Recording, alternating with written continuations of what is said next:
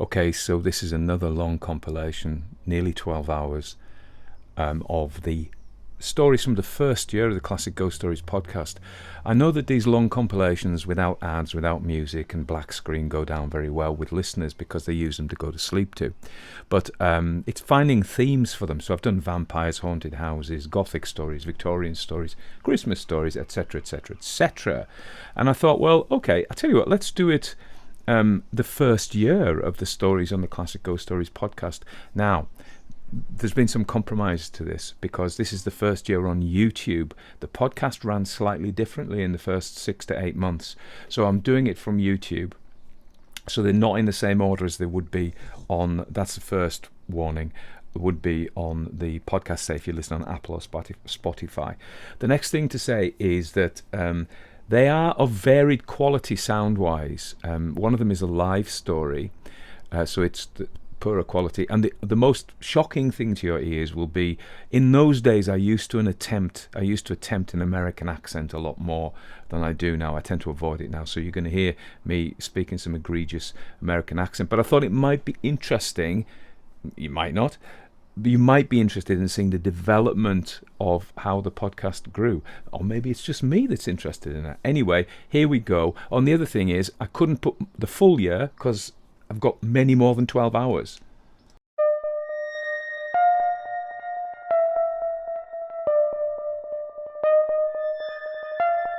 Everybody dies, don't they? Everybody come back, don't they? Isn't that so?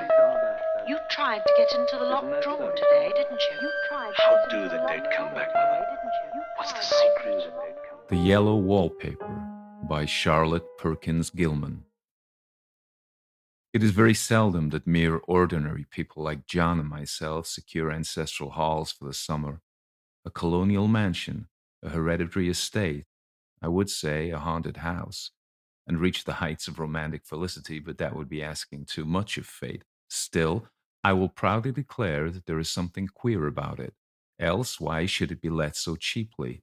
And why it stood so long untenanted? John laughs at me, of course, but one expects that in marriage. John is practical in the extreme. He has no patience with faith, an intense horror of superstition, and he scoffs openly at any talk of things not to be felt and seen and put down in figures. John is a physician, and perhaps, I would not say it to a living soul, of course, but this is dead paper and a great relief to my mind. Perhaps that is one reason I do not get well faster. You see, he does not believe that I am sick. And what can one do?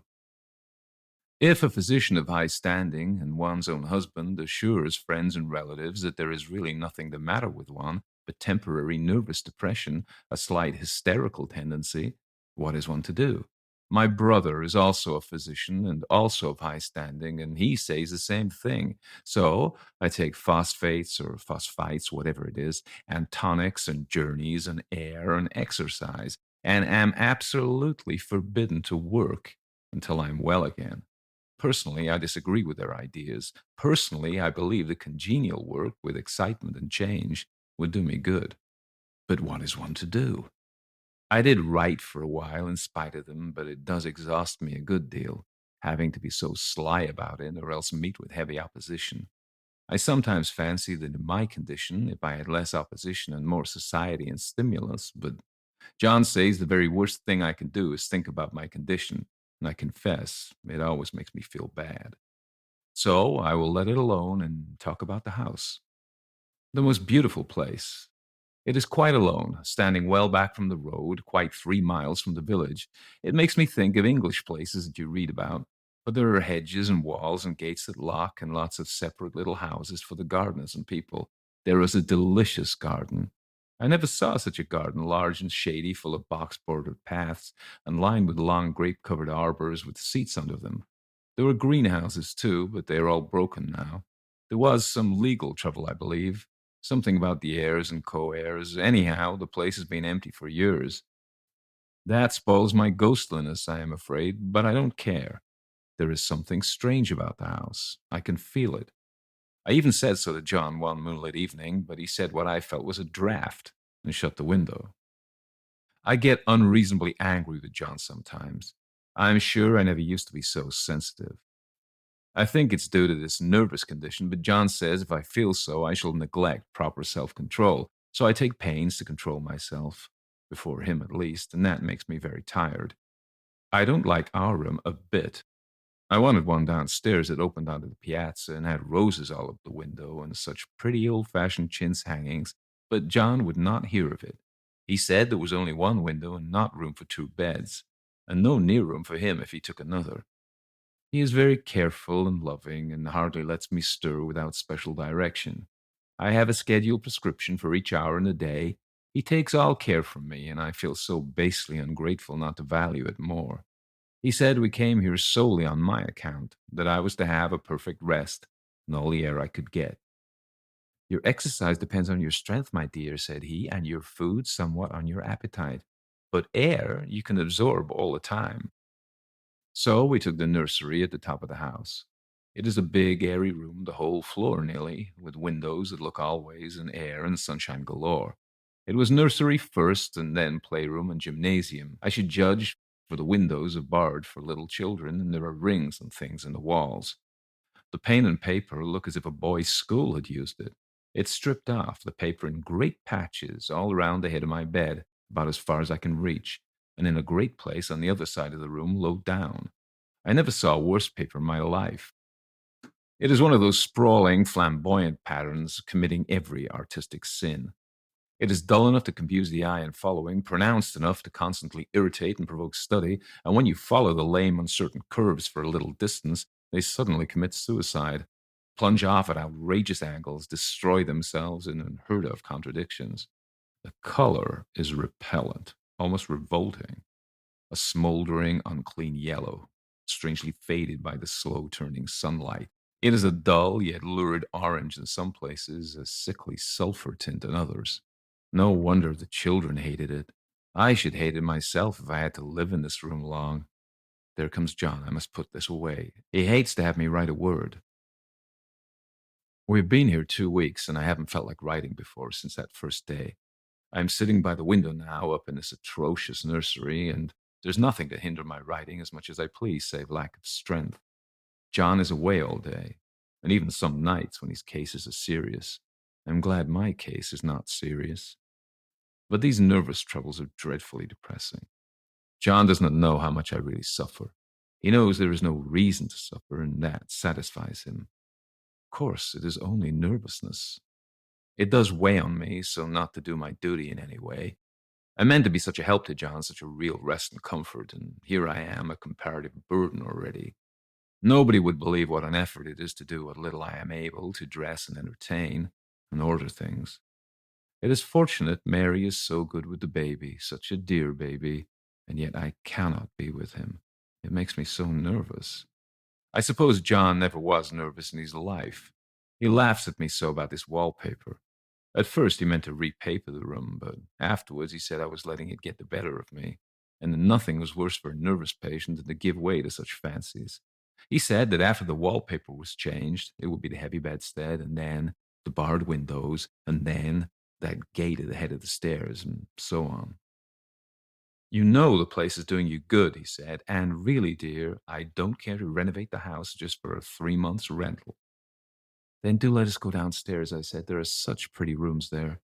He took me in his arms and called me a blessed little goose, and said he would go down to the cellar if I wished and have it whitewashed into the bargain. But he is right enough about the beds and windows and things. It is an airy and comfortable room, as anyone need wish, and, of course, I would not be so silly as to make him uncomfortable just for a whim. I'm really getting quite fond of the big room, all but that horrid paper. Out of one window I can see the garden, those mysterious deep-shaded arbors and riotous old-fashioned flowers and bushes and gnarly trees. Out of another I get a lovely view of the bay and a little private wharf belonging to the estate. There is a beautiful shaded lane that runs down there from the house. I always fancy I see people walking in these numerous paths and arbors, but John has cautioned me not to give way to fancy in the least. He says that with my imaginative power and habit of story making, a nervous weakness like mine is sure to lead to all manner of excited fancies, and that I ought to use my will and good sense to check the tendency. So I try. I think sometimes that if I were only well enough to write a little, it would relieve the press of ideas and rest me, but I find I get pretty tired when I try. It is so discouraging not to have any advice and companionship about my work. When I get really well, John says we will ask Cousin Henry and Julia down for a long visit. But he says he would soon as put fireworks in my pillowcase as let me have those stimulating people about now. I wish I could get well faster, but I must not think about that. This paper looks to me as if it knew what a vicious influence it had. There is a recurrent spot where the pattern lolls like a broken neck, and two bulbous eyes stare at you upside down. I get positively angry with the impertinence of it and the everlastingness. Up and down and sideways they crawl, and those absurd unblinking eyes are everywhere. There is one place where two breaths didn't match, and the eyes go all up and down the line, one a little higher than the other. I never saw so much expression in an inanimate thing before, and we all know how much expression they have. I used to lie awake as a child and get more entertainment and terror out of blank walls and plain furniture than most children could find in a toy store. I remember what a kindly wink the knobs of our big old bureau used to have. And there was one chair that always seemed like a strong friend. I used to feel that if any of the other things looked too fierce, I could always hop into the chair and be safe. The furniture in this room is no worse than inharmonious, however, for we had to bring it all from downstairs. I suppose when this was used as a playroom, they had to take the nursery things out, and no wonder. I never saw such ravages as the children have made here. The wallpaper, as I said before, is torn off in spots, and it sticks closer than a brother. They must have had perseverance as well as hatred. Then the floor is scratched and gouged and splintered. The plaster itself is dug out here and there, and this great heavy bed, which is all we found in the room, looks as if it had been through the wars, but I don't mind it a bit, only the paper. There comes John's sister. Such a dear girl as she is, and so careful of me. I must not let her find me writing. She is a perfect and enthusiastic housekeeper and hopes for no better profession. I verily believe she thinks it is the writing that makes me sick. But I can write when she's out, and I see her a long way off from these windows. There is one that commands the road, a lovely shaded winding road, and one that just looks over the country. A lovely country, too, full of great elms and velvet meadows. This wallpaper has a kind of sub-pattern in a different shade, a particularly irritating one, where you can only see it in certain lights and not clearly then. But in the places where it isn't faded and where the sun is just so, I can see a strange, provoking, formless sort of figure that seems to skulk about behind that silly and conspicuous front design. There's sister on the stairs. Well, the 4th of July is over. People are all gone and I'm tired out. John thought it might do me good to see a little company, so we just had Mother and Nellie and the children down for a week. Of course, I didn't do a thing. Jenny sees to everything now. But it tired me all the same. John says if I don't pick up faster, he shall send me to Weir Mitchell in the fall. But I don't want to go there at all. I had a friend who was in his hands once, and she says it is just like John and my brother, only more so. Besides, it is such an undertaking to go so far. I don't feel as if it was worthwhile to turn my hand over for anything, and I'm getting dreadfully fretful and querulous. I cry at nothing and cry most of the time. Of course, I don't when John is here or anybody else, but when I'm alone, and I am alone a great deal just now. John is kept in town very often by serious cases, and Jenny is good and lets me alone when I want her to. So I walk a little in the garden or down that lovely lane, sit on the porch under the roses, and lie down up here a good deal. I'm getting really fond of the room in spite of the wallpaper, perhaps because of the wallpaper. It dwells in my mind so.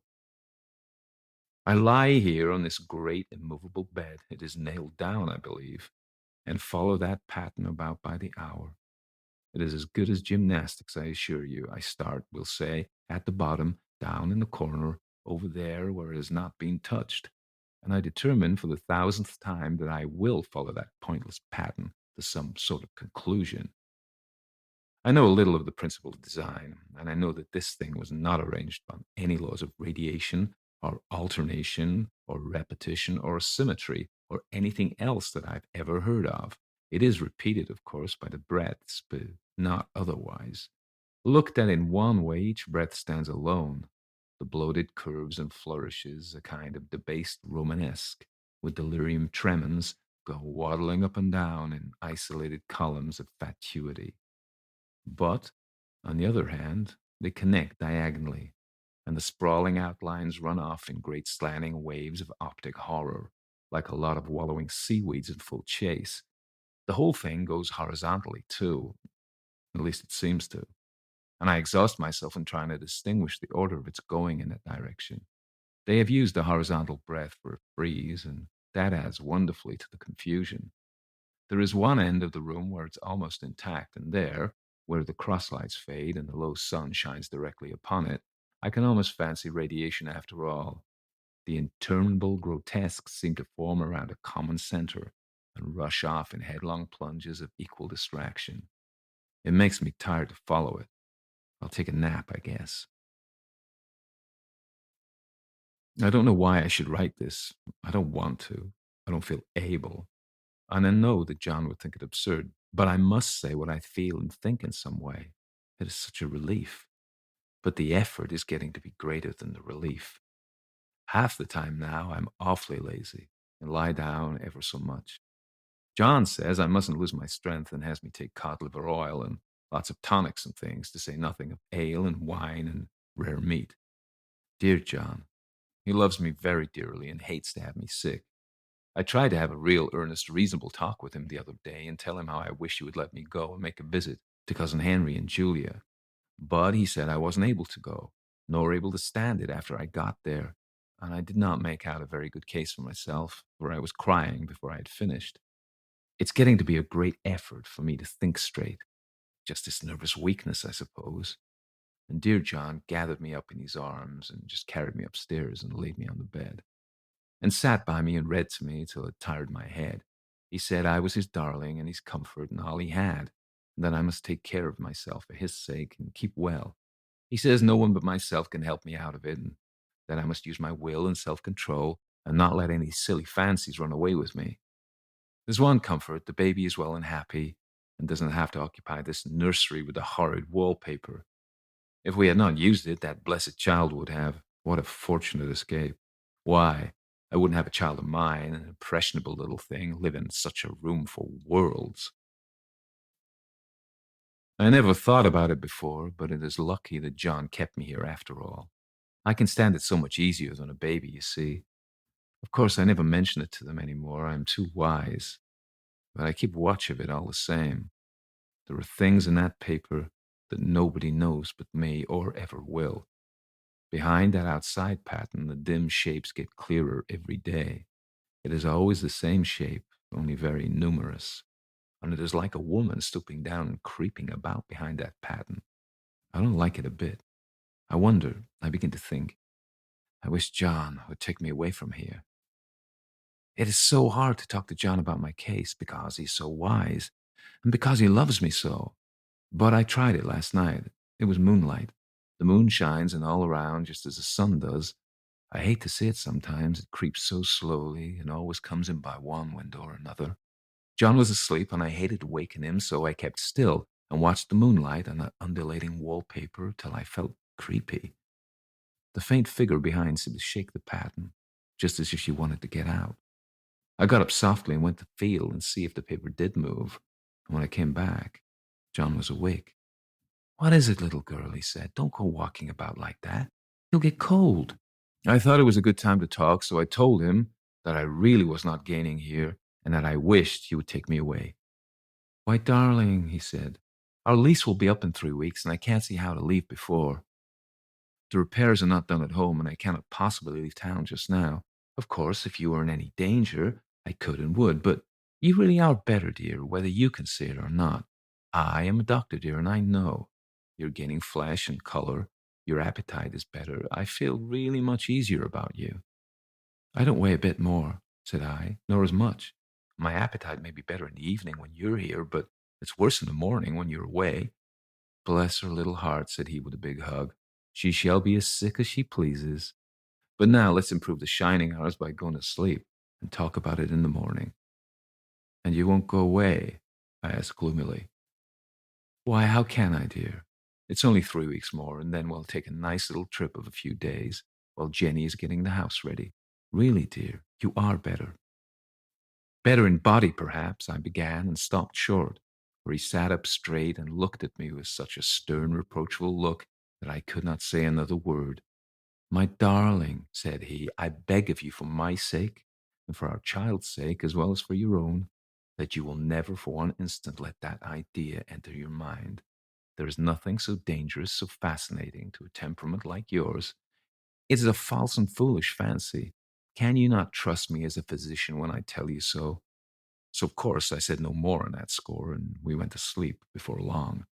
He thought I was asleep first, but I wasn't, and I lay there for hours trying to decide whether that front pattern and the back pattern really did move together or separately. On a pattern like this by daylight, there's a lack of sequence, a defiance of law that is a constant irritant to the normal mind. The color is hideous enough and unreliable enough and infuriating enough, but the pattern is torturing. You think you've mastered it, but just as you get well underway in following, it turns a back somersault, and there you are. It slaps you in the face, knocks you down, and tramples upon you. It's like a bad dream. The outside pattern is a florid arabesque, reminding one of a fungus. If you can imagine a toadstool in joints, an interminable string of toadstools budding and sprouting in endless convolutions, why, that is something like it. That is, sometimes. There is one marked peculiarity about this paper, a thing which nobody seems to notice but myself, and that is, it changes as the light changes.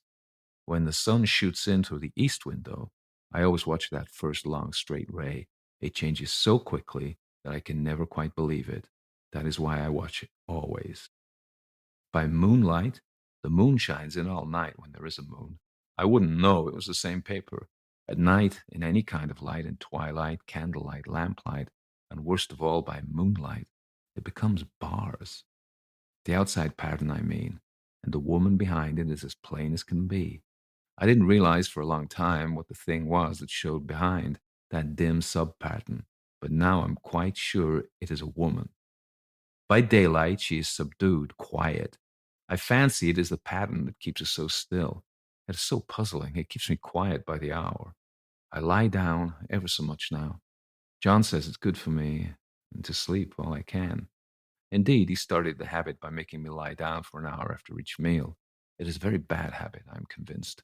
But you see, I don't sleep, and that cultivates deceit, for I don't tell them I'm awake. Oh, no. The fact is, I'm getting a little afraid of John. He seems very queer sometimes, and even Jenny has an inexplicable look. It strikes me occasionally, just as a scientific hypothesis, that perhaps it is the paper.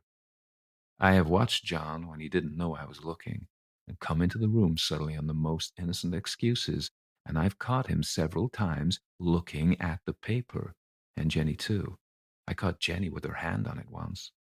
She didn't know I was in the room, and when I asked her in a quiet, very quiet voice, with the most restrained manner possible, what she was doing with the paper, she turned around, as if she had been caught stealing, and looked quite angry, asked me why I should frighten her so. Then she said that the paper stained everything it touched, and that she'd found yellow smooches on all my clothes and John's, and she wished we'd be more careful. Did that not sound innocent? But I know she was studying that pattern, and I'm determined that nobody shall find it out but myself. Life is very much more exciting now than it used to be. You see, I have something more to expect, to look forward to watch. I really do eat better and am more quiet than I was. John is so pleased to see me improve. He laughed a little the other day and said I seemed to be flourishing in spite of my wallpaper. I turned it off with a laugh. I had no intention of telling him it was because of the wallpaper. He would make fun of me. He might even want to take me away. I don't want to leave now until I've found it out. There is a week more, and I think that'll be enough. I'm feeling ever so much better. I don't sleep much at night, for it's so interesting to watch developments. But I sleep a good deal in the daytime. In the daytime, it's tiresome and perplexing. There are always new shoots on the fungus and new shades of yellow all over it. I cannot keep count of them, although I've tried conscientiously. It is the strangest yellow, that wallpaper. It makes me think of all the yellow things I ever saw. Not beautiful ones like buttercups, but old, foul, bad yellow things. And there's something else about that paper. The smell. I noticed it the moment we came into the room, but with so much air and sun, it was not bad. Now we've had a week of fog and rain, and whether the windows are open or not, the smell is here. It creeps all over the house. I find it hovering in the dining room, skulking in the parlor, hiding in the hall, lying in wait for me on the stairs. It gets into my hair. Even when I go to ride, if I turn my head suddenly and surprise it, there is that smell. Such a peculiar odor, too. I've spent hours in trying to analyze it to find what it smells like. It's not bad at first and very gentle, but quite the subtlest, most enduring odor I ever met. In this damp weather, it's awful. I wake up in the night and find it hanging over me. It used to disturb me at first. I thought seriously of burning the house to reach the smell. But now I'm used to it. The only thing I can think of that it is like is the color of the paper, a yellow smell. There is a very funny mark on this wall low down near the mopboard, a streak that runs around the room. It goes behind every piece of furniture except the bed, a long, straight, even smooch, as if it had been rubbed over and over. I wonder how it was done and who did it and what they did it for. Round and round and round, round and round and round. It makes me dizzy. I really have discovered something at last. Through watching so much at night when it changes so, I have finally found out. The front pattern does move, and no wonder. The woman behind shakes it. Sometimes I think there are a great many women behind her, and sometimes only one, and she crawls around fast, and her crawling shakes it all over. Then, in the very bright spots, she keeps still, and in the very shady spots, she just takes hold of the bars and shakes them hard, and she is all the time trying to climb through. But nobody could climb through that pattern. It strangles so. I think that is why it has so many heads. They get through, and then the pattern strangles them off and turns them upside down and makes their eyes white. If those heads were covered or taken off, it wouldn't be half so bad. I think that woman gets out in the daytime, and I'll tell you why. Privately, I've seen her. I can see her out of every one of my windows. It is the same woman, I know, for she's always creeping, and most women do not creep by daylight. I see her on that long road under the trees, creeping along, and then, when a carriage comes, she hides under the blackberry vines. I don't blame her a bit. It must be very humiliating to be caught creeping by daylight. I always lock the door when I creep by daylight. I can't do it at night now, for I know John would suspect something at once. And John is so queer now that I don't want to irritate him. I wish he would take another room. Besides, I don't want anybody to get that woman out at night, but myself. I often wonder if I could see her out of all the windows at once, but turn as fast as I can only see her out of one at a time. And though I always see her, she may be able to creep faster than I can turn. I have watched her sometimes away off in the open country, creeping as fast as a cloud shadow in a high wind. If only that top pattern could be gotten off from the under one. I mean to try it, little by little. I found out another funny thing, but I shan't tell it this time. It doesn't do to trust people too much. There are only 2 more days to get this paper off, and I believe John is beginning to notice. I don't like the look in his eyes. And I heard him ask Jenny a lot of professional questions about me. She had a very good report to give, she said. I slept a good deal in the daytime. John knows I don't sleep very well at night, for all I'm so quiet. He asked me all sorts of questions, too, and pretended to be very loving and kind, as if I couldn't see through him. Still, I don't wonder he acts so, sleeping under this paper for 3 months. It only interests me, but I feel sure John and Jenny are secretly affected by it. Hurrah, this is the last day. But it is enough. John to stay in town overnight and won't be out until this evening. Jenny wanted to sleep with me, this sly thing. But I told her I should undoubtedly rest better for a night all alone. That was clever, for really, I wasn't alone one bit. As soon as it was moonlight and that poor thing began to crawl and shake the pattern, I got up and ran to help her. I pulled and she shook. I shook and she pulled. And before morning, we had peeled off yards of that paper, a strip about as high as my head and half around the room. And then, when the sun came and that awful pattern began to laugh at me, I declared I would finish it today. We go away tomorrow, and they are moving all my furniture down again to leave things as they were before. Jenny looked at the wall in amazement, but I told him merrily that I did it out of pure spite at the vicious thing. She laughed and said she wouldn't mind doing it herself, but I must not get tired. How she betrayed herself that time. But I am here, and no person touches this but me, not alive. She tried to get me out of the room. It was too patent. But I said it was so quiet and empty and clean now that I believed I would lie down again and sleep all I could, and not to wake me even for dinner. I would call when I woke. So now she's gone, and the servants are gone, and the things are gone, and there's nothing left but that great bedstead nailed down with the canvas mattress we found on it. We shall sleep downstairs tonight and take the boat home tomorrow. I quite enjoy the room now it's bare again. How those children did tear about here. The bedstead is fairly gnawed, but I must get to work. I've locked the door and thrown the key down into the front path. I don't want to go out, and I don't want to have anybody come in till John comes. I want to astonish him. I've got a rope up here that even Jenny didn't find. If that woman does get out and tries to get away, I can tie her. But I forgot I could not reach far without anything to stand on. This bed will not move. I tried to lift and push it until I was lame, and then I got so angry I bit off a little piece at one corner, but it hurt my teeth. Then I peeled off all the paper I could reach standing on the floor. It sticks horribly, and the pattern just enjoys it. All those strangled heads and bulbous eyes and waddling fungus growths just shriek with derision. I'm getting angry enough to do something desperate. To jump out of the window would be an admirable exercise, but the bars are too strong even to try. Besides, I wouldn't do it. Of course not. I know well enough that a step like that is improper and might be misconstrued. I don't like to look out of the windows even. There are so many of those creeping women, and they creep so fast. I wonder if they all come out of that wallpaper as I did. But I am securely fastened now by my well-hidden rope. You don't get me out in the road there. I suppose I shall have to get back behind the pattern when it comes night, and that is hard. It is so pleasant to be out in this great room and creep around as I please. I don't want to go outside. I won't, even if Jenny asks me to. For outside, you have to creep on the ground, and everything is green instead of yellow. But here I can creep smoothly on the floor, and my shoulder just fits in that long smooch around the wall, so I cannot lose my way.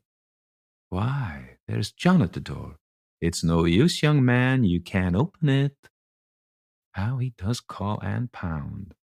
Now he's crying for an axe. It would be a shame to break down that beautiful door.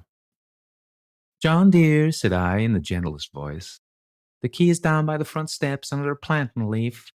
That silenced him for a few moments. Then he said, very quietly indeed, open the door, my darling. I can't, said I. The key is down by the front door, under a plantain leaf. And then I said it again several times, very gently and slowly, and said it so often that he had to go and see. And he got it, of course, and came in. He stopped short by the door.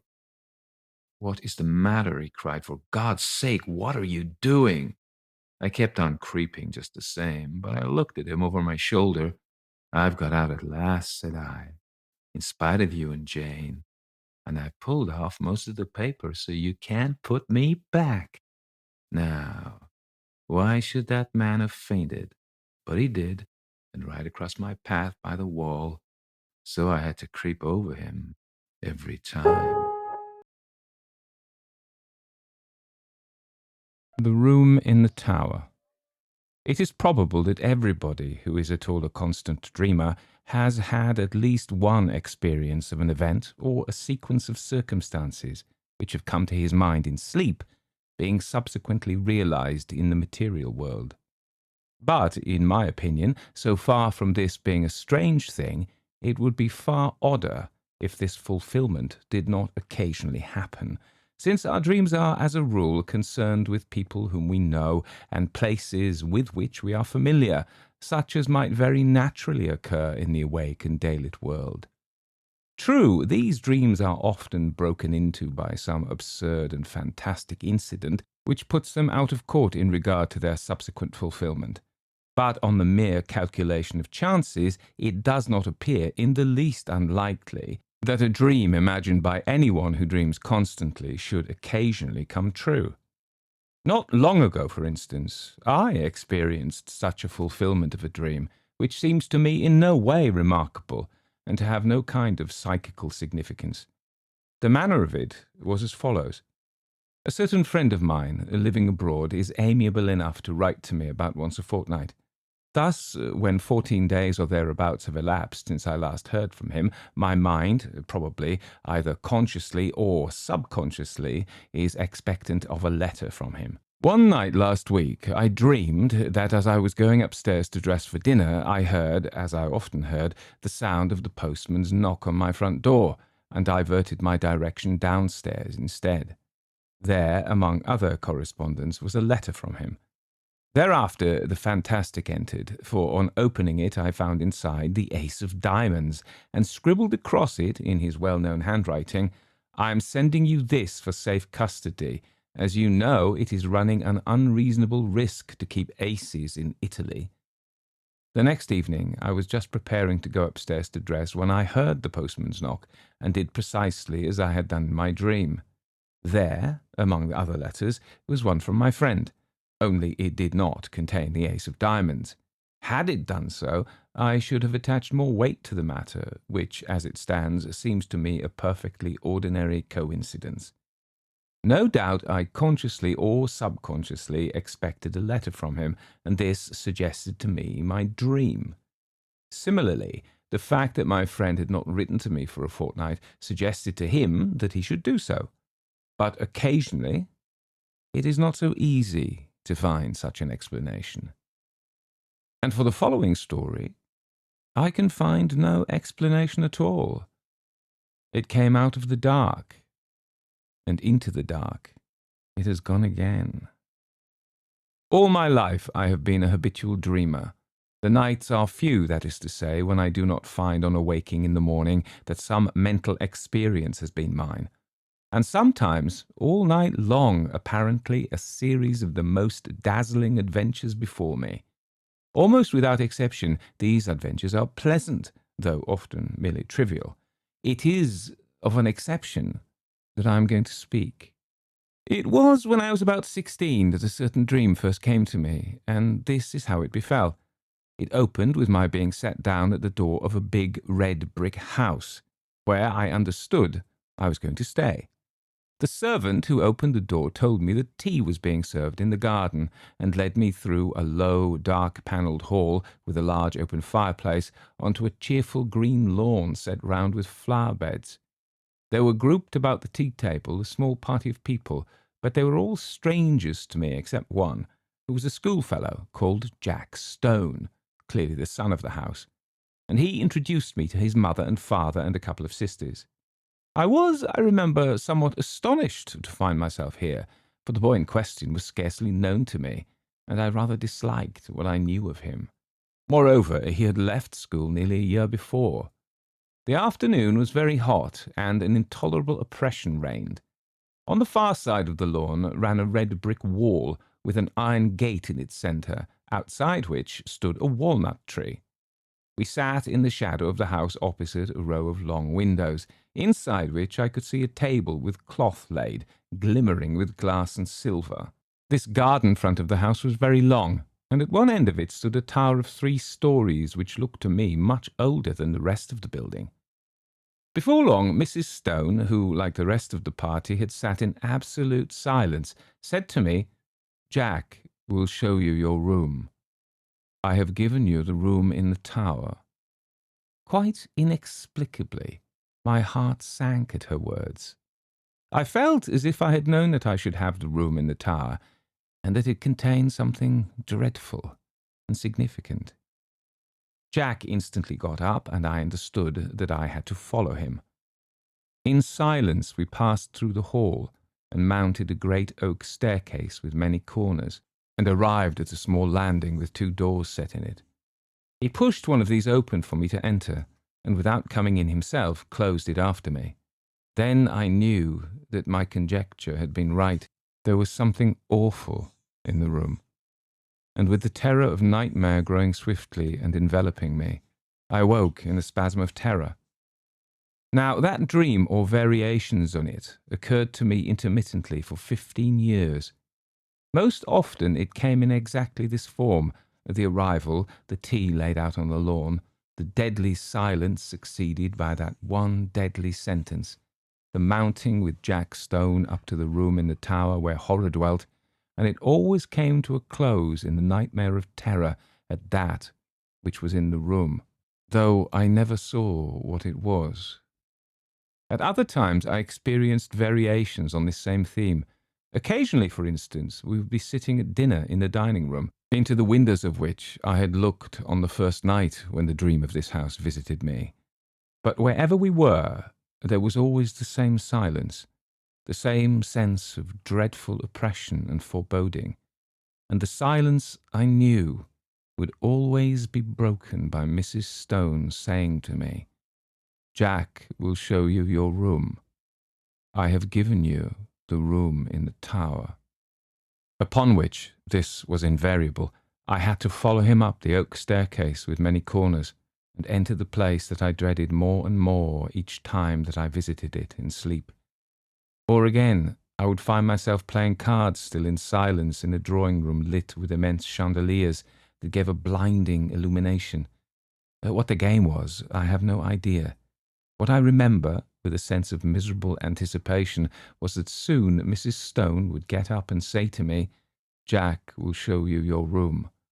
I have given you the room in the tower."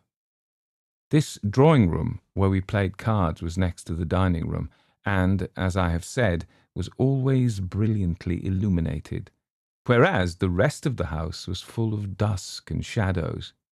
And yet, how often, in spite of those bouquet of lights, have I not pored over the cards that were dealt to me, scarcely able for some reason to see them. Their designs, too, were strange. There were no red suits, but all were black, and among them there were certain cards which were black all over. I hated and dreaded those. As this dream continued to recur, I got to know the greater part of the house. There was a smoking room beyond the drawing-room, at the end of the passage with a green baize door. It was always very dark there, and as often as I went there, I passed somebody whom I could not see in the doorway, coming out. Curious developments, too, took place in the characters that peopled the dream as might happen to living persons. Mrs. Stone, for instance, who when I first saw her had been black-haired, became grey, and instead of rising briskly as she had done at first when she said, "Jack will show you your room. I have given you the room in the tower," got up very feebly, as if the strength was leaving her limbs. Jack also grew up and became a rather ill-looking young man, with a brown moustache, while one of the sisters ceased to appear, and I understood she was married. Then it so happened that I was not visited by this dream for 6 months or more, and I began to hope, in such inexplicable dread did I hold it, that it had passed away for good. But one night after this interval, I again found myself being shown out onto the lawn for tea, and Mrs. Stone was not there, while the others were all dressed in black.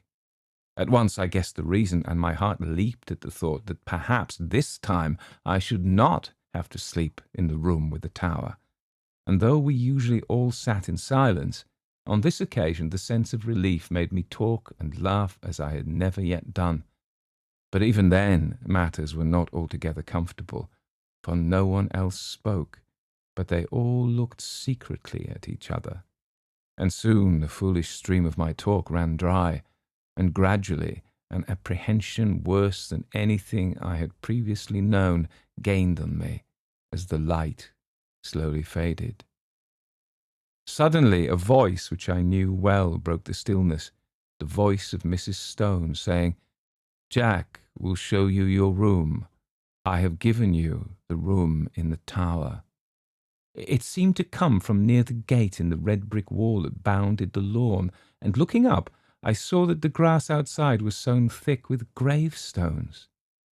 A curious greyish light shone from them, and I could read the lettering on the grave nearest to me, and it was, "In evil memory of Julia Stone." And as usual, Jack got up, and again I followed him through the hall and up the staircase with many corners. On this occasion it was darker than usual, and when I passed into the room in the tower, I could only just see the furniture, the position of which was already familiar to me. Also, there was a dreadful odour of decay in the room, and I woke screaming. This dream, with such variations and developments as I have mentioned, went on at intervals for 15 years. Sometimes I would dream it 2 or 3 nights in succession. Once, as I have said, there was an intermission of 6 months, but taking a reasonable average, I should say that I dreamed it quite as often as once in a month. It had, as is plain, something of nightmare about it, since it always ended in the same appalling terror, which, so far from getting less, seemed to me to gather fresh fear every time that I experienced it. There was, too, a strange and dreadful consistency about it. The characters in it, as I have mentioned, got regularly older. Death and marriage visited this silent family, and I never in the dream, after Mrs. Stone had died, set eyes on her again. But it was always her voice that told me that the room in the tower was prepared for me, and whether we had tea out on the lawn or the scene was laid in one of the rooms overlooking it, I could always see her gravestone, standing just outside the iron gate. It was the same, too, with the married daughter. Usually she wasn't present, but once or twice she returned again in company with a man whom I took to be her husband. He, too, like the rest of them, was always silent, but owing to the constant repetition of the dream, I had ceased to attach, in my waking hours, any significance to it. I never met Jack Stone again during all those years, nor did I ever see a house that resembled this dark house of my dream.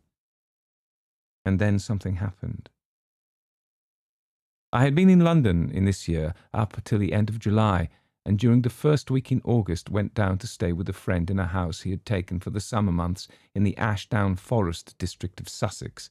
I left London early, for John Clinton was to meet me at Forest Row Station, and we were going to spend the day golfing and go to his house in the evening.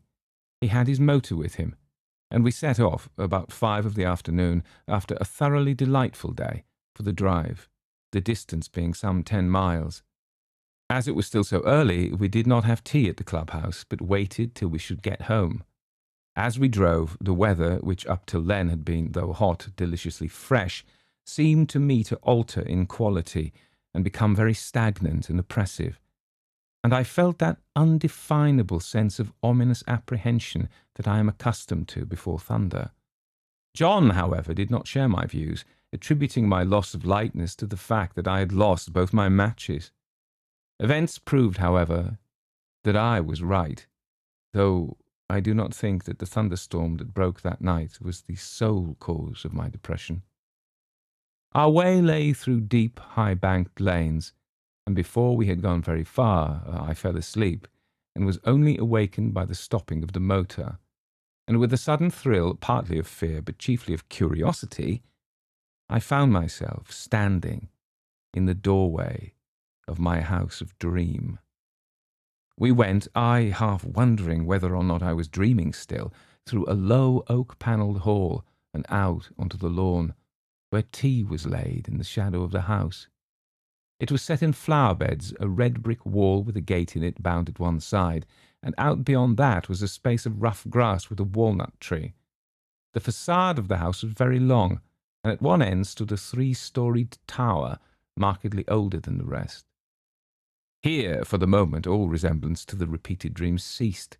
There was no silent and somehow terrible family, but a large assembly of exceedingly cheerful persons, all of whom were known to me, and in spite of the horror with which the dream itself had always filled me, I felt nothing of it now that the scene of it was thus reproduced before me, but I felt the intensest curiosity as to what was going to happen.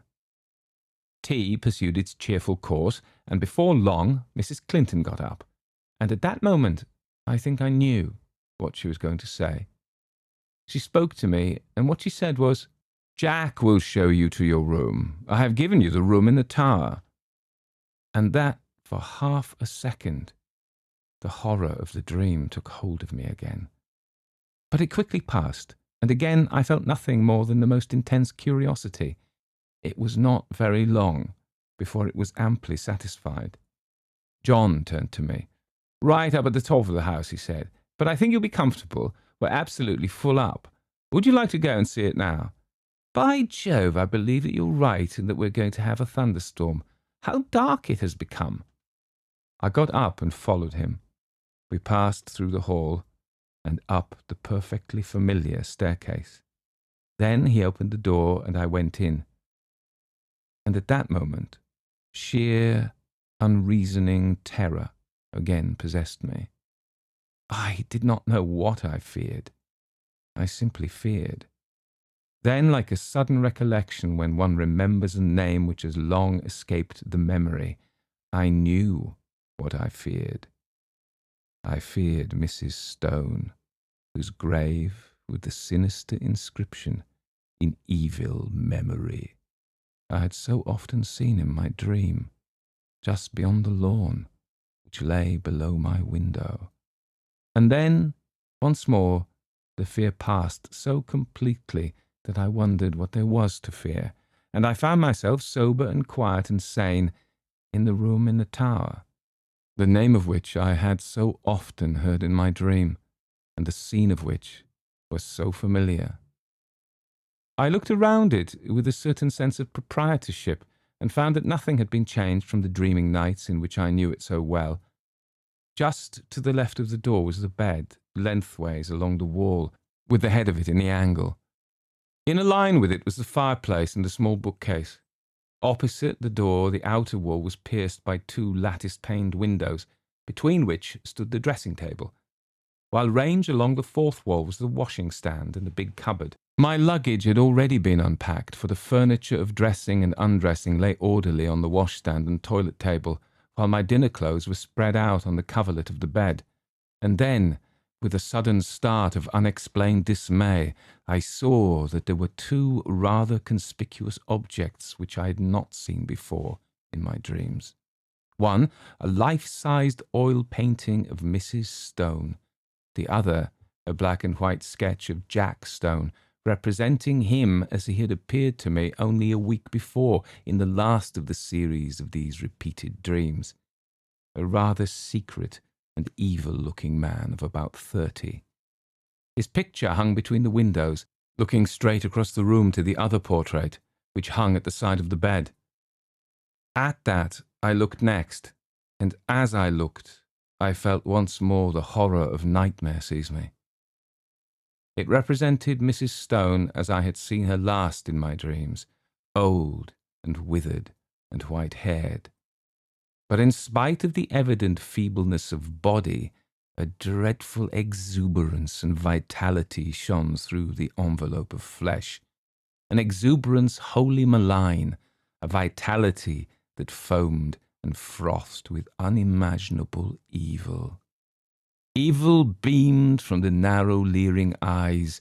It laughed in the demon-like mouth.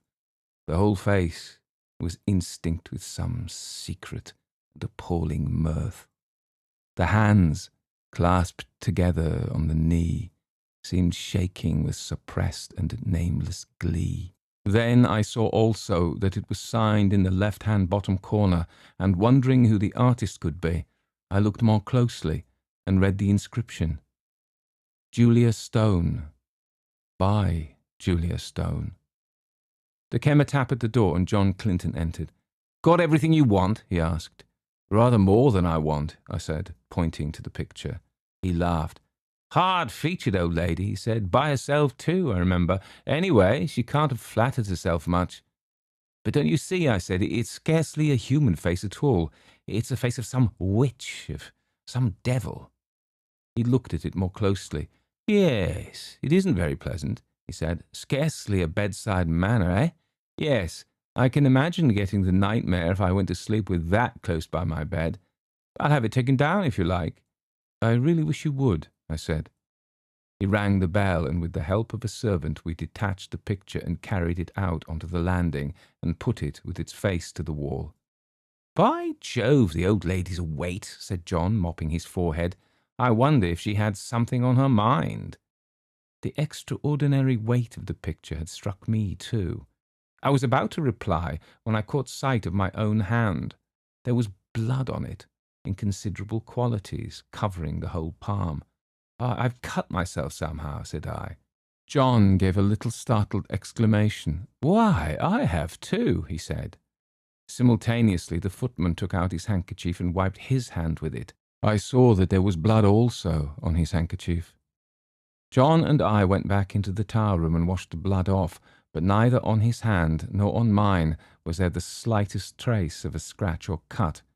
It seemed to me that, having ascertained this, we both, by a sort of tacit consent, did not allude to it again.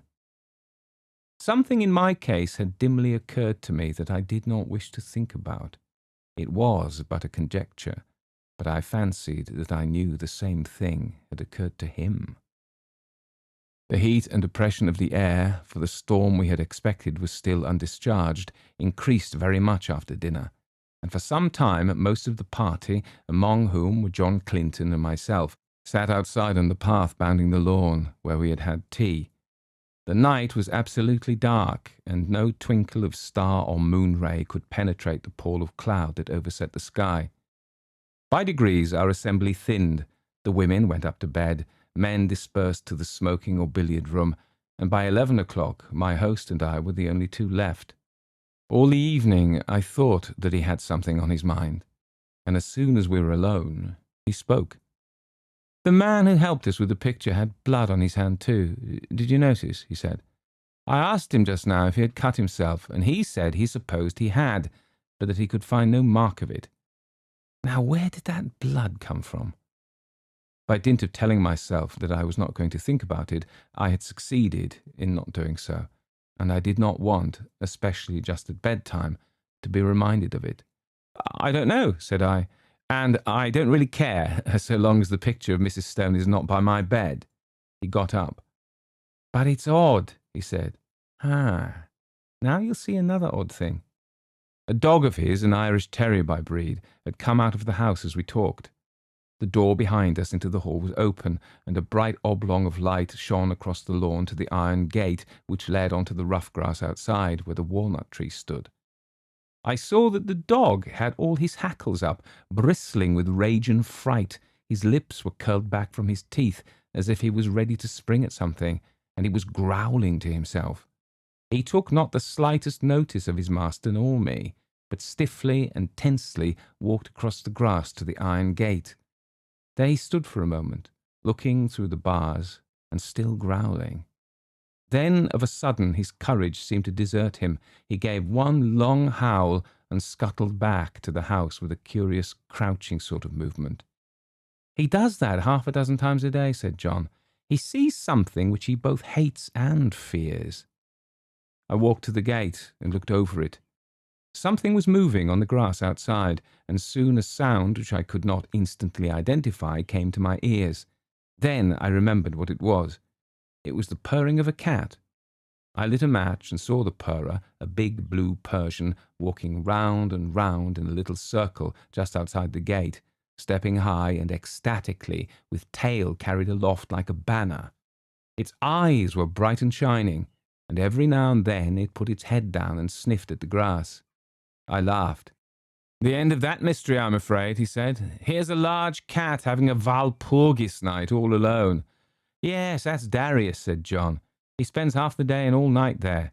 But that's not the end of the dog mystery, for Toby and he are the best of friends, but the beginning of the cat mystery. What's the cat doing there? And why is Darius pleased while Toby is terror-stricken?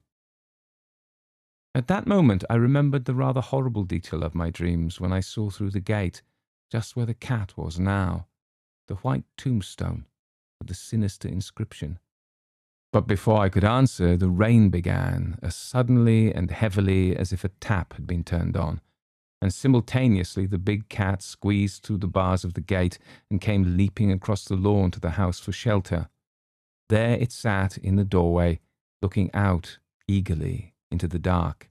It spat and struck at John with its paw as he pushed it in order to close the door.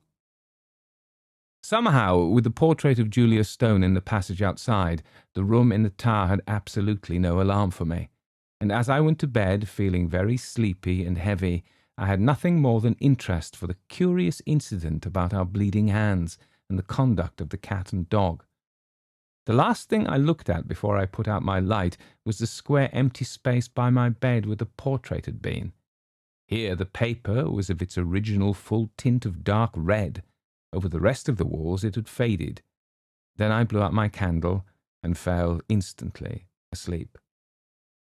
My awaking was equally instantaneous, and I sat bolt upright in bed under the impression that some bright light had been flashed in my face, though it was now absolutely pitch dark. I knew exactly where I was, in the room which I had dreaded in dreams, but no horror that I ever felt when asleep approached the fear that now invaded and froze my brain. Immediately after, a peal of thunder crackled just above the house, but the probability that it was only a flash of lightning which awoke me gave no reassurance to my galloping heart. Something, I knew, was in the room with me, and instinctively I put out my right hand, which was nearest the wall, to keep it away, and my hand touched the edge of a picture frame hanging close to me.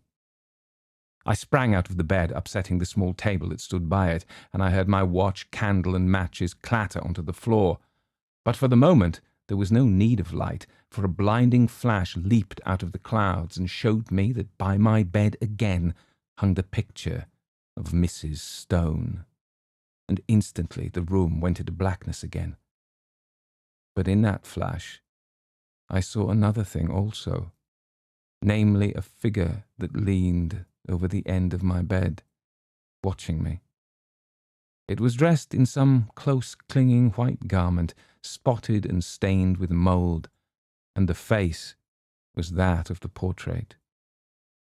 Overhead the thunder cracked and roared, and when it ceased, and the deathly stillness succeeded, I heard the rustle of movement coming nearer me, and, more horrible yet, perceived an odour of corruption and decay. And then a hand was laid on the side of my neck, and close beside my ear I heard quick-taken, eager breathing.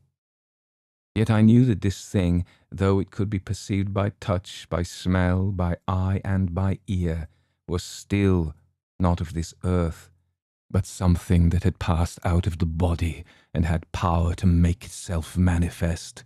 Then a voice, already familiar to me, spoke. "I knew you would come to the room in the tower," it said. "I have been long waiting for you. At last you have come. Tonight I shall feast. Before long we will feast together." And the quick breathing came closer to me. I could feel it on my neck. At that, the terror which I think had paralyzed me for the moment gave way to the wild instinct of self-preservation. I hit wildly with both arms, kicking out at the same moment, and heard a little animal squeal, and something soft dropped with a thud beside me. I took a couple of steps forward, nearly tripping up over whatever it was that lay there, and by the merest good luck found the handle of the door. In another second I ran out onto the landing and had banged the door behind me. Almost at the same moment I heard a door open somewhere below, and John Clinton, candle in hand, came running upstairs. "What is it?" he said. "I sleep just below you, and heard a noise as if— Good heavens, there's blood on your shoulder." I stood there, so he told me afterwards, swaying from side to side, white as a sheet, with a mark on my shoulder, as if a hand covered with blood had been laid there. "It's in there," I said, pointing. "She, you know, the portrait's in there too, hanging up on the place we took it from." At that, he laughed. "My dear fellow, this is mere nightmare," he said. He pushed by me and opened the door, I standing there simply inert with terror, unable to stop him, unable to move. "Phew, what an awful smell," he said. Then there was silence. He had passed out of my sight behind the open door. Next moment he came out again, as white as myself, and instantly shut it. "Yes, the portrait's there," he said. And on the floor is a thing spotted with earth, like what they bury people in. Come away, quick, come away." How I got downstairs I hardly know. An awful shuddering and nausea of the spirit rather than of the flesh had seized me, and more than once he had to place my feet upon the steps, while every now and then he cast glances of terror and apprehension up the stairs. But in time we came to his dressing-room on the floor below, and there I told him what I have here described. The sequel can be made short. Indeed, some of my readers have perhaps already guessed what it was, if they remember that inexplicable affair of the churchyard at West Fawley some 8 years ago, where an attempt was made 3 times to bury the body of a certain woman who had committed suicide. On each occasion the coffin was found in the course of a few days again protruding from the ground. After the 3rd attempt, in order that the thing should not be talked about, the body was buried elsewhere in unconsecrated ground. Where it was buried was just outside the iron gate of the garden belonging to the house where this woman had lived. She had committed suicide in a room at the top of the tower in that house. Her name was Julia Stone. Subsequently, the body was again secretly dug up, and the coffin was found to be full of blood.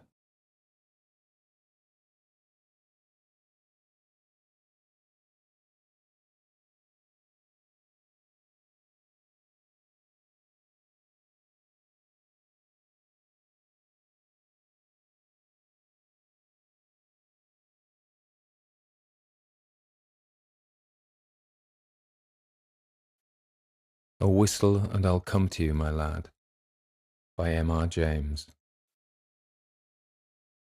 "I suppose you will be getting away pretty soon now full term is over, Professor," said a person not in the story to the Professor of Ontography, soon after they had sat down next to each other at a feast in the hospitable hall of St. James's College.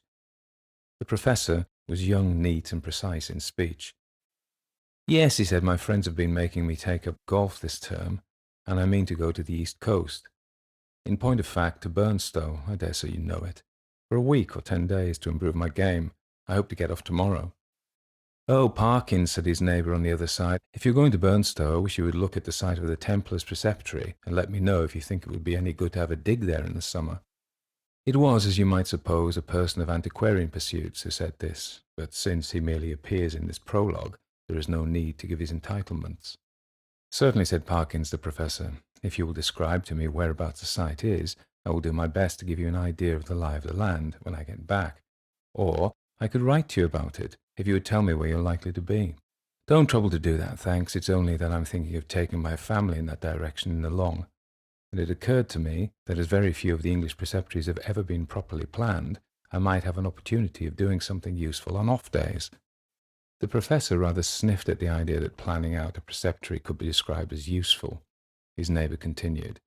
"The site, I doubt if there's anything showing above ground, must be down quite close to the beach now. The sea has encroached tremendously, as you know, all along that bit of coast. I should think from the map that it must be about 3/4 of a mile from the Globe Inn at the north end of town. Where are you going to stay?" "Well, at the Globe Inn, as a matter of fact," said Perkins. "I've engaged a room there. I couldn't get in anywhere else. Most of the lodging-houses are shut up in winter, it seems. And as it is, they tell me that the only room of any size I can have is really a double-bedded one, and that they haven't a corner in which to store the other bed, and so on. But I must have a fairly large room, for I'm taking some books down, and I mean to do a bit of work, and though I don't quite fancy having an empty bed, not to speak of 2, in what I might call for the time being my study, I suppose I can manage to rough it for the short time I shall be there." "Do you call having an extra bed in your room roughing it, Parkins?" said the bluff person opposite. "Look here, I shall come down and occupy it for a bit. I'll be company for you." The Professor quivered, but managed to laugh in a courteous manner. "By all means, Rogers. There's nothing I should like better, but I'm afraid you would find it rather dull. You don't play golf, do you?" "No, thank heaven," said rude Mr. Rogers. "Well, you see, when I'm not writing, I shall most likely be out on the links, and that, as I say, would be rather dull for you, I'm afraid." "Oh, I don't know. There's certain to be somebody I know in the place, but of course, if you don't want me, speak the word, Parkins. I shan't be offended. Truth, as you always tell us, is never offensive." Parkins was indeed scrupulously polite and strictly truthful. It is to be feared that Mr. Rogers sometimes practised upon his knowledge of these characteristics. In Parkins' breast there was a conflict now raging, which for a moment or two did not allow him to answer. That interval being over, he said, "Well, if you want the exact truth, Rogers, I was considering whether the room I speak of would really be large enough to accommodate us both comfortably, and also whether, mind, I shouldn't have said this if you hadn't pressed me, you would not constitute something of the nature of a hindrance to my work." Rogers laughed loudly. "Well done, Parkins," he said. "It's all right. I promise not to interrupt your work. Don't you disturb yourself about that. No, I won't come if you don't want me, but I thought I should do so nicely to keep the ghosts off." Here he might have been seen to wink and to nudge his next neighbour. Parkins might also have been seen to become pink. "I beg pardon, Parkins," Rogers continued. "I oughtn't to have said that. I forgot you didn't like levity on these topics." "Well," Parkins said, "as you have mentioned the matter, I freely own that I do not like careless talk about what you call ghosts. A man in my position," he went on, raising his voice a little, "cannot, I find, be too careful about appearing to sanction the current beliefs on such subjects. As you know, Rogers, or as you ought to know, for I think I have never concealed my views—" "No, you certainly have not, old man," put in Rogers sotto voce. "I hold that any semblance, any appearance of concession to the view that such things might exist is equivalent to a renunciation of all that I hold most sacred, but I'm afraid I have not succeeded in securing your attention." "Your undivided attention," was what Dr. Blimber actually said, Rogers interrupted, with every appearance of an earnest desire for accuracy. "But I beg your pardon, Parkins, I'm stopping you." "No, not at all," said Parkins. "I don't remember Blimber. Perhaps he was before my time, but I needn't go on. I'm sure you know what I mean." Yes, said Rogers rather hastily, "just so. We'll go into it fully at Burnstow or somewhere." In repeating the above dialogue, I tried to give the impressions which it made on me that Parkins was something of an old woman, rather hen-like perhaps in his little ways, totally destitute, alas, of the sense of humour, but at the same time dauntless and sincere in his convictions, and a man deserving of the greatest respect, whether or not the reader has gathered so much. That was the character which Parkins had. On the following day, Parkins did, as he had hoped, succeed in getting away from his college and in arriving at Burnstow. He was made welcome at the Globe Inn, was safely installed in the large double-bedded room of which we have heard, and was able before retiring to rest to arrange his materials for work in apple pie order upon a commodious table which occupied the outer end of the room, and was surrounded on 3 sides by windows looking out seaward. That is to say, the central window looked straight out to sea, and those on the left and right commanded prospects along the shore to the north and south respectively. On the south you saw the village of Burnstow. On the north no houses were to be seen, but only the beach and the low cliff backing it. Immediately in front was a strip, not considerable, of rough grass, dotted with old anchors, capstans, and so forth. Then a broad path, then the beach. Whatever may have been the original distance between the Globe Inn and the sea, not more than 60 yards now separated them. The rest of the population of the inn was, of course, a golfing one, and included few elements that call for a special description. The most conspicuous figure was perhaps that of an ancien militaire, secretary of a London club, and possessed of a voice of incredible strength, and of views of a pronouncedly Protestant type. These were apt to find utterance after his attendance on the ministrations of the vicar, an estimable man with inclination towards a picturesque ritual, which he gallantly kept down as far as he could out of deference to East Anglian tradition. Professor Parkins, one of whose principal characteristics was pluck, spent the greater part of the day following his arrival at Burnstow in what he called improving his game, in company with this Colonel Wilson, And during the afternoon, whether the process of improvement were to blame or not, I'm not sure, the Colonel's demeanour assumed a colouring so lurid that even Perkins jibbed at the thought of walking home with him from the links. He determined, after a short and furtive look at that bristling moustache and those incarnadine features, that it would be wiser to allow the influences of tea and tobacco to do what they could with the Colonel before the dinner hour should render a meeting inevitable. I might walk home tonight along the beach, he reflected. Yes, and take a look. There will be light enough for that at the ruins of which Disney was talking. I don't exactly know where they are, by the way, but I expect I can hardly help stumbling on them. This he accomplished, I may say, in the most literal sense, for in picking his way from the links to the shingle beach, his foot caught partly in a gorse root and partly in a biggish stone, and over he went. When he got up and surveyed his surroundings, he found himself in a patch of somewhat broken ground, covered with small depressions and mounds. These latter, when he came to examine them, proved to be simply masses of flints embedded in mortar and grown over with turf.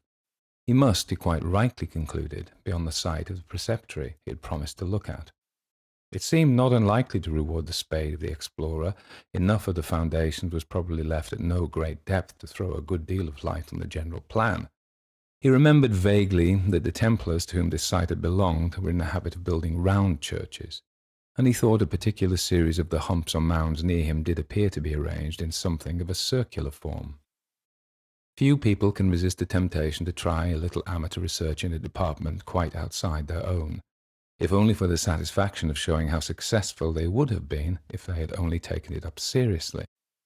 Our professor, however, if he felt something of this mean desire, was also truly anxious to oblige Mr. Disney, so he paced with care the circular area he had noticed, and wrote down its rough dimensions in his pocket-book. Then he proceeded to examine an oblong eminence which lay east of the centre of the circle, and seemed to his thinking to be the base of a platform or altar. At one end of it, the northern, a patch of the turf was gone, removed by some boy or other creature fere naturae.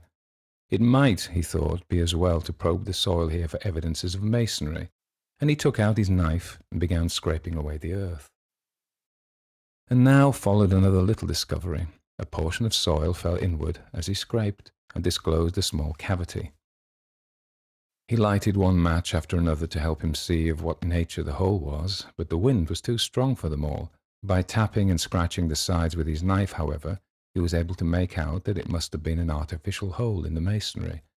It was rectangular, and the sides, top and bottom, if not actually plastered, were smooth and regular. Of course it was empty. No. As he withdrew the knife, he heard a metallic clink, and when he introduced his hand, it met with a cylindrical object lying on the floor of the hole. Naturally enough, he picked it up, and when he brought it into the light, now fast fading, he could see that it too was of man's making, a metal tube, about 4 inches long, and evidently of some considerable age. By the time Perkins had made sure that there was nothing else in this odd receptacle, it was too late and too dark for him to think of undertaking any further search. What he had done had proved so unexpectedly interesting that he determined to sacrifice a little more of the daylight on the morrow to archaeology. The object, which he now had safe in his pocket, was bound to be of some slight value at least, he felt sure. Bleak and solemn was the view on which he took a last look before starting homeward. A faint yellow light in the west showed the links on which a few figures moving towards the clubhouse were still visible. The squat Martello Tower, the lights of Oldsey village, the pale ribbon of sands intersected at intervals by black wooden groinings, the dim and murmuring sea. The wind was bitter from the north, but was at his back when he set out for the globe.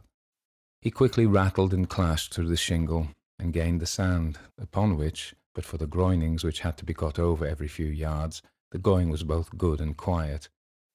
One last look behind to measure the distance he had made since leaving the ruined Templars' church showed him a prospect of company on his walk, in the shape of a rather indistinct personage who seemed to be making great efforts to catch up with him, but made little, if any, progress.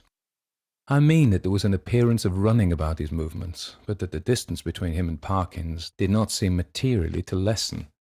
So, at least, Perkins thought, and decided that he almost certainly did not know him, and that it would be absurd to wait until he came up.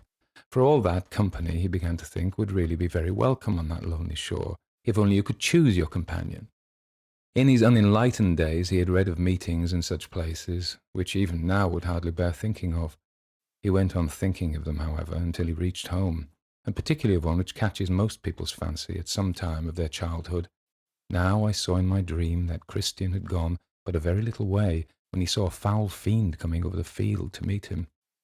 What should I do now, he thought. If I looked back and caught sight of a black figure sharply defined against the yellow sky, and saw that it had horns and wings, I wonder whether I should stand or run for it.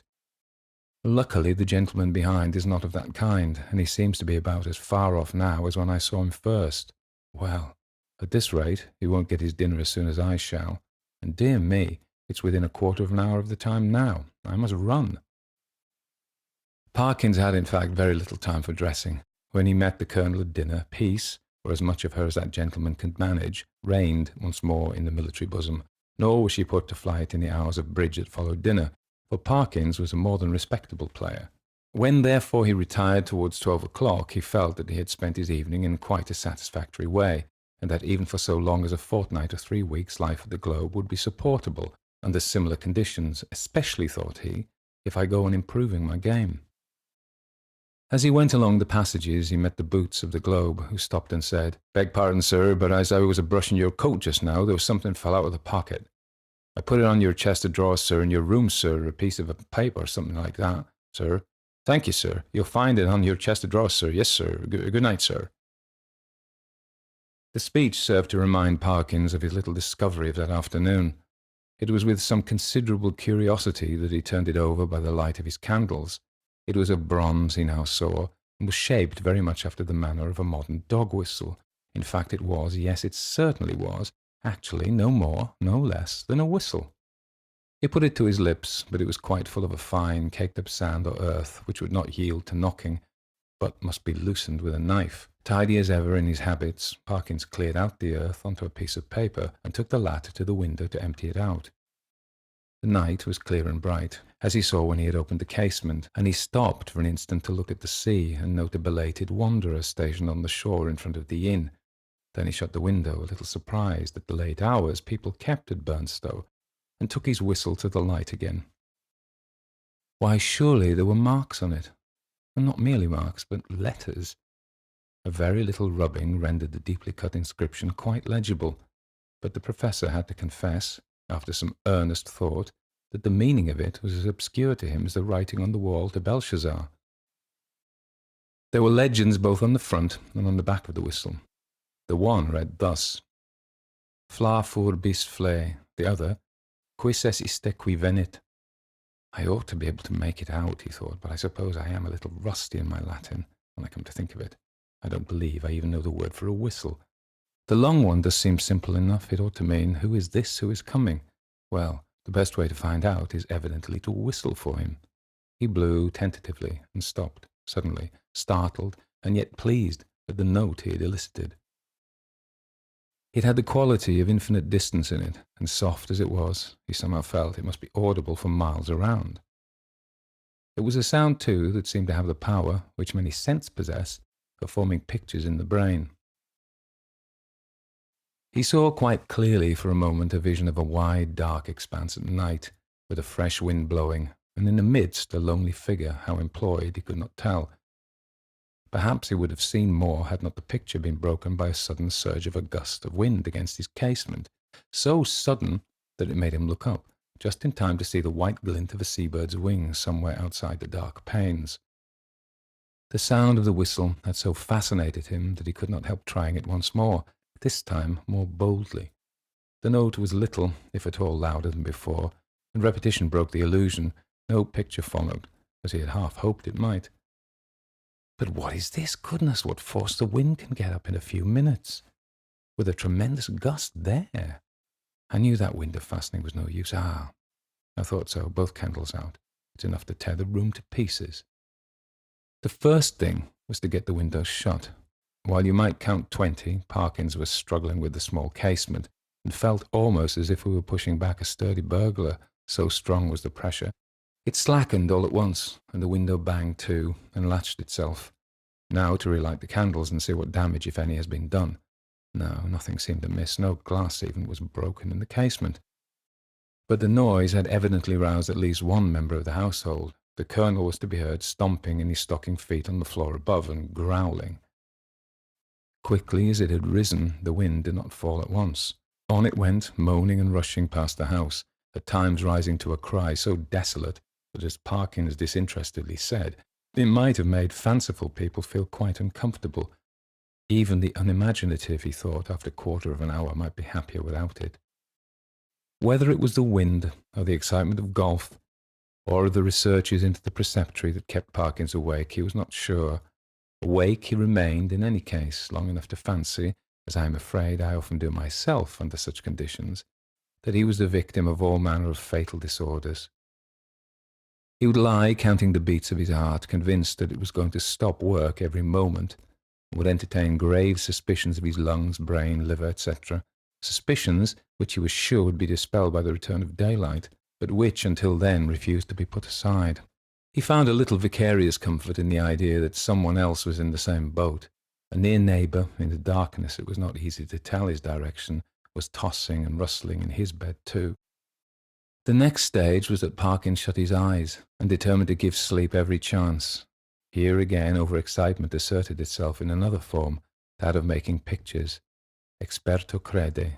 Pictures do come to the closed eyes of one trying to sleep, and are often so little to his taste that he must open his eyes and disperse them. Perkins' experience on this occasion was a very distressing one. He found that the picture which presented itself to him was continuous. When he opened his eyes, of course, it went, but when he shut them once more, it framed itself afresh and acted itself out again, neither quicker nor slower than before. What he saw was this: a long stretch of shore, shingle-edged by sand, and intersected at short intervals with black groins running down to the water. A scene, in fact, so like that of this afternoon. A scene, in fact, so like that of his afternoon's walk, that in the absence of any landmark, it could not be distinguished therefrom. The light was obscure, conveying an impression of gathering storm, late winter evening, and slight cold rain. On this bleak stage at first, no actor was visible. Then, in the distance, a bobbing black object appeared. A moment more, and it was a man, running, jumping, clambering over the groins, and every few seconds looking eagerly back. The nearer he came, the more obvious it was that he was not only anxious, but even terribly frightened, though his face was not to be distinguished. He was, moreover, almost at the end of his strength. On he came. Each successive obstacle seemed to cause him more difficulty than the last. Will he get over this next one, thought Perkins. It seems a little higher than the others. Yes, half climbing, half throwing himself, he did get over, and fell all in a heap on the other side, on the side nearest to the spectator. There, as if really unable to get up again, he remained crouching under the groin, looking up in an attitude of painful anxiety. So far, no cause whatever for the fear of the runner had been shown, but now there began to be seen, far up the shore, a little flicker of something light-coloured, moving to and fro with great swiftness and irregularity. Rapidly growing larger, it too declared itself as a figure in pale, fluttering draperies, ill-defined. There was something about its motion which made Perkins very unwilling to see it at close quarters. It would stop, raise arms, bow itself towards the sand, and then run stooping across the beach to the water edge and back again. And then, rising upright, once more continue its course forward at a speed that was startling and terrifying. The moment came when the pursuer was hovering about from left to right, only a few yards beyond the groin where the runner lay in hiding. After 2 or 3 ineffectual castings hither and thither, it came to a stop, stood upright, with arms raised high, and then darted straight forward towards the groin. It was at this point that Perkins always failed in his resolution to keep his eyes shut. With many misgivings as to incipient failure of eyesight, overworked brain, excessive smoking, and so on, he finally resigned himself to light his candle, get out a book, and pass the night waking, rather than being tormented by this persistent panorama, which he saw clearly enough could only be a morbid reflection of his walk and his thoughts on that very day. The scraping of match on box and the glare of light must have startled some creatures of the night, rats or what not, which he heard scurry across the floor from the side of his bed with much rustling. Dear, dear, the match is out. Fool that it is. But the second one burnt better, and a candle and book were duly procured, over which Parkins pored till sleep of a wholesome kind came upon him, and that in no long space. For about the first time in his orderly and prudent life he forgot to blow out the candle, and when he was called next morning at 8, there was still a flicker in the socket and a sad mess of guttered grease on the top of the little table. After breakfast he was in his room, putting the finishing touches to his golfing costume. Fortune had again allotted the Colonel to him for a partner, when one of the maids came in. "Oh, if you please," she said. "Would you like any extra blankets on your bed, sir?" "Ah, thank you," said Parkins. "Yes, I think I should like one. It seems likely to turn rather colder." In a very short time the maid was back with the blanket. "Which bed should I put it on, sir?" she asked. "What? Why, that one, the one I slept in last night," he said, pointing to it. "Oh, yes, I beg your pardon, sir, but you seem to have tried both of them. Leastways, we had to make them both up this morning." "Really, how very absurd," said Parkins. "I certainly never touched the other except to lay some things on it. Did it actually seem to have been slept in?" "Oh, yes, sir," said the maid. "Why, all the things was crumpled and throwed about always. You'll excuse me, sir, quite as if anyone hadn't passed but a very poor night, sir."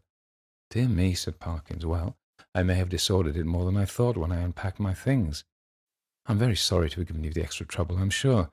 I expect a friend of mine soon, by the way, a gentleman from Cambridge, to come and occupy it for a night or two. That'll be all right, I suppose, won't it?" "Oh, yes, to be sure, sir. Thank you, sir. It's no trouble, I'm sure," said the maid, and departed to giggles with her colleagues. Parkins set forth with a stern determination to improve his game. I'm glad to be able to report that he succeeded so far in this enterprise that the Colonel, who had been rather repining at the prospect of a second day's play in his company, became quite chatty as the morning advanced, and his voice boomed out over the flats, as certain also of our own minor poets have said, like some great bourdon in a minster tower. "Extraordinary wind, that, we had last night," he said. "In my old home we should have said someone had been whistling for it." "Should you indeed?" said Perkins. "Is there a superstition of that kind still current in your part of the country?" "I don't know about superstition," said the Colonel. "They believe in it all over Denmark and Norway, as well as on the Yorkshire coast. And my experience is, mind you, that there's generally something at the bottom of what these country folk hold to, and have held to for generations. But it's your drive, or whatever it might have been. The golfing reader will have to imagine appropriate digressions at the proper intervals." When conversation was resumed, Parkins said with a slight hesitancy, "Apropos of what you were just saying now, Colonel, I think I ought to tell you that my own views on such subjects are very strong. I am, in fact, a convinced disbeliever in what is called the supernatural." "What?" said the Colonel. "Do you mean to tell me you don't believe in second sight or ghosts or anything of that kind?" "In nothing whatever of that kind," returned Parkins firmly. "Well," said the Colonel, "but it appears to me at that rate, sir, that you must be a little better than a Sadducee." Parkins was on the point of answering that in his opinion the Sadducees were the most sensible persons he had ever read of in the Old Testament. Feeling some doubt as to whether much mention of them was to be found in that work, he preferred to laugh the accusation off. "Perhaps I am," he said. "But here, give me my cleek, boy. Excuse me one moment, Colonel." A short interval. "Now, as to the whistling of the wind, let me give you my theory about it. The laws which govern winds are really not at all perfectly known. To fisherfolk and such, of course, not known at all. A man or woman of eccentric habits, perhaps, or a stranger, is seen repeatedly on the beach at some unusual hour, and is heard whistling. Soon afterwards a violent wind rises. A man who could read the sky perfectly, or who possessed a barometer, could have foretold that it would. The simple people of a fishing village have no barometers and only a few rough rules for prophesying weather.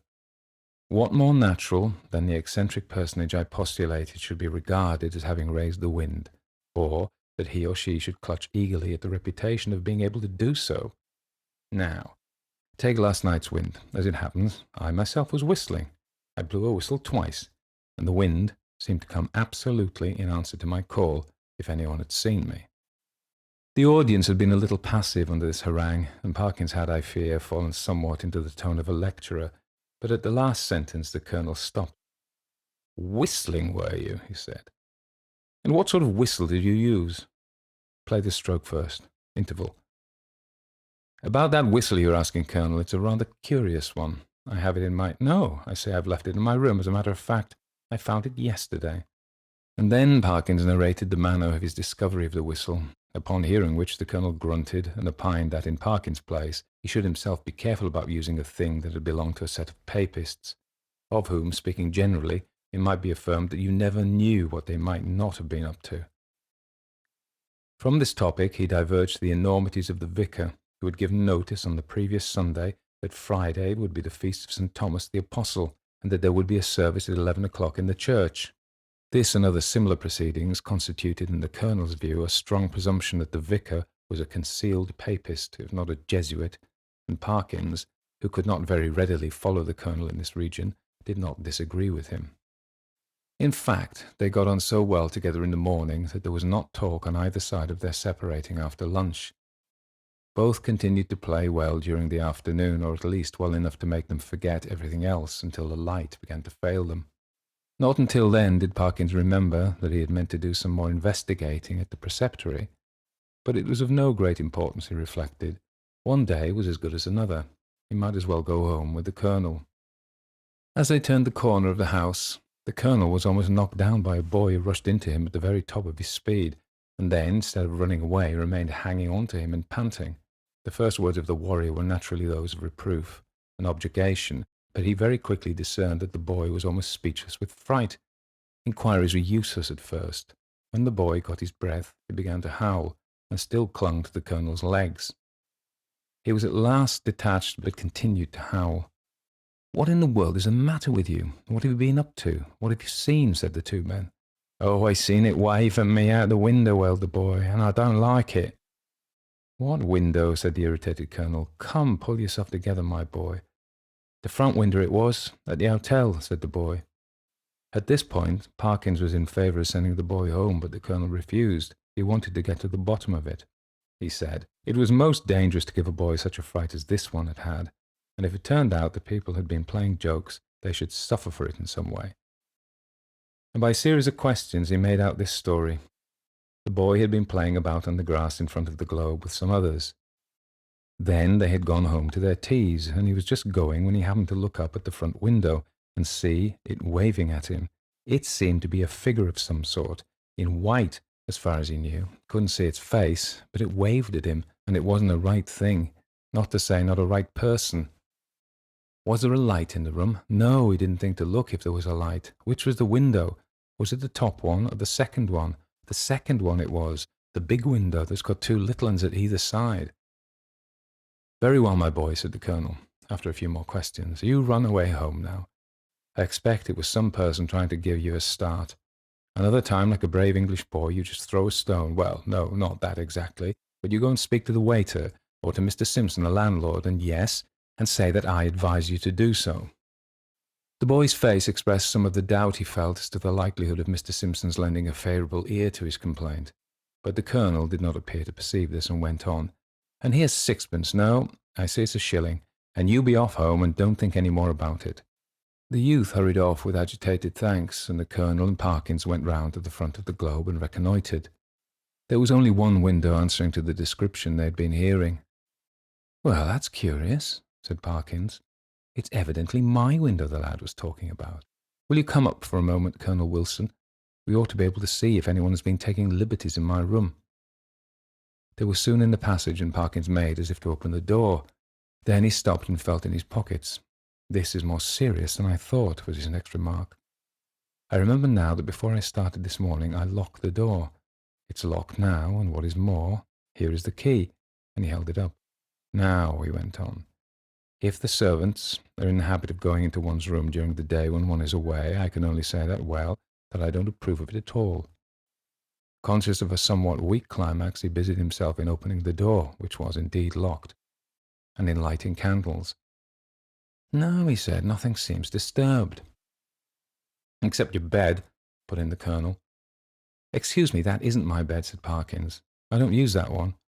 But it does look as if someone had been playing tricks with it." It certainly did. The clothes were bundled up and twisted together in the most tortuous confusion. Parkins pondered. "That must be it," he said at last. "I disordered the clothes last night in unpacking, and they haven't made it since. Perhaps they came in to make it, and that boy saw them through the window, and then they were called away and locked the door after them. Yes, I think that must be it." "Well, ring and ask," said the Colonel, and this appealed to Parkins as practical. The maid appeared, and to make a long story short, deposed that she had made the bed in the morning, when the gentleman was in the room, and hadn't been there since. No, she hadn't no other key. Mr. Simpson, he kept the keys. He'd be able to tell the gentleman if anyone had been up. That was a puzzle. Investigation showed that nothing of value had been taken, and Parkins remembered the disposition of the small objects on tables and so forth well enough to be pretty sure that no pranks had been played with them. Mr. and Mrs. Simpson furthermore agreed that neither of them had given the duplicate key of the room to any person whatever during the day. Nor could Parkins, fair-minded man as he was, detect anything in the demeanour of master, mistress, or maid that indicated guilt. He was much more inclined to think that the boy had been imposing on the Colonel. The latter was unwontedly silent and pensive at dinner and throughout the evening. When he bade good night to Parkins, he murmured in a gruff undertone, "You know where I am if you want me in the night." "Why, yes, thank you, Colonel Wilson, I think I do, but there isn't much prospect of my disturbing you, I hope. By the way," he added, "did I show you that old whistle I spoke of? I think not. Well, here it is." The Colonel turned it over gingerly in the light of the candle. "Can you make anything of the inscription?" asked Parkins as he took it back. "No, not in this light. What do you mean to do with it?" "Oh, well, when I get back to Cambridge, I shall submit it to some of the archaeologists there and see what they think of it. And very likely, if they consider it worth having, I may present it to one of the museums." Said the Colonel. "Well, you may be right. All I know is that if it were mine, I should chuck it straight into the sea. It's no use talking, I'm well aware, but I expect that with you it's a case of live and learn. I hope so, I'm sure. And I wish you a good night." He turned away, leaving Parkins in act to speak at the bottom of the stair, and soon each was in his own bedroom. By some unfortunate accident there were neither blinds nor curtains to the windows of the Professor's room.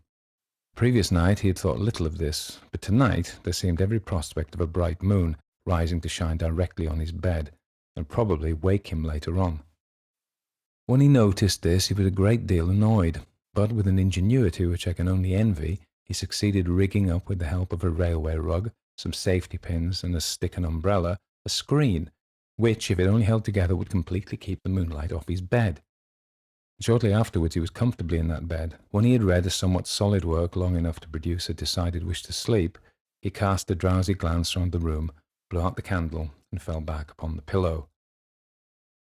He must have slept soundly for an hour or more, when a sudden clatter shook him up in the most unwelcome manner. In a moment he realized what had happened. His carefully constructed screen had given way, and a very bright frosty moon was shining directly on his face. This was highly annoying. Could he possibly get up and reconstruct the screen, or could he manage to sleep if he did not? For some minutes he lay and pondered over all the possibilities. Then he turned over sharply, and with his eyes open lay breathlessly listening. There had been a movement, he was sure, in the empty bed on the opposite side of the room. Tomorrow he would have it moved, for there must be rats or something playing about in it. It was quiet now. No, the commotion began again. There was a rustling and shaking, surely more than any rat could cause. I can figure to myself something of the Professor's bewilderment and horror, for I have in a dream 30 years back seen the same thing happen, but the reader will hardly perhaps imagine how dreadful it was to him to see a figure suddenly sit up in what he had known was an empty bed. He was out of his own bed in one bound and made a dash toward the window, where lay his only weapon, the stick with which he had propped his screen. This was, as it turned out, the worst thing he could have done, because the personage in the empty bed, with a sudden smooth motion, slipped from the bed and took up a position with two outspread arms between the two beds and in front of the door. Parkins watched it in a horrid perplexity. Somehow, the idea of getting past it and escaping through the door was intolerable to him. He could not have borne, he didn't know why, to touch it, and as for it touching him, he would sooner dash himself through the window than have that happen. It stood for the moment in a band of dark shadow, and he had not seen what its face was like. Now it began to move in a stooping posture, and all at once the spectator realized, with some horror and some relief, that it must be blind, for it seemed to feel about it with its muffled arms in a groping and random fashion. Turning half away from him, it became suddenly conscious of the bed he had just left, and darted towards it, and bent and felt over the pillows in a way which made Parkins shudder, as if he had never in his life thought possible. In a few moments it seemed to know that the bed was empty, and then moving forward into the area of light and facing the window, it showed, for the first time, what manner of thing it was. Perkins, who very much dislikes being questioned about it, did once describe something of it in my hearing, and I gathered that what he chiefly remembers about it is a horrible, an intensely horrible, face of crumpled linen. What expression he read upon it he could not or would not tell, but that the fear of it went nigh to maddening him is certain. But he was not at leisure to watch it for long. With formidable quickness it moved into the middle of the room, and as it groped and waved, one corner of its draperies swept across Parkins's face. He could not, though he knew how perilous a sound was, he could not keep back a cry of disgust, and this gave the searcher an instant clue. It leapt towards him upon the instant, and the next moment he was halfway through the window backwards, uttering cry upon cry at the utmost pitch of his voice, and the linen face was thrust close into his own. At this, almost the last possible second, deliverance came, as you will have guessed. The Colonel burst the door open, and was just in time to see the dreadful group at the window. When he reached the figures, only one was left. Parkins sank forward into the room in a faint, and before him on the bed lay a tumbled heap of bedclothes. Colonel Wilson asked no questions, but busied himself in keeping everyone else out of the room and getting Parkins back to his bed, and himself, wrapped in a rug, occupied the other bed for the rest of the night. Early on the next day, Rogers arrived, more welcome than he would have been a day before, and the three of them held a very long consultation in the Professor's room. At the end of it, the Colonel left the hotel door, carrying a small object between his finger and thumb, which he cast as far into the sea as a very brawny arm could send it. Later on, the smoke of burning ascended from the back premises of the Globe. Exactly what explanation was patched up for the staff and visitors at the hotel, I must confess I do not recollect. The Professor was somehow cleared of the ready suspicion of delirium tremens, and the hotel of the reputation of a troubled house. There is not much question as to what would have happened to Parkins if the Colonel had not intervened when he did. He would either have fallen out of the window or else lost his wits. But it is not so evident what more the creature that came in answer to the whistle could have done than frighten. There seemed to be absolutely nothing material about it save the bedclothes of which it made itself a body. The Colonel, who remembered a not very dissimilar occurrence in India, was of the opinion that if Parkins had closed with it, it could really have done very little, and that its one power was that of frightening. The whole thing, he said, served to confirm his opinion of the Church of Rome. There is really nothing more to tell, but, as you may imagine, the Professor's views on certain points are less clear-cut than they used to be. His nerves, too, have suffered.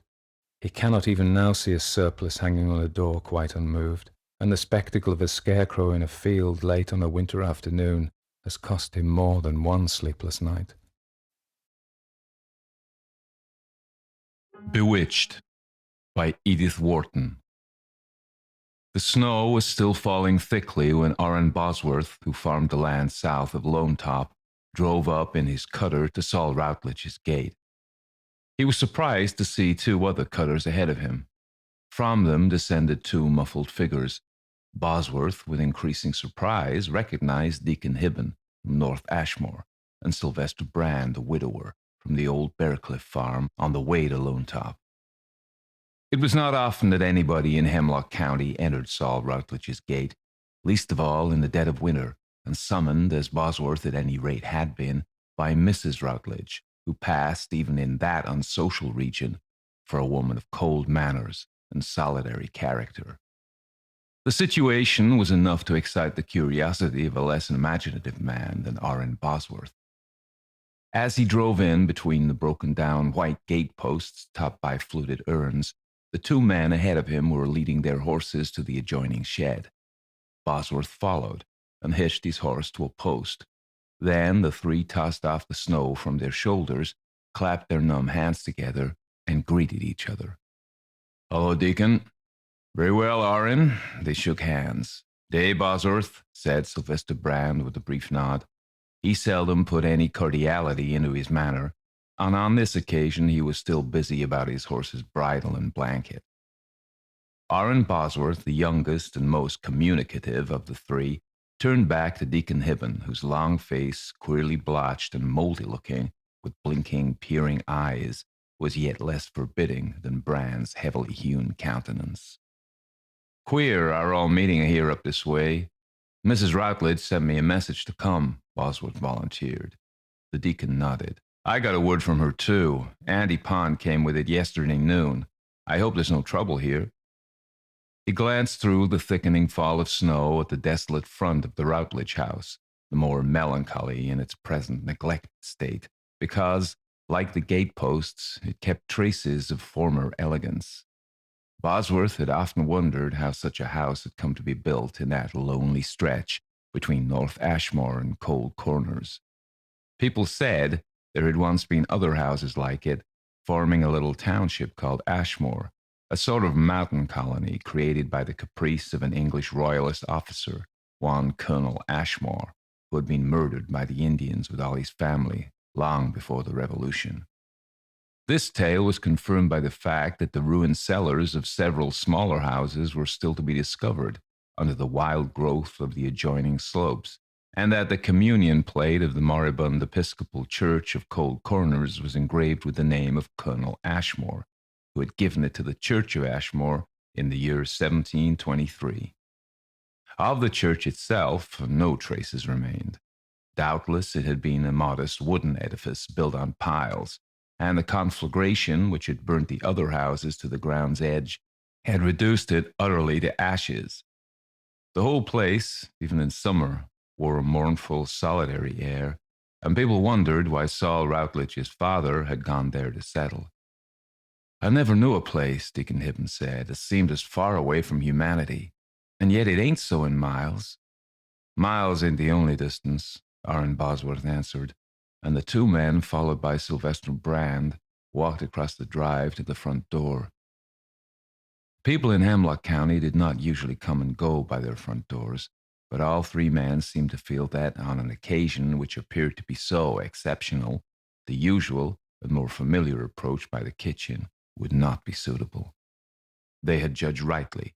The deacon had hardly lifted the knocker when the door opened and Mrs. Routledge stood before them. "Walk right in," she said in her usual dead-level tone, and Bosworth, as he followed the others, thought to himself, "Whatever's happened, she's not going to let it show in her face." It was doubtful, indeed, if anything unwonted could be made to show in Prudence Routledge's face, so limited was its scope, so fixed were its features. She was dressed for the occasion in a black calico with white spots, a collar of crochet lace fastened by a gold brooch, and a gray woolen shawl crossed under her arms and tied at the back. In her small, narrow head, the only marked prominence was that of the brow projecting roundly over pale, spectacled eyes.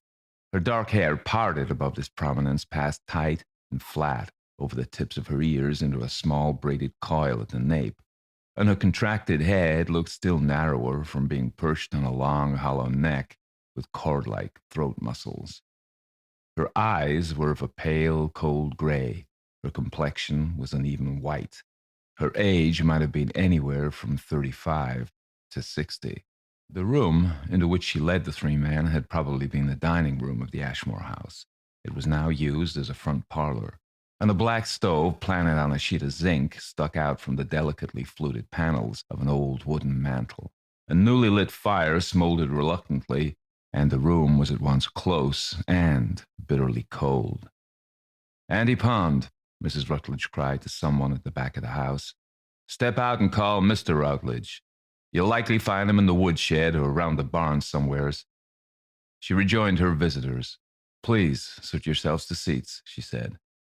The three men, with an increasing air of constraint, took the chairs she pointed out, and Mrs. Routledge sat stiffly down upon a fourth, behind a rickety beadwork table. She glanced from one to the other of her visitors. "I presume you folks are wondering what it is I asked you to come here for," she said in her dead-level voice. Aaron Bosworth and Deacon Hibben murmured in assent. Sylvester Brand sat silent, his eyes under their great thicket of eyebrows, fixed on the huge boot tip swinging before him. "Well, I allow you didn't expect it was for a party," continued Mrs. Routledge. No one ventured to respond to this chill pleasantry, And she continued, "We're in trouble here, and that's a fact. And we need advice. Mr. Routledge and myself do." She cleared her throat and added in a lower tone, her pitilessly clear eyes looking straight before her, "There is a spell being cast over Mr. Routledge." The deacon looked up sharply, an incredulous smile pinching his thin lips. "A spell? That's what I said. He's bewitched." And the three visitors were silent. Then Bosworth, more at ease or less tongue-tied than the others, asked with an attempt at humor, "Do you use a word in the strict scripture sense, Mrs. Routledge?" She glanced at him before replying, "That's how he uses it." The deacon coughed and cleared his long, rattling throat. "Do you care to give us more particulars before your husband joins us?" Mrs. Routledge looked down at her clasped hands as if considering the question. Bosworth noticed that the inner fold of her lids was of the same uniform white as the rest of her skin, so that when she dropped them, her rather prominent eyes looked like the sightless orbs of a marble statue. The impression was unpleasing, and he glanced away at the text over the mantelpiece, which read, "The soul that sinneth, it shall die." "No," she said at length. "I'll wait." At this moment, Sylvester Brand suddenly stood up and pushed back his chair. "I don't know," he said in his rough bass voice, "as I've got any particular lights on Bible mysteries, and this happens to be the day I was going to go down to Starkfield to close a deal with a man." Mrs. Routledge lifted one of her long, thin hands. Withered and wrinkled by hard work and cold, it was nevertheless of the same leaden white as her face. "You won't be kept long," she said. "Won't you be seated?" Farmer Brand stood irresolute, his purplish underlip twitching. "The deacon here, such things is more in his line." "I want you should stay," said Mrs. Routledge quietly, and Brand sat down again. A silence fell, during which the four persons present seemed all to be listening for the sound of a step, but none was heard, and after a minute or two, Mrs. Routledge began to speak again. "It's down by that old shack on Lamer's Pond. That's where they meet," she said suddenly. Bosworth, whose eyes were on Sylvester Brand's face, fancied he saw a sort of inner flush darken the farmer's heavy leathern skin. Deacon Hibben leaned forward, a glitter of curiosity in his eyes. "They who, Mrs. Routledge?" "My husband, Saul Routledge, and her." Sylvester Brand again stirred in his seat. "Who do you mean by her?" he asked abruptly, as if roused out of some far-off musing. Mrs. Routledge's body did not move. She simply revolved her head on her long neck and looked at him. "Your daughter, Sylvester Brand." The man staggered to his feet with an explosion of inarticulate sounds. My daughter? What the hell are you talking about? My daughter? It's a damned lie. It's... "Your daughter Aura, Mr. Brand," said Mrs. Routledge slowly. Bosworth felt an icy chill down his spine. Instinctively, he turned his eyes away from Brand, and they rested on the mildewed countenance of Deacon Hibben. Between the blotches, it had become as white as Mrs. Routledge's, and the deacon's eyes burned into whiteness like live embers among ashes. Brand gave a laugh, the rusty creaking laugh of one whose springs of mirth are never moved by gaiety. "My daughter Aura," he repeated. "Yes, my dead daughter. That's what he says. Your husband, that's what Mr. Routledge says." Aaron Bosworth listened with a sense of suffocation. He felt as if he were wrestling with long-armed horrors in a dream. He could no longer resist letting his eyes return to Sylvester Brand's face. To his surprise, it had resumed a natural, imperturbable expression. Brand rose to his feet. "Is that all?" he queried contemptuously. "All? Ain't it enough? How long is it since you folks seen Saul Routledge, any of you?" Mrs. Routledge flew out at them. Bosworth, it appeared, had not seen him for nearly a year. The deacon had only run across him once for a minute at the North Ashmore post office the previous autumn, and acknowledged that he wasn't looking any too good then. Brand said nothing, but stood irresolute. "Well, if you wait a minute, you'll see with your own eyes, and he'll tell you with his own words. That's what I've got you here for. to see for yourselves what's come over him. Then you'll talk different," she added, twisting her head abruptly towards Sylvester Brand. The deacon raised a lean hand of interrogation. "Does your husband know we've been sent for in this business, Mrs. Routledge?" Mrs. Routledge signed assent. "It was with his consent, then?" She looked coldly at the questioner. "I guess it had to be," she said. Again, Bosworth felt the chill down his spine. He tried to dissipate the sensation by speaking with an affectation of energy. "Can you tell us, Mrs. Routledge, how this trouble you speak of shows itself? What makes you think—" She looked at him for a moment, then she leaned forward across the rickety beadwork table. A thin smile of disdain narrowed her colorless lips. "I don't think. I know." "Well, but how?" She leaned closer, both elbows on the table, her voice dropping. "I seen him." In the ashen light from the veiling of snow beyond the windows, the deacon's little screwed-up eyes seemed to give out red sparks. "Him and the dead." "Him and the dead." "Saul Routledge and Ora Brand?" "That's so." Sylvester Brand's chair fell backwards with a crash. He was on his feet again, crimson and cursing. "It's a goddamn fiend-begotten lie." Friend Brand," the deacon protested. "Here, let me get out of this. I want to see Saul Routledge himself and tell him—" "Well, here he is," said Mrs. Routledge. The outer door had opened. They heard the familiar stamping and shaking of a man who rids his garments of their last snowflakes before penetrating to the sacred precincts of the best parlor. Then Saul Routledge entered. As he came in, he faced the light from the north window, and Bosworth's first thought was that he looked like a drowned man, fished out from under the ice. Self-drowned, he added. But the snowlight plays cruel tricks with a man's color, and even with the shape of his features. It must have been partly that, Bosworth reflected, which transformed Saul Routledge from the straight, muscular fellow he had been a year before into the haggard wretch now before them. The deacon sought for a word to ease the horror. "Well now, Saul, you looks as if you'd ought to set right up to the stove. Had a touch of ague, maybe?" The feeble attempt was unavailing. Routledge neither moved nor answered. He stood among them silent, incommunicable, like one risen from the dead. Brand grasped him roughly by the shoulder. "See here, Saul Routledge, what's this dirty lie your wife tells us you've been putting about?" Still Routledge didn't move.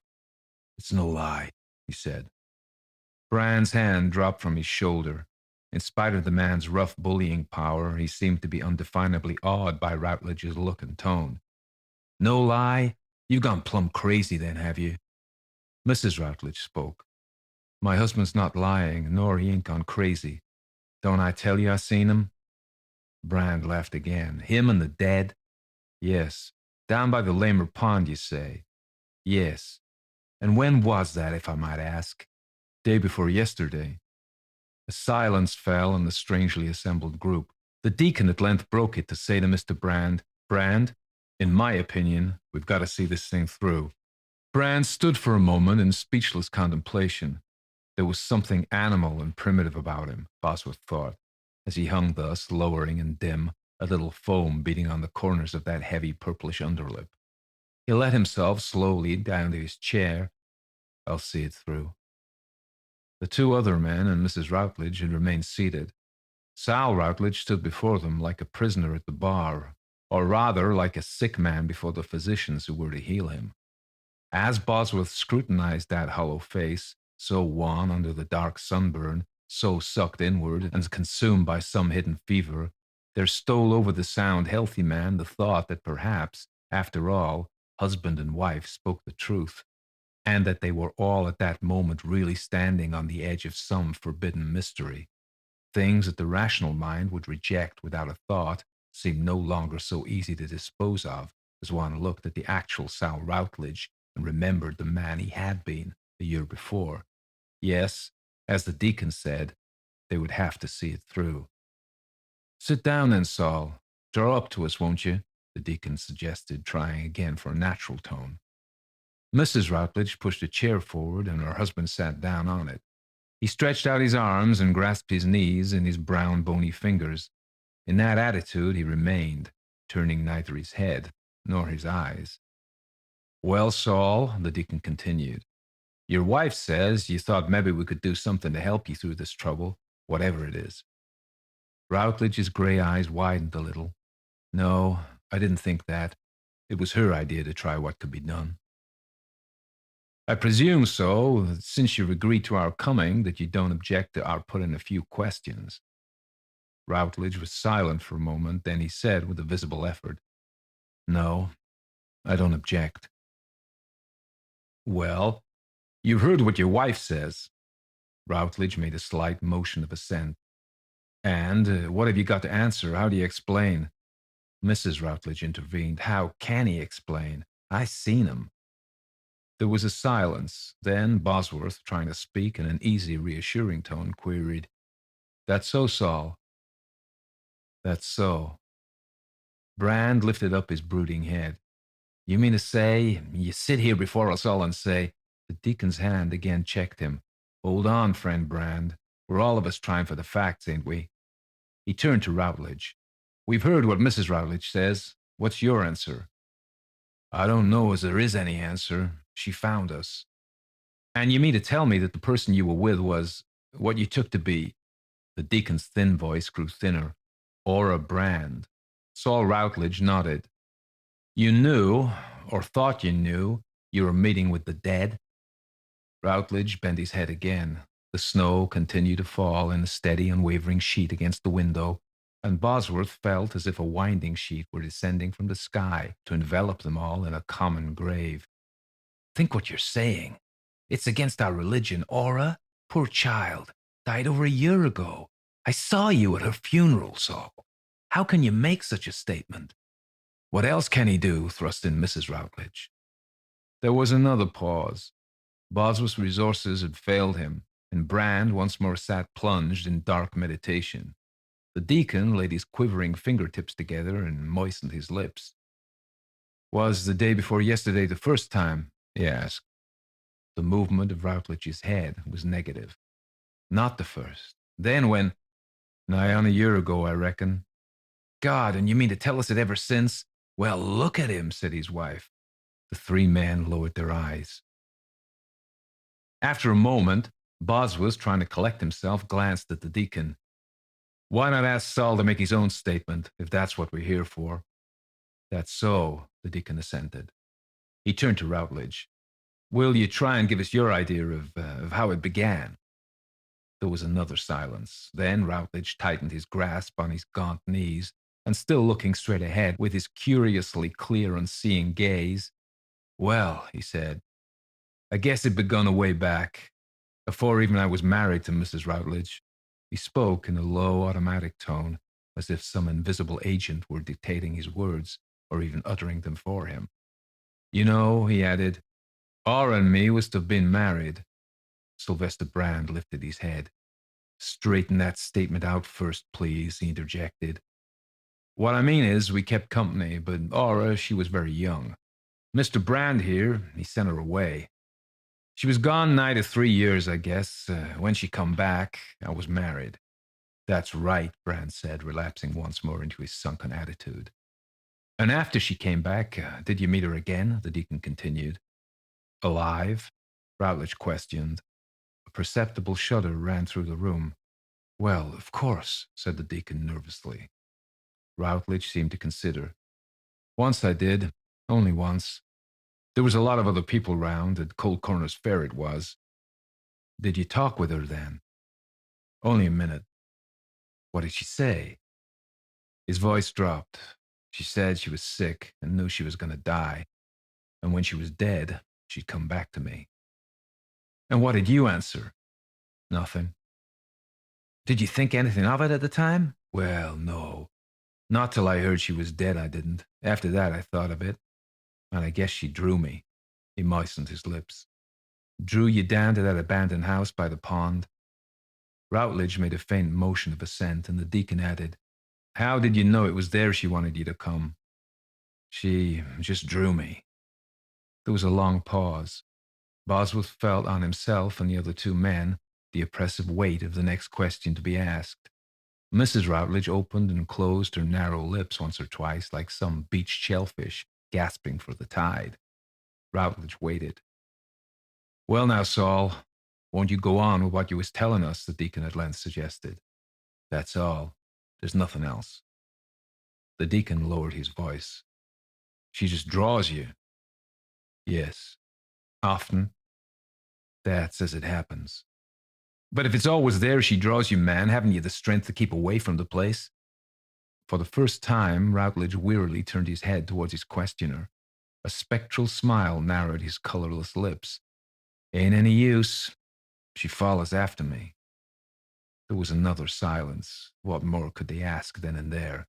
Mrs. Routledge's presence checked the next question. The deacon seemed hopelessly to revolve the matter.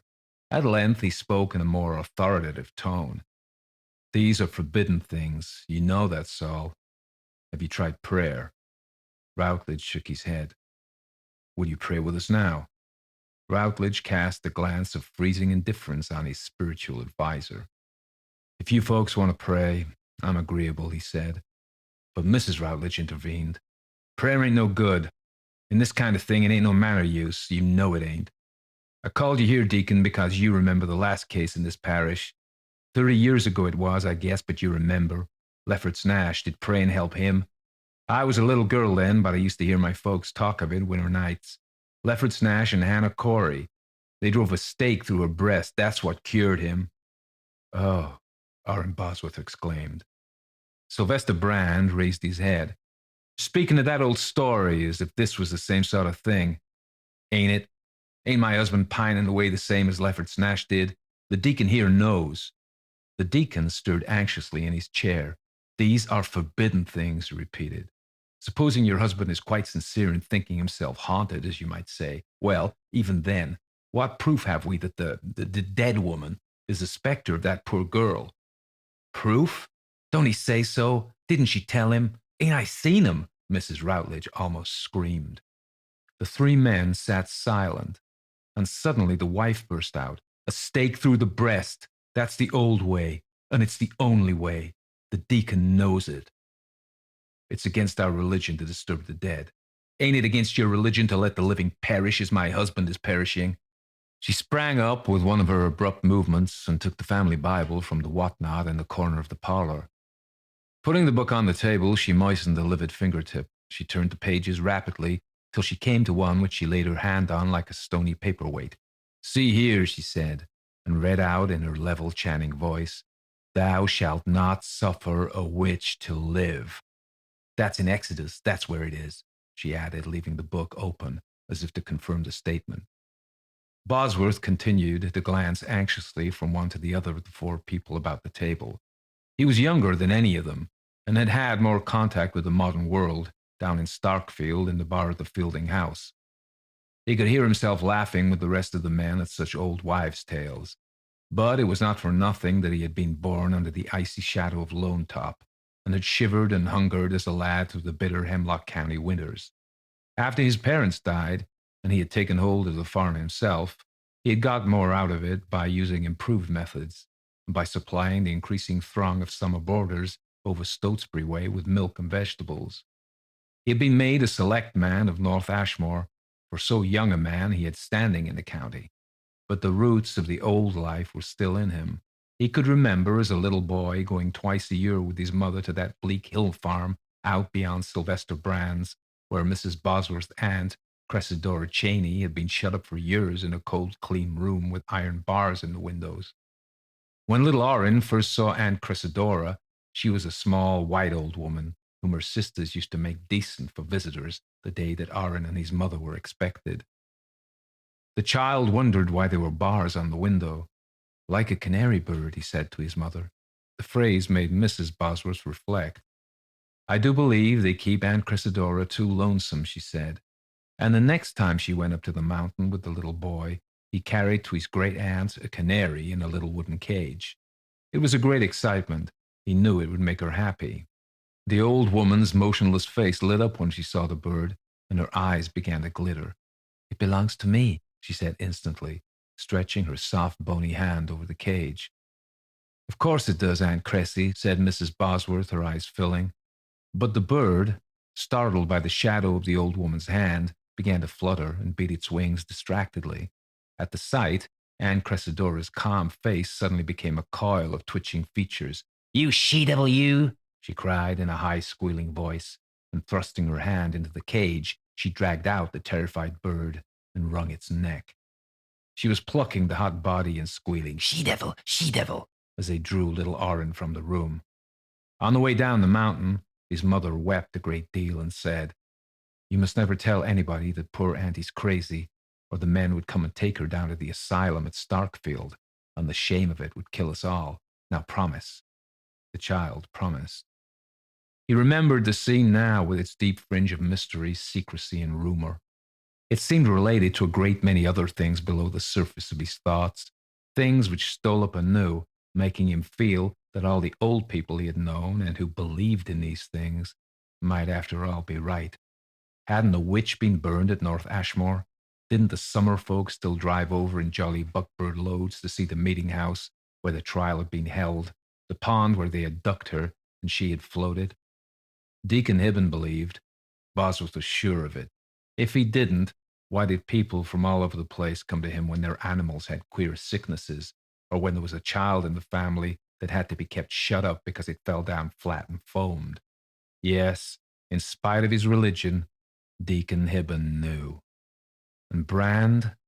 Well, it came to Bosworth in a flash. That North Ashmore woman who was burned had the name of Brand. The same stock, no doubt. There had been Brands in Hemlock County ever since the white men had come there. And Orrin, when he was a child, remembered hearing his parents say that Sylvester Brand hadn't ever ought to have married his own cousin because of the blood. Yet the couple had had 2 healthy girls, and when Mrs. Brand pined away and died, nobody suggested that anything had been wrong with her mind. And Vanessa and Aura were the handsomest girls anywhere around. Brand knew it, and scrimped and saved all he could to send Aura, the eldest, down to Starkfield to learn bookkeeping. "When she's married, I'll send you," he used to say to little Venny, who was his favorite. But Aura never married. She was away 3 years, during which Venny ran wild on the slopes of Lone Top, and when Aura came back, she sickened and died, poor girl. Since then, Brand had grown more savage and morose. He was a hard-working farmer, but there wasn't much to be got out of those barren Bearcliff acres. He was said to have taken to drink since his wife's death. Now and then men ran across him in the dives of Stotesbury, but not often. And between times he labored hard on his stony acres and did his best for his daughters. In the neglected graveyard of Cold Corners, there was a slanting headstone marked with his wife's name. Near it, a year since, he had laid his eldest daughter. And sometimes, at dusk in the autumn, the village people saw him walk slowly by turn in between the graves and stand looking down on the 2 stones. But he never brought a flower there or planted a bush, nor Venny either. She was too wild and ignorant. Mrs. Routledge repeated, "That's in Exodus." The 3 visitors remained silent, turning about their hats in reluctant hands. Routledge faced them, still with that empty, pellucid gaze which frightened Bosworth. What was he seeing? "Ain't any of you folks got the grit?" his wife burst out again, half hysterically. Deacon Hibben held up his hand. "That's no way, Mrs. Routledge. This ain't a question of having grit. What we want first of all is proof." "That's so," said Bosworth, with an explosion of relief, as if the words had lifted something black and crouching from his breast. Involuntarily, the eyes of both men had turned to Brand. He stood there, smiling grimly, but did not speak. "Ain't it so, Brand?" the deacon prompted him. "Proof that spooks walk?" The other sneered. "Well, I presume you want this business settled, too." The old farmer squared his shoulders. "Yes, I do. But I ain't a spiritualist. How the hell are you going to settle it?" Deacon Hibben hesitated, then he said in a low, incisive tone, "I don't see but one way. Mrs. Routledge's." There was a silence. "What?" Brand sneered again. "Spying?" The deacon's voice sank lower. "If the poor girl does walk, that's your child, wouldn't you be the first to want her laid quiet? We all know there have been such cases, mysterious visitations. Can any one of us here deny it?" "I seen 'em," Mrs. Routledge interjected. There was another heavy pause. Suddenly, Bram fixed his gaze on Routledge. See here, Saul Routledge, you've got to clear up this damn calumny, or you'll know why. You say my dead girl comes to you, he labored with his breath and then jerked out. When? You tell me that, and I'll be there. Routledge's head drooped a little, and his eyes wandered to the window. Round about sunset, mostly. You know beforehand? Routledge made a sign of assent. Well then, tomorrow will it be? Routledge made the same sign. Bram turned to the door. I'll be there. That was all he said. He strode out between them without another glance or word. Deacon Hibben looked at Mrs. Routledge. We'll be there too, he said, as if she had asked him, but she had not spoken.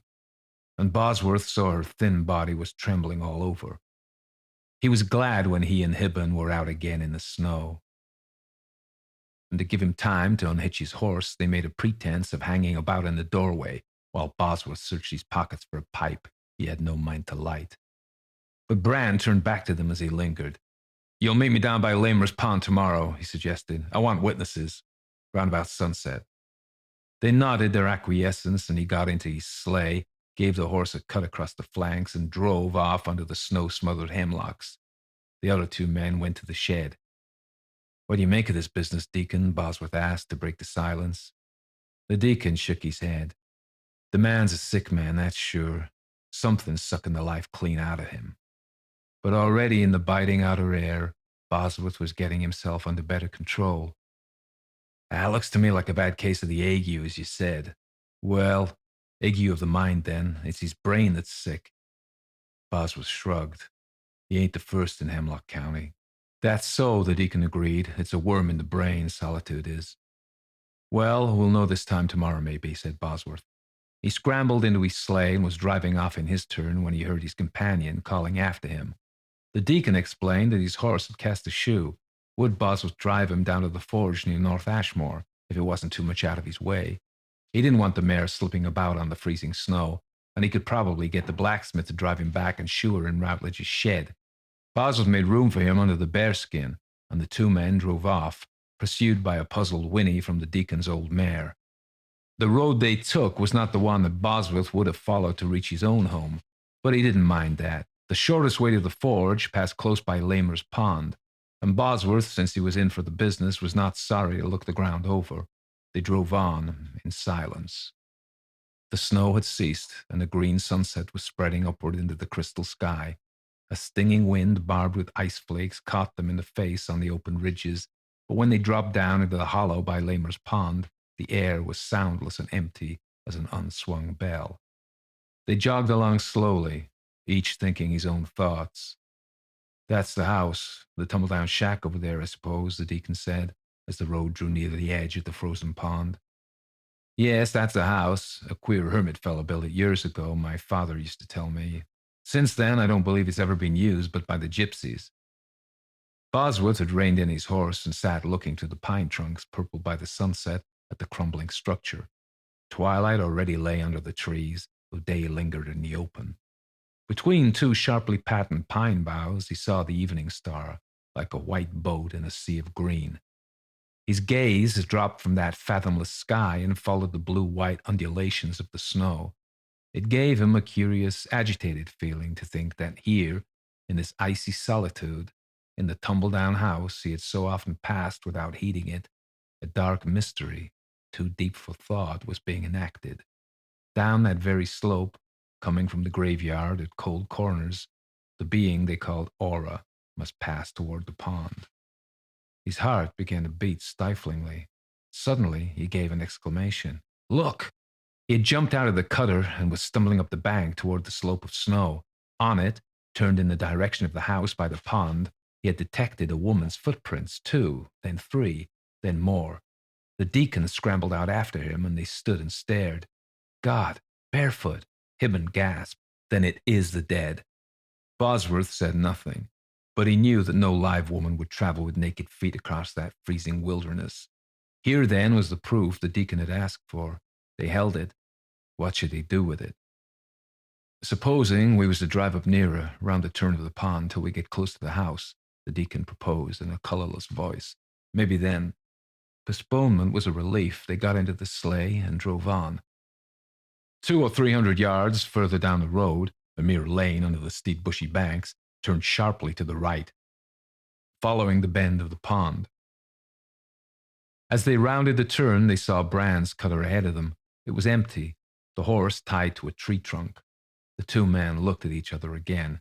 This was not Bran's nearest way home.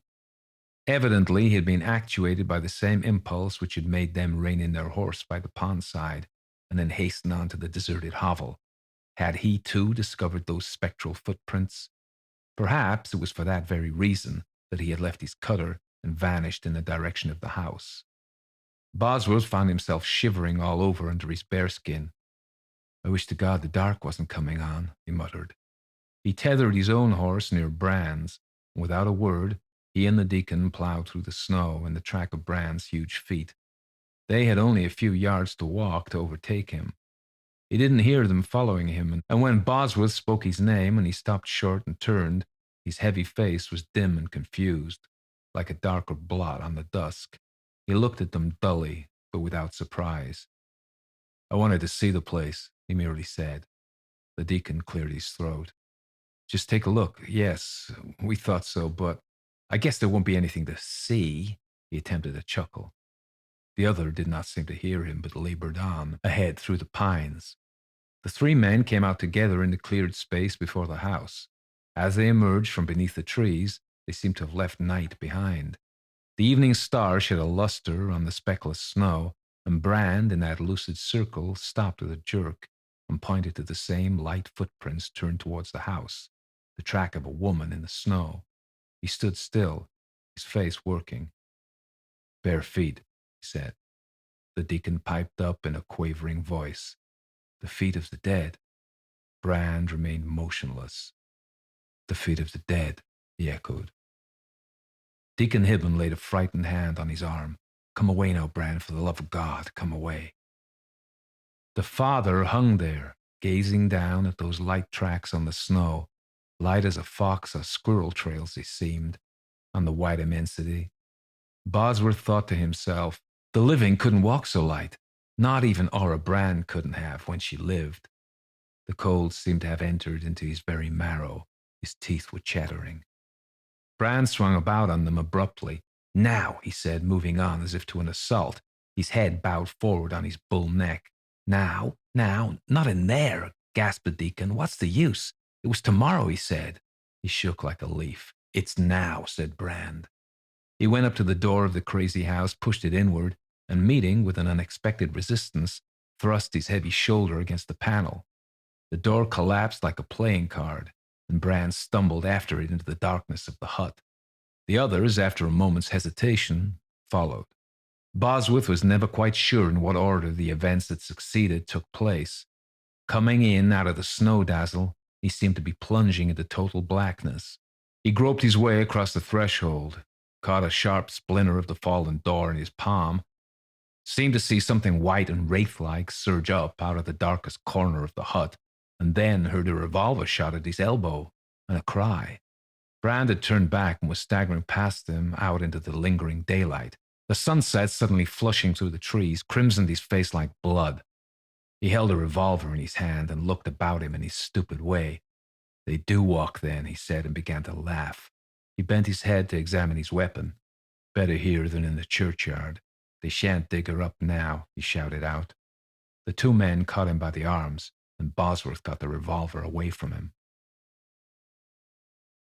The next day, Bosworth's sister Loretta, who kept house for him, asked him when he came in for his midday dinner if he had heard the news. Bosworth had been sawing wood all the morning, and in spite of the cold and driving snow, which had begun again in the night, he was covered in an icy sweat, like a man getting over a fever. "What news?" "Venny Brand's down sick with pneumonia. The deacon's been there. I guess she's dying." Bosworth looked at her with listless eyes. She seemed far off from him, miles away. "Venny Brand," he echoed. "You never liked her, Orrin." "She's a child. I never knew much about her." "Well," repeated his sister with the guileless relish of the unimaginative for bad news, "I guess she's dying." After a pause, she added, "It'll kill Sylvester Brand, all alone up there." Bosworth got up and said, "I've got to see to poulticing the Gray's fetlock." He walked out into the steadily falling snow. Venny Brand was buried 3 days later. The deacon read the service. Bosworth was one of the pallbearers. The whole countryside turned out, for the snow had stopped falling, and at any season the funeral offered an opportunity for an outing that was not to be missed. Besides, Venny Brand was young and handsome. At least some people thought her handsome, though she was so swarthy, and her dying like that so suddenly had the fascination of tragedy. They say her lungs filled right up. Seems she'd had a bronchial trouble before. I always said both them girls was frail. Look at Aura, how she took and wasted away. And it's colder all outdoors up there to Brand's. Their mother, too, she pined away just the same. They don't ever make old bones on the mother's side of the family. That's that young Bedlow over there, and they say Venny was engaged to him. Oh, Mrs. Routledge, excuse me. Step right into the pew. There's a seat for you alongside of Grandma. Mrs. Routledge was advancing with deliberate steps down the narrow aisle of the bleak wooden church. She had on her best bonnet and monumental structure, which no one had seen out of her trunk since old Mrs. Silsey's funeral 3 years before. All the women remembered it. Under its perpendicular pile, her narrow face, swaying on the long, thin neck, seemed whiter than ever, but her air of fretfulness had been composed into a suitable expression of mournful immobility. Looks as if the stonemason had carved her to put atop of Venny's grave, Bosworth thought, as she glided past him, and then shivered at his own sepulchral fancy. When she bent over her hymn book, her lowered lids reminded him again of marble eyeballs. The bony hands clasping the book were bloodless. Bosworth had never seen such hands since he had seen old Anne Cressidora Cheney strangle a canary bird because it fluttered. The service was over. The coffin of Venny Brand had been lowered into her sister's grave, and the neighbors were slowly dispersing. Bosworth, as pallbearer, felt obliged to linger and say a word to the stricken father. He waited till Brand had turned from the grave with the deacon at his side. The three men stood together for a moment, but none of them spoke. Brand's face was the closed door of a vault, barred with wrinkles like bands of iron. Finally, the deacon took his hand and said, "The Lord gave." Brand nodded and turned away toward the shed where the horses were hitched. Bosworth followed him. "Let me drive along home with you," he suggested. Brand did not so much as turn his head. "Home? What home?" he said, and the other fell back. Loretta Bosworth was talking with the other women while the men unblanketed their horses and backed the cutters out into the heavy snow. As Bosworth waited for her, a few feet off, he saw Mrs. Routledge's tall bonnet, lording it above the group. Andy Pond, the Routledge farmhand, was backing out the sleigh. "Saul ain't here today, Mrs. Routledge, you see," one of the village elders piped, turning a benevolent old tortoise head about on a loose neck and blinking up into Mrs. Routledge's marble face. Bosworth heard him measure out her answer in slow, incisive words. "No, Mr. Routledge, he ain't here. He would have come for certain, but his Aunt Minorca Cummins has been buried down to Stokesbury this very day, and he had to go down there. Don't it sometimes seem as if we was all walking right in the shadow of death?" As she walked towards the cutter in which Andy Pond was already seated, the deacon went up to her with visible hesitation.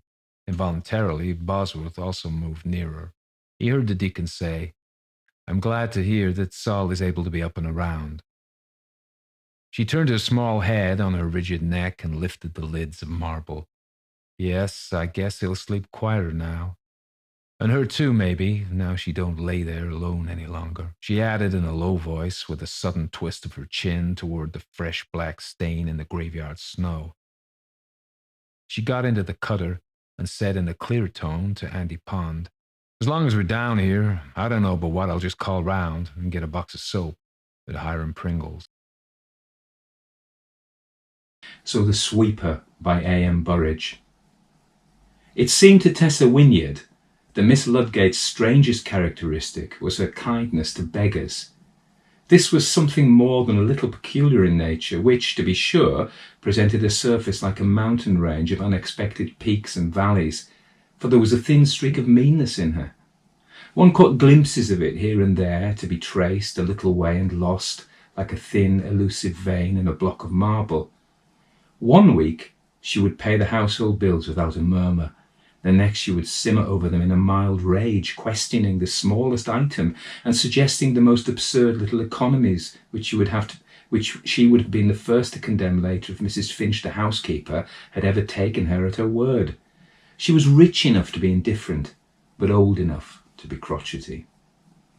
Miss Ludgate gave very sparsely to local charities, and those good busybodies who went forth at different times with subscription lists and tales of good causes often visited her and came empty away.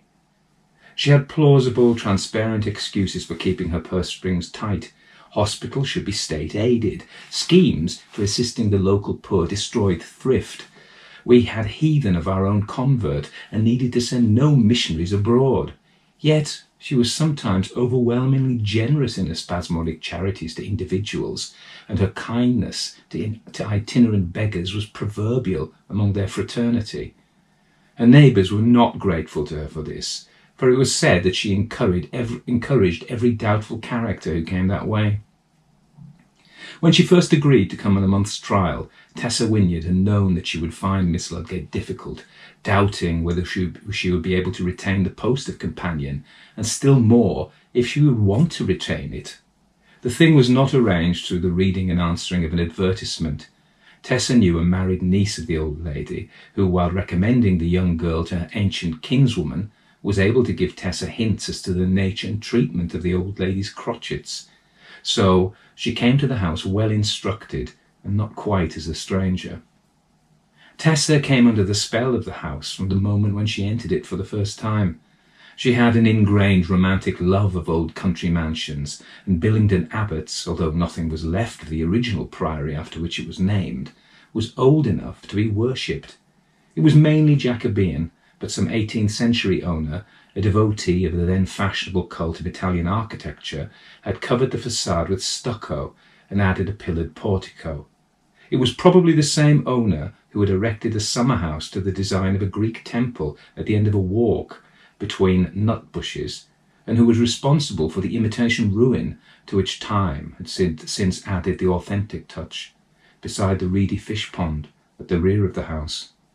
Likely enough, thought Tessa, who knew the period, that same romantic squire was wont to engage an imitation hermit to meditate beside the spurious ruin on moonlight nights.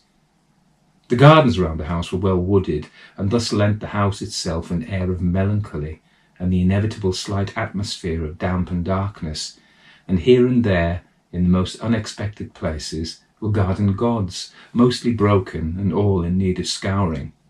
Tessa soon discovered these stone ghosts quite unexpectedly, and nearly always with a leap and tingle of surprise. A noseless Hermes confronted one at the turn of a shady walk. Demeter, minus a hand, stood half hidden by laurels, still keeping vigil for Persephone. A dancing fawn stood poised and caught in the frozen caper by the gate of the walled-in kitchen garden. Beside a small stone pond, a satyr leaned from his pedestal, as if waiting for a naiad to break the surface. The interior of the house was at first a little awe-inspiring to Tessa.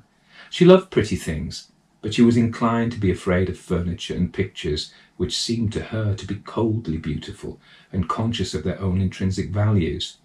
Everything was highly polished, spotless and speckless, and the reception room had an air of state apartments thrown open for the inspection of the public.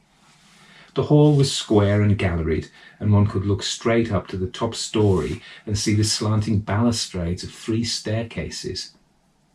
2 suits of armour faced one across a parquet floor, and on the walls were 3 or 4 portraits by Lely and Kneller, those once fashionable painters of court beauties whose works have lost favour with collectors of today. The dining room was long, rectangular and severe, furnished only with a Cromwellian table and chairs and a great plain sideboard gleaming with silver candelabra. 2 large 17th century portraits by unknown members of the Dutch school were the only decorations bestowed on the panelled walls, and the window curtains were brown to match the one strip of carpet which the long table almost exactly covered. Less monastic, but also almost as severe and dignified, was the drawing-room, in which Tessa spent most of her time with Miss Ludgate. The boudoir was a homelier room, containing such human things as photographs of living people, work baskets, friendly armchairs, and a cosy feminine atmosphere. But Miss Ludgate preferred more often to sit in state in her great drawing room with the portrait of Miss Olivia Ludgate by Gainsborough, the Chippendale furniture, and the cabinet of priceless china. It was as if she realised that she was but the guardian of her treasures, and wanted to have them within sight now that her term of guardianship was drawing to a close. She must have been well over 80, Tessa thought, for she was very small and withered and frail, with that almost porcelain delicacy peculiar to certain very old ladies. Winter and summer she wore a white woolen shawl inside the house, thick or thin according to the season, which matched in colour and to some extent in texture her soft and still plentiful hair. Her face and hands were yellow-brown with the veneer of old age, but her hands were blue-veined, light and delicate, so that her fingers seemed overweighted by the simplest rings. Her eyes were blue and still piercing, and her mouth, once beautiful, was caught up at the corners by puckerings of the upper lip and looked grim in repose.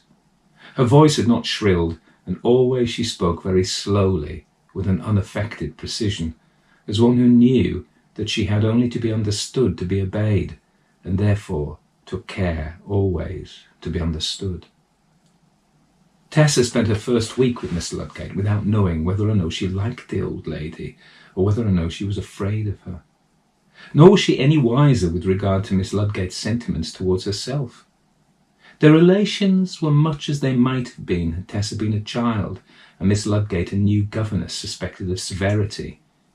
Tessa was on her best behaviour, doing as she was told, and thinking before she spoke, as children should, and generally do not. At times it occurred to her to wonder that Miss Ludgate had not sought to engage an older woman, for in her cold formality of that first week's intercourse she wondered what gap in the household she was supposed to fill, and what return she was making for her wage and board. Truth to tell, Miss Ludgate wanted to see somebody young about the house, even if she could share with her companion no more than the common factors of their sex and their humanity. The servants were all old retainers, kept faithful to her by rumours of legacies. Her relatives were few and immersed in their own affairs. The house and the bulk of the property from which she derived her income were held in trust for an heir appointed by the same will which had given her a life interest in the estate. It saved her from the transparent attentions of any fortune-hunting nephew or niece, but it kept her lonely and starved for young companionship. It happened that Tessa was able to play the piano quite reasonably well, and that she had an educated taste in music. So had Miss Ludgate, who had been a performer of much the same quality, until the time came when her rebel fingers stiffened with rheumatism. So the heavy grand piano, which had been scrupulously kept in tune, was silent no longer, and Miss Ludgate regained an old, lost pleasure. It should be added that Tessa was 22, and with no pretensions to technical beauty, was rich in commonplace good looks, which were enhanced by perfect health, and the freshness of her youth. She looked her best in candlelight with her slim hands. They at least would have pleased an artist, hovering like white moths over the keyboard of the piano. When she had been with Miss Ludgate a week, the old lady addressed her for the first time as Tessa. She added, "I hope you intend to stay with me, my dear. It will be dull for you, and I fear you will often find me a bother, but I shan't take up all your time, and I dare say you'll be able to find friends and amusements." So Tessa stayed on, and beyond the probationary month, she was a soft-hearted girl who gave her friendship easily but always sincerely. She tried to like everybody who liked her, and generally succeeded.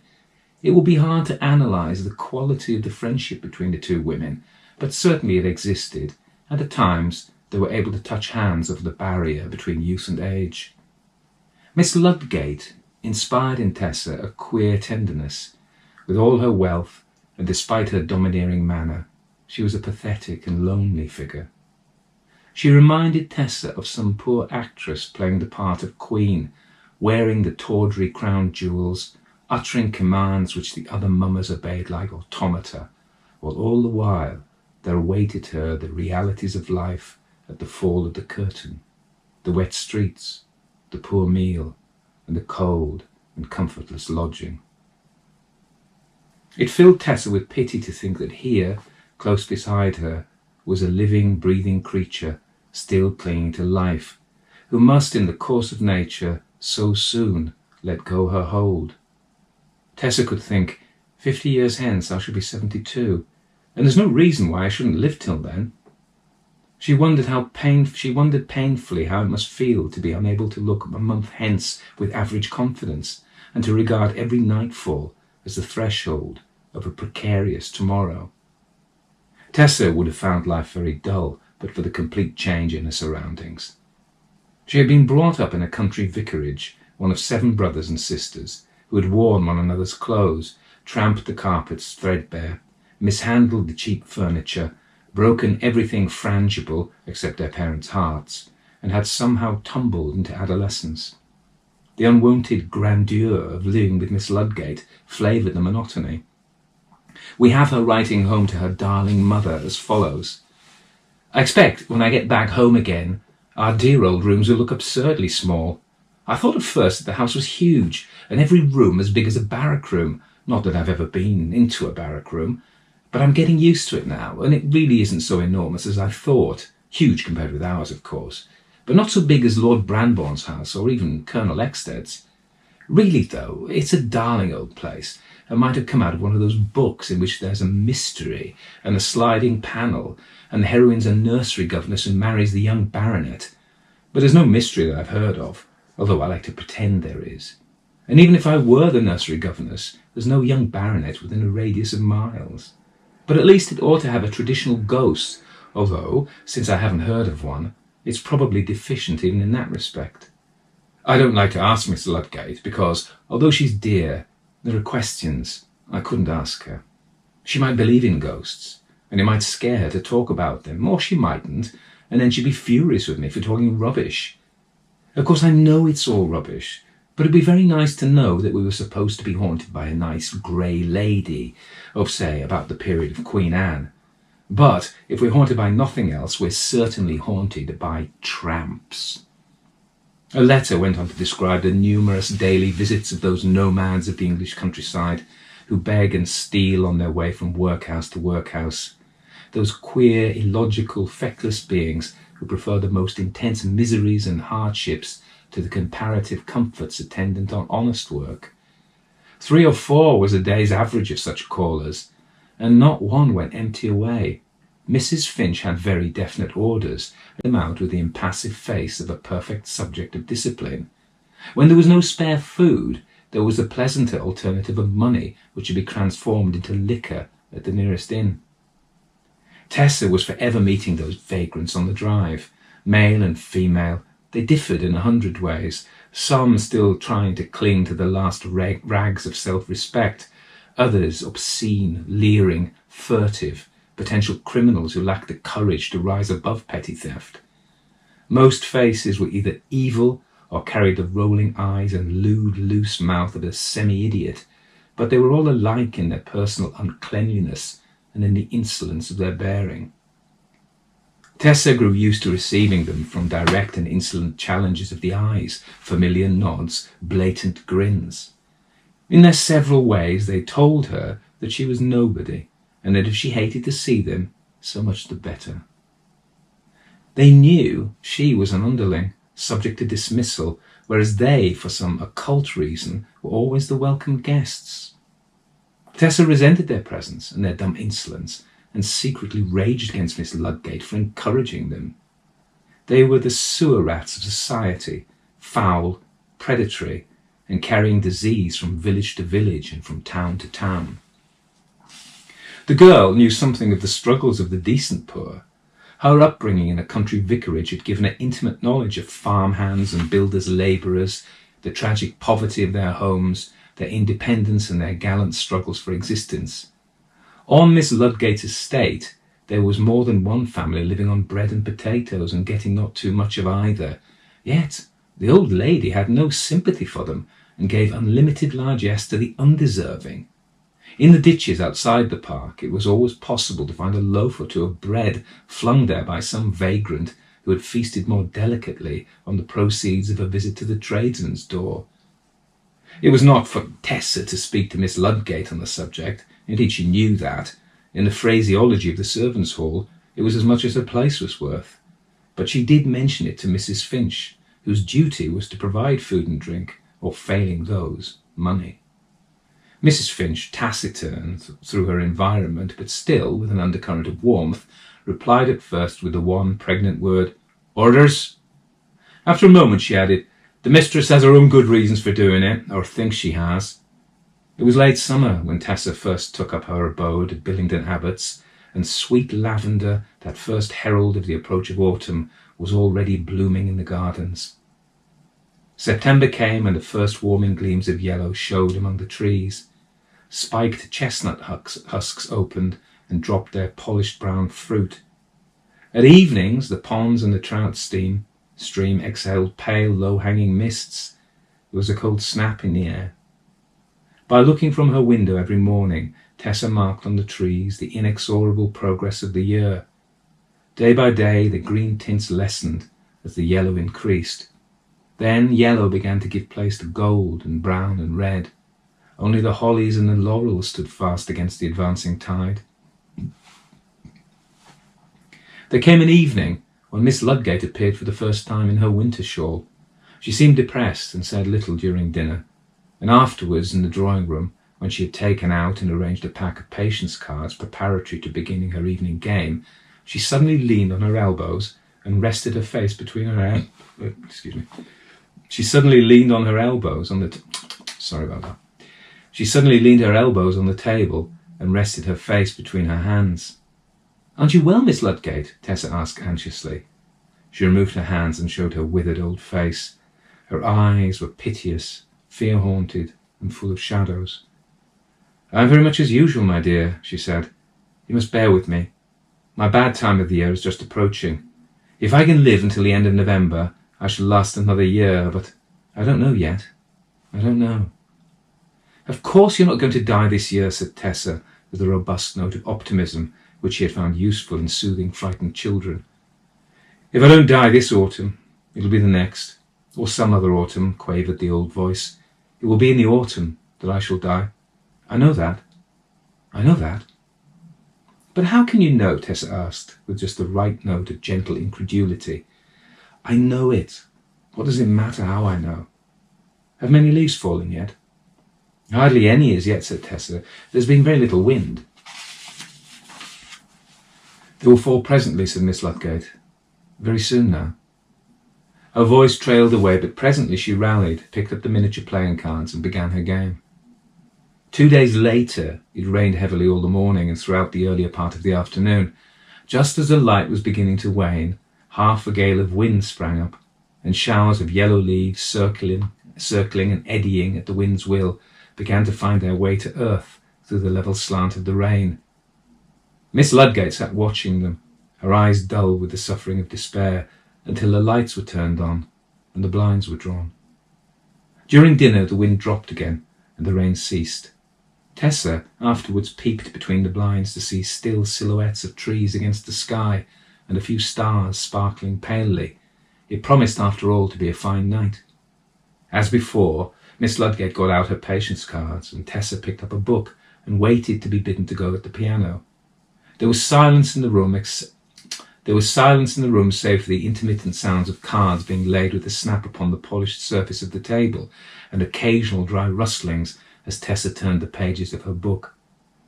When she first heard it, Tessa could not truthfully have said. It seemed to her that she had gradually become conscious of the sounds in the garden outside, and when at last they had so forced themselves upon her attention as to set her wondering what caused them, it was impossible for her to guess how long they'd actually been going on. Tessa closed the book over her fingers and listened.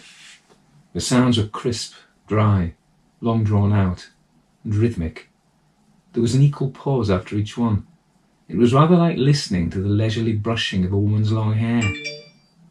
What was it? An uneven surface being scratched by something crisp and pliant? Then Tessa knew. On the long path behind the house, which travelled the whole length of the building, Somebody was sweeping up the fallen leaves with a stable broom. But what a time to sweep up leaves! She continued to listen. Now that she had identified the sounds, they were quite unmistakable. She would not have had to guess twice had it not been dark outside. And the thought of a gardener showing such devotion to duty as to work at that hour had at first been rejected by her subconscious mind. She looked up, with the intention of making some remark to Miss Ludgate, and she said nothing.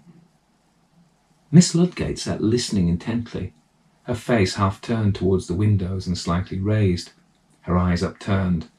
Her whole attitude was one of strained rigidity, expressive of a tension rather dreadful to see in one so old. Tessa not only listened, she now watched. There was a movement in the unnaturally silent room. Miss Ludgate had turned her head and now showed her companion a white face of woe and doom-ridden eyes. Then in a flash her expression changed. Tessa knew that Miss Ludgate had caught her listening to the sounds from the path outside, and that for some reason the old lady was annoyed with her for having heard them. But why? And why that look of terror on the poor white old face? Won't you play something, Tessa?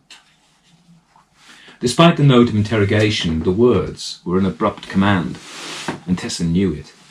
She was to drown the noise of sweeping from outside because, for some queer reason, Miss Ludgate did not want her to hear it.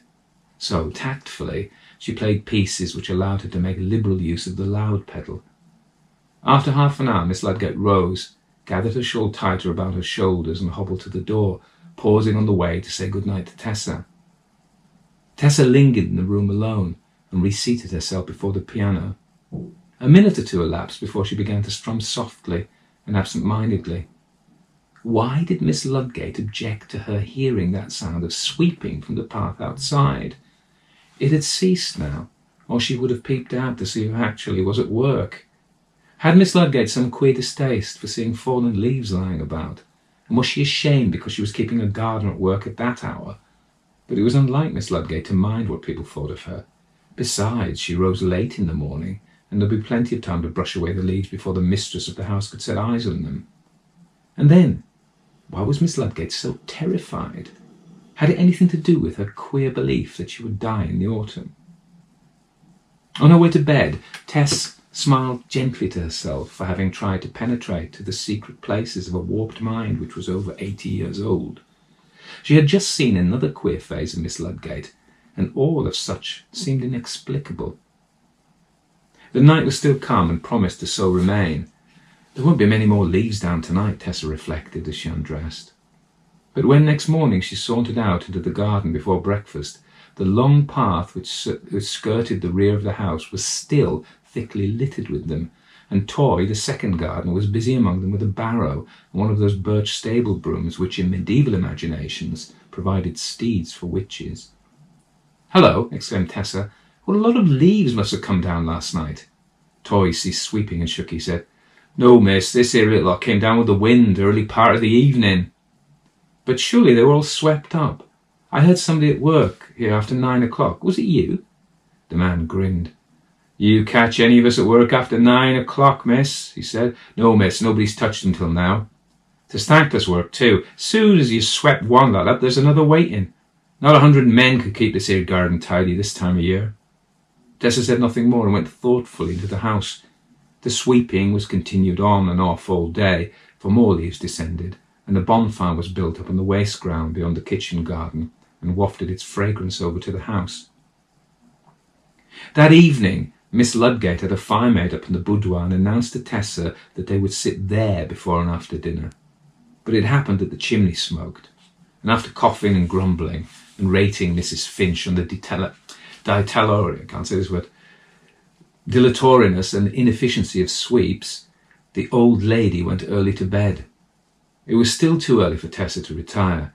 Having been left to herself, she remembered a book which she had left in the drawing-room, and with which she purposed sitting over the dining-room fire. Hardly had she taken 2 steps past the threshold of the drawing-room when she came abruptly to a halt and stood listening. She couldn't doubt the evidence of her ears. In spite of what Toy had told her, and that it was now after 9:30, somebody was sweeping the path outside. She tiptoed to the window and peeped out between the blinds. Bright moonlight silvered the garden, but she could see nothing. Now, however, that she was near the window, she could locate the sounds more accurately, and they seemed to proceed from a spot farther down the path, which was hidden from her by the angle of the window setting. There was a door just outside the room giving access to the garden, but for no reason that she could name, she felt strangely unwilling to go out and look at the mysterious worker. With the strangest little cold thrill, she was aware of a distant preference for seeing him, for the first time at least, from a distance. Then Tessa remembered a landing window, and after a little hesitation, she went silently and on tiptoe upstairs to the first floor, and down a passage on the left side of the stairhead. Here, moonlight penetrated the window and threw a pale blue screen upon the opposite wall. Tessa fumbled with the window fastenings, raised the sash softly and silently, and leaned out. On the path below her, but some yards to her left and close to the angle of the house, a man was slowly and rhythmically sweeping with a stable broom. The broom swung and struck the path time after time with a soft, crisp swish, and the strokes were as regular as those of a pendulum of a somewhat slow old clock. From her angle of observation, she was unable to see most of the characteristics of the figure underneath. It was that of a working man, but there was something in the silhouette subtly suggestive of old and baggy clothes. But apart from all else, there was something queer, something odd and unnatural in the scene in which she gazed. She knew that there was something lacking, something that she should have found missing at the first glance, yet for all her life she couldn't have said what it was. From below, some gross omission blazed up at her, and though she was acutely aware that the scene lacked something which she had every right to expect to see, her senses groped for it in vain, although the lack of something which should have been there and was not was as obvious as the burning pyre at midnight. She knew that she was watching the gross defiance of some natural law, but what law she didn't know. Suddenly, sick and dizzy, she withdrew her head. All the cowardice in Tessa's nature urged her to go to bed, to forget what she had seen, and to refrain from trying to remember what she had not seen. But the other Tessa, the Tessa who despised cowards and was herself capable under pressure of rising to great heights of courage, stayed and urged. Under her breath, she talked to herself, as she always did when any crisis found her in a state of indecision. "Tessa, you coward! How dare you be afraid? Go down at once and see who it is and what's queer about him. He can't eat you." So the two Tessas imprisoned in the one body stole downstairs again, and the braver Tessa was angry with the common heart for thumping so hard and trying to weaken her. But she unfastened the door and stepped out into the moonlight. The sweeper was still at work, close to the angle of the house, nearby where the path ended and a green door gave entrance to the stable yard. The path was thick with leaves, and the girl, advancing uncertainly with her hands up to her breasts, saw that he was making little progress with his work. The broom rose and fell and audibly swept the path, but the dead leaves lay fast and still beneath it. Yet it was not this she had noticed from above. There was still that unseizable something missing. Her footfalls made little noise on the leaf-strewn path, but they became audible to the sweeper while she was still half a dozen yards from him. He paused in his work and turned and looked at her. He was a tall, lean man with a white, cadaverous face and eyes that bulged like huge rising bubbles as they regarded her. It was a foul, suffering face which he showed to Tessa, a face whose misery could and did inspire loathing and a hitherto unimagined horror, but never pity. He was clad in the meanest rags, which seemed to have been cast at random over his emaciated body. The hands grasping the broom seemed no more than bones and skin. He was so thin, thought Tessa, that he was almost... And here she paused in thought, because she found herself hating the word which tried to force itself into her mind. but it had its way and blew in on a cold wind of terror. Yes, he was almost transparent, she thought, and sickened at the word, which had come to have a new and vile meaning for her. They faced each other through a fraction of eternity, not to be measured by seconds, and then Tessa heard herself scream. It flashed upon her now, the strange, abominable detail of the figure which confronted her, the something missing which she had noticed, without actually seeing, from above. The path was flooded with moonlight, but the visitant had no shadow. Passed upon this vile discovery, she saw dimly through it, the ivy stirring upon the wall. Then, as unbidden thoughts rushed to tell her that the thing was not of this world, and it was not holy, so she was left suddenly and dreadfully alone. The spot where the thing had stood was empty, save for the moonlight and the shallow litter of leaves. Tessa had no memory of returning to the house. Her next recollection was of finding herself in the hall, faint and gasping and sobbing. Even as she approached the stairs, she saw a light dancing on the wall above and wondered what fresh horror was to confront her. But it was only Mrs. Finch coming downstairs in a dressing gown, candle in hand, an incongruous but a very comforting sight.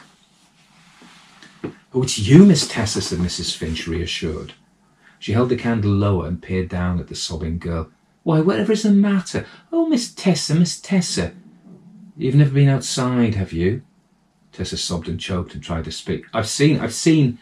Mrs. Finch swiftly descended the remaining stairs and put an arm around the shuddering girl. "Hush, my dear, I know what you've seen. You didn't ought never to have gone out." "I've seen it once too, but only once, thank God." "What is it?" Tessa faltered. "Never you mind, my dear. Now, don't be frightened. It's all over now. He doesn't come here for you. It's the mistress he wants. You've nothing to fear, Miss Tessa. Where was he when you saw him?" "Close to the end of the path near the stable gate." Mrs. Finch threw up her hands. "Oh, the poor mistress. Her time's shortening. The end's nigh now." "I can't bear any more," Tessa sobbed, and then she contradicted herself, clinging to Mrs. Finch. "I must know. I can't rest until I know. Tell me everything." "Come into my parlour, my dear, and I'll make a cup of tea. We can both do with it, I think. But you'd best not know, at least not tonight." "I must," whispered Tessa, "if I'm ever to have any peace." The fire was still burning behind a guard in the housekeeper's parlour, for Mrs. Finch had only gone up to bed for a few minutes since. There was water still warm in the brass kettle, and in a few minutes the tea was ready. Tessa sipped and felt the first vibrations of her returning courage, and presently looked inquiringly at Mrs. Finch. "I'll tell you, Miss Tessa," said the old housekeeper, "if it'll make you any easier. But don't let the mistress know, as I've ever told you." Tessa inclined her head and gave the required promise. "You don't know why," Mrs. Finch began in a low voice, "the mistress gives to every beggar, deserving or otherwise. The reason comes into what I'm going to tell you. Miss Ludgate wasn't always like that, not until up to about 15 years ago. She was old then, but active for her age and very fond of gardening. Late one afternoon in the autumn, when she was cutting some late roses, a beggar came to the tradesman's door. Sick and ill and starved he looked, but there, you've seen him. He was a bad lot, we found out afterwards, but I was sorry for him, and I was just going to risk giving him some food without orders when up comes Miss Ludgate. 'What's this?' she says. He whined about not being able to get work. 'Work?' said the mistress. 'You don't want work, you want charity. If you want to eat,' she says, 'you shall, but you should work first. There's a broom,' she says, 'and there's a path littered with leaves. Start sweeping up at the top, and when you come to the end, you can come and see me.' Well, he took the broom, and a few minutes later I heard a shout from Miss Ludgate with her come hurrying out. There was a man lying at the top of the path where he'd commenced sweeping, and he'd collapsed and fallen down. I didn't know then, but he was dying. But he did, and he gave Miss Ludgate a look as I shall never forget. 'When I've swept to the end of the path,' he says, 'I'll come for you, my lady, and we'll feast together. Only see as you're ready to be fetched when I come.' Those were his last words. He was buried by the parish, and it gave Miss Ludgate such a turn that she ordered something to be given to every beggar who came, and not one of them to be asked to do a stroke of work. But next autumn, when the leaves began to fall, he came back and started sweeping, right at the top of the path, round about where he died. We've all heard him, and most of us have seen him. Year after year he's come back and swept with his broom, which just makes a brushing noise and hardly stirs a leaf. But each year he's been getting nearer and nearer to the end of the path. And when he gets right to the end, well, I wouldn't like to be the mistress with all her money. It was 3 evenings later, just before the hour fixed for dinner, that the sweeper completed his task. That is to say, if one reposes literal belief in Mrs. Finch's story. The servants heard somebody burst open the tradesman's door, and having rushed out into the passage, 2 of them saw that the door was open, but found no one there. Miss Ludgate was already in the drawing-room, but Tessa was still upstairs dressing for dinner. Presently Mrs. Finch had occasion to enter the drawing-room to speak to her mistress, and her screams warned the household of what had happened. Tessa heard them just as she was ready to go downstairs, and she rushed into the drawing-room a few moments later. Miss Ludgate was sitting upright in her favourite chair. Her eyes were open, but she was quite dead, and in her eyes there was something that Tessa couldn't bear to see. Withdrawing her own gaze from that fixed state of terror and recognition, she saw something on the carpet, and presently stooped to pick it up. It was a little yellow leaf, damp and pinched and frayed, and but for her own experience and Mrs. Finch's tale, she might have wondered how it had come to be there. She dropped it, shuddering, for it looked as if it had been picked up by, and had afterwards fallen from, the birch twigs of a stable broom.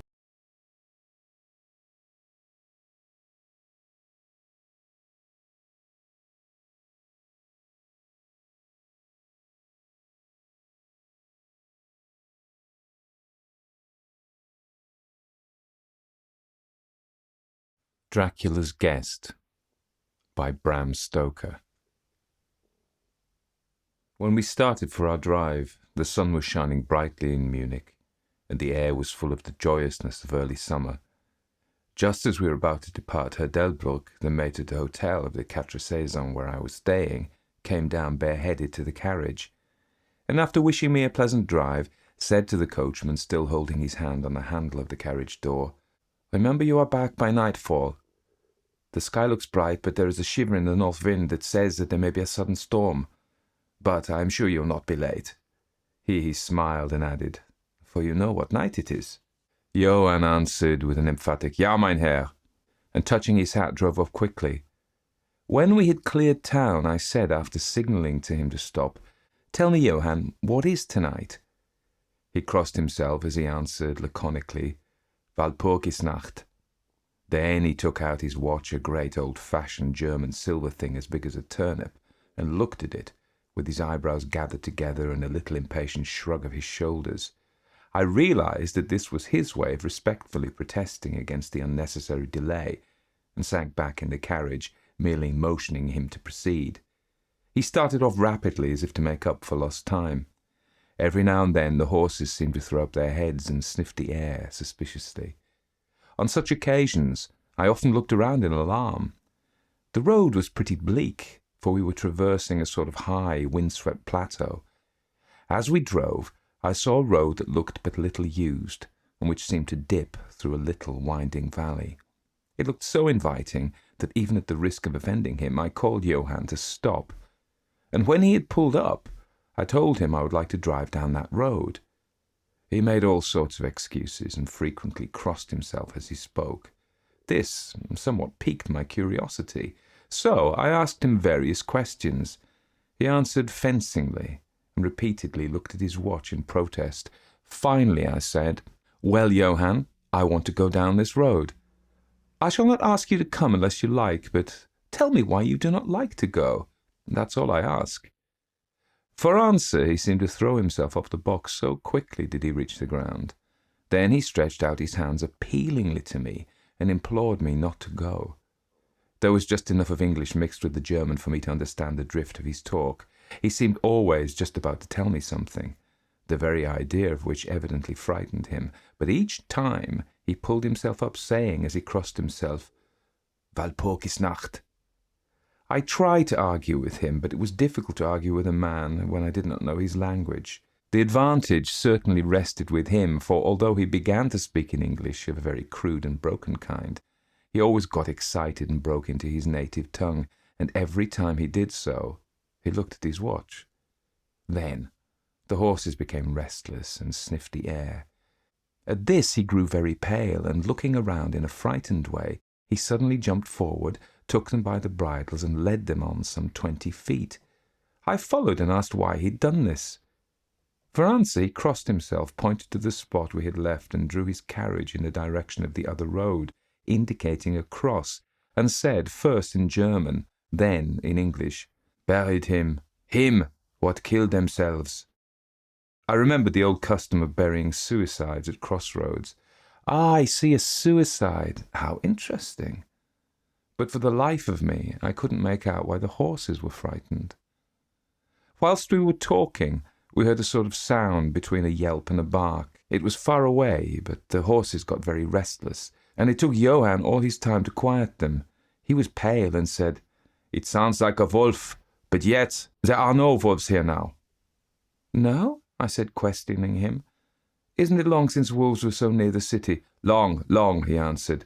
"In the spring and summer, but with the snow, the wolves have been here not so long." Whilst he was petting the horses and trying to quiet them, dark clouds drifted rapidly across the sky. The sunshine passed away, and a breath of cold wind seemed to drift past us. It was only a breath, however, and more in the nature of a warning than a fact, for the sun came out brightly again. Johann looked under his lifted hand at the horizon and said, "The storm of snow. He comes before a long time." Then he looked at his watch again, and straightway, holding his reins firmly, for the horses were still pawing the ground restlessly and shaking their heads, he climbed to his box, as though the time had come for proceeding on our journey. I felt a little obstinate, and did not at once get into the carriage. "Tell me," I said, "about this place where the road leads," and I pointed down. Again he crossed himself and mumbled a prayer before he answered, "It is unholy." "What is unholy?" I inquired. "The village." "Then there is a village." No one lives there, hundreds of years." My curiosity was piqued. "But you said there was a village." "There was." "Where is it now?" Whereupon he burst out into a long story in German and English, so mixed up that I couldn't quite understand exactly what he said. But roughly I gathered that long ago, hundreds of years, men had died there and had been buried in their graves, and sounds were heard under the clay, and when the graves were opened, men and women were found rosy with life and their mouths red with blood. And so, in haste to save their lives, aye, and their souls, and here he crossed himself, those who were left fled away to other places where the living lived and the dead were dead, and not something.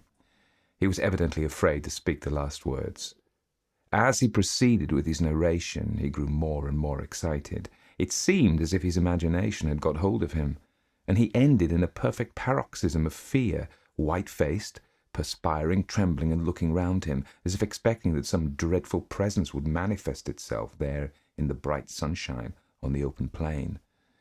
Finally, in an agony of desperation, he cried, "Walpurgisnacht!" and pointed to the carriage for me to get in. All my English blood rose at this, and standing back I said, "You're afraid, Johann. You're afraid. Go home. I shall return alone. The walk will do me good." The carriage door was open. I took from the seat my oak walking stick, which I always carry on my holiday excursions, and closed the door, pointing back to Munich, and said, "Go home, Johann. Walpurgisnacht doesn't concern Englishmen." The horses were now more restive than ever, and Johann was trying to hold them in while excitedly imploring me not to do anything so foolish. I pitied the poor fellow. He was deeply in earnest, but all the same I couldn't help laughing. His English was quite gone now. In his anxiety, he had forgotten that his only means of making me understand was to talk my language, so he jabbered away in his native German. It began to be a little tedious. After giving the direction home, I turned to go down the crossroad into the valley.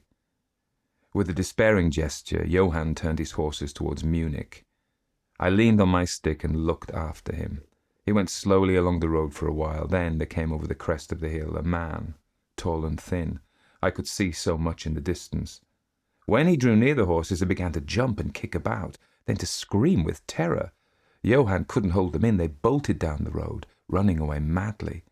I watched them out of sight, then looked for the stranger, but I found that he too was gone. With a light heart, I turned down the side road through the deepening valley to which Johann objected. There was not the slightest reason that I could see for his objection, and I dare say I tramped for a couple of hours without thinking of time or distance, and certainly without seeing a person or a house. So far as the place was concerned, it was desolation itself, but I didn't notice this particularly till, on turning a bend in the road, I came upon a scattered fringe of wood. Then I recognized that I had been impressed unconsciously by the desolation of the region through which I had passed. I sat down to rest myself and began to look around. It struck me that it was considerably colder than it had been at the commencement of my walk. A sort of sighing sound seemed to be around me, with, now and then, high overhead, a sort of muffled roar. Looking upwards, I noticed that great, thick clouds were drifting rapidly across the sky from north to south at a great height. There were signs of coming storm in some lofty stratum of the air. I was a little chilly, and thinking that it was the sitting still after the exercise of walking, I resumed my journey. The ground I passed over was now much more picturesque. There were no striking objects that the eye might single out, but in all there was a charm of beauty. I took little heed of time, and it was only when the deepening twilight forced itself upon me that I began to think of how I should find my way home. The brightness of the day had gone. The air was cold, and the drifting of clouds high overhead was more marked. They were accompanied by a sort of far-away rushing sound, through which seemed to come at intervals that mysterious cry which the driver had said came from a wolf. For a while I hesitated. I had said I would see the deserted village, so on I went, and presently came on a wide stretch of open country, shut in by hills all around. Their sides were covered with trees which spread down to the plain, dotting in clumps the gentlest slopes and hollows which showed here and there. I followed with my eye the winding of the road and saw that it curved close to one of the densest of those clumps and was lost behind it. As I looked, there came a cold shiver in the air, and the snow began to fall. I thought of the miles and miles of bleak country I had passed, and then hurried on to seek the shelter of the wood in front. Darker and darker grew the sky, and faster and heavier fell the snow, till the earth before and around me was a glistening white carpet, the further edge of which was lost in misty vagueness. The road here was but crude, and when on the level its boundaries were not so marked as when it passed through the cuttings, and in a little while I found that I must have strayed from it, for I had missed underfoot the hard surface, and my feet sank deeper in the grass and moss. Then the wind grew stronger and blew with ever-increasing force, till I was fain to run before it. The air became icy cold, and in spite of my exercise, I began to suffer. The snow was now falling so thickly and whirling around me in such rapid eddies that I could hardly keep my eyes open. Every now and then the heavens were torn asunder by vivid lightning, and in the flashes I could see ahead of me a great mass of trees, chiefly yew and cypress, all heavily coated with snow. I was soon amongst the shelter of the trees, and there, in comparative silence, I could hear the rush of the wind high overhead. Presently the blackness of the storm had become merged in the darkness of the night. By and by the storm seemed to be passing away. It now only came in fierce puffs or blasts. At such moments the weird sound of the wolf appeared to be echoed by many similar sounds around me. Now and again, through the black mass of drifting cloud, came a straggling ray of moonlight which lit up the expanse, and showed me that I was at the edge of a dense mass of cypress and yew trees. As the snow had ceased to fall, I walked out from the shelter and began to investigate more closely. It appeared to me that amongst so many old foundations that I had passed, there might still be standing a house in which, though in ruins, I could find some sort of shelter for a while. As I skirted the edge of the copse, I found that a low wall encircled it, and following this, I presently found an opening. Here the cypresses formed an alley leading up to a square mass of some kind of building. Just as I caught sight of this, however, the drifting clouds obscured the moon, and I passed up the path in darkness. The wind must have grown colder, for I felt myself shiver as I walked, but there was hope of shelter, and I groped my way blindly on. I stopped, for there was a sudden stillness. The storm had passed, and perhaps in sympathy with nature's silence, my heart seemed to cease to beat. But this was only momentarily, for suddenly the moonlight broke through the clouds, showing me that I was in a graveyard, and that the square object before me was a great massive tomb of marble, as white as the snow that lay on and all around it. With the moonlight there came a fierce sigh of the storm, which appeared to resume its course with a long, low howl, as of many dogs or wolves. I was awed and shocked, and felt the cold perceptibly grow upon me, till it seemed to grip me by the heart. Then, while the flood of moonlight still fell on the marble tomb, the storm gave further evidence of renewing, as though it was returning on its track. Impelled by some sort of fascination, I approached the sepulchre to see what it was, and why such a thing stood alone in such a place. I walked around it and read over the Doric door in German, Countess Dollingen of Graz in Styria, sought and found death, 1801. On the top of the tomb, seemingly driven through the solid marble, for the structure was composed of a few vast blocks of stone, was a great iron spike or stake. On going to the back, I saw graven in great Russian letters, "The dead travel fast." There was something so weird and uncanny about the whole thing that it gave me a turn and made me feel quite faint. I began to wish for the first time that I had taken Johann's advice. Here a thought struck me which came under almost mysterious circumstances and with a terrible shock. This was Walpurgisnacht. Walpurgis night, when, according to the belief of millions of people, the devil was abroad, when the graves were opened and the dead came forth and walked, when all evil things of earth and air and water held revel. This very place the driver had specially shunned. This was the depopulated village of centuries ago. This was where the suicide lay, and this was the place where I was alone, unmanned, shivering with cold in a shroud of snow, with a wild storm gathering again upon me. It took all my philosophy, all the religion I had been taught, all my courage, not to collapse in a paroxysm of fright.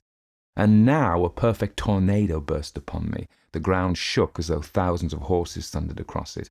And this time the storm bore on its icy wings not snow, but great hailstones, which drove with such violence that they might have come from the thongs of Balearic slingers. Hailstones that beat down leaf and branch and made the shelter of the cypresses of no more avail than though their stems were standing corn. At the first I had rushed to the nearest tree, but I was soon fain to leave it and seek the only spot that seemed to afford refuge, the deep Doric doorway of the marble tomb. There, crouching against the massive bronze door, I gained a certain amount of protection from the beating of the hailstones, for now they only drove against me as they ricocheted from the ground and the side of the marble. As I leaned against the door, it moved slightly and opened inwards. The shelter of even a tomb was welcome in that pitiless tempest, and I was about to enter it when there came a flash of forked lightning that lit up the whole expanse of the heavens. In the instant, as I am a living man, I saw, as my eyes were turned into the darkness of the tomb, a beautiful woman, with rounded cheeks and red lips, seemingly sleeping on a bier. As the thunder broke overhead, I was grasped as by the hand of a giant and hurled out into the storm. The whole thing was so sudden that before I could realize the shock, moral as well as physical, I found the hailstones beating me down. At the same time, I had a strange, dominating feeling that I was not alone. I looked towards the tomb.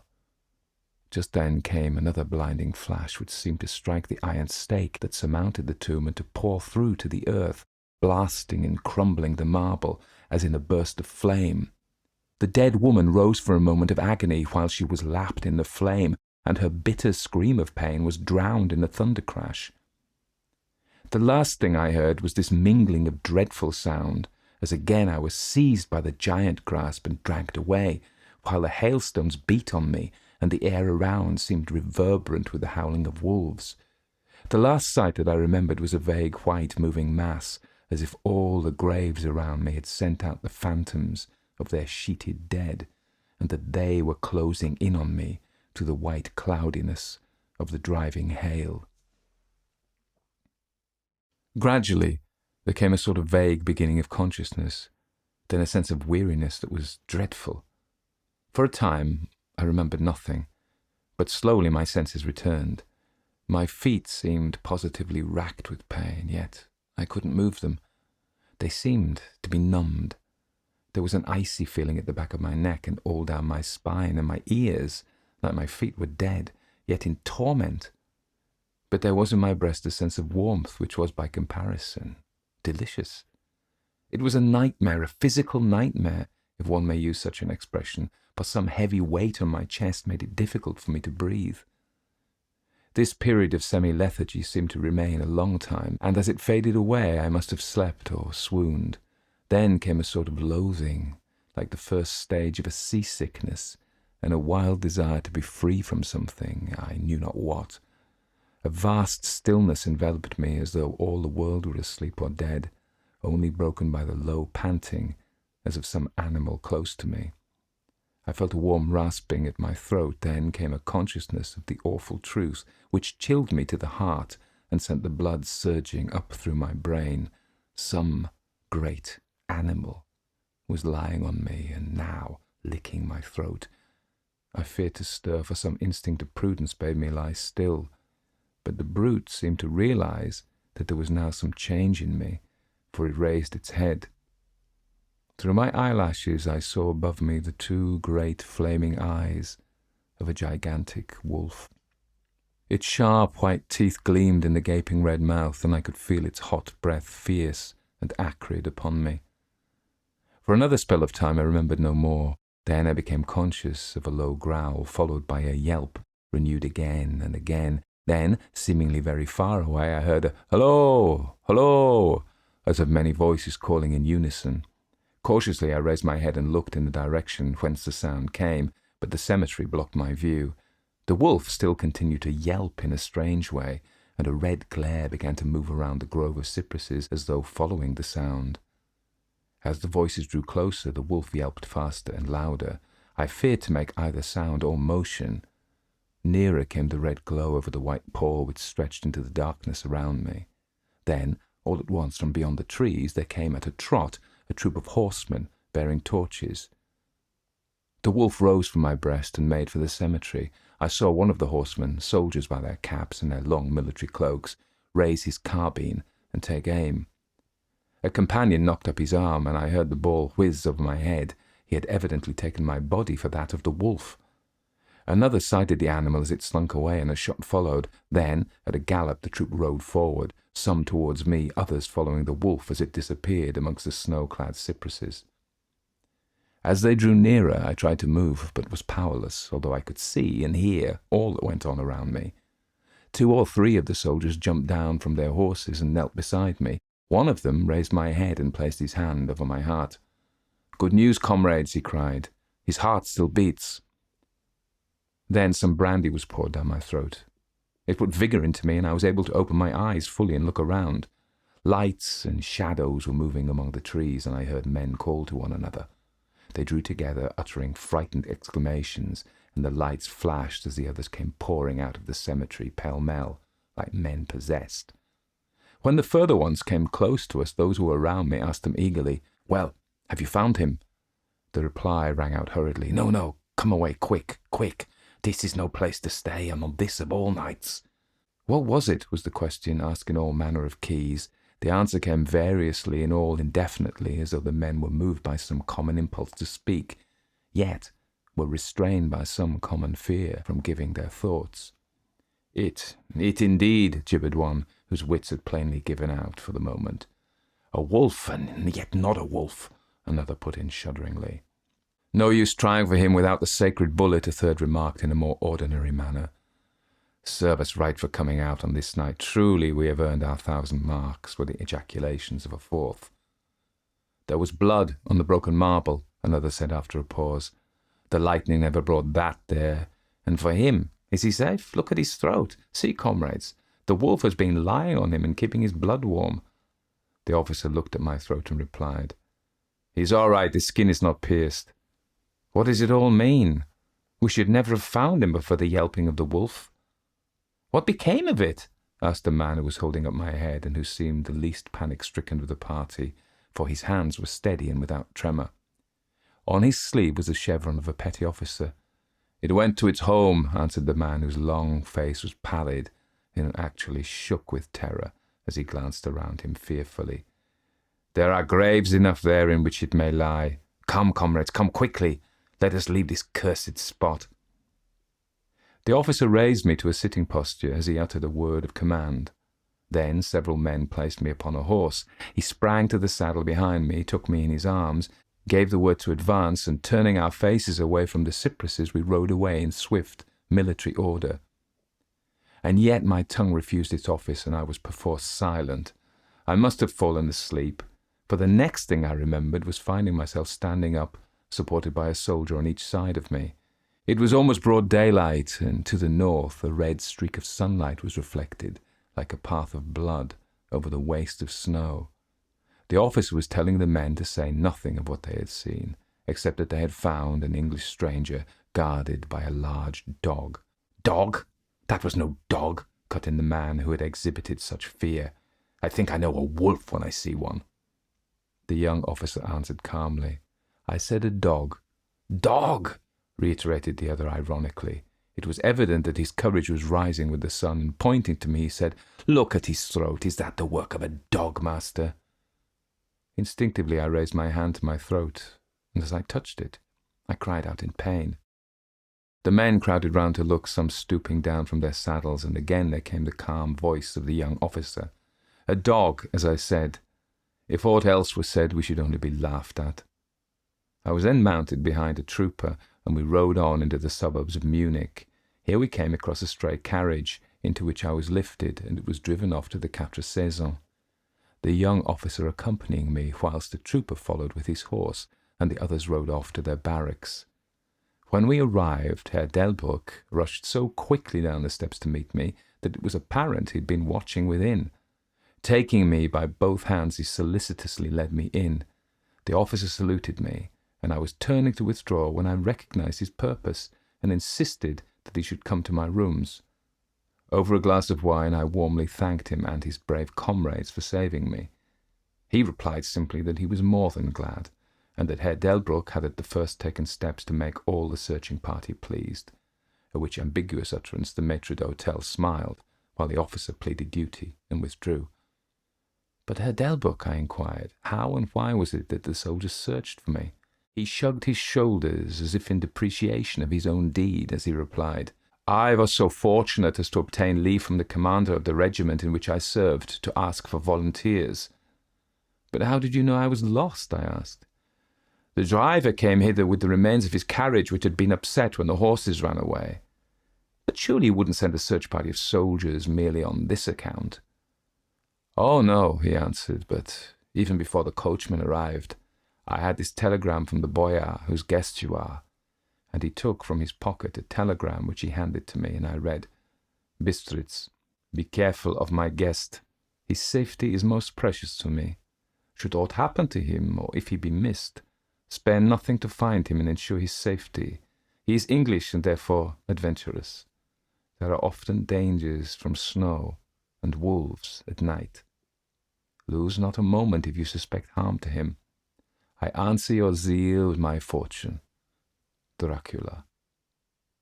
As I held the telegram in my hand, the room seemed to whirl around me, and if the attentive maitre d'hotel had not caught me, I think I should have fallen.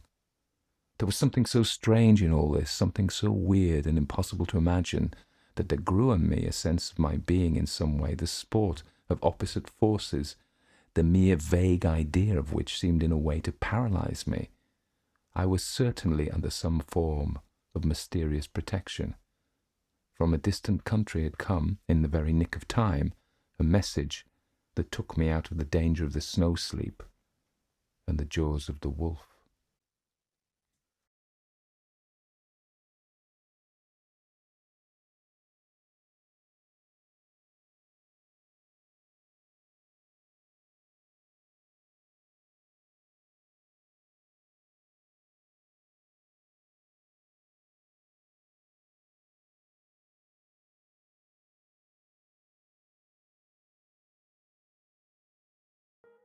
Edgar Allan Poe, The Telltale Heart.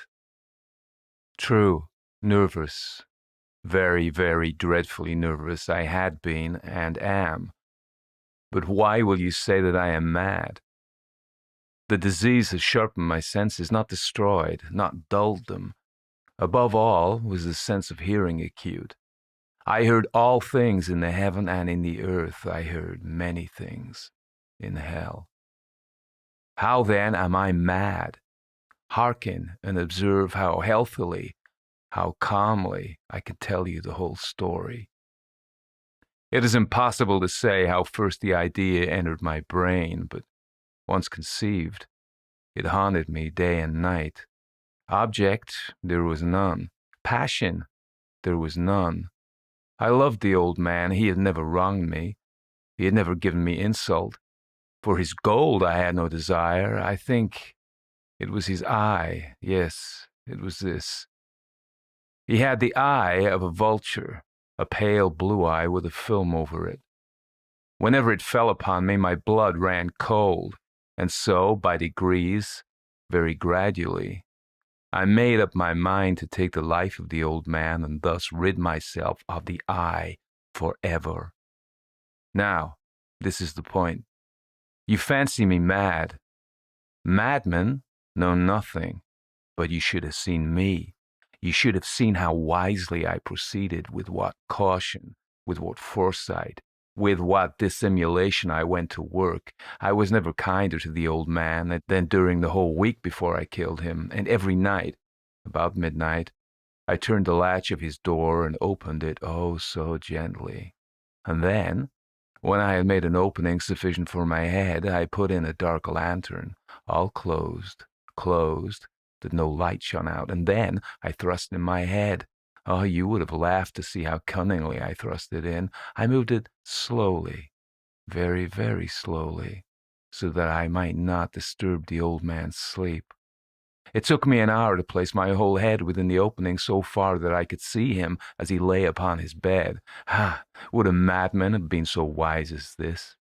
And then, when my head was well in the room, I undid the lantern, cautiously. Oh, so cautiously, for the hinges creaked. I undid it just so much that a single thin ray fell upon the vulture eye. And this I did for 7 long nights, every night, just at midnight. But I found the eye always closed, and so it was impossible to do the work, for it was not the old man who vexed me, but his evil eye. And every morning when the day broke, I went boldly into the chamber and spoke courageously to him, calling him by his name in a hearty tone, and inquiring how he had passed the night.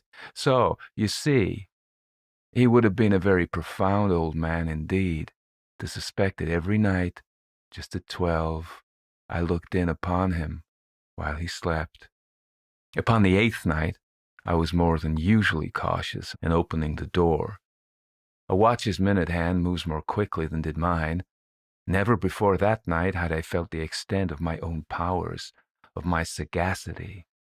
I could scarcely contain my feelings of triumph. To think that there I was, opening the door little by little, and he not even to dream of my secret deeds or thoughts. I fairly chuckled at the idea, and perhaps he heard me, for he moved on the bed suddenly, as if startled. Now, you may think that I drew back, but no. His room was as black as pitch with the thick darkness, for the shutters were close fastened through fear of robbers, and so I knew that he could not see the opening of the door, and I kept pushing it on steadily, steadily. I had my head in and was about to open the lantern when my thumb slipped upon the tin fastening, and the old man sprang up in bed, crying out, "Who's there?" I kept quite still and said nothing. For a whole hour I did not move a muscle, and in the meantime I did not hear him lie down. He was still sitting up in the bed, listening, just as I have done, night after night, hearkening to the death watches in the wall. Presently I heard a slight groan, and I knew it was the groan of mortal terror. It was not the groan of pain or of grief, oh no. It was the low, stifled sound that arises from the bottom of the soul when overcharged with awe. I knew the sound well. Many a night, just at midnight, when all the world slept, it has welled up from my own bosom, deepening, with its dreadful echo, the terrors that distracted me. I say I knew it well. I knew what the old man felt and pitied him, although I chuckled in my heart.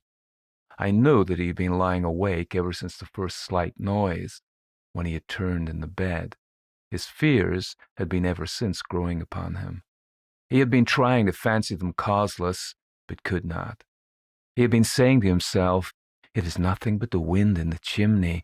It is only a mouse crossing the floor, or it is merely a cricket which has made a single chirp." Yes, he had been trying to comfort himself with these suppositions, but he had found all in vain, because death, in approaching him, had stalked with his black shadow before him and enveloped the victim. And it was the mournful influence of the unperceived shadow that caused him to feel, although he neither saw nor heard, to feel the presence of my head within the room.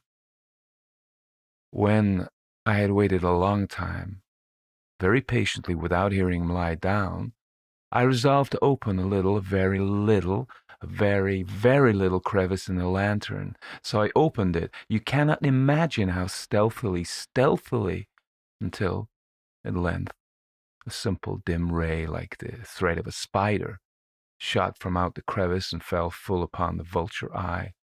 It was open, wide open, and I grew furious as I gazed upon it. I saw it with perfect distinctness, all a dull blue, with a hideous veil over it that chilled the very marrow in my bones, but I could not see anything else of the old man's face or person, for I had directed the rays, if by instinct, precisely upon the damned spot.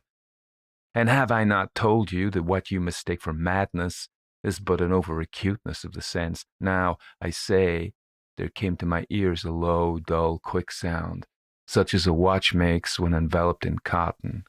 I knew that sound well, too. It was the beating of the old man's heart. It increased my fury as the beating of a drum stimulates the soldier into courage. But even yet, I refrained and kept still. I scarcely breathed. I held the lantern motionless. I tried, how steadily I could, maintain the ray upon the eye. Meantime, the hellish tattoo of the heart increased. It grew quicker and louder every instant. The old man's terror must have been extreme. It grew louder, I say, louder every moment. Do you mark me well? I have told you that I am nervous, so I am. And now, at the dead hour of the night, amid the dreadful silence of that old house, so strange a noise as this excited me to uncontrollable terror. Yet, for some minutes longer, I refrained and stood still, but the beating grew louder. I thought the heart must burst. And now a new anxiety seized me, a sound. The sound would be heard by a neighbor. The old man's hour had come. With a loud yell, I threw open the lantern and leaped into the room. He shrieked once only. In an instant, I dragged him to the floor and pulled the heavy bed over him. I then smiled gaily to find the deed so far done, but for many minutes the heart beat on with a muffled sound. This, however, did not vex me. It would not be heard through the wall. At length it ceased. The old man was dead. I removed the bed and examined the corpse. Yes, he was stone dead. I placed my hand upon the heart and held it there many minutes. There was no pulsation. He was stone dead. His eye would trouble me no more. If you still think me mad, you will think so no longer when I describe the wise precautions I took for the concealment of that body. The night waned, and I worked hastily but in silence. First of all, I dismembered the corpse. I cut off the head and the arms and the legs. I then took up 3 planks from the flooring of the chamber and deposited all between the scantlings. I then replaced the boards so cleverly, so cunningly, that no human eye, not even his, could have detected anything wrong. There was nothing to wash out, no stain of any kind, no blood spot whatever. I had been too wary for that. A tub had caught all. When I had made an end of those labors, it was 4 o'clock, still dark as midnight. As the bells sounded the hour, there came a knocking at the street door. I went down to open it with a light heart, for what had I now to fear? There entered 3 men who introduced themselves with perfect suavity as officers of the police. A shriek had been heard by a neighbor during the night. Suspicion of foul play had been aroused. Information had been lodged at the police office, and they, the officers, had been deputed to search the premises. I smiled, for what had I to fear? I bade the gentleman welcome. The shriek, I said, was my own in a dream. The old man, I mentioned, was absent in the country. I took my visitors all over the house. I bade them search well. I led them at length to his chamber. I showed them his treasures, secure, undisturbed. In the enthusiasm of my confidence, I brought chairs into the room and desired them here to rest from their fatigues, while I myself, in the wild audacity of my perfect triumph, placed my own seat upon the very spot beneath which reposed the corpse of the victim. The officers were satisfied. My manner had convinced them I was singularly at ease. They sat, and while I answered cheerily, they chatted of familiar things, but ere long I felt myself getting pale and wished them gone. My head ached, and I fancied a ringing in my ears, but still they sat and still chatted. The ringing became more distinct. It continued and became more distinct. I talked more freely to get rid of the feeling, but it continued and gained definiteness until at length I found that the noise was not within my ears. No doubt I now grew very pale, but I talked more fluently and with a heightened voice. Yet the sound increased, and what could I do? It was a low, dull, quick sound, much such a sound as a watch makes when enveloped in cotton. I gasped for breath, and yet the officers heard it not. I talked more quickly, more vehemently, but the noise steadily increased. I rose and argued about trifles in a high key and with violent gesticulations, but the noise steadily increased. Why would they not be gone? I paced the floor to and fro with heavy strides, as if excited to fury by the observations of the men, but the noise steadily increased. Oh God, what could I do? I foamed, I raved, I swore. I swung the chair upon which I had been sitting and grated it upon the boards. But the noise arose over all and continually increased. It grew louder, louder, louder, and still the men chatted pleasantly and smiled. Was it possible they heard not? Almighty God, no, no. They heard, they suspected, they knew. They were making a mockery of my horror. This, I thought, and this, I think. But anything was better than this agony. Anything was more tolerable than this derision. I could bear these hypocritical smiles no longer. I felt that I must scream or die, and now, again, hark, louder, louder, louder. Villains, I shrieked, dissemble no more. I admit the deed. tear up the planks. Here, here, it is the beating of his hideous heart.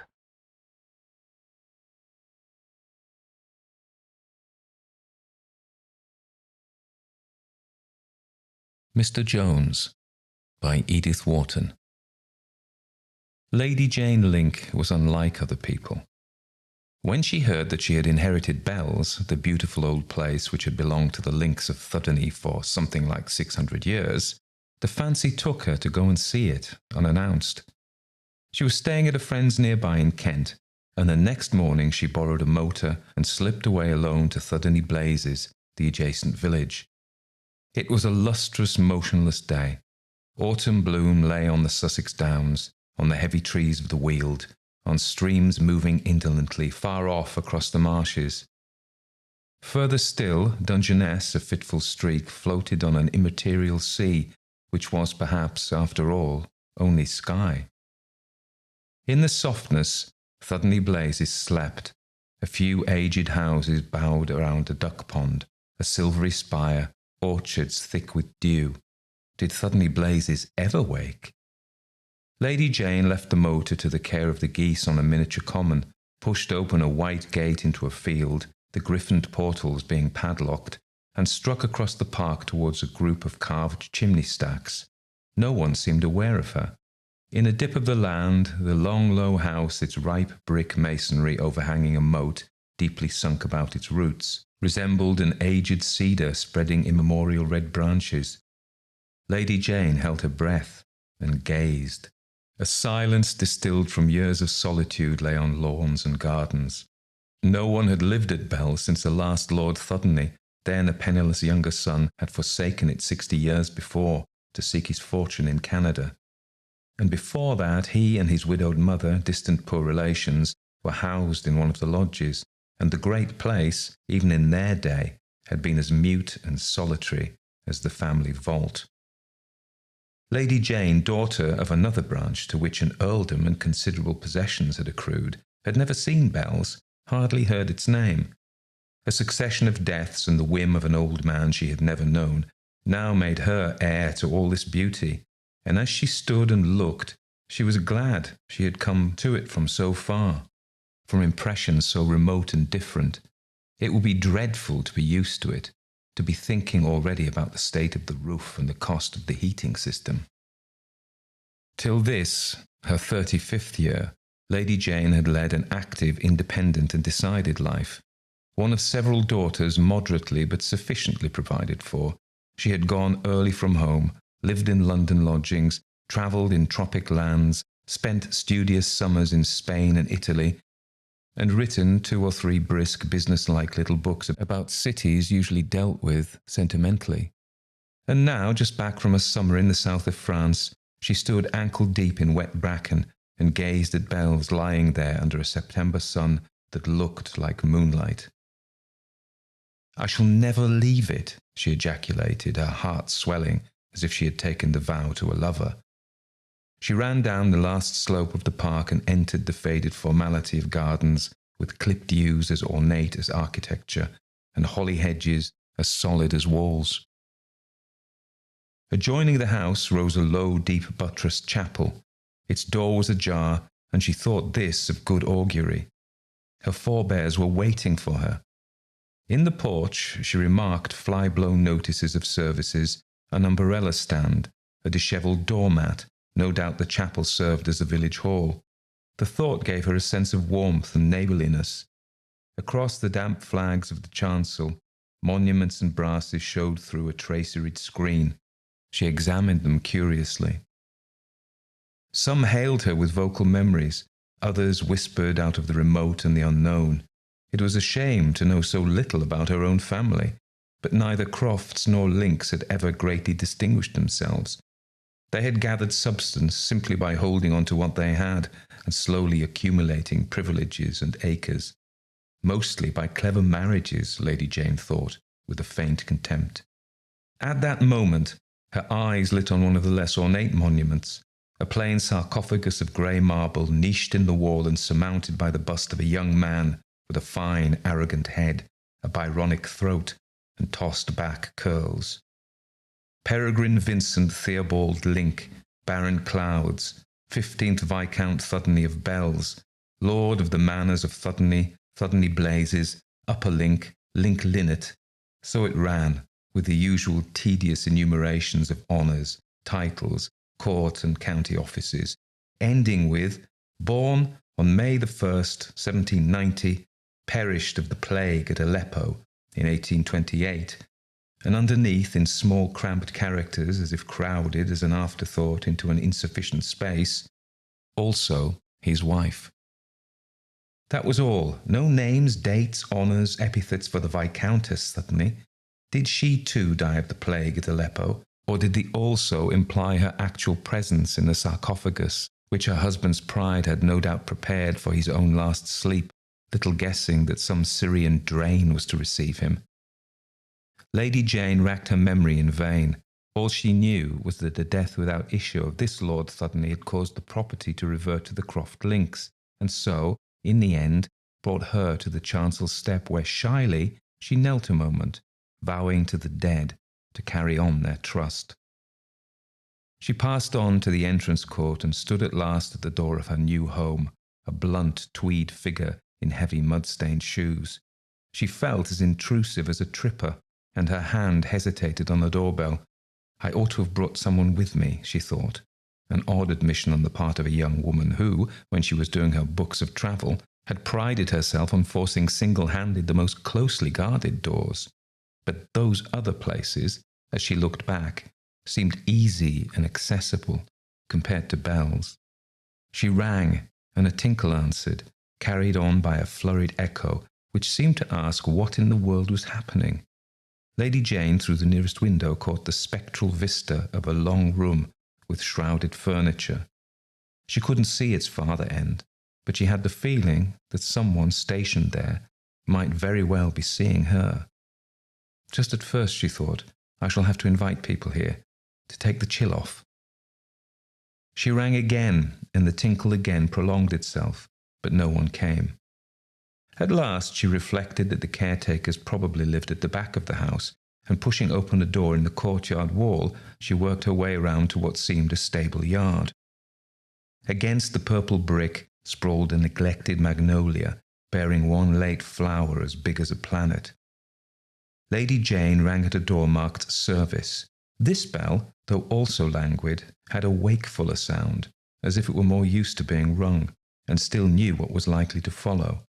And after a delay, during which Lady Jane again had the sense of being peered at, from above, through a lowered blind, a bolt shot, and a woman looked out.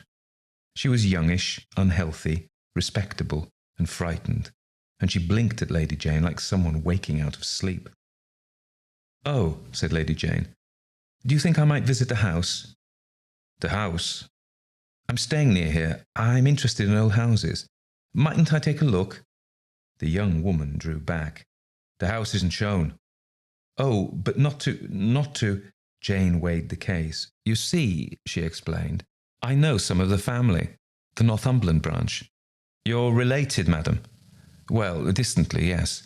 It was exactly what she had not meant to say, but there seemed no other way. The woman twisted her apron strings in perplexity. "Come, you know," Lady Jane urged, producing half a crown. The woman turned pale. "I couldn't, madam, not without asking." It was clear that she was sorely tempted.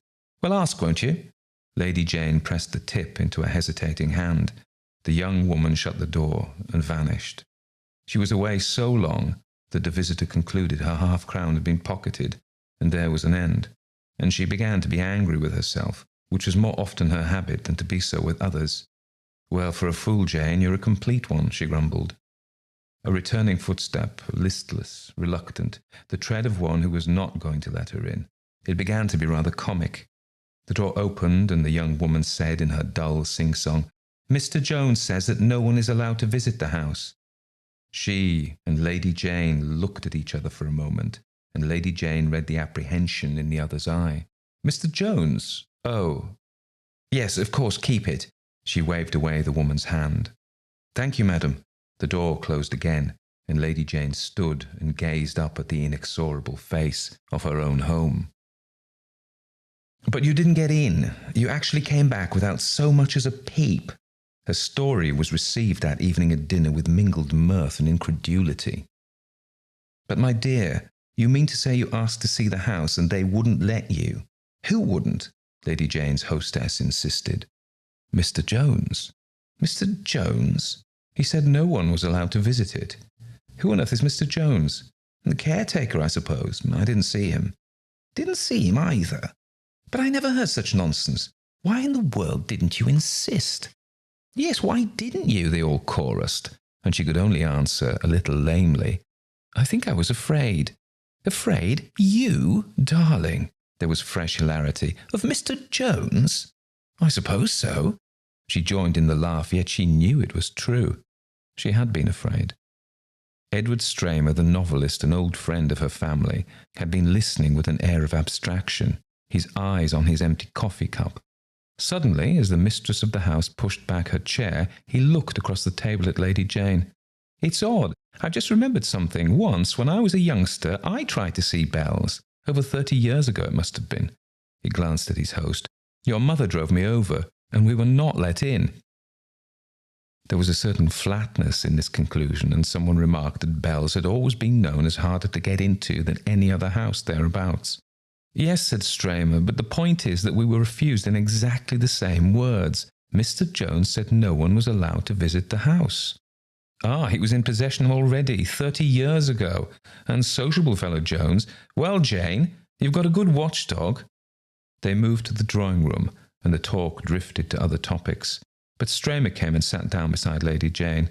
It is queer, though, that at such a distance of time we should have been given exactly the same answer. She glanced up at him curiously. Yes, and you didn't try to force your way in either. Oh, no, it was impossible. So I felt, she agreed. Well, next week, my dear, I hope we shall see it all, in spite of Mr. Jones, their hostess intervened, catching their last words as she moved toward the piano. I wonder if we shall see Mr. Jones, said Stramer. Bell's was not nearly as large as it looked.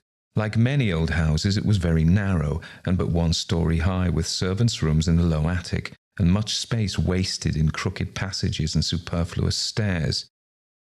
If she closed the great salon, Jane thought, she might live there comfortably with the small staff, which was the most she could afford. It was a relief to find the place less important than she had feared, for already, in the first hour of arrival, she had decided to give up everything else for Bell's.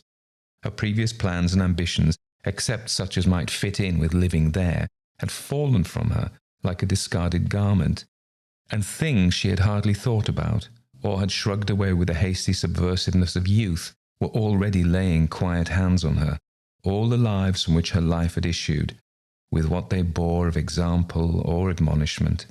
The very shabbiness of the house moved her more than splendours, made it, after its long abandonment, seem full of the careless daily coming and going of people long dead, people to whom it had not been a museum or a page of history, but cradle, nursery, home, and sometimes, no doubt, a prison. If those marble lips in the chapel could speak, if she could hear some of their comments on the old house, which had spread its silent shelter over their sins and sorrows, their follies and submissions, a long tale to which she was about to add another chapter, subdued and humdrum besides some of those earlier annals, yet probably freer and more varied than the unchronicled lives of the great-aunts and great-grandmothers buried there so completely that they must have hardly known when they passed from their beds to their graves, piled up like dead leaves, Jane thought, layers and layers of them, to preserve something forever budding underneath. Well, all those piled-up lives had at least preserved the old house in its integrity, and that was worthwhile. She was satisfied to carry on such a trust. She sat in the garden looking up at the rosy walls, iridescent with damp and age. She decided which windows should be hers, which rooms given to the friends from Kent who were motoring over, Stramer among them, for a modest housewarming. Then she got up and went in. The hour had come for domestic questions, for she had arrived alone, unsupported even by the old family housemaid her mother had offered her. She preferred to start afresh, convinced that her small household could be staffed from the neighbourhood. Mrs. Clem, the rosy-cheeked old person who had curtsied her across the threshold, would doubtless know. Mrs. Clem, summoned to the library, curtsied again. She wore black silk, gathered and spreading as to skirt, flat and perpendicular as to bodice. On her glossy false front was a black lace cap with ribbons which had faded from violet to ash colour, and a heavy watch chain descended from the lava brooch under her crochet collar. Her small round face rested on the collar like a red apple on a white plate, neat, smooth, circular, with a pursed-up mouth, eyes like black seeds, and round, ruddy cheeks with the skin so taut that one had to look close to see that it was as wrinkled as an old piece of crackly. Mrs. Clem was sure there would be no trouble about servants. She herself could do a little cooking, though her hand might be a bit out, but there was her niece to help, and she was quite of her ladyship's opinion that there was no need to get in strangers. They were mostly a poor lot, and besides, they might not take to bells. There were persons who didn't. Mrs. Clem smiled a sharp little smile like the scratch of a pin as she added that she hoped her ladyship wouldn't be one of them. As for underservants, well, a boy perhaps. She had a great nephew she might send for. But about women and under housemaids, if her ladyship thought they couldn't manage as they were, well, she really didn't know. Thudney Blazes, oh, she didn't think so. There was more dead than living at Thudney Blazes. Everyone was leaving there, or in the churchyard. One house after another being shut. Death was everywhere, wasn't it, my lady? Mrs. Clem said it with another of her short, sharp smiles, which provoked the appearance of a frosty dimple. But my niece Georgina is a hard worker, my lady. Her that let you in the other day. That didn't, Lady Jane corrected. Oh, my lady, it was too unfortunate. If only your ladyship had have said. Poor Georgina had ought to have seen. But she never did have her wits about her, not for answering the door. But she was only obeying orders. She went to ask Mr. Jones. Mrs. Clem was silent. Her small hands, wrinkled and resolute, fumbled with the folds in her apron, and her quick eyes made the circuit of the room, and then came back to Lady Jane's. Just so, my lady, but as I told her, she ought to have known. And who is Mr. Jones? Mrs. Clem's smile snapped out again, deprecating, respectful. Well, my lady, he's more dead than living too, if I may say so, was her surprising answer. Is he? I'm sorry to hear that. But who is he? Well, my lady, he's my great-uncle, as it were, my grandmother's own brother, you might say. Ah, I see, Lady Jane considered her with growing curiosity. He must have reached a great age, then. Yes, my lady, he has that, though I'm not, Mrs. Clem added, the dimple showing, as old myself as your ladyship might suppose. Living at Bells all these years has been ageing to me. It would be to anybody. I suppose so. And yet, Lady Jane continued, Mr. Jones has survived, has stood it well, as you certainly have. Oh, not as well as I have, Mrs. Clem interjected, as if resentful of the comparison. At any rate, he still mounts guard, mounts it as well as he did 30 years ago. 30 years ago? Mrs. Clem echoed, her hands dropping from her apron to her sides. Wasn't he here 30 years ago? Oh, yes, my lady, certainly. He's never once been away that I know of. What a wonderful record. And what exactly are his duties? Mrs. Clem paused again, her hands still motionless in the folds of her skirt. Lady Jane noticed that the fingers were tightly clenched, as if to check an involuntary gesture. He began as pantry boy, then footman, then butler, my lady. But it's hard to say, isn't it, what an old servant's duties are when he stayed on in the same house so many years? Yes, and that house was always empty. Just so, my lady. Everything came to depend on him, one thing after another. His late lordship thought the world of him. His late lordship, but he was never here. He spent all his life in Canada. Mrs. Clem seemed slightly disconcerted. Certainly, my lady, her voice said. Who are you to set me right as to the chronicles of Bells? But by letter, my lady, I can show you the letters, and there was his lordship before the 16th Viscount. He did come here once. Ah, did he? Lady Jane was embarrassed to find how little she knew of them all. She rose from her seat. They were lucky, all these absentees, to have someone to watch over their interests so faithfully. I should like to see Mr. Jones, to thank him. Will you take me to him now? Now? Mrs. Clem moved back a step or two.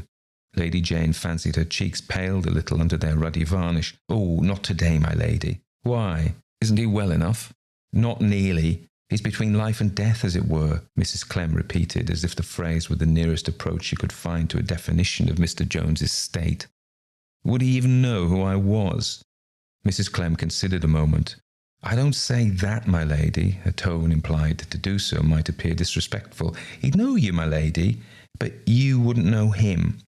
She broke off and added hastily, I mean for what he is. He's in no state for you to see him. He's so very ill, poor man. And is everything possible being done? Oh, everything, and more too, my lady. But perhaps, Mrs. Clem suggested with a clink of the keys, this will be a good time for your ladyship to take a look about the house. If your ladyship has no objection, I should like to begin with the linen. Mr. Jones, Stramer queried a few days later as they sat, Lady Jane and the party from Kent, about an improvised tea-table in a recess of one of the great holly hedges. The day was as hushed and warm as that on which she had first come to Bells, and Lady Jane looked up with a smile of ownership at the old walls, which seemed to smile back, the windows which now looked at her with friendly eyes.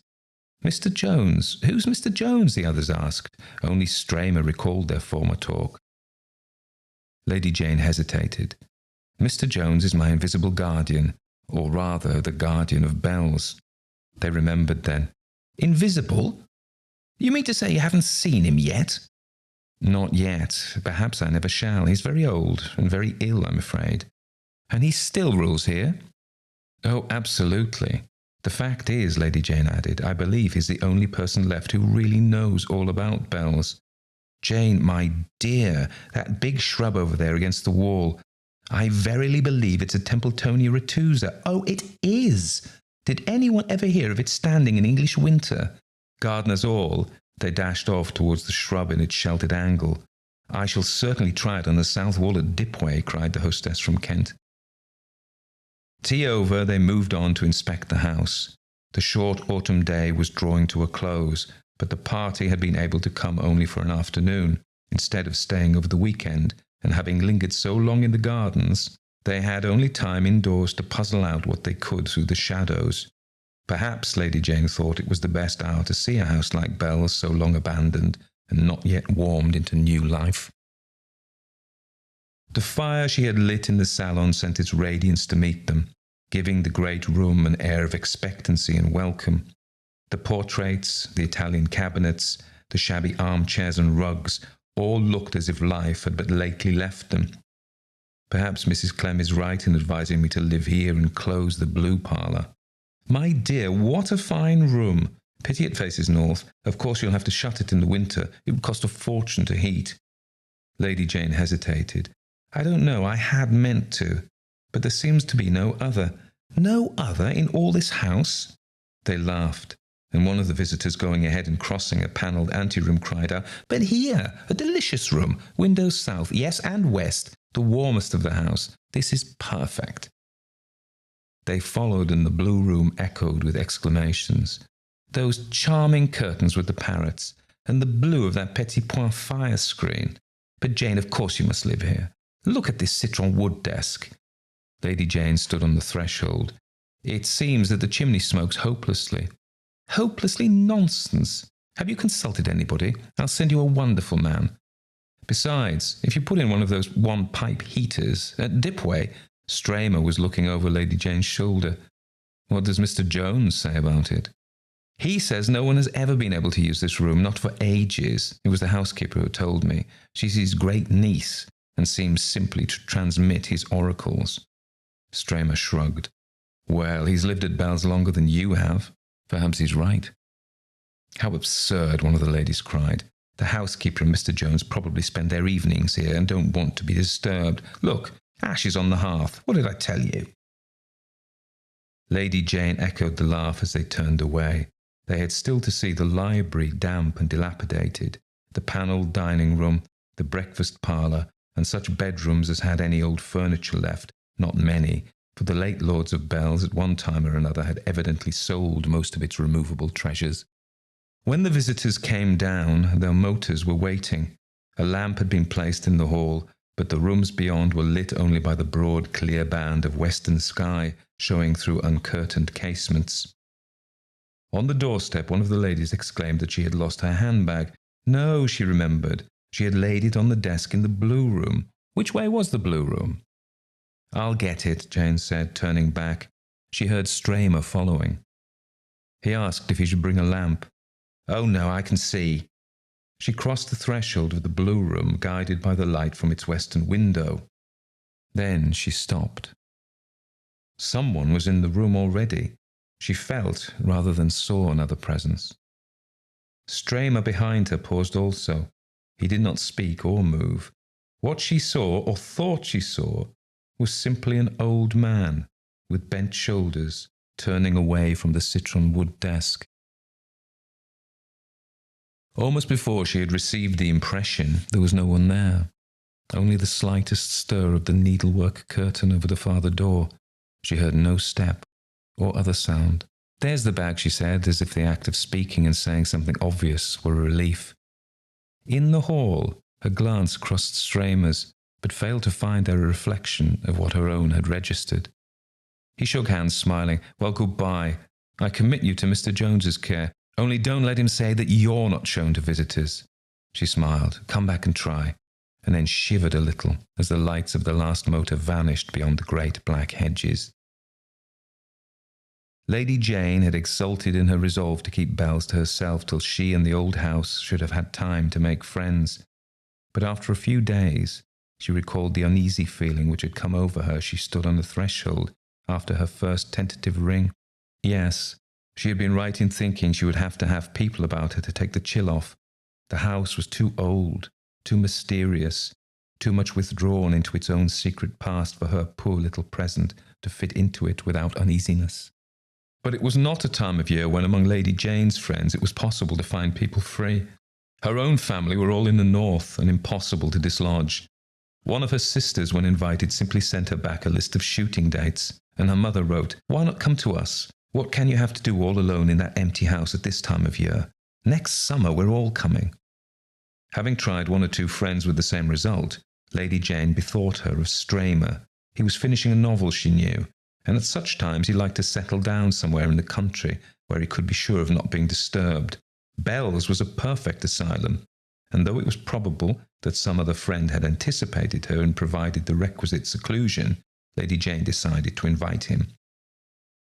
"Do bring your work and stay till it's finished, and don't be in a hurry to finish. I promise that no one shall bother you." And she added, half nervously, "Not even Mr. Jones." As she wrote, she felt an absurd impulse to blot the words out. He might not like it, she thought, and the "he" did not refer to Stramer. Was the solitude already making her superstitious? She thrust the letter into an envelope and carried it herself to the post office at Thuddeney Blazes. 2 days later, a wire from Stramer announced his arrival. He came on a cold, stormy afternoon just before dinner, and as they went up to dress, Lady Jane called after him, "We shall sit in the blue parlour this evening." The housemaid Georgiana was crossing the passage with hot water for the visitor. She stopped and cast a vacant glance at Lady Jane. The latter met it and said carelessly, "You hear, Georgiana, the fire in the blue parlour." While Lady Jane was dressing, she heard a knock and saw Mrs. Clem's round face just inside the door, like a red apple on a garden wall. "Is there anything wrong about the salon, my lady? Georgiana understood that I want a fire in the blue parlour. Yes, what's wrong with the salon is that one freezes there. But the chimney smokes in the blue parlour. Well, we'll give it a trial, and if it does, I'll send for someone to arrange it. Nothing can be done, my lady. Everything's been tried, and—" Lady Jane swung around suddenly. She had heard Stramer singing a cheerful hunting song in a cracked voice in his dressing room at the other end of the corridor. "That will do, Mrs. Clem. I want the fire in the blue parlour." "Yes, my lady." The door closed on the housekeeper. "So you decided on the salon after all," Stramer said as Lady Jane led the way there after their brief repast. "Yes, I hope you won't be frozen. Mr. Jones swears that the chimney in the blue parlour isn't safe, so until I can fetch the mason over from Strawbridge—" "Oh, I see." Stramer drew up to the blaze in the great fireplace. "We're very well off here, though heating this room is going to be ruinous. Meanwhile, I note that Mr. Jones still rules." Lady Jane gave a slight laugh. "Tell me," Stramer continued, as she bent over the mixing of the Turkish coffee, "what is there about him? I'm getting curious." Lady Jane laughed again and heard the embarrassment in her laugh. "So am I." "Why, you don't mean to say you haven't seen him yet?" "No, He's still too ill. What's the matter with him? What's the doctor say? They won't see the doctor. But look here. If things take a worse turn, I don't know, but mightn't you be held to be negligent? What can I do? Mrs. Clem says he has a doctor who treats him by correspondence. I don't see that I can interfere. Isn't there someone beside Mrs. Clem whom you can consult? She considered, certainly, as yet, she had not made much effort to get into relations with her neighbours. I expected the vicar to call, but I've inquired there's no vicar any longer at Thudney Blazes. A curate comes from Strawbridge every other Sunday, and the one who comes now is new. Nobody about the place seems to know him. But I thought the chapel here was in use. It looked so when you showed it to us the other day. I thought so too. It used to be the parish church of Link Linnet and Lower Link, but it seems that was years ago. The parishioners objected to coming so far, and there weren't enough of them. Mrs. Clem says that nearly everybody has died off or left. It's the same at Thudney Blazes. Stramer glanced about the great room with its circle of warmth and light by the hearth, and the sullen shadows huddled at its farther end, as if hungrily listening. With this emptiness at the centre, life was bound to cease gradually on the outskirts. Lady Jane followed his glance. Yes, it's all wrong. I must try to wake the place up. Why not open it to the public? Have a visitors' day? She thought a moment. In itself, the suggestion was distasteful. She could imagine few things that would bore her more. Yet to do so might be a duty, a first step toward re-establishing relations between the lifeless house and its neighbourhood. Secretly, she felt that even the coming and going of indifferent unknown people would help to take the chill from these rooms, to brush from their walls the dust of too heavy memories. "Who's that?" asked Stramer. Lady Jane started in spite of herself and glanced over her shoulder, but he was only looking past her at a portrait, which a dart of flame from the hearth had momentarily called from its obscurity. "That's Lady Thudney." She got up and went toward the picture with a lamp. "Might be an Opie, don't you think? It's a strange face under the smirk of the period." Stramer took the lamp and held it up. The portrait was that of a young woman in a short-waisted muslin gown caught beneath the breast by a cameo. Between clusters of beribboned curls, a long, fair oval looked out dumbly, inexpressively, in a stare of frozen beauty. "It's as if the house had been too empty even then," Lady Jane murmured. "I wonder which she was. Oh, I know. It must be also his wife." Stramer stared. "It's the only name on a monument, the wife of Peregrine Vincent Theobald, who perished of the plague at Aleppo in 1828. Perhaps she was very fond of him, and this was painted when she was an inconsolable widow. They didn't dress like that as late as 1828. Stramer, holding the lamp closer, deciphered the inscription on the board of the lady's India scarf. Juliana, Viscountess Thudney, 1818. She must have been inconsolable before his death, then. Lady Jane smiled. Let's hope she grew less so after it. Stramer passed the lamp across the canvas. Do you see where she was painted? In the blue parlour. Look, the old panelling, and she's leaning on the citron wood desk. They evidently used the room in winter then. The lamp paused on the background of the picture, a window framing snow-laden paths and hedges in icy perspective. Curious, Stramer said, and rather melancholy, to be painted against that wintry desolation. I wish you could find out more about her. Have you dipped into your archives? No, Mr. Jones. He won't allow that either. Yes, but he's lost the key of the muniment room. Mrs. Clem has been trying to get a locksmith. Surely the neighbourhood could still produce one. There was one at Thudney Blazes, but he died the week before I came. Of course. Of course? Well, in Mrs. Clem's hands, keys get lost, chimneys smoke, locksmiths die. Stramer stood, light in hand, looking down the shadowy length of the salon. I say, let's go and see what's happening now in the blue parlour. Lady Jane laughed. A laugh seemed easy with another voice nearby to echo it. Let's. She followed him out of the salon, across the hall in which a single candle burned on a far-off table, and past the staircase, yawning like a black funnel above them. In the doorway of the blue parlour, Stramer paused. Now then, Mr. Jones. It was stupid, but Lady Jane's heart gave a jerk. She hoped the challenge would not evoke the shadowy figure she had half seen that other day. Lord, it's cold. Stramer stood looking about him. Those ashes are still on the hearth. Well, it's all very queer. He crossed over to the citron wood desk. There's where she sat for her picture. And in this very armchair, look. Oh, don't, Lady Jane exclaimed. The words slipped out unawares. Don't what? Try those drawers, she wanted to reply, for his hand was stretched towards the desk. I'm frozen. I think I'm starting a cold. Do come away, she grumbled, backing toward the door. Stramer lighted her out without comment.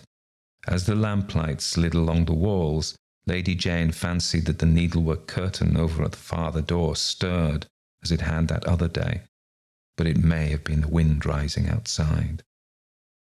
The salon seemed like home when they got back to it. There is no Mr. Jones. Stramer proclaimed it triumphantly when they met the next morning. Lady Jane had motored off early to Strawbridge in quest of a mason and a locksmith. The quest had taken longer than she had expected, for everybody in Strawbridge was busy on jobs nearer by and unaccustomed to the idea of going to Bell's, with which the town seemed to have had no communication within living memory. The younger workmen didn't even know where the place was, and the best Lady Jane could do was to coax a locksmith's apprentice to come with her, on the understanding that he would be driven back to the nearest station as soon as his job was over. As for the mason, he had merely taken note of her request, and promised half-heartedly to send someone when he could. Rather off our beat, though. She returned, discouraged and somewhat weary, as Stramer was coming downstairs after his morning's work. No Mr. Jones, she echoed. Not a trace. I've been trying the old Glams experiment, situating his room by its window. Luckily, the house is smaller. Lady Jane smiled. Is that what you call locking yourself up with your work? I can't work, that's a trouble. Not till this is settled. Bell's is a fidgety place. Yes, she agreed. Well, I wasn't going to be beaten, so I went to try to find the head gardener. But there isn't. No, Mrs. Clem told me. The head gardener died last year. That woman positively glows with life whenever she announces a death. Have you noticed? Yes, Lady Jane had. Well, I said to myself that if there wasn't a head gardener, there must be an underling, at least one. I'd seen somebody in the distance raking leaves, and I ran him down. Of course, he'd never seen Mr. Jones. You mean that poor old half-blind Jacob? He couldn't see anybody. Perhaps not. At any rate, he told me that Mr. Jones wouldn't let the leaves be buried for leaf mould, and I forget why. Mr. Jones' authority extends even to the gardens. Yet you say he doesn't exist. Wait, Jacob's half-blind, but he's been here for years and knows more about this place than you'd think. I got him talking about the house, and I pointed to one window after another, and he told me each time whose the room was or had been, but he couldn't situate Mr. Jones. I beg your ladyship's pardon. Mrs. Clem was on the threshold, cheeks shining, skirt rustling, her eyes like drills. The locksmith your ladyship brought back, I understand it was for the lock of the muniment room. Well, he's lost one of his tools and can't do anything without it, so he's gone. The butcher's boy gave him a lift back. Lady Jane caught Stramer's faint chuckle. She stood and stared at Mrs. Clem, and Mrs. Clem stared back, deferential but unflinching. Gone? Very well. I'll motor after him. Oh, my lady, it's too late. The butcher's boy had his motorcycle. Besides, what could he do? Break the lock, exclaimed Lady Jane, exasperated. Oh, my lady! Mrs. Clem's intonation marked the most respectful incredulity. She waited another moment and then withdrew, while Lady Jane and Stramer considered each other. But this is absurd, Lady Jane declared when they had lunched, waited on as usual by the flustered Georgiana. I'll break in that door myself if I have to. Be careful, please, Georgiana, she added. I was speaking of doors, not dishes. For Georgiana had let fall with a crash the dish she was removing from the table. She gathered up the pieces in her tremulous fingers and vanished. Jane and Stramer returned to the salon. Queer, the novelist commented. Yes, Lady Jane, facing the door, started slightly. Mrs. Clem was there again, but this time subdued, bathed in that odd pallor which enclosed but seemed unable to penetrate the solid crimson of her cheeks. I beg pardon, my lady.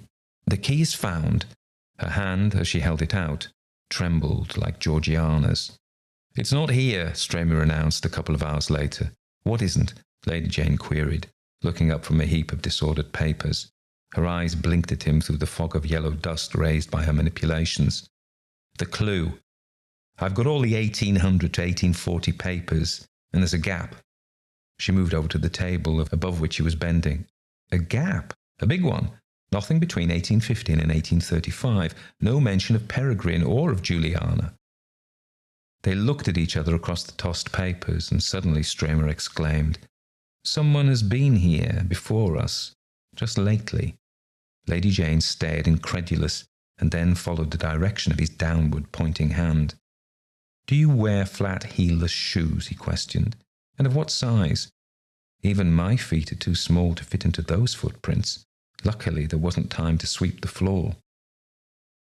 Lady Jane felt a slight chill, a chill of a different and more inward quality than the shock of stuffy coldness which had met them as they entered the unaired attic set apart for the storing of the Thudney archives.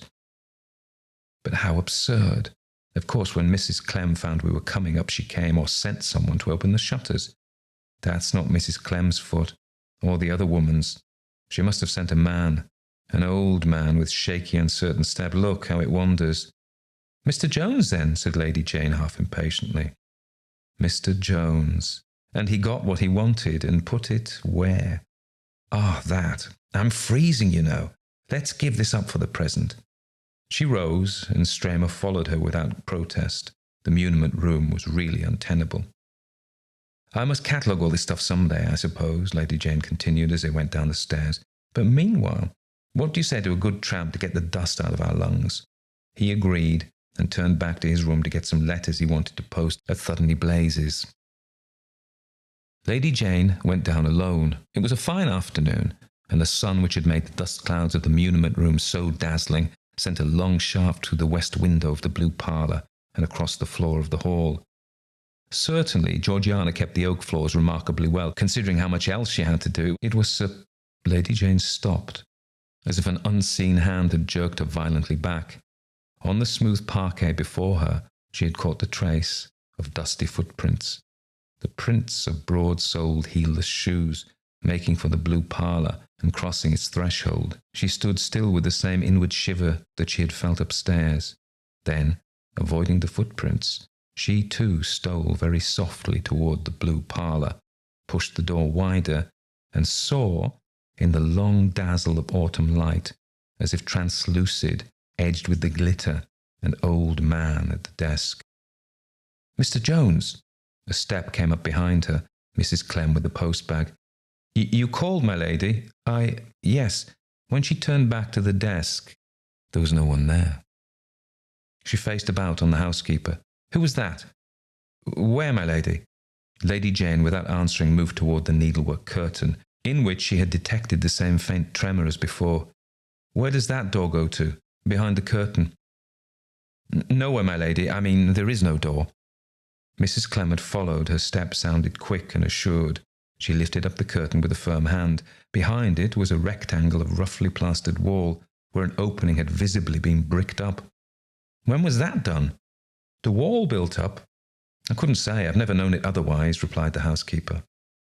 The two women stood for an instant measuring each other with level eyes. Then the housekeeper's was slowly lowered, and she let the curtain fall from her hand. "There are a great many things in old houses that nobody knows about," she said. "There shall be as few as possible in mine," said Lady Jane. "My lady," the housekeeper stepped quickly in front of her. "My lady, what are you doing?" she gasped.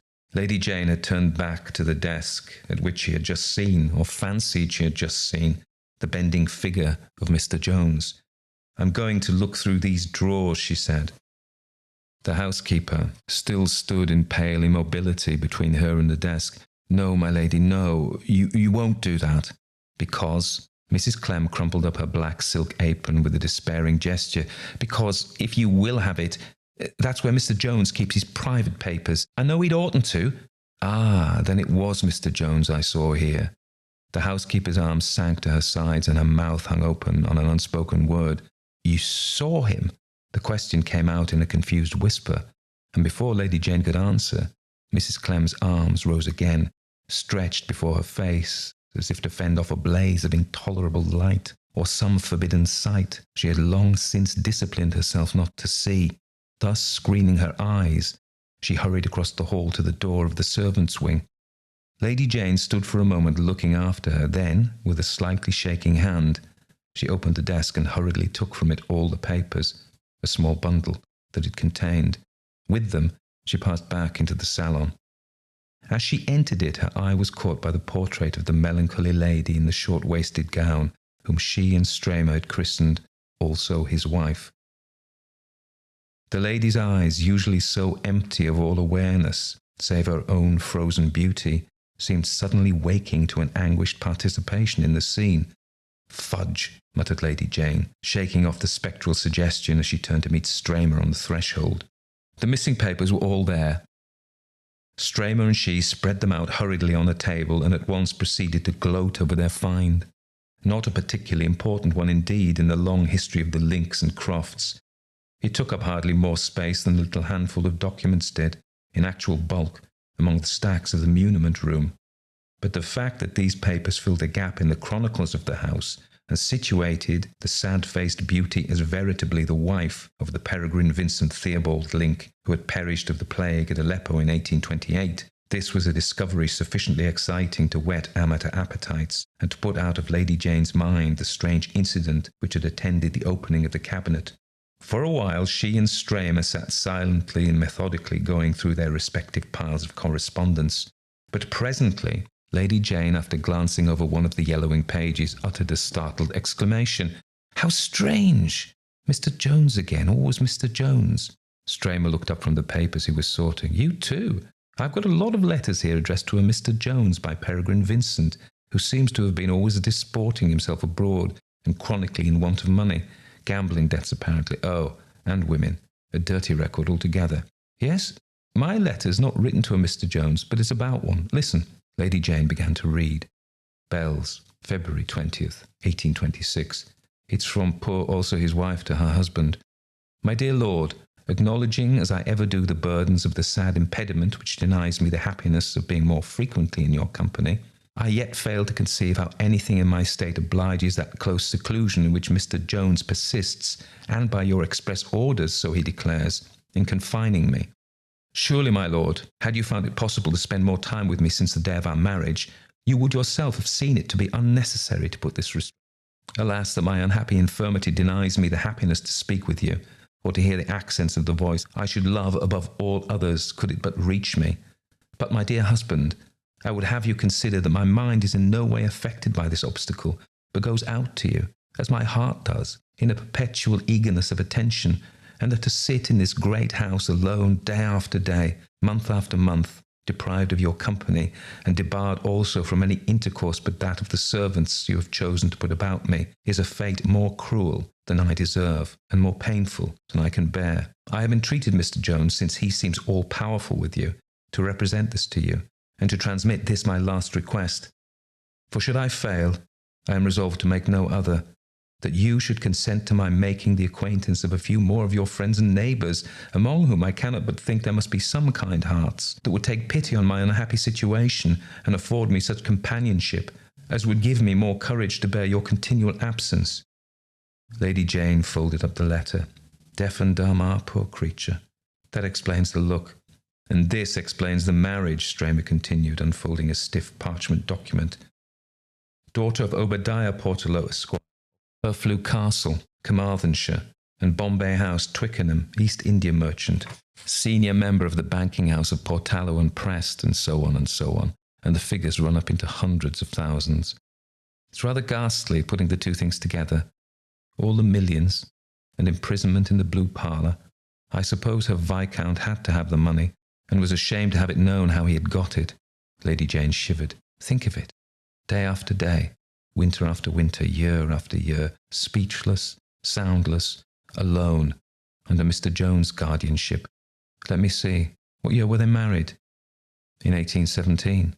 And only a year later that portrait was painted, and she had the frozen look already. Stramer mused. Yes, it's grim enough. But the strangest figure in the whole case is still Mr. Jones. Mr. Jones, yes, her keeper, Lady Jane mused. I suppose he must have been this one's ancestor. The office seems to have been hereditary at Bell's. Well, I don't know. Stramer's voice was so odd that Lady Jane looked up at him with a stare of surprise. What if it were the same one? Suggested Stramer with a queer smile. The same? Lady Jane laughed. You're not good at figures, are you? If poor Lady Thudney's Mr. Jones were alive now, he'd be...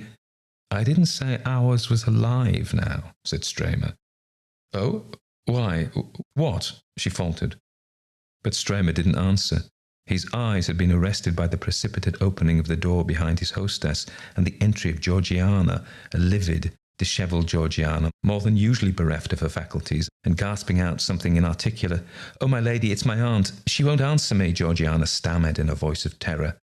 Lady Jane uttered an impatient exclamation. "Answer you? Why? What do you want her to answer?" "Only whether she's alive, my lady," said Georgiana with streaming eyes. Lady Jane continued to look at her severely. "Alive? Why on earth shouldn't she be?" "She might as well be dead by the way she just lies there." "Your aunt dead? I saw her alive enough in the blue parlour half an hour ago," Lady Jane returned. She was growing rather blasé with regard to Georgiana's panics, but suddenly she felt that this to be of a different nature from any of the others. "Where is it your aunt's lying?" "In her own bedroom, on her bed," the other wailed. "I won't say why." Lady Jane got to her feet, pushing aside the heaped-up papers and hastening to the door with Stramer in her wake.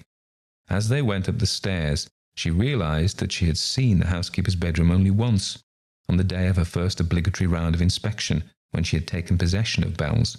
She didn't even remember very clearly where it was, but followed Georgiana down the passage and through a door which communicated, rather surprisingly, with a narrow walled-in staircase that was unfamiliar to her. At its top, she and Stramer found themselves on a small landing, upon which two doors opened. Lady Jane noticed that these rooms, with their special staircase leading down to what had always been called his lordship's suite, must obviously have been occupied by his lordship's confidential servants. In one of them, presumably, had been lodged the original Mr. Jones, the Mr. Jones of the yellow letters, the letters purloined by Lady Jane. As she crossed the threshold, Lady Jane remembered the housekeeper's attempt to prevent her touching the contents of the desk. Mrs. Clem's room, like herself, was neat, glossy, and extremely cold. Only Mrs. Clem herself was no longer like Mrs. Clem. The red apple glaze had barely faded from her cheeks, and not a lock was disarranged in the unnatural lustre of her false front. Even her cap ribbons hung symmetrically along either cheek. But death had happened to her, and made her into someone else. At first glance, it was impossible to say if the unspeakable horror in her wide-open eyes were only the reflection of that change, or of the agent by whom it had come. Lady Jane, shuddering, paused a moment, while Stramer went up to the bed. Her hands warm still, but no pulse. He glanced about the room. "A glass anywhere?" The cowering Georgiana took a hand-glass from the neat chest of drawers, and Stramer held it over the housekeeper's drawn-back lip. "She's dead," he pronounced. "Oh, poor thing. But how?"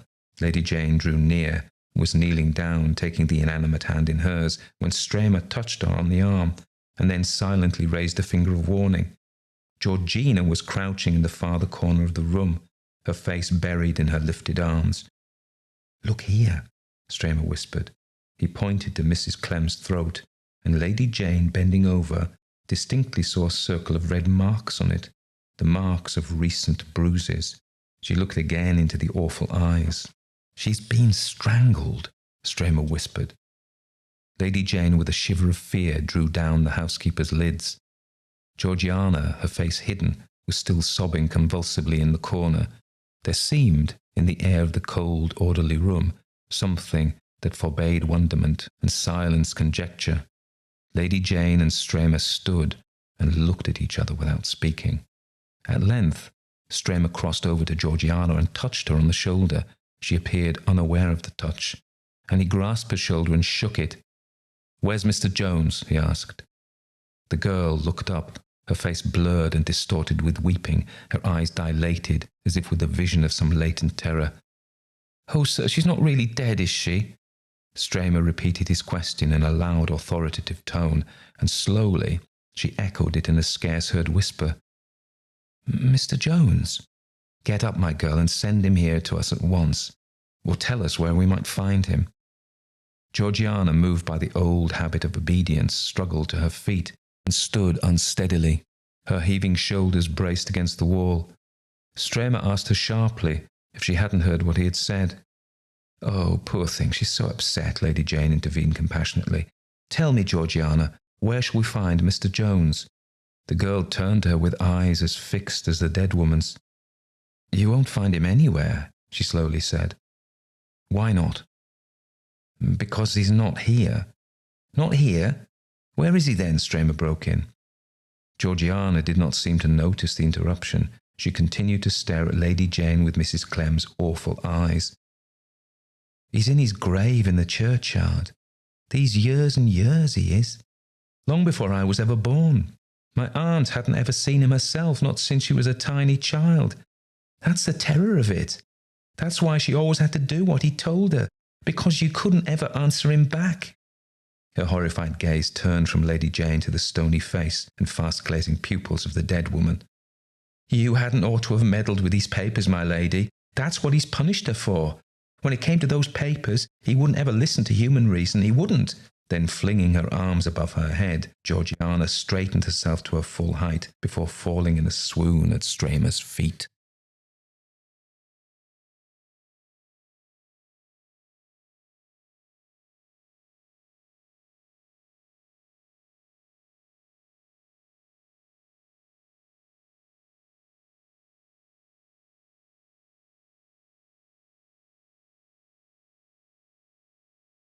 The Open Door by Charlotte Riddell.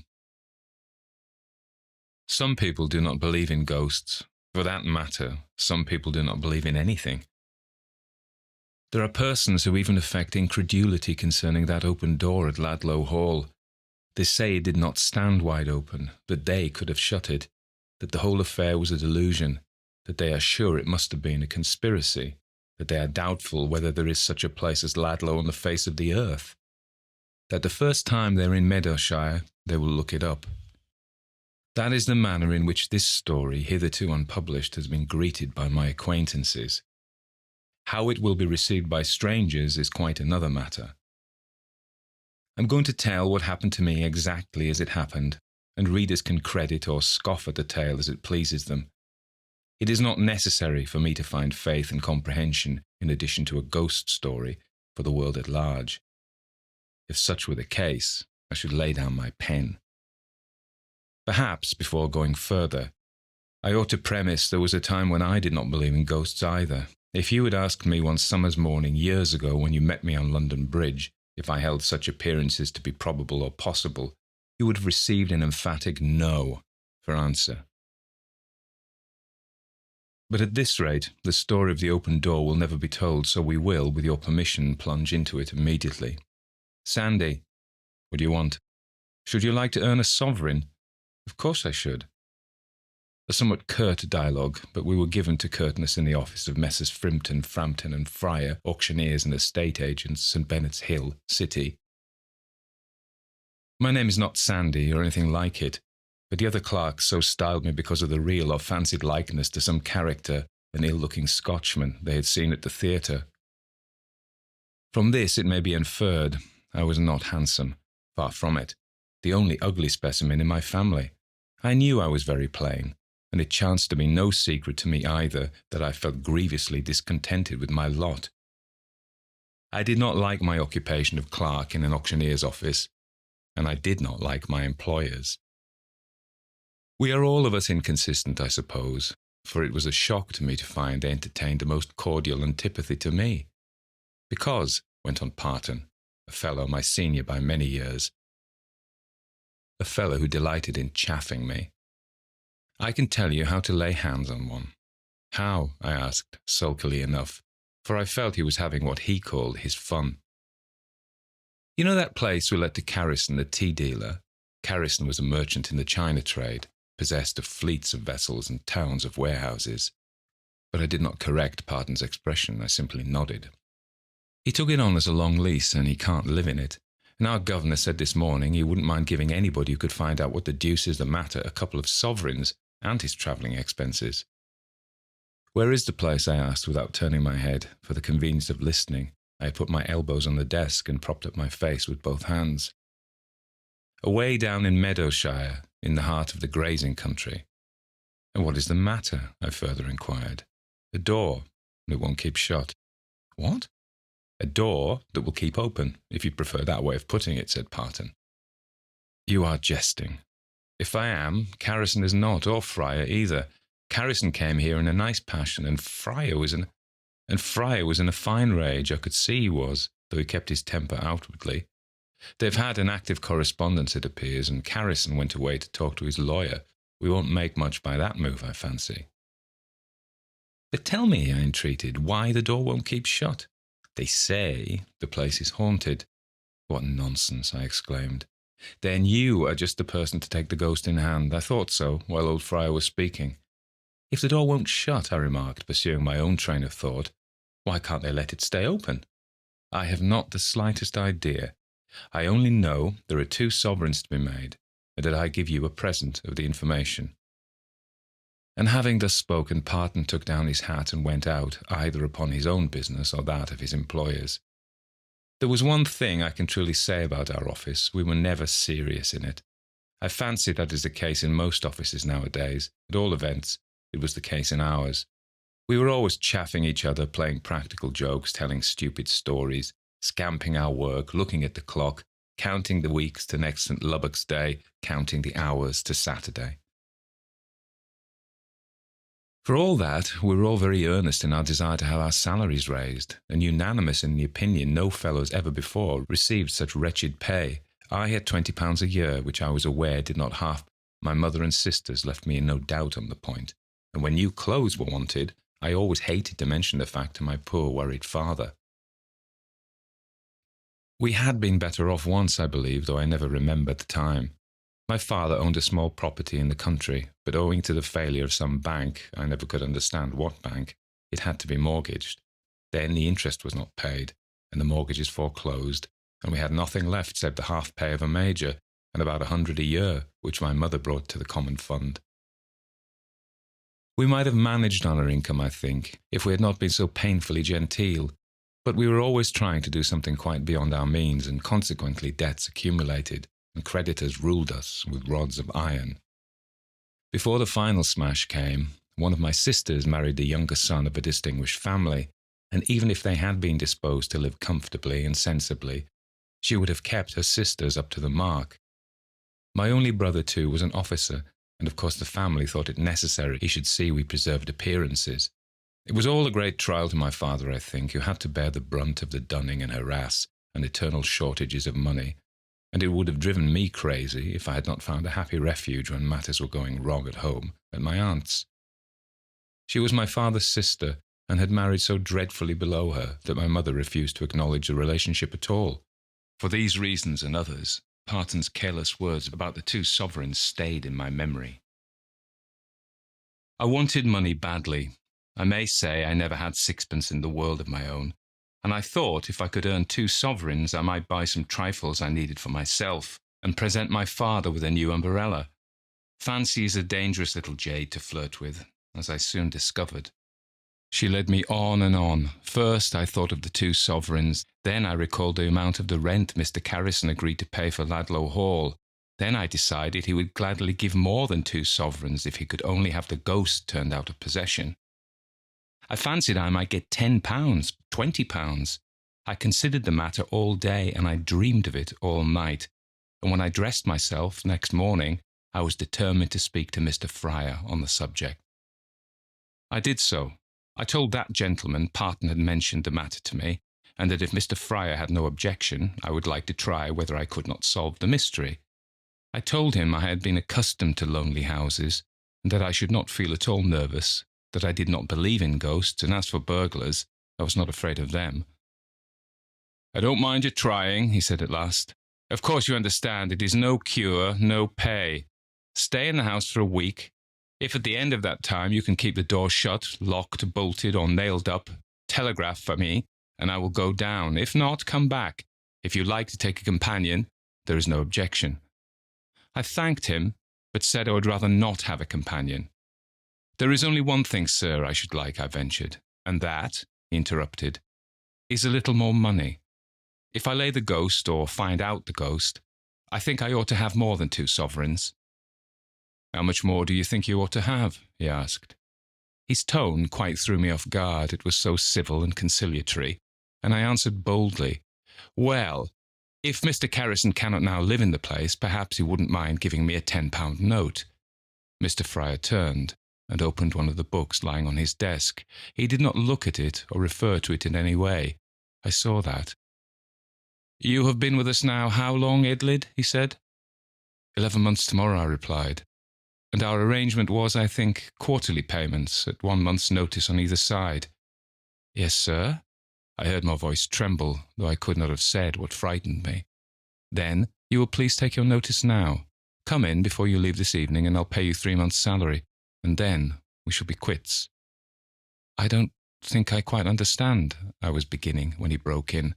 "But I understand, and that's enough. I have had enough of you and your airs and your indifference and your insolence here. I never had a clerk I disliked as I do you, coming and dictating terms, forsooth. No, you shan't go to Ladlow. Many a poor chap," he said, devil, "would have been glad to earn half a guinea, let alone 2 sovereigns, and perhaps you may be before you're much older."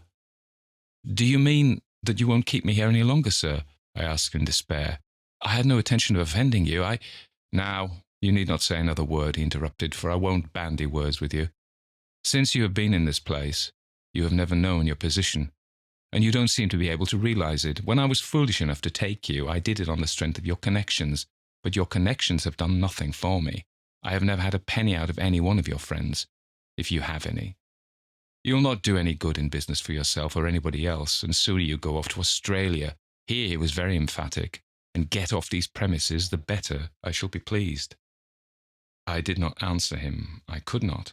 He had worked himself into a white heat by this time, and evidently intended I should leave his premises there and then. He counted £5 out of his cash box, and writing a receipt, pushed it and the money across the table, and bade me sign and be off at once. My hand trembled. I could scarcely hold the pen, but I had presence of mind enough left to return £1.10 in gold, and 3 shillings and 4pence I had, quite by the merest good fortune, in my waistcoat pocket. "I can't take wages for work I haven't done," I said, as well as sorrow and passion would let me. "Good morning," and I left his office and passed out among the clerks. I took from my desk the few articles belonging to me, left the papers it contained in order, and then, locking it, asked Parton if he would be so good as give the key to Mr. Fryer. "What's up?" he asked. "Are you going?" I said. "Yes, I am going." "Got the sack?" "That is exactly what has happened." "Well, exclaimed Mr. Parton. I did not stop to hear any further commentary on the matter, but bidding my fellow clerks good-bye, shook the dust of Frimpton's estate and agency office from off my feet. I did not like to go home and say I was discharged, so I walked about aimlessly, and at length found myself in Regent Street. There I met my father, looking more worried than usual. "Do you think, Phil," he said, "my name's Theophilus, you could get £2 or £3 for your employers?" Maintaining a discreet silence regarding what had passed, I answered, "No doubt I could." "I should be glad if you will then, my boy," he went, "for we are badly in want of it." I did not ask him what was the special trouble. Where would have been the use? There was always something, gas or water, or poor rates, or the butcher, or the baker, or the bootmaker. Well, it didn't much matter, for we were well accustomed to the life, but I thought, if I ever marry, we will keep within our means. And then there rose up before me a vision of Patty, my cousin, the blithest, prettiest, most useful, most sensible girl that ever made sunshine in a poor man's house. My father and I had parted by this time, and I was still walking aimlessly on, when all at once an idea occurred to me. Mr. Fryer had not treated me well or fairly. I would hoist him by his own petard. I would go to headquarters and try to make terms with Mr. Carrison direct. No sooner thought than done. I hailed a passing omnibus, and was ere long in the heart of the city. Like other great men, Mr. Carrison was difficult of access, indeed so difficult of access that the clerk to whom I applied for an audience told me plainly I could not see him at all. I might send him my message if I liked, he was good enough to add, and no doubt it would be attended to. I said I should not send in a message, and was then asked what I would do. My answer was simple. I meant to wait till I did see him. I was told they could not have people waiting about in the office in this way. I said I supposed I might stay in the street. Carrison didn't own that, I suggested. The clerk advised me not to try that game, or I might get locked up. I said I would take my chance of it. After that we went on arguing the question at some length, and we were in the middle of a heated argument in which several of Carrison's young gentlemen, as they called themselves, were good enough to join, when we were all suddenly silenced by a grave-looking individual who authoritatively inquired, "What's all this noise about?" Before anyone could answer, I spoke up. "I want to see Mr. Carrison, and they won't let me in." "What do you want with Mr. Carrison?" "I will tell that to himself only." "Very well, say on. I am Mr. Carrison." For a moment I felt abashed and almost ashamed of my persistency. Next instant, however, what Mr. Fryer would have called my native audacity came to the rescue, and I said, drawing a step or two nearer to him and taking off my hat, "I wanted to speak to you about Ladlow Hall, if you please, sir." In an instant the fashion of his face changed. A look of irritation succeeded to that of immobility. An angry contraction of the eyebrows disfigured the expression of his countenance. "Ladlow Hall," he repeated. "And what have you got to say about Ladlow Hall?" "That is what I wanted to tell you, sir," I answered, and a dead hush seemed to fall on the office as I spoke. The silence seemed to attract his attention, for he looked sternly at the clerks, who were not using a pen or moving a finger. "Come this way, then," he said abruptly, and the next minute I was in his private office.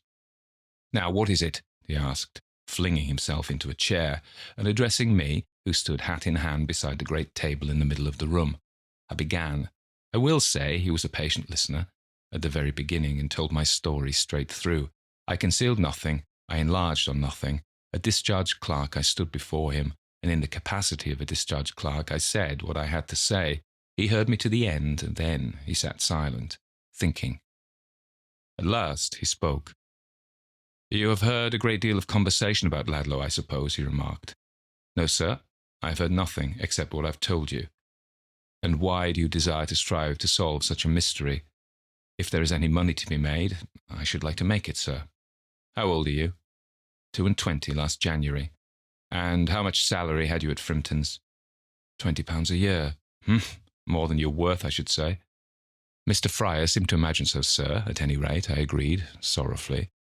"But what do you think?" he asked, smiling in spite of himself. "I think I did quite as much work as the other clerks," I answered. "That is not saying much, perhaps," he observed. I was of his opinion, but I held my peace. "You will never make much of a clerk, I'm afraid," Mr. Carrison proceeded, fitting his disparaging remarks upon me as he might on a lay figure. "You don't like desk work." "Not much, sir. I should judge the best thing you could do would be to emigrate," he went on, eyeing me critically. Mr. Fryer said I had better go to Australia or— I stopped, remembering the alternative that gentleman had presented. "Or where?" asked Mr. Carrison. "Sir," I explained softly and apologetically. He laughed. He lay back in his chair and laughed, and I laughed myself, though ruefully. After all, £20 was £20, though I had not thought much of the salary till I lost it. We went on talking for a long time after that. He asked me all about my father and my early life and how we lived and where we lived and the people we knew, and in fact put more questions than I can well remember. "It seems like a crazy thing to do," he said at last, "and yet I feel disposed to trust you. The house is standing perfectly empty. I can't live in it, and I can't get rid of it. All my own furniture I've removed, and there's nothing in the place except a few old-fashioned articles belonging to Lord Ladlow. The place is a loss to me. It is of no use trying to let it, and thus, in fact, matters are at a deadlock. You won't be able to find out anything, I know, because others have tried to solve this mystery ere now. Still, if you like to try, you may. I'll make this bargain with you. If you like to go down, I will pay your reasonable expenses for a fortnight, and if you do any good for me, I'll give you a £10 note for yourself. Of course, I must be satisfied that what you have told me is true, and that you are what you represent. Do you know anybody in the city who would speak for you?" I could think of no one but my uncle. I hinted to Mr. Carrison he was not grand or rich enough, perhaps, but I knew no one else to whom I could refer him. "What?" he said. "Robert Dorland of Cullum Street? He does business with us. If he will go bail for your good behaviour, I shan't want any further guarantee. Come along." And to my intense amazement he rose, put on his hat, walked me across the outer office and along the pavements till we came to Cullum Street. "Do you know this youth, Mr. Dorland?" he said, standing in front of my uncle's desk and laying a hand on my shoulder. "Of course I do, Mr. Carrison," answered my uncle, a little apprehensively, for, as he told me afterwards, he could not imagine what mischief I had been up to. "He is my nephew." "And what is your opinion of him? Do you think he's a young fellow I could safely trust?" My uncle smiled and answered, "That depends on what you wish to trust him with. A long column of addition, for instance. It would be safer to give that task to somebody else." "Oh, uncle," I remonstrated, for I had really striven to conquer my natural antipathy to figures, worked hard, and every bit of it against the collar. My uncle got off his stool and said, standing with his back to the empty fire grate, "Tell me what you wish the boy to do, Mr. Carrison, and I will tell you whether he'll suit your purpose or not. I know him, I believe, better than he knows himself." In an easy, affable way for so rich a man, Mr. Carrison took possession of the vacant stool, and nursing his right leg over his left knee, answered, "He wants to go and shut the open door at Ladlow Hall for me. Do you think he can do that?" My uncle looked steadily back at the speaker and said, "I thought, Mr. Carrison, it was quite settled. No one could shut it." Mr. Carrison shifted a little uneasily on his seat and replied, "I did not set your nephew the task he fancies he would like to undertake. I did not set your nephew the task he fancies he would like to undertake." "Have nothing to do with it, Phil," advised my uncle shortly. "You don't believe in ghosts, do you, Mr. Dorland?" asked Mr. Carrison with a slight sneer. "Don't you, Mr. Carrison?" retorted my uncle. There was a pause, an uncomfortable pause, during the course of which I felt the £10, which in imagination I had really spent, trembling in the scale. I was not afraid. For £10, or half the money, I would have faced all the inhabitants of Spiritland. I longed to tell them so, but something in the way these two men looked at each other stayed my tongue. "If you ask me the question here in the heart of the city, Mr. Dorland," said Mr. Carrison at length, slowly and carefully, "I answer no. But if you were to put me on a dark night at Ladlow, I should beg time to consider. I do not believe in supernatural phenomena myself, and yet the door at Ladlow is as much beyond my comprehension as the ebbing and flowing of the sea." "And you can't live at Ladlow," remarked my uncle. "I can't live at Ladlow, and what is more, I can't get anyone else to live at Ladlow. And you want to get rid of your lease." "I want so much to get rid of my lease that I told Fryer I would give him a handsome sum if he could induce anyone to solve the mystery. Is there any other information you desire, Mr. Dorland? Because if there is, you have only to ask, and have it. I feel I am not here in a prosaic office in the City of London, but in the Palace of Truth." My uncle took no notice of the implied compliment. When wine is good, it needs no bush. If a man is habitually honest in his speech and in his thoughts, he desires no recognition of the fact. "I don't think so," he answered. "It is for the boy to say what he will do. If he be advised by me, he will stick to his ordinary work in his employer's office and leave ghost hunting and spirit-laying alone." Mr. Carrison shot a rapid glance in my direction, a glance which, implying a secret understanding, might have influenced my uncle could I have stooped to deceive my uncle. "I can't stick to my work there any longer," I said. "I got my marching orders today." "What have you been doing, Phil?" asked my uncle. "I wanted £10 to go and lay the ghost," I answered, so dejectedly that both Mr. Carrison and my uncle broke out laughing. £10, cried my uncle, almost between laughing and crying.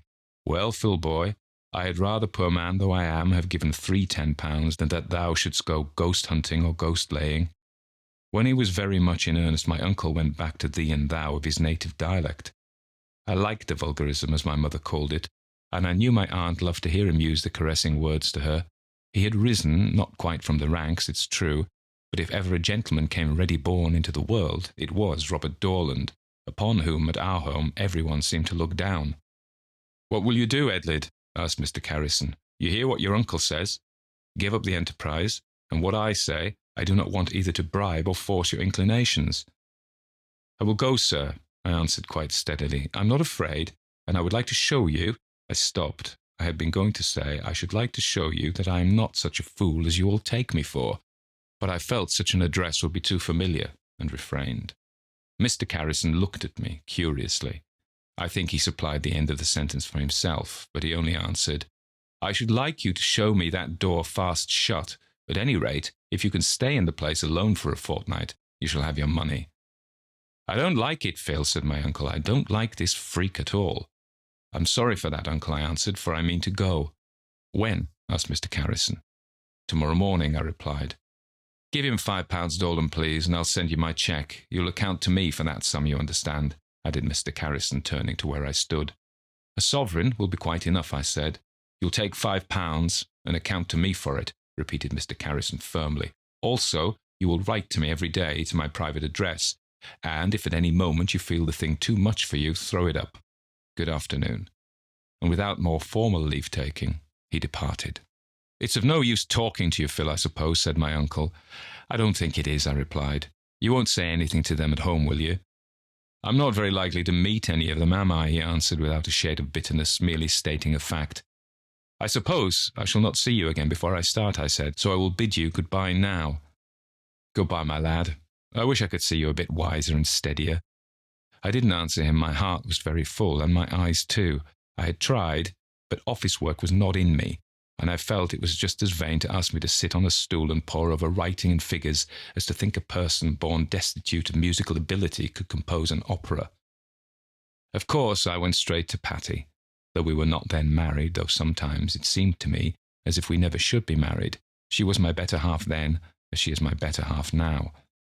She didn't throw cold water on the project. She didn't discourage me. What she said, with her dear face aglow with excitement, was, "I only wish, Phil, I was going with you." Heaven knows, so did I. Next morning, I was up before the milkman. I had told my people overnight I should be going out of town on business. Patty and I settled the whole plan in detail. I was to breakfast and dress there, for I meant to go down to Ludlow in my volunteer garments.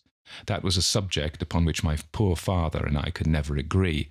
He called volunteering child's play, and other things equally hard to bear, whilst my brother, a very carpet warrior to my mind, was never weary of ridiculing the force and chaffing me for imagining I was a soldier.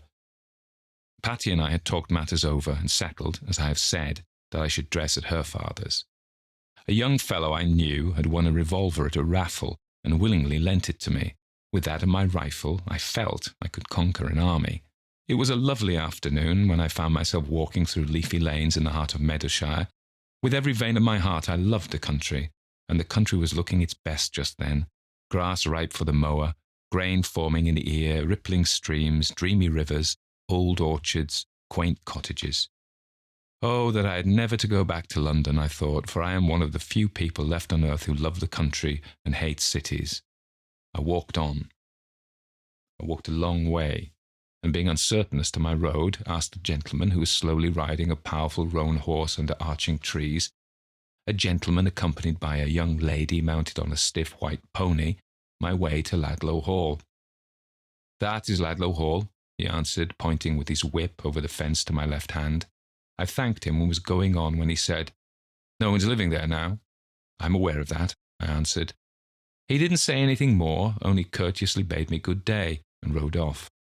The young lady inclined her head in acknowledgment of my uplifted cap, and smiled kindly. Altogether I felt pleased. Little things always did please me. It was a good beginning, halfway to a good ending.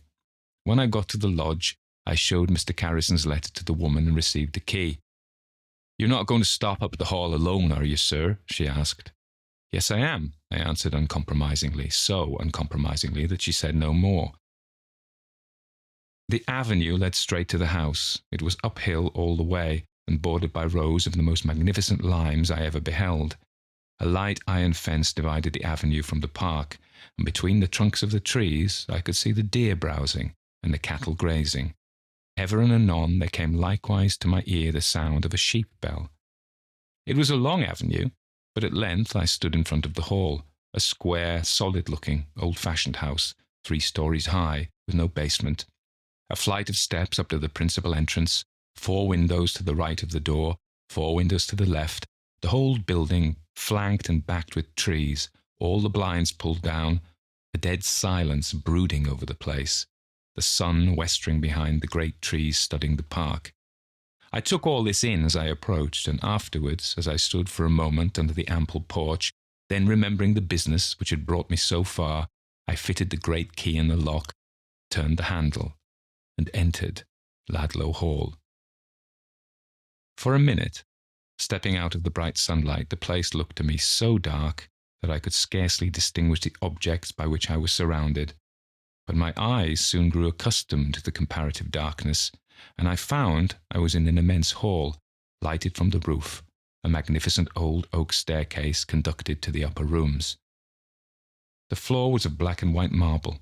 There were 2 fireplaces fitted with dogs for burning wood. Around the walls hung pictures, antlers and horns, and in odd niches and corners stood groups of statues and the figures of men in complete suits of armour. To look at the place outside, no one would have expected to find such a hall. I stood lost in amazement and admiration, and then I began to glance more particularly around. Mr. Garrison had not given me any instructions by which to identify the ghostly chamber, which I concluded would most probably be found on the first floor. I knew nothing of the story connected with it, if there were a story. On that point I had left London as badly provided with mental as with actual luggage, worse provided. Indeed, for a hamper, packed by Patty, and a small bag were coming over from the station. But regarding the mystery, I was perfectly unencumbered. I had not the faintest idea in which apartment it resided. Well, I should discover that, no doubt, for myself, ere long. I looked around me, doors, doors, doors. I had never before seen so many doors all together at once. 2 of them stood open, one wide, the other slightly ajar. I'll just shut them as a beginning, I thought, before I go upstairs. The doors were of oak, heavy, well-fitting, furnished with good locks and sound handles. After I'd closed them, I tried them. Yes, they were quite secure. I ascended the great staircase, feeling curiously like an intruder, paced the corridors, entered the many bedchambers, some quite bare of furniture, others containing articles of an ancient fashion and no doubt of considerable value, chairs, antique dressing tables, curious wardrobes, and such like. For the most part, the doors were closed, and I shut those that stood open before making my way into the attics. I was greatly delighted with the attics. The windows lighting them did not, as a rule, overlook the front of the hall, but commanded wide views over wood and valley and meadow. Leaning out of one, I could see that to the right of the hall, the ground, thickly planted, shelved down to a stream, which came out into the daylight a little distance beyond the plantation, and meandered through the deer park. At the back of the hall, the windows looked out on nothing, save a dense wood and a portion of the stable yard, whilst on the side nearest the point from whence I had come, there were the spreading gardens surrounded by thick yew hedges, and kitchen gardens protected by high walls, and further on, a farmyard, where I could perceive cows and oxen, and further still, luxuriant meadows, and fields glad with waving corn. What a beautiful place, I said. Garrison must have been a duffer to leave it, and then I thought what a great ramshackle house it was for anyone to be all alone in. Getting heated with my long walk, I suppose, made me feel chilly, for I shivered as I drew my head in from the last dormer window and prepared to go downstairs again.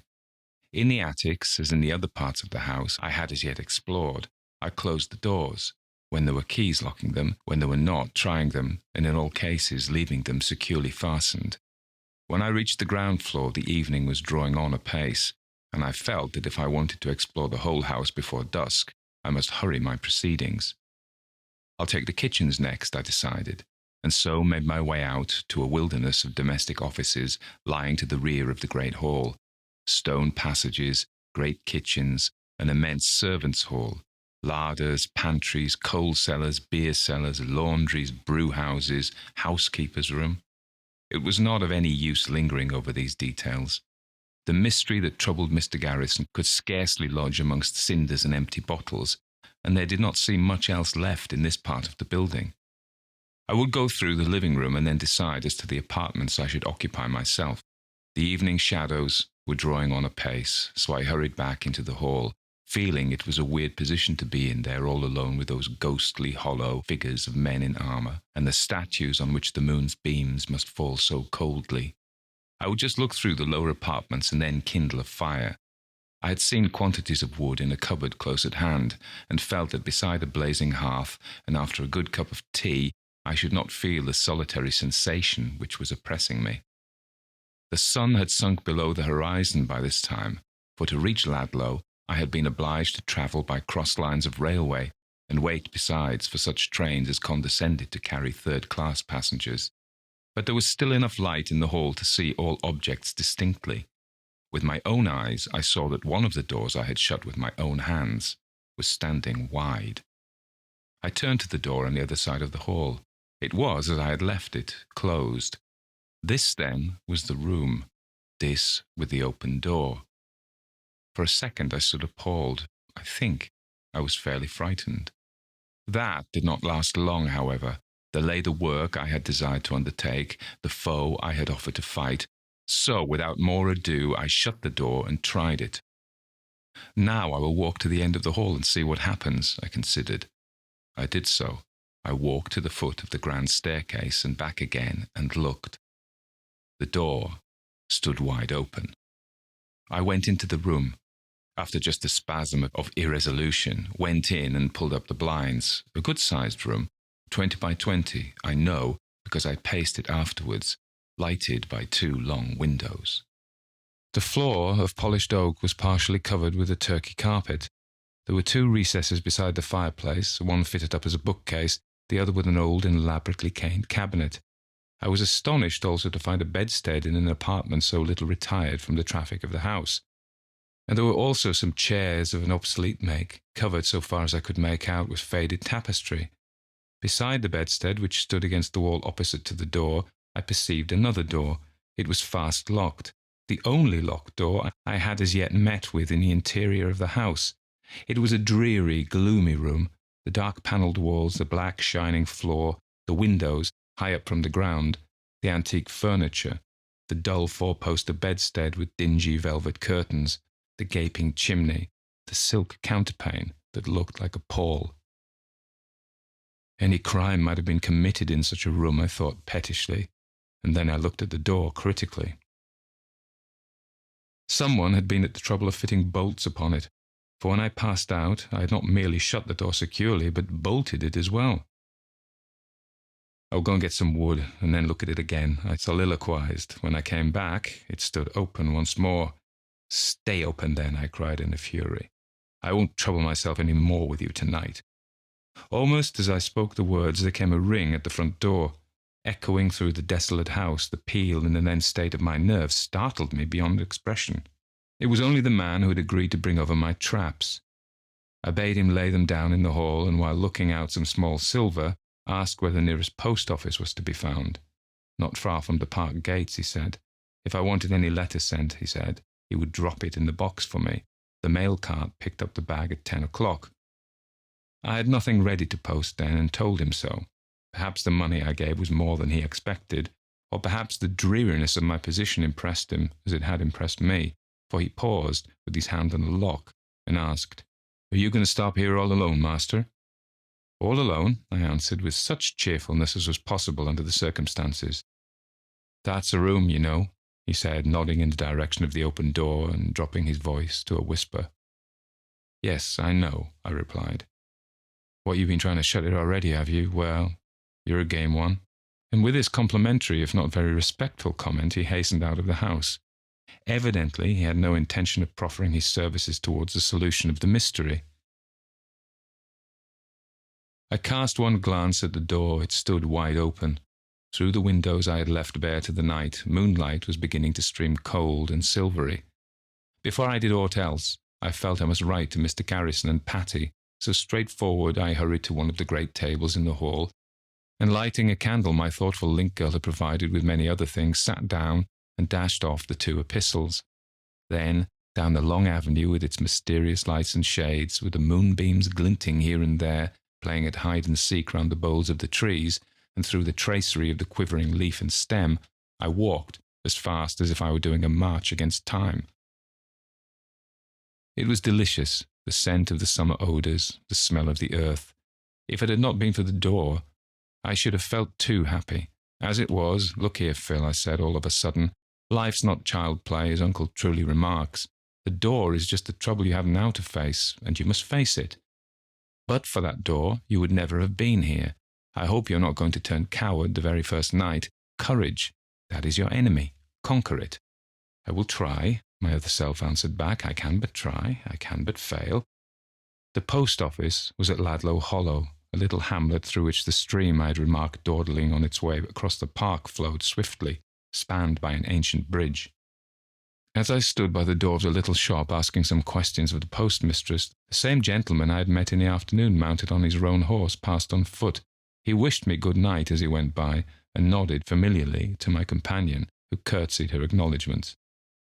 His lordship ages fast, she remarked, following the retreating figure with her eyes. His lordship, I repeated. Of whom are you speaking? Of Lord Ladlow, she said. Oh, I've never seen him, I answered, puzzled. Why, that was Lord Ladlow, she exclaimed. You may be sure I had something to think about as I walked back to the hall, something beside the moonlight and the sweet night scents and the rustle of beast and bird and leaf that makes silence seem more eloquent than noise way down in the heart of the country. Lord Ladlow, my word! I thought he was hundreds, thousands of miles away, and here I find him, he walking in the opposite direction from his own home, I an inmate of his desolate abode. What was that? I heard a noise in a shrubbery close at hand, and in an instant I was in the thick of the underwood. Something shot out and darted into cover of the further plantation. I followed, but I could never catch a glimpse of it. I didn't know the lie of the ground sufficiently to course with success, and I had at length to give up my hunt, heated, baffled, and annoyed. When I got into the house, the moon's beams were streaming down on the hall. I could see every statue, every square of marble, every piece of armour. For all the world, it seemed to me like something in a dream. But I was tired and sleepy, and decided I would not trouble about fire or food, or the open door, till the morning. I would go to sleep. With this intention, I picked up some of my traps and carried them to a room on the first floor I had selected as small and habitable. I went down for the rest, and this time chanced to lay my hand on my rifle. It was wet. I touched the floor. It was wet likewise. I never felt anything like the thrill of delight which shot through me. I had to deal with flesh and blood, and I would deal with it, heaven helping me. The next morning broke clear and bright. I was up with the lark, had washed, dressed, breakfasted, explored the house before the postman came with my letters. One from Mr. Carrison, one from Patty, and one from my uncle. I gave the man £50. I was so delighted, and said I was afraid my being at the hall would cause him some additional trouble. No, sir, he answered, profuse in his expressions of gratitude. I pass here every morning on my way to her ladyship's. Who is her ladyship? I asked. The Dowager Lady Ladlow, he answered, the old lord's widow. And where's her place? I persisted. If you keep on through the shrubbery and across the waterfall, you come to a house about 1/4 of a mile further up the stream. He departed after telling me there was only one post a day, and I hurried back to the room in which I had breakfasted, carrying my letters with me. I opened Mr. Carrison's first. The gist of it was, spare no expense. If you run short of money, telegraph for it. I opened my uncle's next. He implored me to return. He had always thought me harebrained, but felt a deep interest in and affection for me, and thought he could get me a good berth if I would only try to settle down and promise to stick to my work. The last was from Patty. Oh, Patty, God bless you. Such women, I fancy, the men who fight best in battle, who stick last to a sinking ship, who are firm in life's struggle, who are brave to resist temptation, must have known and loved. I can't tell you more about the letter except that it gave me strength to go on to the end. I spent the forenoon considering that door. I looked at it from within and from without. I eyed it critically. I tried whether there was any reason why it should fly open, and found that as long as I remained on the threshold, it remained closed. If I walked even so far away as the opposite side of the hall, it swung wide. Do what I could, it burst from latch and bolt. I could not lock it because there was no key. Well before 2 o'clock, I confess I was baffled. At 2 there came a visitor, none other than Lord Ladlow himself. Sorely I wanted to take his horse round to the stables, but he would not hear of it. Walk beside me across the park, if you'll be so kind, he said. I want to speak to you. We went together across the park, and before we parted I felt I could have gone through fire and water for this simple-spoken nobleman. You must not stay here ignorant of the rumours which are afloat, he said. Of course, when I let the place to Mr. Carrison, I knew nothing of the open door. Did you not, sir, my lord, I mean? I stammered. He smiled. Do not trouble yourself about my title, which indeed carries a very empty state with it, but talk to me as you might a friend. I had no idea there was any ghost story connected with the hall, or I should have kept the place empty. I did not know exactly what to answer, so I remained silent. How did you chance to be sent here? He asked, after a pause. I told him, when the first shock was over, a lord did not seem very different from anybody else.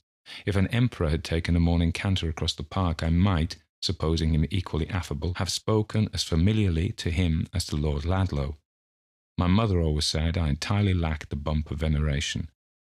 Beginning at the beginning, I repeated the whole story, from Parton's remark about the sovereign to Mr. Carrison's conversation with my uncle. When I had left London behind in the narrative, however, and arrived at the hall, I became somewhat more reticent. After all, it was his hall. People could not live in, his door that would not keep shut, and it seemed to me these mere facts he might dislike being forced upon his attention.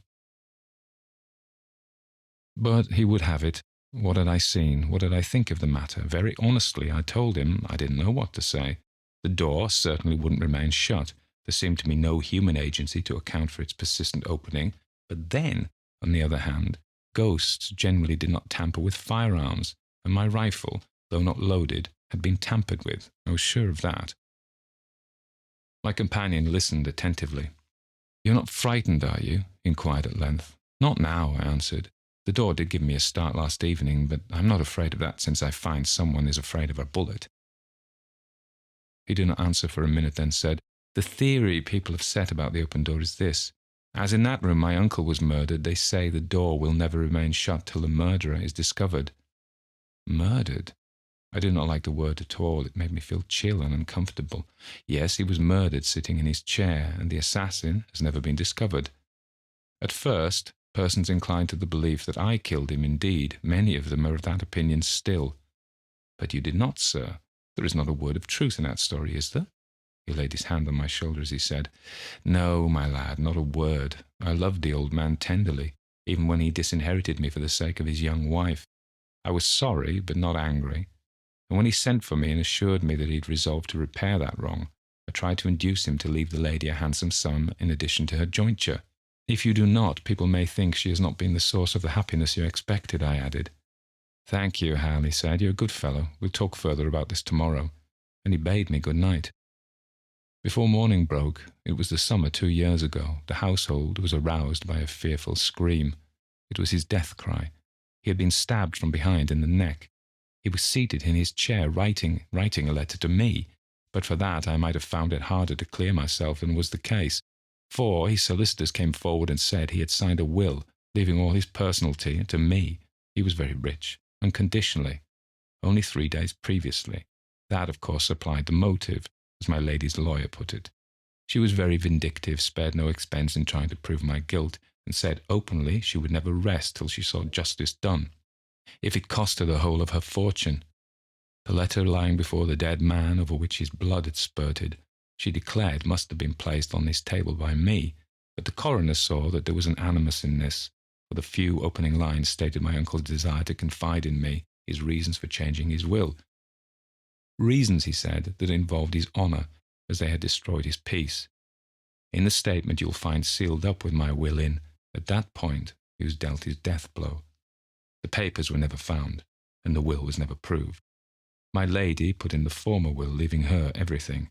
Ill as I could afford to go to law, I was obliged to dispute the matter, and the lawyers are at it still, and very likely will continue at it for years. When I lost my good name, I lost my good health, and had to go abroad.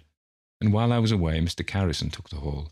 Till I returned, I never heard a word about the open door.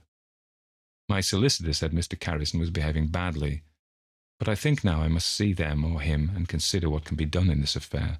As for yourself, it is of vital importance to me that this mystery should be cleared up, and if you are really not timid, stay on. I am too poor to make rash promises, but you won't find me ungrateful." "Oh, my lord," I cried. The address slipped quite easily and naturally off my tongue. "I don't want any more money or anything. If I can only show Patty's father I'm good for something." "Who is Patty?" he asked. He read the answer in my face, for he said no more. "Should you like to have a good dog for company?" he inquired after a pause. I hesitated, then I said, "No, thank you. I'd rather watch and hunt for myself." And as I spoke, the remembrance of that something in the shrubbery recurred to me, and I told him I thought there had been someone about the place the previous evening. "Poachers," he suggested, but I shook my head. "A girl or a woman, I imagine. However, I think a dog might hamper me." He went away, and I returned to the house. I never left it all day. I did not go into the garden or the stable yard or the shrubbery or anywhere. I devoted myself solely and exclusively to that door. If I shut it once, I shut it 100 times, and always with the same result. Do what I could, it swung wide. Never, however, when I was looking at it. So long as I could endure to remain, it stayed shut. The instant I turned my back, it stood open. About 4 o'clock I had another visitor, no other than Lord Ludlow's daughter, the Honourable Beatrice, riding her funny little white pony. She was a beautiful girl of 15 or thereabouts, and she had the sweetest smile you ever saw. "Papa sent me with this," she said. "He would not trust any other messenger," and she put a piece of paper in my hand. "Keep your food under lock and key, buy what you require yourself, get your water from the pump in the stable yard. I'm going from home, but if you want anything, go or send to my daughter." "Any answer?" she asked, patting her pony's neck. "Tell his lordship, if you please, I will keep my powder dry," I replied. "You have made Papa look so happy," she said, still patting that fortunate pony. "If it is in my power, I will make him look happier still, miss," and I hesitated, not knowing how to address her. "Call me Beatrice," she said with enchanting grace, then added slyly, "Papa promises me I shall be introduced to Patty ere long." And before I could recover from my astonishment, she had tightened the bit and was turning across the park. "One moment, please," I cried. "You can do something for me." "What is it?" And she came back, trotting over the great sweep in the front of the house. "Lend me your pony for a minute." She was off before I could even offer to help her alight, off and gathering up her habit dexterously with one hand, led the docile old sheep forward with the other. I took the bridle. When I was with horses, I felt amongst my own kind, stroked the pony, pulled his ears, and let him thrust his nose into my hand.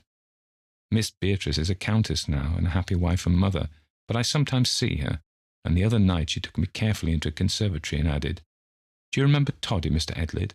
"Remember him?" I exclaimed. "I can never forget him." "He is dead," she told me, and there were tears in her beautiful eyes as she spoke the words. "Mr. Edlid, I loved Toddy." Well, I took Toddy up to the house, and under the third window to the right hand. He was a docile creature, and let me stand on the saddle while I looked into the only room in Ludlow Hall I had been unable to enter. It was perfectly bare of furniture. There was not a thing in it, not a chair or table, not a picture on the walls, or ornament on the chimney-piece. "That is where my granduncle's valet slept," said Miss Beatrice. "It was he who first ran in to help him the night he was murdered." "Where is the valet?" I asked. "Dead," she answered. "The shock killed him. He loved his master more than he loved himself." I had seen all I wished, so I jumped off the saddle, which I had carefully dusted with a branch plucked from a lilac tree. Between jest and earnest, pressed the hem of Miss Beatrice's habit to my lips as I arranged its folds, saw her wave a hand as she went at hand gallop across the park, and then turned back once again into the lonely house, with a determination to solve the mystery attached to it, or die in the attempt. Why, I cannot explain, but before I went to bed that night, I drove a gimlet I found in the stables hard into the floor, and said to the door, "Now I'm keeping you open." When I went down in the morning, the door was close shut, and the handle of the gimlet broken off, lying in the hall. I put my hand to wipe my forehead. It was dripping with perspiration. I did not know what to make of the place at all. I went out into the open air for a few minutes. When I returned, the door again stood wide. If I were to pursue in detail the days and nights that followed, I should weary my readers. I can only say they changed my life. The solitude, the solemnity, the mystery produced an effect I do not profess to understand, but that I cannot regret. I have hesitated about writing of the end, but it must come, so let me hasten to it. Though feeling convinced that no human agency did or could keep the door open, I was certain that some living person had means of access to the house that I could not discover. This was made apparent in trifles which might have escaped unnoticed that several or even 2 people occupied the mansion, but that in my solitary position it was impossible to overlook. A chair would be misplaced, for instance. A path would be visible over a dusty floor. My papers, I found, were moved, my clothes touched. Letters I carried about with me and kept under my pillow at night. Still, the fact remained that when I went to the post office, or while I was asleep, someone did wander over the house. On Lord Ludlow's return, I meant to ask him for some further particulars of his uncle's death, and I was about to write to Mr. Carrison and beg permission to have the door where the valet had slept broken open, when one morning, very early indeed, I spied a hairpin lying close to it. What an idiot I had been! If I wanted to solve the mystery of the open door, of course I must keep watch in the room itself. The door would not stay wide open unless there was a reason for it, and most certainly a hairpin could not have got into the house without assistance. I made up my mind what I should do, that I would go to the post early and take up my position about the door. I had hitherto started for Ludlow Hollow. I felt on the eve of a discovery, and longed for the day to pass, that the night might come. It was a lovely morning. The weather had been exquisite during the whole week, and I flung the hall door wide to let in the sunshine and the breeze. As I did so, I saw there was a basket on the top step, a basket filled with rare and beautiful fruit and flowers. Mr. Carrison had let off the gardens attached to Ludlow Hall for the season. He thought he might as well save something out of that fire, he said, so my fare had not been very varied with the delicacies of that kind. I was very fond of fruit in those days, and seeing a card addressed to me, I instantly selected a tempting peach, and ate it, a little greedily perhaps.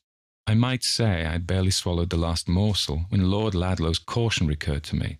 The fruit had a curious flavour. There was a strange taste hanging around my palate. For a moment, sky, trees, and park swam before my eyes. Then I made my mind up what to do. I smelt the fruit. It had all the same faint odour. Then I put some in my pocket, took the basket and locked it away, walked around to the farmyard, asked for the loan of a horse that was generally driven in a light cart, and less than half an hour was asking in Ludlow to be directed to a doctor. Rather cross at being disturbed so early, he was first inclined to pooh-pooh my idea, but I made him cut open the pear and satisfy himself that the fruit had been tampered with. "It's fortunate you stopped at the first peach," he remarked, after giving me a draught and some medicine to take back, and advising me to keep in the open air as much as possible. "I should like to retain this fruit and see you again tomorrow." We did not think then on how many morrows we should see each other. Riding across to Ludlow, the postman had given me 3 letters, but I did not read them till I was seated under a great tree in the park, with a basin of milk and a piece of bread beside me. Hitherto, there had been nothing exciting in my correspondence. Patty's epistles were always delightful, but they could not be regarded as sensational, and about Mr. Carrison's there was a monotony I had begun to find tedious. On this occasion, however, no fault could be found on that score. The contents of his letter greatly surprised me. He said Lord Ludlow had released him from his bargain, that I could therefore leave the Hall at once. He enclosed me £10, said he would consider how he could best advance my interests, and that I had better call upon him at his private house when I returned to London. "I do not think I shall leave Ludlow yet awhile," I considered as I replaced his letter in its envelope. "Before I go, I should like to make it hot for whoever sent me that fruit, so unless Lord Ludlow turns me out, I'll stay a little longer." Lord Ludlow did not wish me to leave. The 3rd letter was from him. "I shall return home tomorrow night," he wrote, "and see you on Wednesday. I have arranged satisfactorily with Mr. Carrison, and as the hall is my own again, I mean to try to solve the mystery it contains myself. If you choose to stop and help me do so, you would confer a favour, and I will try to make it worth your while. I will keep watch tonight, and see if I can't give you some news tomorrow," I thought. And then I opened Patty's letter, the best, dearest, sweetest letter any postman in all the world could have brought me. If it had not been for what Lord Ludlow said about his sharing my undertaking, I should not have chosen that night for my vigil. I felt ill and languid, fancy, no doubt, to a great degree inducing these sensations. I had lost energy in a most unaccountable manner. The long, lonely days had told upon my spirits. The fidgety feeling which took me 100 times in the 12 hours to look upon the open door, to close it, and to count how many steps I could take before it opened again, had tried my mental strength as a perpetual blister might have worn away my physical. No sense was I fit for the task I had set myself, and yet I determined to go through with it. Why had I never before decided to watch in that mysterious chamber? Had I been at the bottom of my heart afraid? In the bravest of us there are depths of cowardice that lurk unsuspected till they engulf our courage. The day wore on, the long, dreary day. Evening approached. The night shadows closed over the hall. The moon would not rise for a couple of hours more. Everything was still as death. The house had never before seemed to me so silent and so deserted.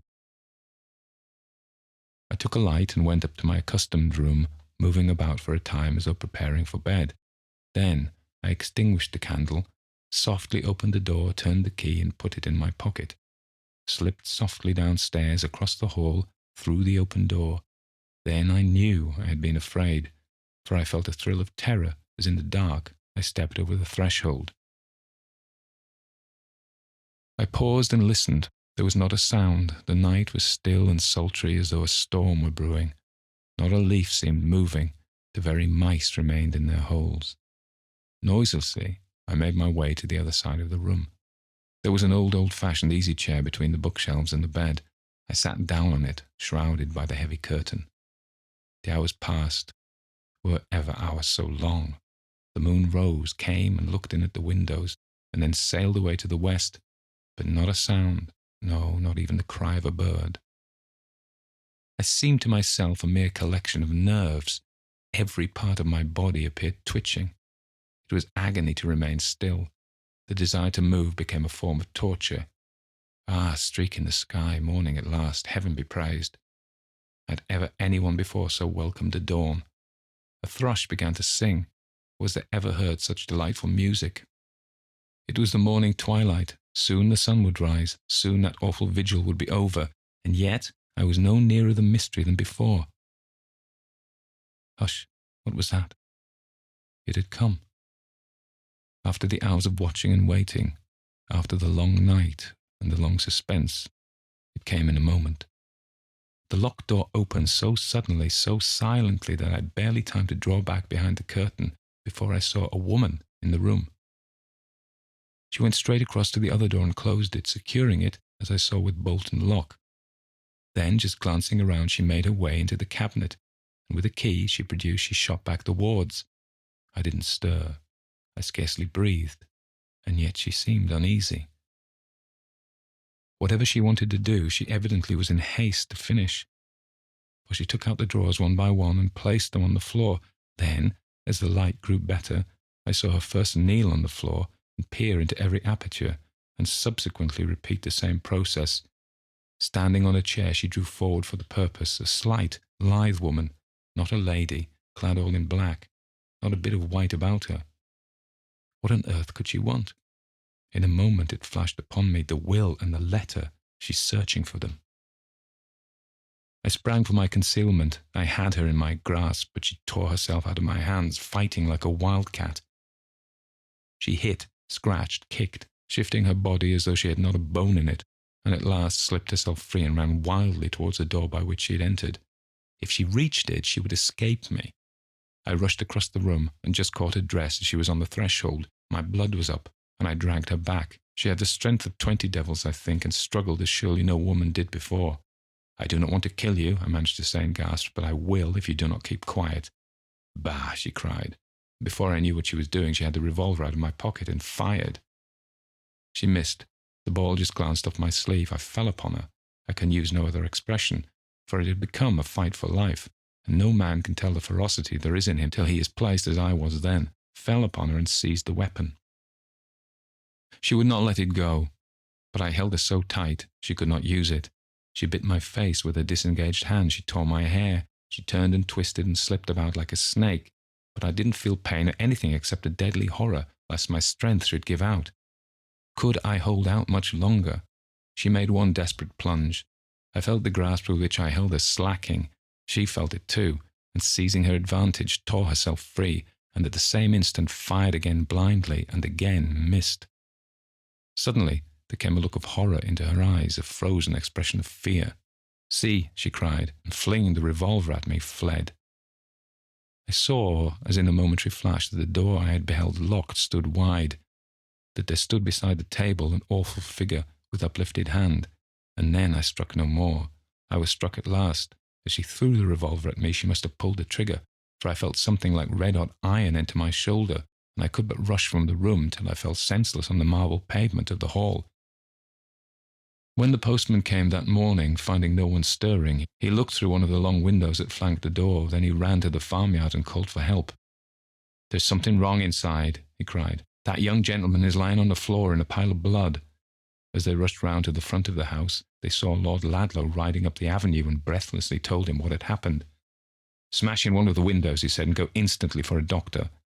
They laid me on the bed in that terrible room, and I telegraphed for my father. For long I hovered between life and death, but at length I recovered sufficiently to be removed to the house Lord Ludlow owned on the other side of the hollow. Before that time, I had told him all I knew and begged him to make instant search for the will. Break up the cabinet if necessary, I entreated. I'm sure the papers are there. And they were. The lordship got his own, and as to the scandal and the crime, one was hushed up, and the other remained unpunished. The dowager and the maid went abroad the very morning I lay on the marble pavement at Ladlow Hall. They never returned. My lord made that one condition of his silence. Not in Meadowshire, but in a fairer county still. I have a farm which I manage, and make both ends meet comfortably. Patty is the best wife any man ever possessed, and I, well, I'm just as happy, if a trifle more serious than of old, but there are times when a great horror of darkness seems to fall upon me, and at such periods I cannot endure to be left alone.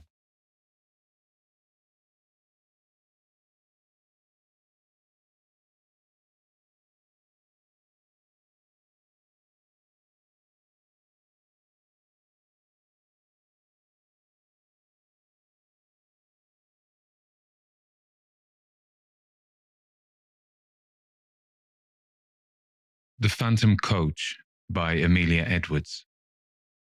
The circumstances I'm about to relate to you have truth to recommend them. They happened to myself, and my recollection of them is as vivid as if they had taken place only yesterday. 20 years, however, have gone by since that night.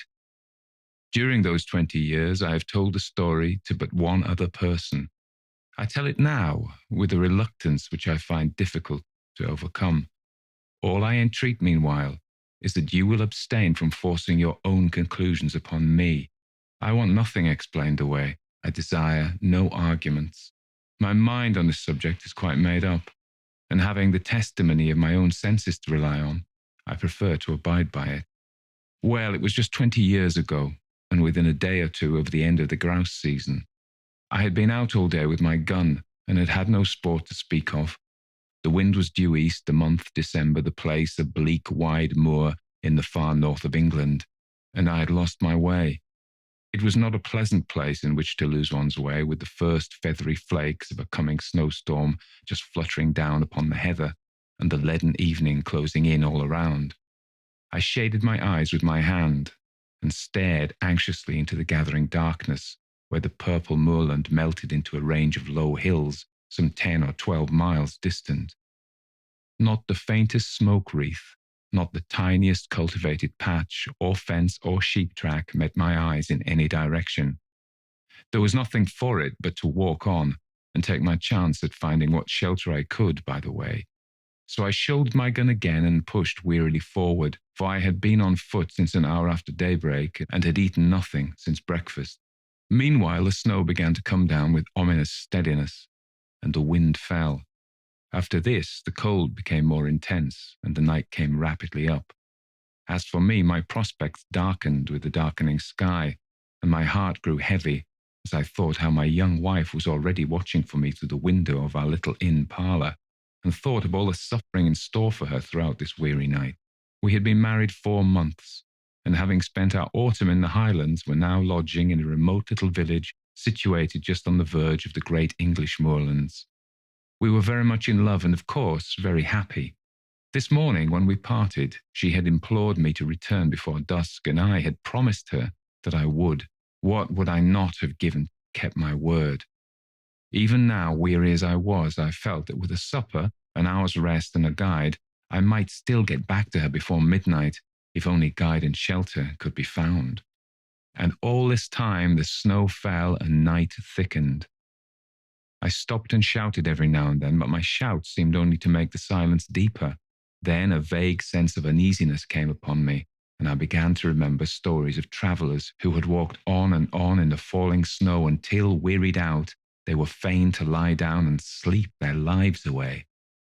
Would it be possible, I asked myself, to keep on thus through all the long dark night? Would there not come a time when my limbs must fail and my resolution give way? When I, too, must sleep the sleep of death? Death! I shuddered. How hard to die just now when life lay so bright before me. How hard for my darling whose whole loving heart was given to me, but that thought was not to be borne. To banish it, I shouted again, louder and longer, and then listened eagerly. Was my shout answered, or did I only fancy that I heard a far-off cry? I halloed again, and again the echo followed. Then a wavering speck of light came suddenly out of the dark, shifting, disappearing, growing momentarily nearer and brighter. Running towards it at full speed, I found myself, to my great joy, face to face with an old man and a lantern. "Thank God!" was the exclamation that burst involuntarily from my lips. Blinking and frowning, he lifted his lantern and peered in my face. "What for?" growled he sulkily. "Well, for you. I began to fear I should be lost in the snow." Then, folks do get cast away hereabouts for time to time. And what's to hinder you from being cast away likewise, if the Lord's so minded?" "If the Lord is so minded that you and I shall be lost together, friend, we must submit," I replied. "But I don't mean to be lost without you. How far am I now from Dwolding?" "Oh, a good 20 mile, more or less." "And the nearest village?" "Nearest village is Wyke, and that's 12 mile to the side." "Where do you live then?" "Out yonder," said he with a vague jerk of the lantern. "You're going home, I presume?" "Maybe I am." "Then I'm going with you." The old man shook his head and rubbed his nose reflectively with the handle of the lantern. "It's nae use," he growled. "He won't let you in, not he?" "We'll see about that," I replied briskly. "Who is he?" "Master." "Who is the master? That's nowt to you," was the unceremonious reply. Well, you lead the way, and I'll engage that the master shall give me shelter and supper tonight." "You can try him," muttered my reluctant guide, and still shaking his head, he hobbled, gnome-like, away through the falling snow. A large mass loomed up presently out of the darkness, and a huge dog rushed out, barking furiously. "Is this the house?" I asked. "Aye, it's dose. Doombe," and he fumbled in his pocket for the key. I drew up close behind him, prepared to lose no chance of entrance, and saw in the little circle of light shed by the lantern that the door was heavily studded with iron nails, like the door of a prison. In another minute, he had turned the key, and I had pushed past him into the house. Once inside, I looked around with curiosity and found myself in a great raftered hall, which served apparently a variety of uses. One end was piled to the roof with corn like a barn. The other was stored with flour sacks, agricultural implements, casks, and all kinds of miscellaneous lumber, while from the beams overhead hung rows of hams, flitches, and bunches of dried herbs for winter use. In the center of the floor stood some huge object gauntly dressed in a dingy wrapping cloth and reaching halfway to the rafters. Lifting a corner of this cloth, I saw, to my surprise, a telescope of very considerable size, mounted on a rude movable platform with 4 small wheels.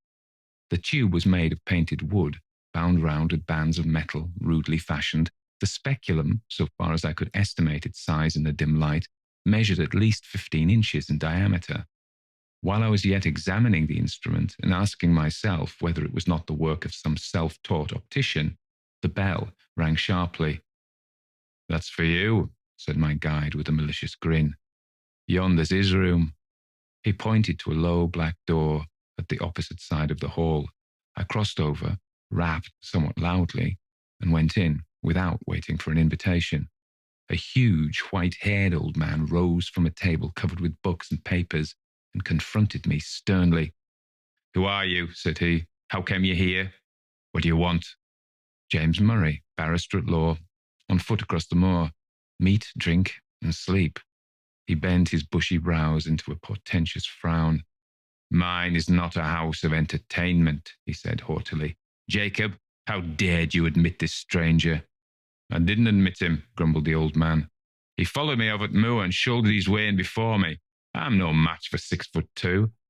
"And pray, sir, by what right have you forced an entrance into my house?" "The same by which I should have clung to your boat if I were drowning. The right of self-preservation." "Self-preservation? There's an inch of snow on the ground already," I replied briefly, "and it would be deep enough to cover my body before daybreak." He strode to the window, pulled aside a heavy black curtain, and looked out. "It's true," he said. "You can stay, if you choose, till morning. Jacob, serve the supper." With this, he waved me to a seat, resumed his own, and became at once absorbed in the studies from which I had disturbed him. I placed my gun in a corner, drew a chair to the hearth, and examined my quarters at leisure. Smaller and less incongruous in its arrangements than the hall, this room contained nevertheless much to awaken my curiosity. The floor was carpetless. The whitewashed walls were in parts scrawled over with strange diagrams, and in others covered with shelves crowded with philosophical instruments, the uses of many of which were unknown to me. On one side of the fireplace stood a bookcase filled with dingy folios. On the other, a small organ, fantastically decorated with painted carvings of medieval saints and devils. Through the half-open door of a cupboard at the farther end of the room, I saw a long array of geological specimens, surgical preparations, crucibles, retorts, and jars of chemicals, while on the mantel-shelf beside me, amid a number of small objects, stood a model of the solar system, a small galvanic battery, and a microscope. Every chair had its burden, every corner was heaped high with books. The very floor was littered over with maps, casts, papers, tracings, and a learned lumber of all conceivable kinds. I stared about me with an amazement increased by every fresh object upon which my eyes chanced to rest. So strange a room I had never seen, yet seemed it stranger still to find such a room in a lone farmhouse amid those wild and solitary moors. Over and over again, I looked from my host to his surroundings, and from my surroundings back to my host, asking myself who and what he could be. His head was singularly fine, but it was more the head of a poet than a philosopher, broad in the temples, prominent over the eyes, and clothed with a rough profusion of perfectly white hair. It had all the ideality and much of the ruggedness that characterizes the head of Louis von Beethoven. There were the same deep lines about the mouth and the same stern furrows in the brow. There was the same concentration of expression. While I was yet observing him, the door opened, and Jacob brought in the supper. His master then closed his book, rose, and with more courtesy of manner than he had yet shown, invited me to the table.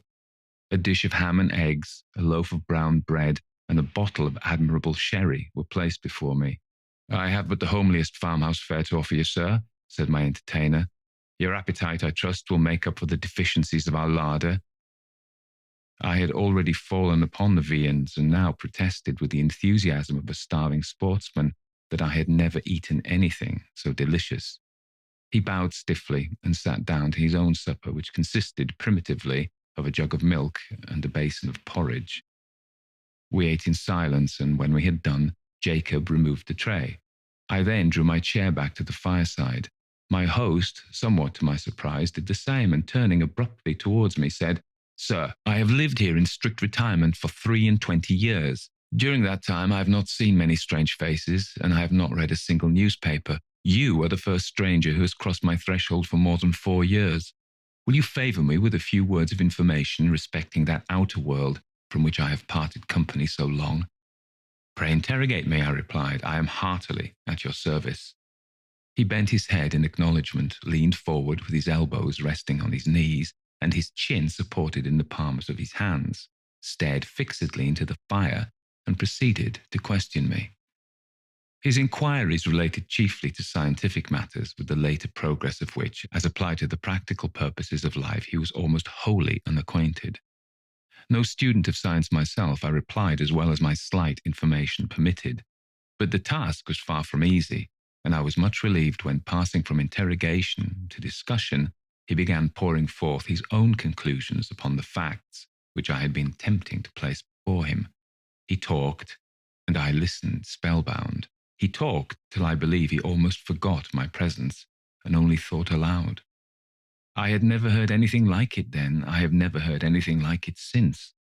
Familiar with all systems of all philosophies, subtle in analysis, bold in generalization, he poured forth his thoughts in an uninterrupted stream, and still leaning forward in the same moody attitude with his eyes fixed upon the fire, wandered from topic to topic, from speculation to speculation, like an inspired dreamer, from practical science to mental philosophy, from electricity in the wire to electricity in the nerve, from Watts to Mesmer, from Mesmer to Reichenbach, from Reichenbach to Swedenborg, Spinoza, Condillac, Descartes, Berkeley, Aristotle, Plato, and the Magi and mystics of the East were transitions which, however bewildering in their variety and scope, seemed easy and harmonious upon his lips as sequences in music.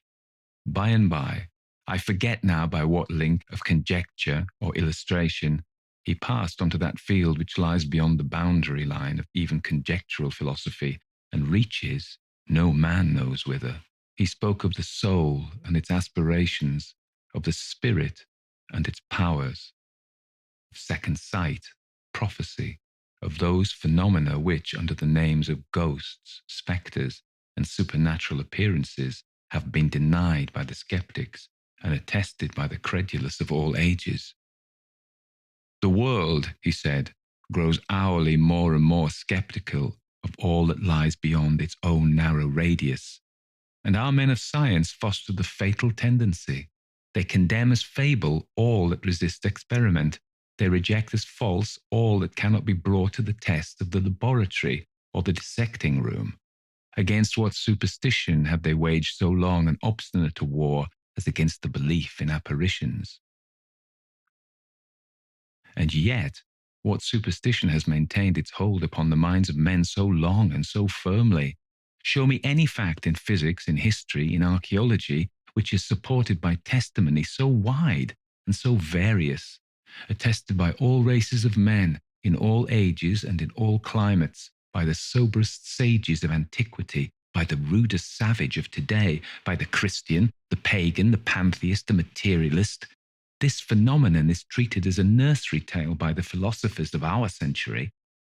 Circumstantial evidence weighs with them as a feather in the balance. The comparison of causes with effects, however valuable in physical science, is put aside as worthless and unreliable. The evidence of a competent witness, however conclusive in a court of justice, counts for nothing. He who pauses before he pronounces is condemned as a trifler. He who believes is a dreamer or a fool. He spoke with bitterness, and having said thus, relapsed for some minutes into silence. Presently, he raised his head from his hands and added, with an altered voice and manner, I, sir, paused, investigated, believed, and was not ashamed to state my convictions to the world. I, too, was branded as a visionary, held up to ridicule by my contemporaries, and hooted from that field of science in which I had laboured with honour during all the best years of my life. These things happened just 23 years ago. Since then, I have lived as you see me living now, and the world has forgotten me, as I have forgotten the world. You have my history. It's a very sad one, I murmured, scarcely knowing what to answer. It is a very common one, he replied. I have only suffered for the truth, as many a better and wiser man has suffered before me. He rose, as if desirous of ending the conversation, and went over to the window. It has ceased snowing, he observed, as he dropped the curtain and came back to the fireside. Ceased? I exclaimed, starting eagerly to my feet. Oh, if it were only possible, but no, it's hopeless. Even if I could find my way across the moor, I could not walk 20 miles tonight. Walk 20 miles tonight, repeated my host. What are you thinking of? Of my wife, I implied impatiently, of my young wife, who doesn't know that I've lost my way, and who is at this moment breaking her heart with suspense and terror. Where is she? At Dwolding, 20 miles away. At Dwolding, he echoed thoughtfully. Yes, the distance, it is true, is 20 miles, but are you so very anxious to save the next 6 or 8 hours? So very, very anxious that I would give 10 guineas at this moment for a guide and a horse. Your wish can be gratified at a less costly rate, said he, smiling. The night mail from the north, which changes horses at Dwolding, passes within 5 miles of this spot, and will be due at a certain crossroad in about an hour and a quarter. If Jacob were to go with you across the moor and put you into the old coach road, you could find your way, I suppose, to where it joins the new one. Easily, gladly.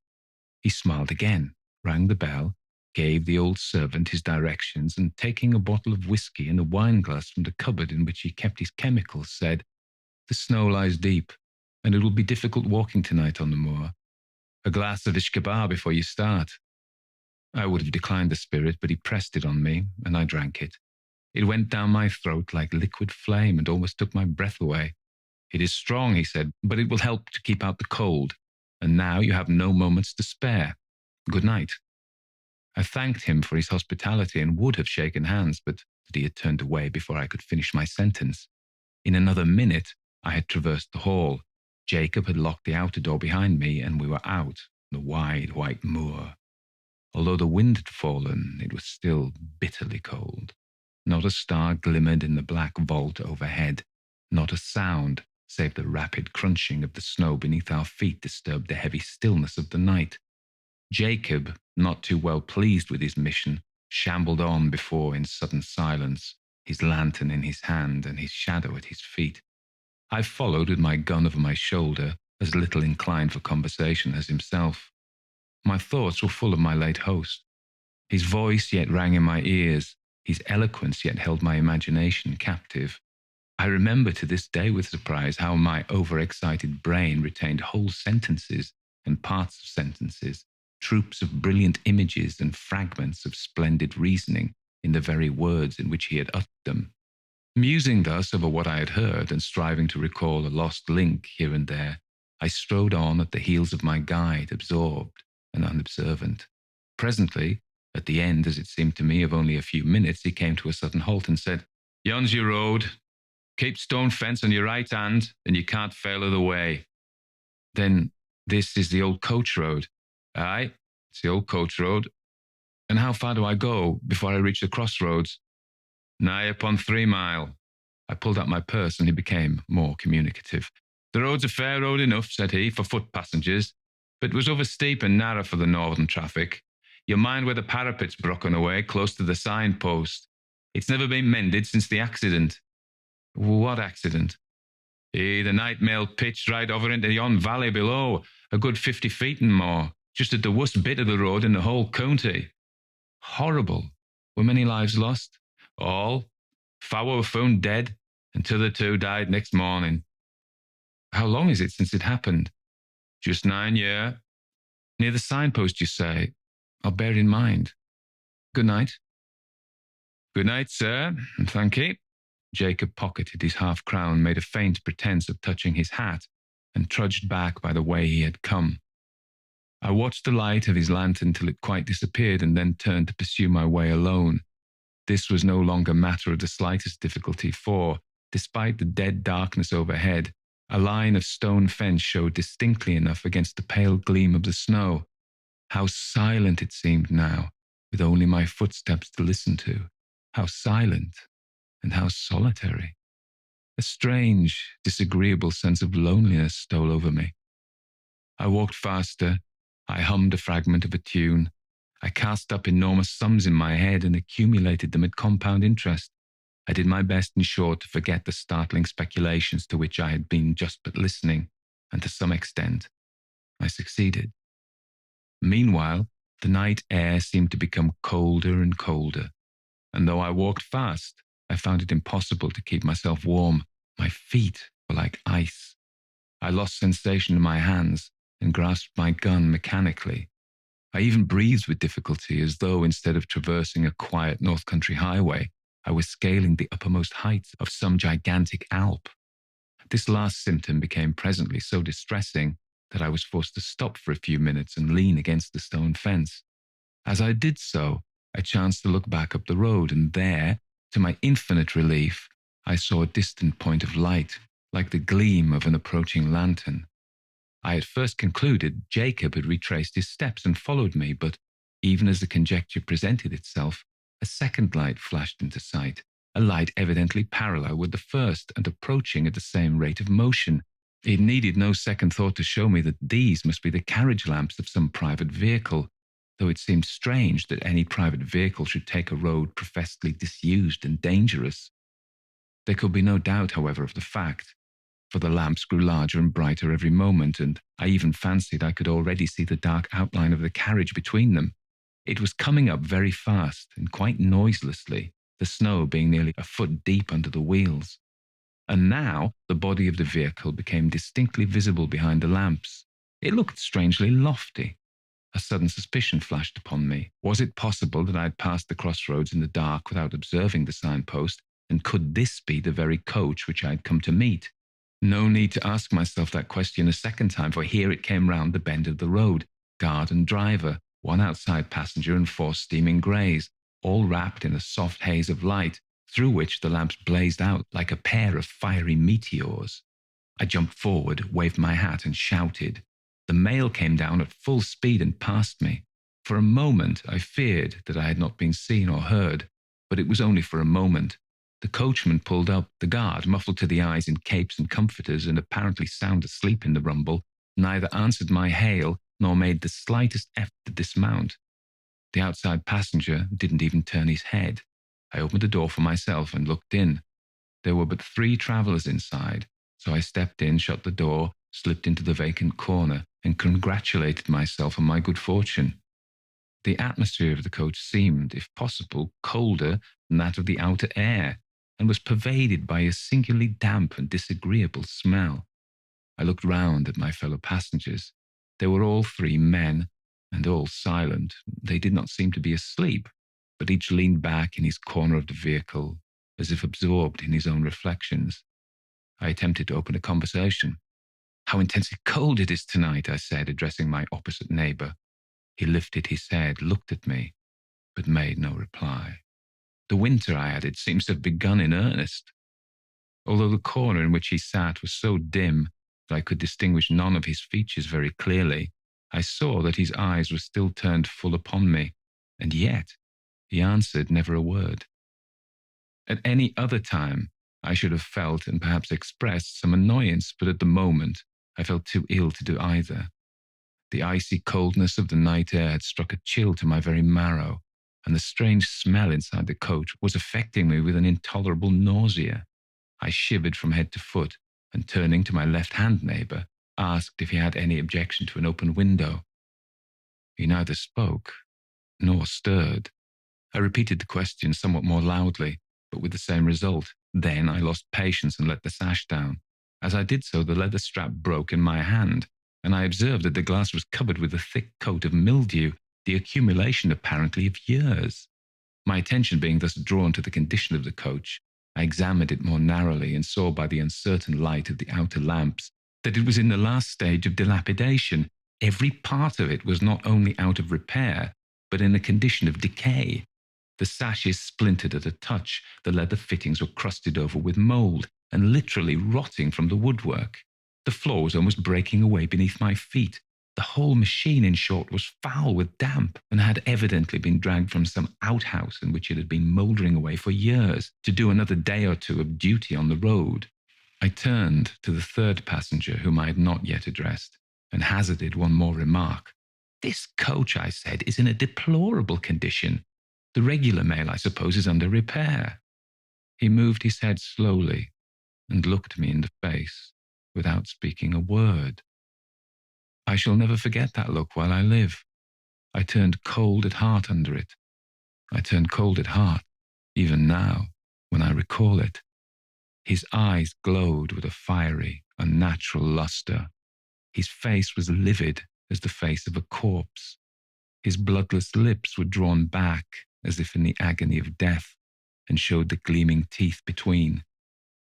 The words that I was about to utter died upon my lips, and a strange horror, a dreadful horror, came upon me. My sight had by this time become used to the gloom of the coach, and I could see with tolerable distinctness. I turned to my opposite neighbour. He, too, was looking at me, with the same startling pallor in his face and the same stony glitter in his eyes. I passed my hand across my brow. I turned to the passenger on the seat beside my own and saw, oh heaven, how shall I describe what I saw? I saw that he was no living man, that none of them were living men like myself. A pale phosphorescent light, the light of putrefaction, played upon their awful faces, upon their hair dank with the dews of the grave, upon their clothes, earth-stained and dropping to pieces, upon their hands, which were as the hands of corpses long buried.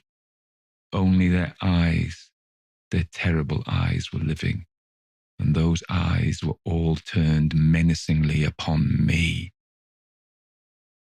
A shriek of terror, a wild, unintelligible cry for help and mercy burst from my lips as I flung myself against the door and strove in vain to open it.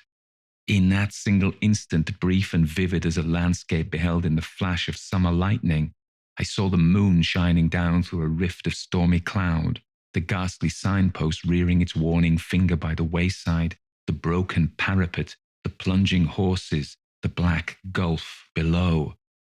Then the coach reeled like a ship at sea. Then came a mighty crash, a sense of crushing pain, and then darkness.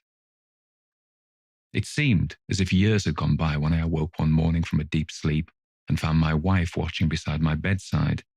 I will pass over the scene that ensued and give you, in a half a dozen words, tales she told me with tears of thanksgiving. I had fallen over a precipice close against the junction of the old coach road and the new, and had only been saved from certain death by lighting upon a deep snowdrift that had accumulated at the foot of the rock beneath. In this snowdrift I was discovered at daybreak by a couple of shepherds, who carried me to the nearest shelter and brought a surgeon to my aid. The surgeon found me in a state of raving delirium, with a broken arm and a compound fracture of the skull.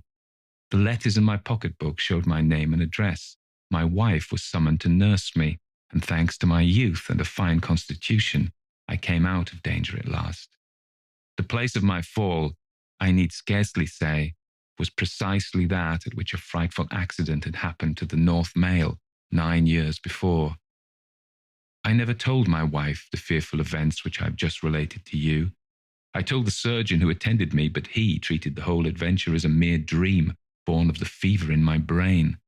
We discussed the question over and over again, until we found that we could discuss it with temper no longer, and then we dropped it. Others may form what conclusions they please. I know that 20 years ago, I was the fourth inside passenger in that phantom coach.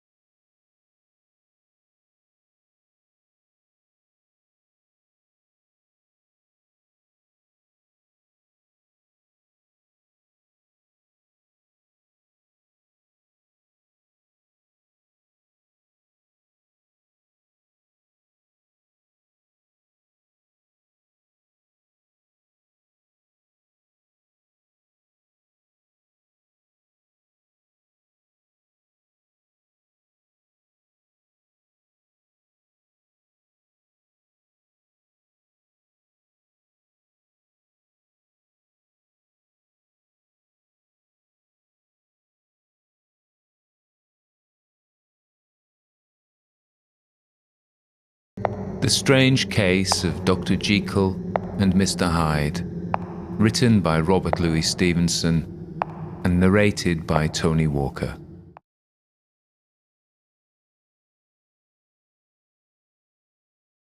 The Story of the Door. Mr. Utterson the lawyer was a man of rugged countenance that was never lighted by a smile. Cold, scanty, and embarrassed in discourse, backward in sentiment, lean, long, dusty, dreary, and yet somehow lovable. At friendly meetings, and when the wine was to his taste, something eminently human beaconed from his eye, something indeed which never found its way into his talk, but which spoke not only in these silent symbols of the after-dinner face, but more often and loudly in the acts of his life. He was austere with himself, drank gin when he was alone to mortify a taste for vintages, and though he enjoyed the theatre, had not crossed the doors of one for 20 years. But he had an approved tolerance for others, sometimes wondering almost with envy at the high pressure of spirits involved in their misdeeds, and in any extremity inclined to help rather than to reprove. I incline to Cain's heresy, he used to say quaintly. I let my brother go to the devil in his own way. In this character, it was frequently his fortune to be the last reputable acquaintance and the last good influence in the lives of down-going men, and to such as these, so long as they came about his chambers, he never marked a shade of change in his demeanour. No doubt the feat was easy to Mr. Utterson, for he was undemonstrative at the best, and even his friendship seemed to be founded in a similar catholicity of good nature. It is the mark of a modest man to accept his friendly circle ready-made from the hands of opportunity, and that was the lawyer's way. His friends were those of his own blood or those whom he had known the longest. His affections, like ivy, were the growth of time. They implied no aptness in the object. Hence, no doubt, the bond that united him to Mr. Richard Enfield, his distant kinsman, the well-known man about town. It was a nut to crack for many, what these two could see in each other, or what subject they could find in common. It was reported by those who encountered them in their Sunday walks that they said nothing, looked singularly dull, and would hail with obvious relief the appearance of a friend. For all that, the two men put the greatest store by these excursions, counted them the chief jewel of each week, and not only set aside occasions of pleasure, but even resisted the calls of business, that they might enjoy them uninterrupted. It chanced on one of these rambles that their way led them down a by-street in a busy quarter of London. The street was small and what is called quiet, but it drove a thriving trade on the weekdays. The inhabitants were all doing well, it seemed, and all emulously hoping to do better still, and laying out the surplus of their grains in coquetry, so that the shop fronts stood along that thoroughfare with an air of invitation, like rows of smiling saleswomen.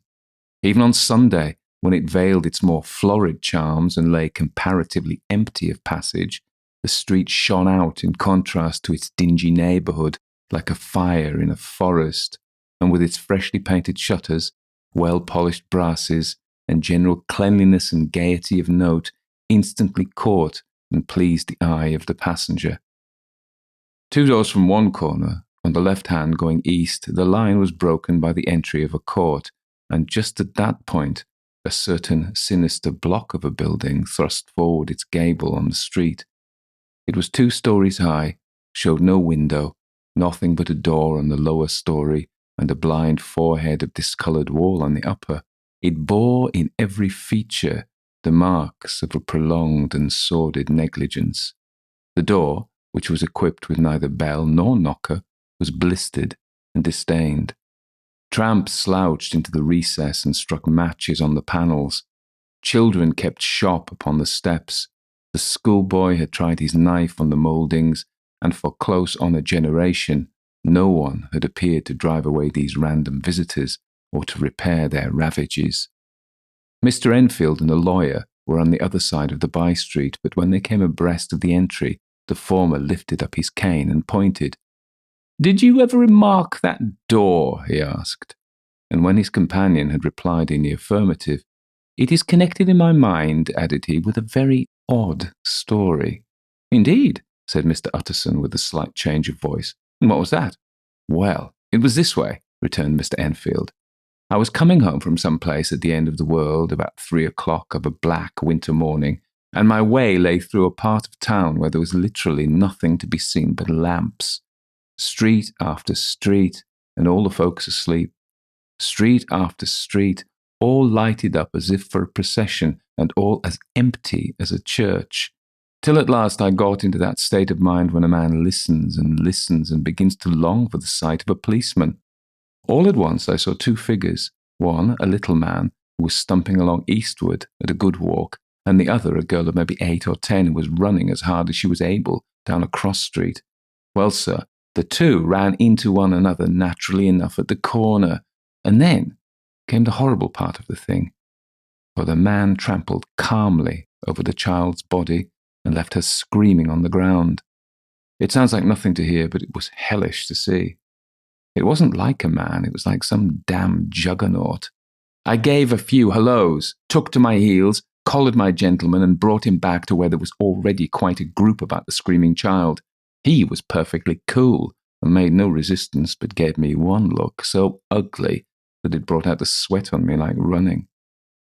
The people who had turned out were the girl's own family, and pretty soon the doctor for whom she had been sent put in his appearance. Well, the child was not much the worse, more frightened, according to the sawbones, and there, you might have supposed, would be an end to it. But there was one curious circumstance.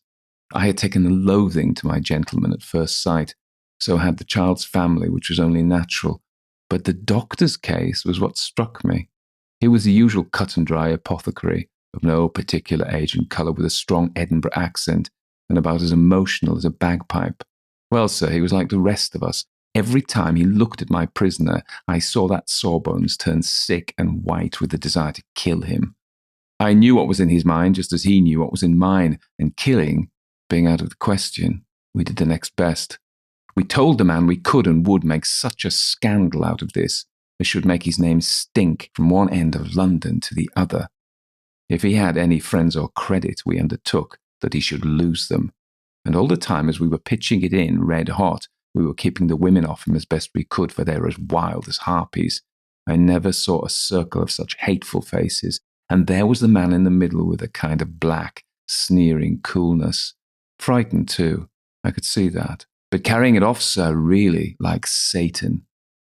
If you choose to make capital out of this accident, said he, I'm naturally helpless. No gentleman but wishes to avoid a scene, says he.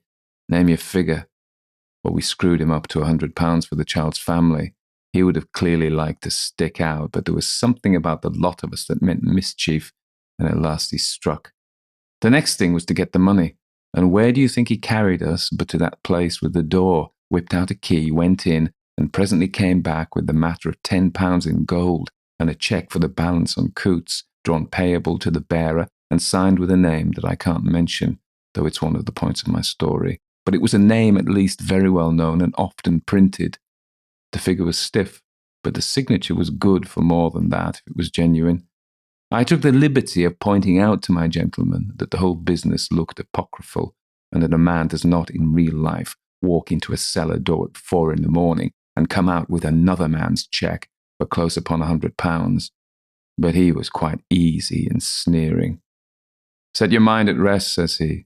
I'll stay with you till the bank's open and cash the cheque myself. So we all set off, the doctor and the child's father and our friend and myself, and passed the rest of the night in my chambers. And the next day, when we had breakfasted, went in a body to the bank. I gave in the cheque myself, and I said I had every reason to believe it was a forgery. Not a bit of it. The cheque was genuine. Tut, tut, said Mr. Utterson. I see you feel as I do, said Mr. Enfield. Yes, it's a bad story. For my man was a fellow that nobody could have to do with, a really damnable man. And the person that drew the cheque is the very pink of proprieties, celebrated too, and, what makes it worse, one of your fellows who do what they call good. Blackmail, I suppose. An honest man paying through the nose for some of the capers of his youth. Blackmail House is what I call the place with the door in consequence, though even that, you know, is far from explaining all, he added, and with the words fell into a vein of musing. From this, he was recalled by Mr. Utterson asking rather suddenly, And don't you know if the drawer of the cheque lives there? A likely place, isn't it? Returned Mr. Enfield, but I happen to have noticed his address. He lives in some square or other. And you never asked about the place with the door, said Mr. Utterson. No, sir, I had a delicacy, was the reply. I feel very strongly about putting questions. It partakes too much of the style of the Day of Judgment. You start a question, and it's like starting a stone. You sit quietly on the top of a hill, and away the stone goes, starting others, and presently some bland old bird, the last you would have thought of, is knocked on the head in his own back garden, and the family have to change their name. No, sir, I make it a rule of mine. The more it looks like Queer Street, the less I ask. A very good rule, too, said the lawyer. But I have studied the place for myself, continued Mr. Enfield. It seems scarcely a house. There is no other door, and nobody goes in or out of that one but once in a great while, the gentleman of my adventure. There are 3 windows looking on the court on the first floor, none below. The windows are always shut, but they're clean. And then there is a chimney which is generally smoking, so somebody must live there. And yet it's not so sure, for the buildings are so packed together about the court that it's hard to say where one ends and the other begins. The pair walked on again for a while in silence, and then, Enfield, said Mr. Utterson, that's a good rule of yours. Yes, I think it is, returned Enfield. But for all that, continued the lawyer, there's one point I want to ask. I want to ask the name of that man who walked over the child. Well, said Mr. Enfield, I can't see what harm it would do. It was a man of the name of Hyde. Said Mr. Utterson. And what sort of man is he? He's not easy to describe. There's something wrong with his appearance, something displeasing, something downright detestable. I never saw a man I so disliked, and yet I scarce know why. He must be deformed somewhere. He gives a strong feeling of deformity, although I couldn't specify the point. He's an extraordinary-looking man, and yet I really can name nothing out of the way. No, sir, I can make no hand of it. I can't describe him, and it's not for want of memory, for I declare I can see him at this moment." Mr. Utterson again walked some way in silence, and obviously under a weight of consideration. "You're sure he used a key?" he inquired at last. "My dear sir," began Enfield, surprised out of himself. "Yes, I know," said Utterson. "I know it must seem strange. The fact is, if I don't ask you the name of the other party, it's because I know it already. You see, Richard, your tale has gone home. If you have been inexact in any point, you'd better correct it." "I think you might have warned me," returned the other with a touch of sullenness. "But I've been pedantically exact, as you call it. The fellow had a key, and what's more, he has it still. I saw him use it not a week ago." Mr. Utterson sighed deeply but never said a word, and the young man presently resumed. "Here is another lesson to say nothing," said he. "I am ashamed of my long tongue. Let us make a bargain never to refer to this again." "With all my heart," said the lawyer. "I shake hands on that, Richard."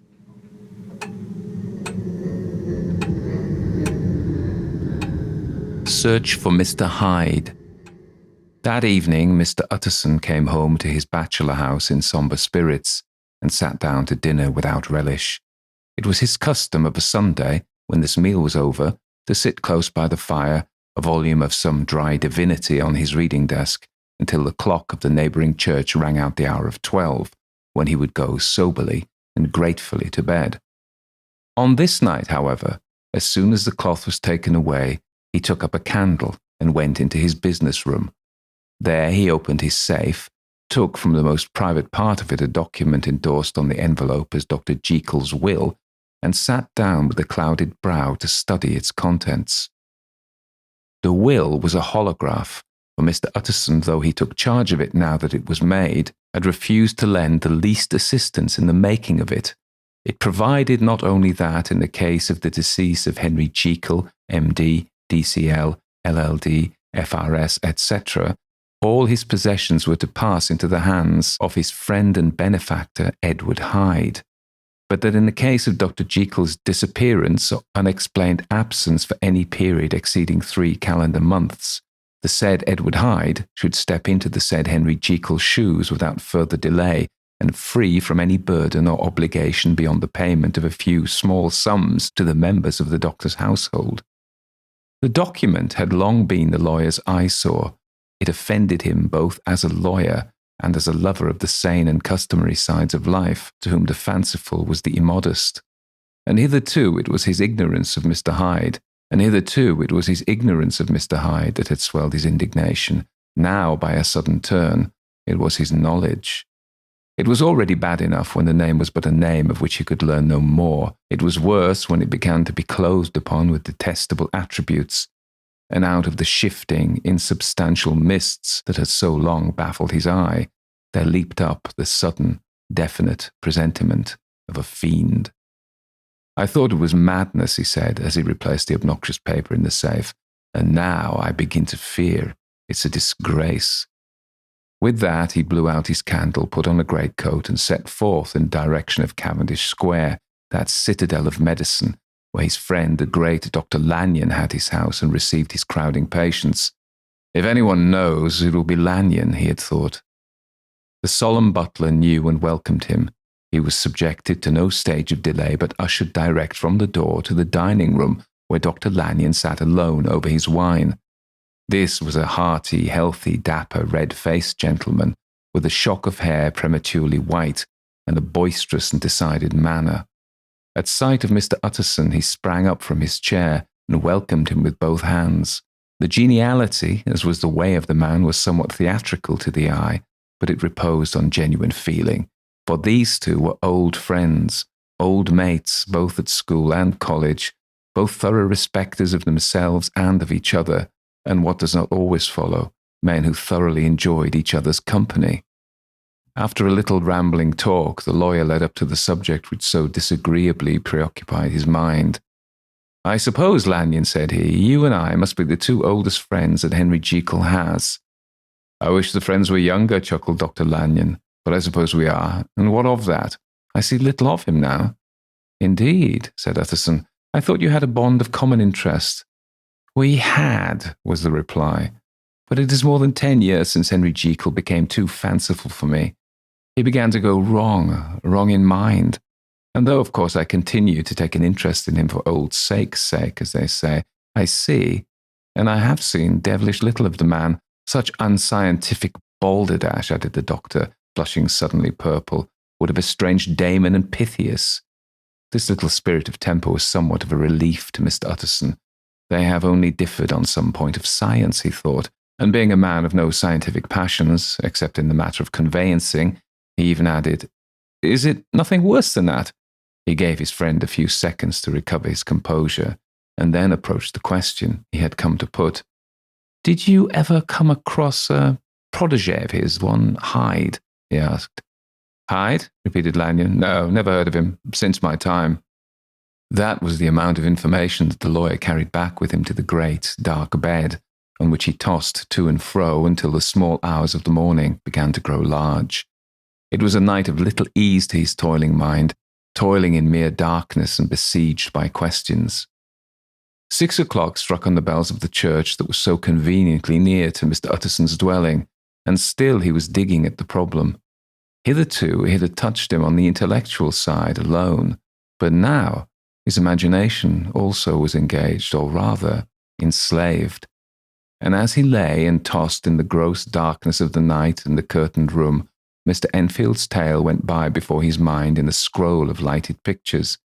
He would be aware of the great field of lamps of a nocturnal city, then of a figure of a man walking swiftly, then of a child running from the doctor's, and then these meet, and that human juggernaut trod the child down and passed on, regardless of her screams.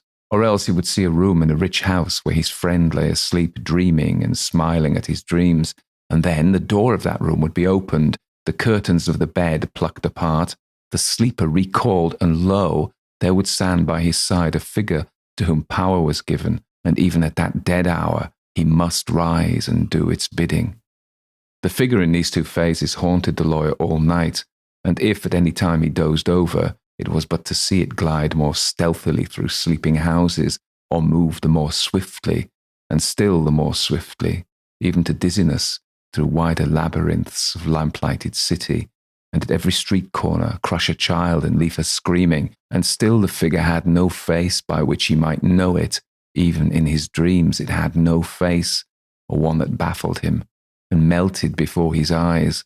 And thus it was that there sprang up and grew apace in the lawyer's mind a singularly strong, almost an inordinate curiosity to behold the figures of the real Mr. Hyde.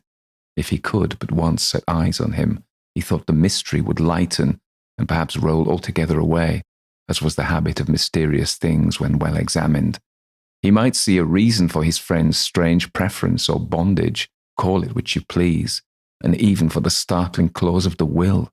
At least it would be a face worth seeing, the face of a man who was without bowels of mercy, a face which had but to show itself to raise up in the mind of the unimpressionable Enfield a spirit of enduring hatred. From that time forward, Mr. Utterson began to haunt the door in the by-street of shops. In the morning before office hours, at noon when business was plenty and time scarce, at night under the face of the fogged city moon, by all lights and at all hours of solitude or concourse, the lawyer was to be found on his chosen post. If he be Mr. Hyde, he had thought, I shall be Mr. Seek. And at last his patience was rewarded. It was a fine, dry night, frost in the air, the streets as clean as a ballroom floor, the lamps unshaken by any wind, drawing a regular pattern of light and shadow. By 10 o'clock, when the shops were closed, the by-street was very solitary, and in spite of the low growl of London from all around, very silent. Small sounds carried far, domestic sounds out of houses were clearly audible on either side of the roadway, and the rumour of the approach of any passenger preceded him by a long time. Mr. Utterson had been some minutes at his post when he was aware of an odd light footstep drawing near. In the course of his nightly patrols, He had long grown accustomed to the quaint effect with which the footfalls of a single person, while he is still a great way off, suddenly spring out distinct from the vast hum and clatter of the city. Yet his attention had never before been so sharply and decisively arrested, and it was with a strong, superstitious prevision of success that he withdrew into the entry of the court. The steps drew swiftly nearer and swelled out suddenly louder as they turned the end of the street. The lawyer, looking forth from the entry, could soon see what manner of man he had to deal with. He was small and very plainly dressed, and the look of him, even at that distance, went somehow strongly against the watcher's inclination. But he made straight for the door, crossing the roadway to save time, and as he came, he drew a key from his pocket, like one approaching home. Mr. Utterson stepped out and touched him on the shoulder as he passed. "Mr. Hyde, I think." Mr. Hyde shrank back with a hissing intake of the breath, but his fear was only momentary, and though he did not look the lawyer in the face, he answered coolly enough, "That's my name. What do you want?" "I see you're going in," returned the lawyer. "I'm an old friend of Dr. Jekyll's, Mr. Utterson of Gaunt Street. You must have heard of my name, and meeting you so conveniently, I thought you might admit me." "You will not find Dr. Jekyll. He is from home," replied Mr. Hyde, blowing in the key, and then suddenly, but still without looking up, "How did you know me?" he asked. "On your side," said Mr. Utterson. "Will you do me a favour?" "With pleasure," replied the other. "What shall it be?" "Will you let me see your face?" asked the lawyer. Mr. Hyde appeared to hesitate, and then, as if upon some sudden reflection, fronted about with an air of defiance, and the pair stared at each other pretty fixedly for a few seconds. "Now, I shall know you again," said Mr. Utterson. "It may be useful." "Yes," returned Mr. Hyde. "It is as well we have met, and apropos, you should have my address." And he gave a number of a street in Soho. Good God, thought Mr. Utterson, can he too have been thinking of the will? But he kept his feelings to himself and only grunted in acknowledgement of the address. "And now," said the other, "how did you know me?" "By description," was the reply. "Whose description?" "We have common friends," said Mr. Utterson. "Common friends," echoed Mr. Hyde a little hoarsely. "Who are they?" "Jekyll, for instance," said the lawyer. "He never told you," cried Mr. Hyde with a flush of anger. "I did not think he would have lied." "Come," said Mr. Utterson, "that is not fitting language." The other snarled aloud into a savage laugh, and the next moment, with extraordinary quickness, he had unlocked the door and disappeared into the house. The lawyer stood a while when Mr. Hyde had left him, the picture of disquietude. Then he began slowly to mount the street, pausing every step or two and putting his hand to his brow like a man in mental perplexity. The problem he was thus debating as he walked was one of a class that's rarely solved. Mr. Hyde was pale and dwarfish. He gave an impression of deformity without any nameable malformation. He had a displeasing smile. He had borne himself to the lawyer with a sort of murderous mixture of timidity and boldness, and he spoke with a husky, whispering and somewhat broken voice. All these were points against him, but not all of these together could explain the hitherto unknown disgust, loathing and fear with which Mr. Utterson regarded him. "There must be something else," said the perplexed gentleman. "There is something more, if I could find a name for it. God bless me, the man seems hardly human. Something troglodytic, shall we say, or can it be the old story of Dr. Fell? Or is it the mere radiance of a foul soul that thus transpires through and transfigures its clay continent? The last, I think, but oh, my poor Harry Jekyll, if I ever read Satan's signature upon a face, it is on that of your new friend." Round the corner from the by-street, there was a square of ancient, handsome houses, now for the most part decayed from their high estate, and let in flats and chambers to all sorts and conditions of men, map engravers, architects, shady lawyers, and the agents of obscure enterprises. One house, however, second from the corner, was still occupied entire, and at the door of this, which wore a great air of wealth and comfort, though it was now plunged in darkness except for the fanlight, Mr. Utterson stopped and knocked. A well-dressed elderly servant opened the door. "Is Dr. Jekyll at home, Poole?" asked the lawyer. "I will see, Mr. Utterson," said Poole, admitting the visitor as he spoke, into a large, low-roofed, comfortable hall, paved with flags, warmed, after the fashion of a country house, by a bright open fire, and furnished with costly cabinets of oak. "Will you wait here by the fire, sir, or shall I give you a light in the dining room?" "Here, thank you," said the lawyer, and he drew near and leaned on the tall fender. This hall, in which he was now left alone, was a pet fancy of his friend the doctor's, and Utterson himself was wont to speak of it as the pleasantest room in London. But tonight there was a shudder in his blood. The face of Hyde sat heavy on his memory. He felt, what was rare with him, a nausea and distaste of life, and in the gloom of his spirits he seemed to read a menace in the flickering of the firelight on the polished cabinets and the uneasy starting of the shadow on the roof. He was ashamed of his relief when Poole presently returned to announce that Dr. Jekyll was gone out. "I saw Mr. Hyde go by the old dissecting room, Poole," he said. "Is that right, when Dr. Jekyll is from home?" "Quite right, Mr. Utterson, sir," replied the servant. "Mr. Hyde has a key." "Your master seems to repose a great deal of trust in that young man, Poole," resumed the other musingly. "Yes, sir, he does indeed," said Poole. "We have all orders to obey him." "I do not think I ever met Mr. Hyde," said Utterson.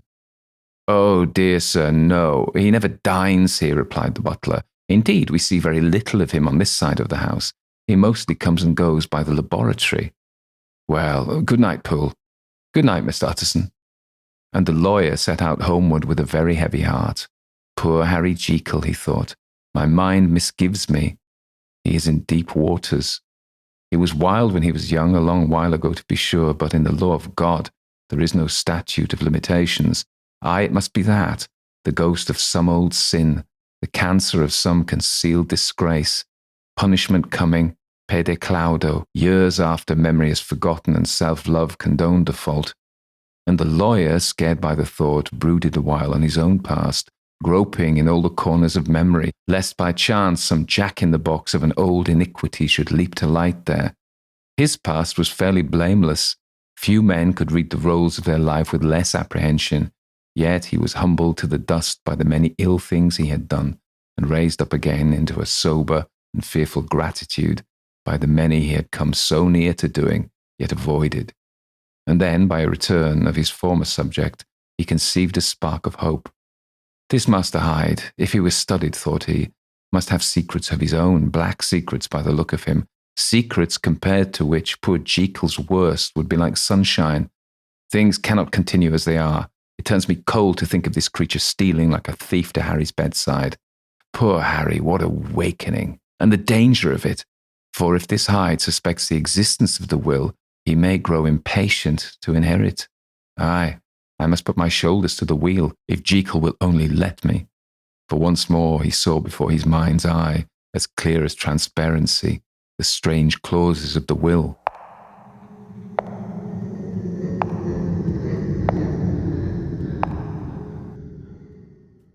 Dr. Jekyll was quite at ease.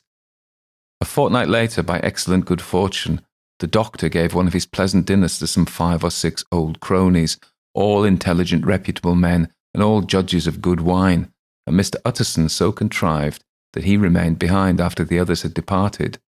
This was no new arrangement, but a thing that had befallen many scores of times. Where Utterson was liked, he was well liked. Hosts loved to detain the dry lawyer when the light-hearted and loose-tongued had already their foot on the threshold. They liked to sit a while in his unobtrusive company, practising for solitude, sobering their minds in the man's rich silence after the expense and strain of gaiety. To this rule Dr. Jekyll was no exception, and as he now sat at the opposite side of the fire, a large, well-made, smooth-faced man of 50, with something of a stylish cast perhaps, but every mark of capacity and kindness, you could see by his looks that he cherished for Mr. Utterson a sincere and warm affection. "I've been wanting to speak to you, Jekyll," began the latter. "You know that will of yours?" A close observer might have gathered that the topic was distasteful, but the doctor carried it off gaily. "My poor Utterson," said he, "you are unfortunate in such a client. I never saw a man so distressed as you were by my will, unless it were that hide-bound pedant Lanyon, at what he called my scientific heresies. Oh, I know he's a good fellow, you needn't frown, an excellent fellow, and I always mean to see more of him, but a hide-bound pedant for all that, an ignorant, blatant pedant. I was never more disappointed in any man than Lanyon." "You know, I never approved of it," pursued Utterson, ruthlessly discarding the fresh topic. "My will, yes, certainly I know that," said the doctor a trifle sharply. You have told me so. Well, I tell you so again, continued the lawyer. I have been learning something of young Hyde.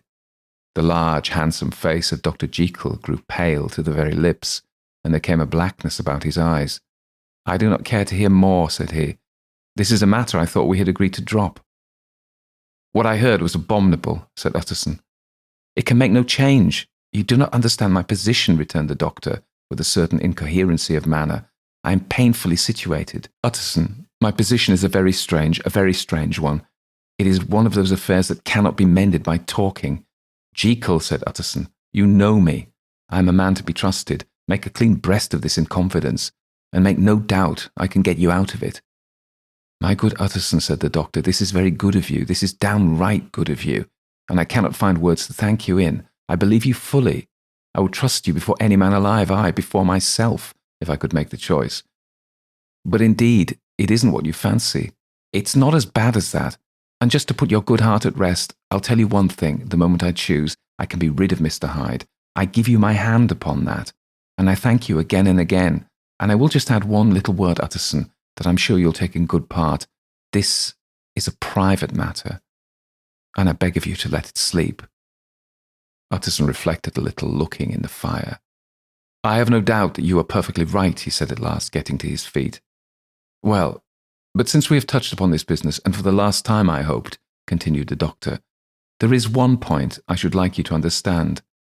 I have really a very great interest in poor Hyde.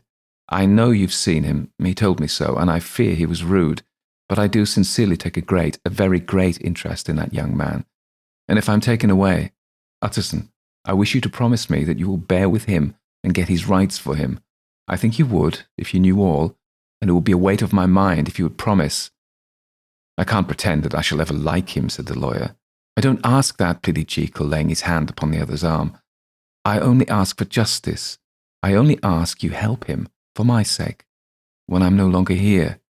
Utterson heaved an irrepressible sigh. Well, said he, I promise.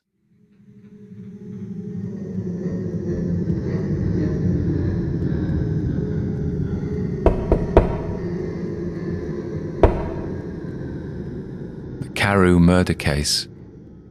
Nearly a year later, in the month of October 18, London was startled by a crime of singular ferocity and rendered all the more notable by the high position of the victim. The details were few and startling. A maidservant living alone in a house not far from the river had gone upstairs to bed about 11. Although a fog rolled over the city in the small hours, the early part of the night was cloudless, and the lane, which the maid's window overlooked, was brilliantly lit by the full moon. It seems she was romantically given, for she sat down upon her box, which stood immediately under the window, and fell into a dream of musing. Never, she used to say with streaming tears when she narrated that experience, never had she felt more at peace with all men, or thought more kindly of the world. And as she so sat, she became aware of an aged, beautiful gentleman with white hair drawing near along the lane, and advancing to meet him, another and very small gentleman, to whom at first she paid less attention. When they had come within speech, which was just under the maid's eyes, the older man bowed and accosted the other with a very pretty manner of politeness. It did not seem as if the subject of his address were of great importance. Indeed, from his pointing, it sometimes appeared as if he were only inquiring his way, but the moon shone on his face as he spoke, and the girl was pleased to watch it. It seemed to breathe such an innocent and old-world kindness of disposition, yet was something high too, as of a well-founded self-content. Presently her eye wandered to the other, and she was surprised to recognize in him a certain Mr. Hyde, who had once visited her master, and for whom she had conceived a dislike. He had in his hand a heavy cane, with which he was trifling, but he answered never a word, and seemed to listen with an ill-contained impatience, and then, all of a sudden, he broke out in a great flame of anger, stamping with his foot, brandishing the cane, and carrying on, as the maid described it, like a madman. The old gentleman took a step back, with the air of one very much surprised and a trifle hurt, and at that Mr. Hyde broke out of all bounds and clubbed him to the earth. And next moment, with ape-like fury, he was trampling his victim underfoot and hailing down a storm of blows, under which the bones were audibly shattered and the body jumped on the roadway. At the horror of these sights and sounds, the maid fainted. It was 2 o'clock when she came to herself and called for the police. The murderer was gone long ago, but there lay his victim in the middle of the lane, incredibly mangled. The stick with which the deed had been done, although it was of some rare and very tough and heavy wood, had broken in the middle under the stress of this insensate cruelty, and one splintered half had rolled into the neighbouring gutter. The other, without doubt, had been carried away by the murderer. A purse and gold watch were found upon the victim, but no cards or papers except a sealed and stamped envelope, which he had probably been carrying to the post, and which bore the name and address of Mr. Utterson. It was brought to the lawyer the next morning before he was out of bed, and he had no sooner seen it and been told the circumstances than he shot out a solemn lip. "I shall say nothing until I've seen the body," said he. "This may be very serious. Have the kindness to wait while I dress." And with the same grave countenance he hurried through his breakfast and drove to the police station, whither the body had been carried, and as soon as he came into the cell, he nodded. "Yes," said he, "I recognise him. I'm sorry to say that this is Sir Danvers Carew." "Good God, sir," exclaimed the officer, "is it possible?" And the next moment his eye lighted up with professional ambition. "This will make a deal of noise," he said, "and perhaps you can help us to the man." And he briefly narrated what the maid had seen and showed the broken stick. Mr. Utterson had already quailed at the name of Hyde, but when the stick was laid before him, he could doubt no longer. Broken and battered as it was, he recognised it for one that he himself presented many years before to Henry Jekyll. "Is this Mr. Hyde a person of small stature?" he inquired. "Particularly small and particularly wicked-looking is what the maid calls him," said the officer. Mr. Utterson reflected, and then, raising his head, "If you will come with me in my cab," he said, "I think I can take you to his house." It was by this time about 9 in the morning, and the first fog of the season.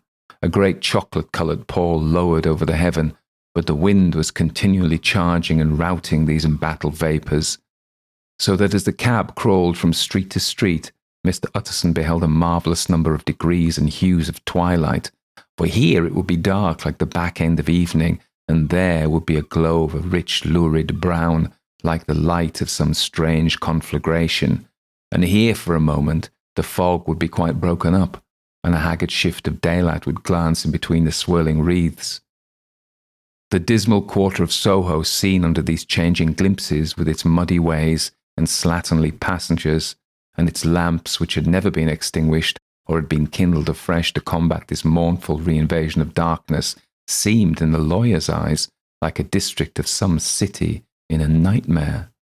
The thoughts of his mind, besides, were of the gloomiest dye, and when he glanced at the companions of his drive, he was conscious of some touch of that terror of the law and the law's officers which may at times assail the most honest.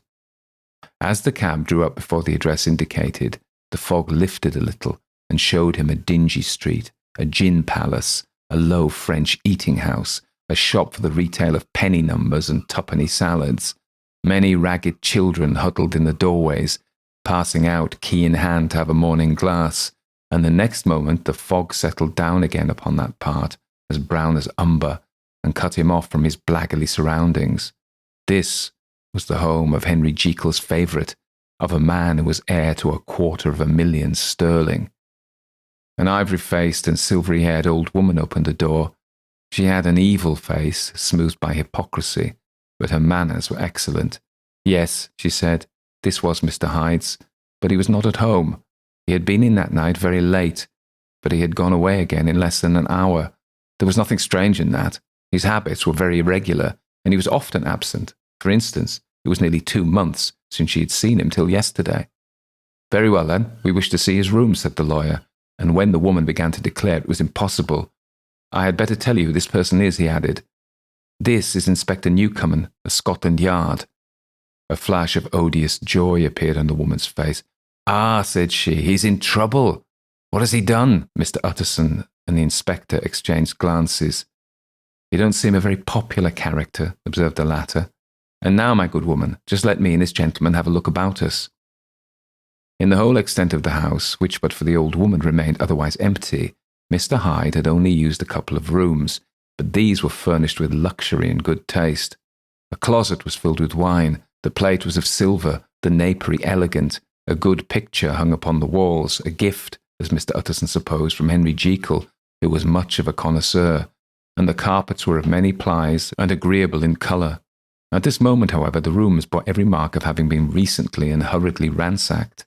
Clothes lay about the floor with their pockets inside out, lock-fast drawers stood open, and on the hearth there lay a pile of grey ashes, as though many papers had been burned. From these embers the inspector disinterred the butt end of a green cheque-book, which had resisted the action of the fire. The other half of the stick was found behind the door, and as this clinched his suspicions, the officer declared himself delighted. A visit to the bank, where several £1,000s were found to be lying to the murderer's credit, completed his gratification. "You may depend upon it, sir," he told Mr. Utterson. "I have him in my hand. He must have lost his head, or he would never have left the stick, or, above all, burned the cheque-book. Why, money's life to the man. We have nothing to do but wait for him at the bank and get out the handbills." This last, however, was not so easy of accomplishment, for Mr. Hyde had numbered few familiars. Even the master of the servant maid had only seen him twice. His family could nowhere be traced.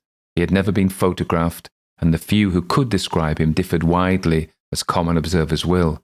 Only on one point were they agreed, and that was the haunting sense of unexpressed deformity with which the fugitive impressed his beholders.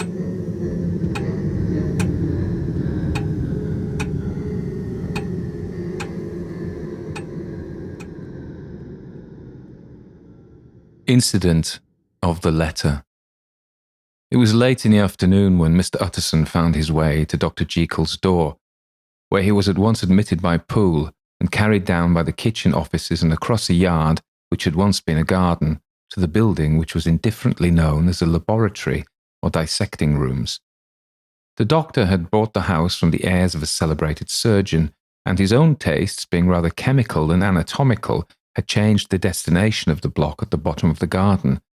It was the first time that the lawyer had been received in that part of his friend's quarters, and he eyed the dingy, windowless structure with curiosity, and gazed round with a distasteful sense of strangeness as he crossed the theatre, once crowded with eager students, and now lying gaunt and silent, the tables laden with chemical apparatus, the floor strewn with crates and littered with packing straw, and the night falling dimly through the foggy cupola. At the farther end, a flight of stairs mounted to a door covered with red baize, and through this Mr. Utterson was at last received into the doctor's cabinet. It was a large room, fitted round with glass presses, furnished, among other things, with a cheval glass and a business table, and looking out upon the court by 3 dusty windows barred with iron. The fire burned in the grate. A lamp was set lighted on the chimney shelf, for even in the houses the fog began to lie thickly, and there, close up to the warmth, sat Dr. Jekyll, looking deathly sick. He did not rise to meet his visitor, but held out a cold hand and bade him welcome in a changed voice. "And now," said Mr. Utterson as soon as Poole had left them, "you've heard the news?" The doctor shuddered. "They were crying it in the square," he said. "I heard them in my dining room." "One word," said the lawyer. "Carrie was my client, but so are you, and I want to know what I'm doing. You have not been mad enough to hide this fellow." "Utterson, I swear to God," cried the doctor, "I swear to God, I will never set eyes on him again. I bind my honour to you that I am done with him in this world. It is all at an end. And indeed, he does not want my help. You do not know him as I do. He's safe. He is quite safe, mark my words. He will never be more heard of." The lawyer listened gloomily. He did not like his friend's feverish manner. "You seem pretty sure of him," said he, "and for your sake I hope you might be right. If it came to a trial, your name might appear." "I'm quite sure of him," replied Jekyll. "I have grounds for certainty that I cannot share with anyone. But there is one thing on which you may advise me. I have received a letter, and I am at a loss whether I should show it to the police. I should like to leave it in your hands. Utterson, you would judge wisely, I'm sure. I have so great a trust in you." "You fear, I suppose, that it might lead to his detection?" asked the lawyer. "No," said the other. "I cannot say that I care what becomes of Hyde. I'm quite done with him. I was thinking of my own character, which this hateful business has rather exposed." Utterson ruminated a while. He was surprised at his friend's selfishness, and yet relieved by it. "Well," said he at last, "let me see the letter." The letter was written in an odd, upright hand, and signed Edward Hyde, and it signified briefly enough that the writer's benefactor, Dr. Jekyll, whom he had so long so unworthily repaid for 1,000 generosities, need labour under no alarm for his safety, as he had means of escape on which he placed a sure dependence. The lawyer liked this letter well. It put a better colour on the intimacy than he had looked for, and he blamed himself for some of his past suspicions. "Have you the envelope?" he asked. "I burned it," replied Jekyll, "before I thought what I was about, but it bore no postmark. The note was handed in." "Shall I keep this and sleep upon it?" asked Utterson. "I wish you to judge for me entirely," was the reply. "I have lost confidence in myself." "Well, I shall consider," returned the lawyer. "And now one word more. It was Hyde who dictated the terms in your will about that disappearance." The doctor seemed seized with a qualm of faintness. He shut his mouth tight and nodded. "I knew it," said Utterson. "He meant to murder you. You had a fine escape." "I have had what is far more to the purpose," returned the doctor solemnly. "I have had a lesson. Oh God, Utterson, what a lesson I have had." And he covered his face for a moment with his hands. On his way out, the lawyer stopped and had a word or two with Poole. "There was a letter handed in today. What was the messenger like?"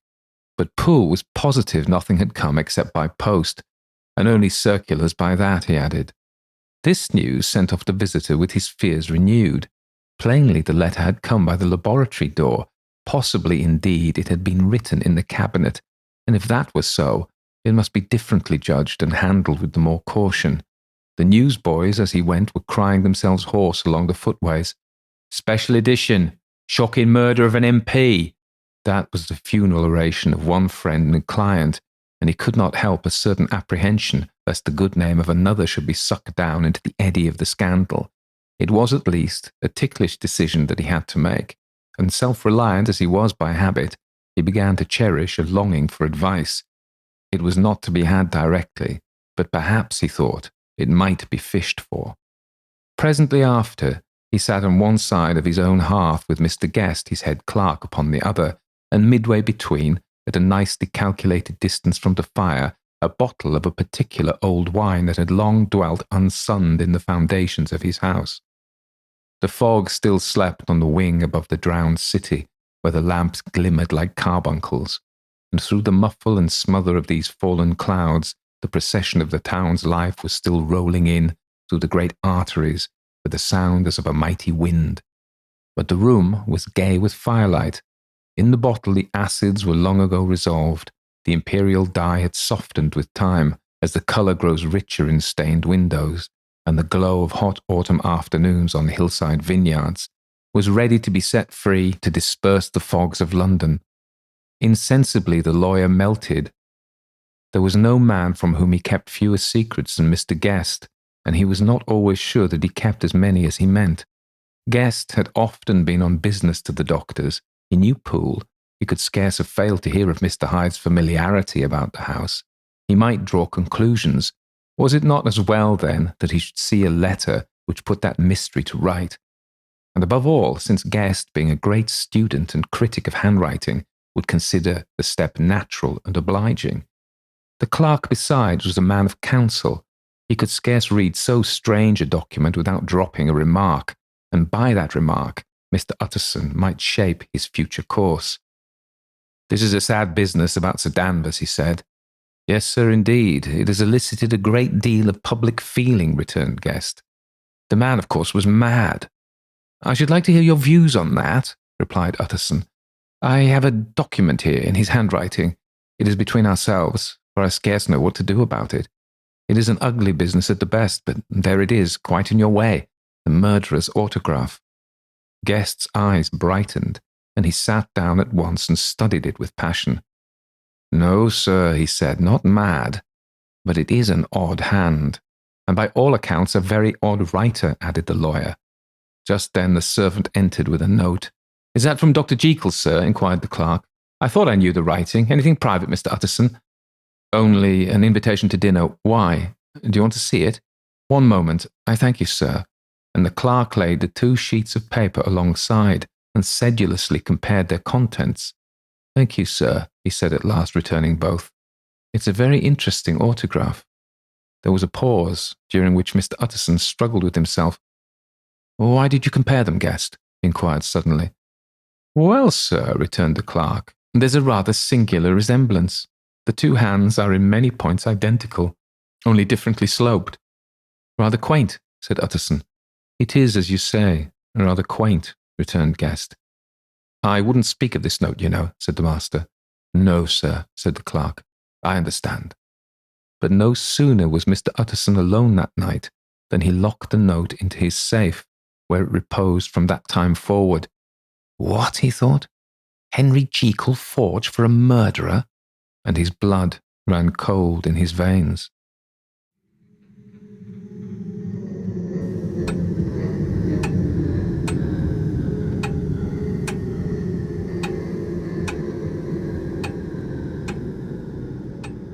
Incident of Dr. Lanyon. Time ran on. Thousands of pounds were offered in reward, but the death of Sir Danvers was resented as a public injury. But Mr. Hyde had disappeared out of the ken of the police as though he had never existed. Much of his past was unearthed, indeed, and all disreputable. Tales came out of the man's cruelty, at once so callous and violent, of his vile life, of his strange associates, of the hatred that seemed to have surrounded his career, but of his present whereabouts, not a whisper. From the time he had left the house in Soho on the morning of the murder, he was simply blotted out. And gradually, as time drew on, Mr. Utterson began to recover from the hotness of his alarm, and to grow more at quiet with himself. The death of Sir Danvers was, to his way of thinking, more than paid for by the disappearance of Mr. Hyde.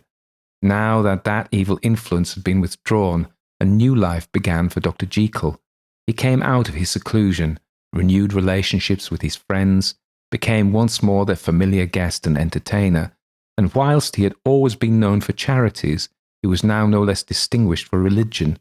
He was busy, he was much in the open air, he did good, his face seemed to open and brighten, as if with an inward consciousness of service, and for more than 2 months, the doctor was at peace. On the 8th of January, Utterson had dined at the doctor's with a small party. Lanyon had been there, and the face of the host had looked from one to the other as in the old days when the trio were inseparable friends. On the 12th, and again on the 14th, the door was shut against the lawyer. The doctor was confined to the house, Poole said, and saw no one. On the 15th he tried again, and was again refused. And having now been used for the last 2 months to see his friend almost daily, he found this return of solitude to weigh upon his spirits. The 5th night he had in Guest to dine with him, and the 6th he betook himself to Dr. Lanyon's. There at least he was not denied admittance, but when he came in, he was shocked at the change which had taken place in the doctor's appearance. He had his death warrant written legibly upon his face.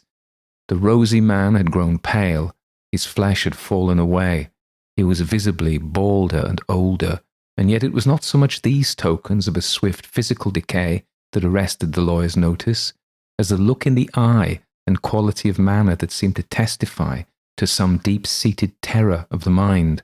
It was unlikely that the doctor should fear death, and yet that was what Utterson was tempted to suspect. Yes, he thought, he is a doctor. He must know his own state, and that his days are counted, and the knowledge is more than he can bear. And yet, when Utterson remarked on his ill looks, it was with an air of great firmness that Lanyon declared himself a doomed man. I have had a shock, he said, and I shall never recover. It is a question of weeks. Well, life has been pleasant. I liked it. Yes, sir. I used to like it. I sometimes think if we knew all, we should be more glad to get away. Jekyll is ill too, observed Utterson. Have you seen him? But Lanyon's face changed, and he held up a trembling hand. I wish to see or hear no more of Dr. Jekyll, he said in a loud, unsteady voice. I am quite done with that person, and I beg that you will spare me any allusion to one whom I regard as dead. Tut, tut, said Mr. Utterson, and then, after a considerable pause, can't I do anything? He inquired. We are 3 very old friends, Lanyon, and we shall not live to make others. Nothing can be done, returned Lanyon. Ask himself. He will not see me, said the lawyer, and I am not surprised that that was the reply. Some day, Utterson, after I am dead, you may perhaps come to learn the right and wrong of this. I cannot tell you. And in the meantime, if you can sit and talk with me of other things, for God's sake, stay and do so. But if you cannot keep clear of this accursed topic, then in God's name go, for I cannot bear it. As soon as he got home, Utterson sat down and wrote to Jekyll, complaining of his exclusion from the house and asking the cause of this unhappy break with Lanyon, and the next day brought him a long answer, often very pathetically worded, and sometimes darkly mysterious in drift. The quarrel with Lanyon was incurable. I do not blame our old friend, Jekyll wrote, but I share his view that we must never meet. I mean from henceforth to lead a life of extreme seclusion. You must not be surprised, nor must you doubt my friendship, if my door is often shut even to you. You must suffer me to go in my own dark way. I have brought on myself a punishment and a danger that I cannot name. If I am the chief of sinners, I am the chief of sufferers also. I could not think that this earth contained a place for sufferings and terrors so unmanning, and you can do but one thing, Utterson, to lighten this destiny, and that is to respect my silence. Utterson was amazed. The dark influence of Hyde had been withdrawn. The doctor had returned to his old tasks and amities. A week ago, the prospect had smiled with every promise of a cheerful and an honoured age, and now in a moment friendship and peace of mind and the whole tenor of his life were wrecked. So great and unprepared a change pointed to madness, but in view of Lanyon's manner and words, there must lie for it some deeper ground.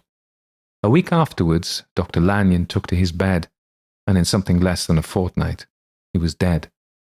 The night after the funeral, at which he had been sadly affected, Utterson locked the door of his business room and, sitting there by the light of a melancholy candle, drew out and set before him an envelope addressed by the hand and sealed with the seal of his dead friend, private, for the hands of G.J. Utterson alone, and in case of his predecease, to be destroyed unread.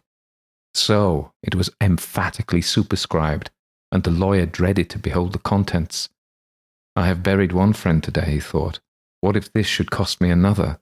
And then he condemned the fear as a disloyalty and broke the seal. Within, there was another enclosure, likewise sealed, and marked upon the cover as not to be opened till the death or disappearance of Dr. Henry Jekyll. Utterson could not trust his eyes. Yet it was a disappearance here again, as in the mad will which he had long ago restored to its author. Here again were the idea of a disappearance and the name of Henry Jekyll bracketed. But in the will that idea had sprung from the sinister suggestion of the man Hyde. It was set there with a purpose all too plain and horrible. Written by the hand of Lanyon, what should it mean? A great curiosity came on the trustee to disregard the prohibition and dive at once to the bottom of these mysteries. But professional honour and faith to his dead friend were stringent obligations, and the packet slept in the inmost corner of his private safe. It is one thing to mortify curiosity, another to conquer it, and it may be doubted if from that day forth Utterson desired the society of his surviving friend with the same eagerness. He thought of him kindly, but his thoughts were disquieted and fearful. He went to call indeed, but he was perhaps relieved to be denied admittance. Perhaps in his heart he preferred to speak with Poole upon the doorstep and surrounded by the air and sounds of the open city, rather than to be admitted into that house of voluntary bondage, and to sit and speak with its inscrutable recluse. Poole had, indeed, no very pleasant news to communicate. The doctor, it appeared, now more than ever confined himself to the cabinet over the laboratory, where he would sometimes even sleep. He was out of spirits. He had grown very silent. He did not read. It seemed as if he had something on his mind.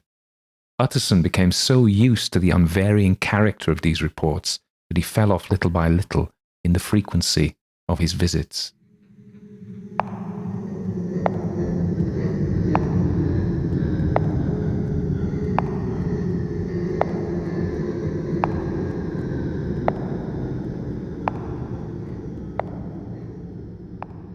Incident at the window. It chanced on Sunday, when Mr. Utterson was on his usual walk with Mr. Enfield, that their way lay once again through the by-street, and that when they came in front of the door, both stopped to gaze on it. "Well," said Enfield, "that story's at an end at least. We shall never see more of Mr. Hyde." "I hope not," said Utterson. "Did I ever tell you that I once saw him and shared your feeling of repulsion?"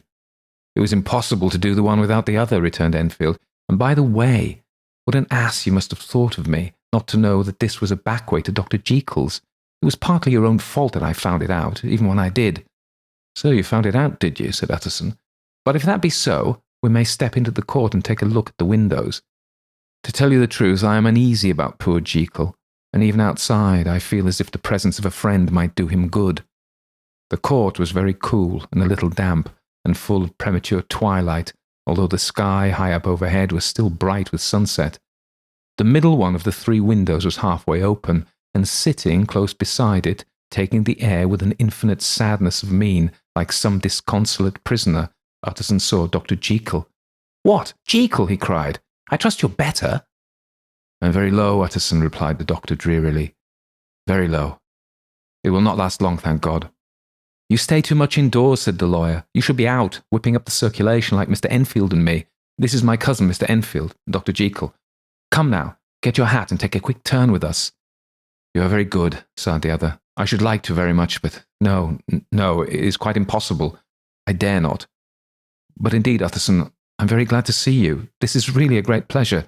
I would ask you and Mr. Enfield up, but the place is really not fit." "Why then," said the lawyer good-naturedly, "the best thing we can do is stay down here and speak with you from where we are." "That is just what I was about to venture to propose," returned the doctor with a smile. But the words were hardly uttered before the smile was struck out of his face, and succeeded by an expression of such abject terror and despair as froze the very blood of the 2 gentlemen below. They saw it but for a glimpse, for the window was instantly thrust down. But that glimpse had been sufficient, and they turned and left the court without a word. In silence, too, they traversed the by-street, and it was not until they had come into a neighbouring thoroughfare, where even upon a Sunday there were still some stirrings of life, that Mr. Utterson at last turned and looked at his companion. They were both pale, and there was an answering horror in their eyes. God forgive us, said Mr. Utterson. But Mr. Enfield only nodded his head very seriously, and walked on once more in silence.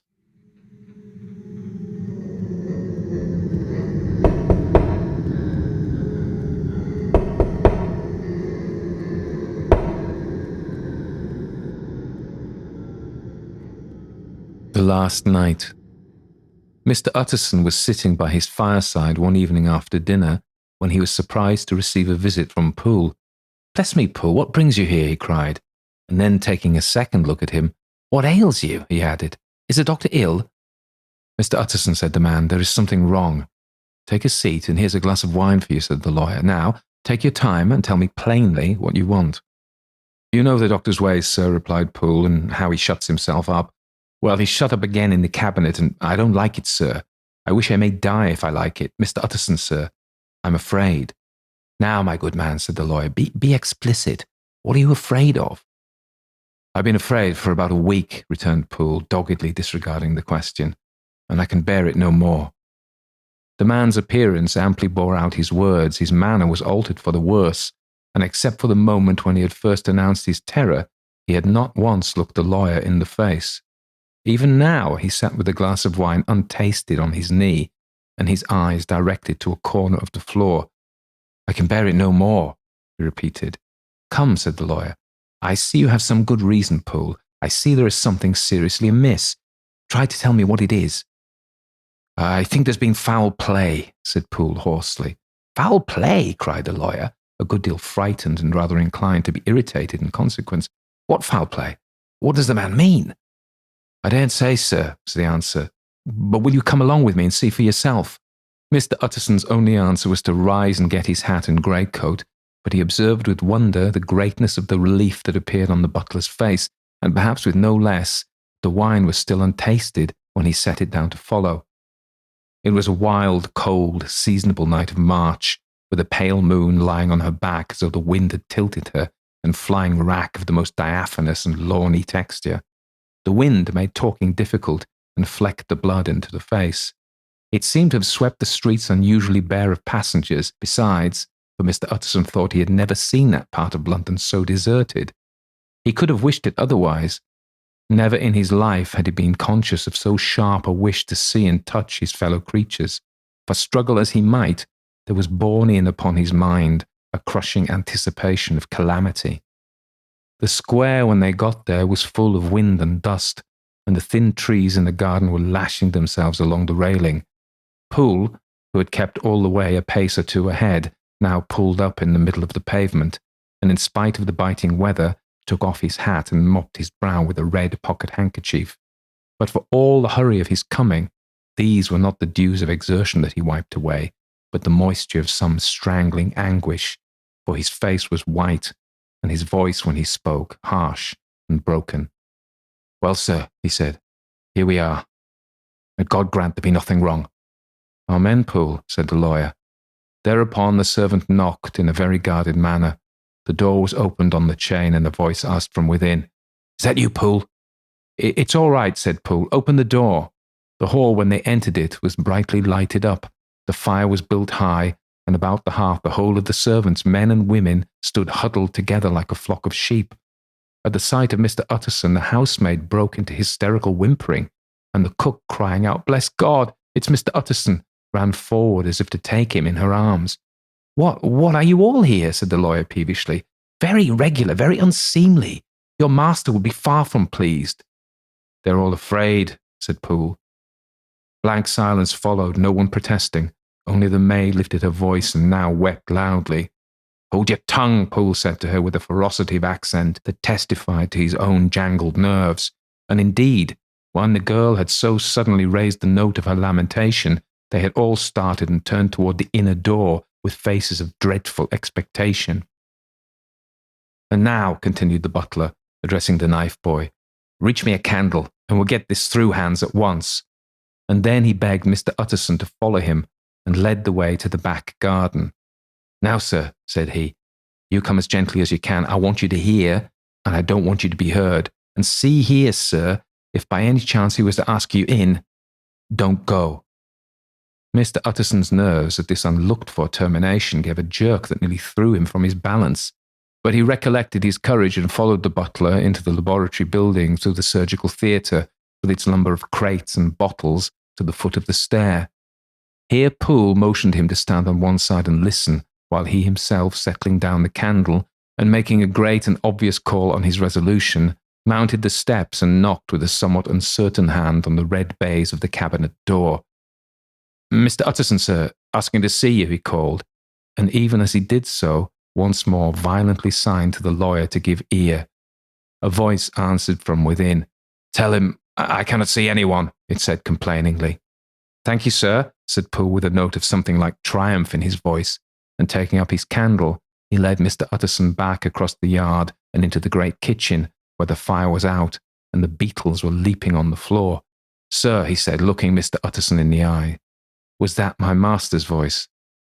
"It seems much changed," replied the lawyer, very pale, but giving look for look. "Changed? Well, yes, I think so," said the butler.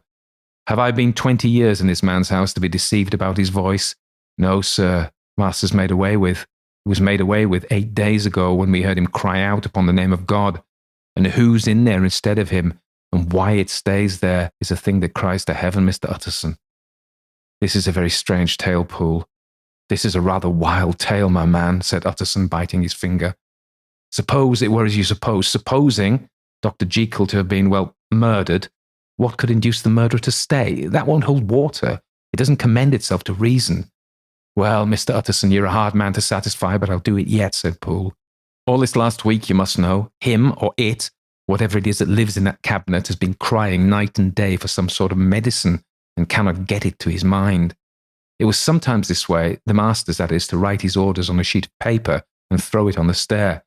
We've had nothing else this week back, nothing but papers and a closed door, and the very meals left there to be smuggled in when nobody was looking. Well, sir, every day, aye, and twice and thrice in the same day, there have been orders and complaints, and I have been sent flying to all the wholesale chemists in town. Every time I brought the stuff back, there would be another paper telling me to return it because it was not pure, and another order to a different firm. This drug is wanted bitter bad, sir, whatever for." "Have you any of these papers?" asked Mr. Utterson. Poole felt in his pocket and handed out a crumpled note, which the lawyer, bending nearer to the candle, carefully examined. Its contents ran thus: "Dr. Jekyll presents his compliments to Messrs. Moore. He assures them that their last sample is impure and quite useless for his present purpose. In the year 18, Dr. J purchased a somewhat large quantity from Messrs. M. He now begs them to search with most sedulous care. Should any of the same quality be left, forward it to him at once. Expense is no consideration. The importance of this to Dr. J can hardly be exaggerated. So far the letter had run composedly enough, but here, with a sudden splutter of the pen, the writer's emotion had broken loose. For God's sake, he added, find me some of the old. This is a strange note, said Mr. Utterson, and then sharply, how do you come to have it open? The man at Moore's was made angry, sir, and he threw it back to me like so much dirt, returned Poole. This is unquestionably the doctor's hand, you know, resumed the lawyer. I thought it looked like it, said the servant rather sulkily, and then with another voice. But what matters hand of right, he said. I've seen him. Seen him, repeated Mr. Utterson. Well? That's it, said Poole. It was this way. I came suddenly into the theatre from the garden. It seems he had slipped out to look for this drug or whatever it is. For the cabinet door was open, and there he was at the far end of the room digging among the crates. He looked up when I came in, gave a kind of cry, and whipped upstairs into the cabinet. It was but for 1 minute that I saw him, but the hair stood up on my head like quills, sir. If that was my master, why had he a mask upon his face? If that was my master, why did he cry out like a rat and run from me? I've served him long enough. And then, the man paused and passed his hand over his face. These are all very strange circumstances, said Mr. Utterson, but I think I begin to see daylight. Your master, Poole, is plainly seized with one of those maladies that both torture and deform the sufferer. Hence, for aught I know, the alteration in his voice. Hence the mask and the avoidance of his friends. Hence his eagerness to find this drug, by means of which the poor soul retains some hope of ultimate recovery. God grant that he shall not be deceived. There's my explanation. It's sad enough, Poole, aye, and appalling to consider, but it's plain and natural, hangs well together, and delivers us from all exorbitant alarms. Sir, said the butler, turning to a sort of mottled pallor, that thing was not my master, and there's the truth. My master, here he looked round him and began to whisper, is a tall, fine build of a man, and this was more of a dwarf. Utterson attempted to protest. Oh, sir, cried Poole, do you think I don't know my master after 20 years? Do you think I don't know where his head comes into the cabinet door, where I saw him every morning of my life? No, sir, that thing in the mask was never Dr. Jekyll. God knows what it was, but it was never Dr. Jekyll, and it's the belief of my heart that there was a murder done. Poole, replied the lawyer, if you say that, it'll become my duty to make certain. Much as I desire to spare your master's feelings, much as I'm puzzled by this note which seemed to prove him to be still alive, I shall consider it my duty to break in that door. Ah, Mr. Utterson, that's talking, cried the butler. And now comes my second question, resumed Utterson. Who is going to do it? Why, you and me, sir, was the undaunted reply. That's very well said, returned the lawyer, and whatever comes of it, I shall make it my business to see that you are no loser. There's an axe in the theatre, continued Poole, and you might take the kitchen poker for yourself. The lawyer took that rude but weighty instrument into his hand and balanced it. Do you know, Poole, he said, looking up, that you and I are about to place ourselves in a position of some peril? You may say so, sir, indeed, returned the butler. It is well, then, that we should be frank, said the other. We both think more than we have said. Let's make a clean breast. This masked figure that you saw, did you recognize it? Well, sir, it went so quick and the creature was so doubled up that I could hardly swear to that, was the answer. But if you mean, was it Mr. Hyde? Why, yes, I think it was. You see, it was much of the same bigness and had the same quick, light way with it. And then who else could have got in by the laboratory door? You have not forgot, sir, that at the time of the murder he still had the key with him, but that's not all. I don't know, Mr. Utterson, if you ever met this Mr. Hyde. Yes, said the lawyer, I once spoke with him. Then you must know as well as the rest of us that there was something queer about that gentleman, something that gave a man a turn. I don't know rightly how to say it, sir, beyond this, that you felt in your marrow kind of cold and thin. I own I felt something of what you describe, said Mr. Utterson. Quite so, sir, returned Poole. Well, when that masked thing like a monkey jumped from among the chemicals and whipped into the cabinet, it went down my spine like ice. Oh, I know it's not evidence, Mr. Utterson. I'm book-learned enough for that, but a man has his feelings, and I give you my Bible word. It was Mr. Hyde. Aye, aye, said the lawyer. My fears incline to the same point. Evil, I fear, found it. Evil was sure to come of that connection. Aye, truly, I believe you. I believe poor Harry's killed. and I believe his murderer, for what purpose God alone can tell, is still lurking in his victim's room. Well, let our name be Vengeance. Call Bradshaw."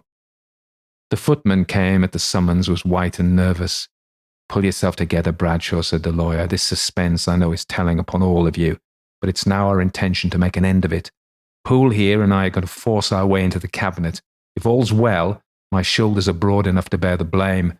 Meanwhile, lest anything should really be amiss or any malefactor seek to escape by the back, you and the boy must go round the corner with a pair of good sticks and take your post at the laboratory door.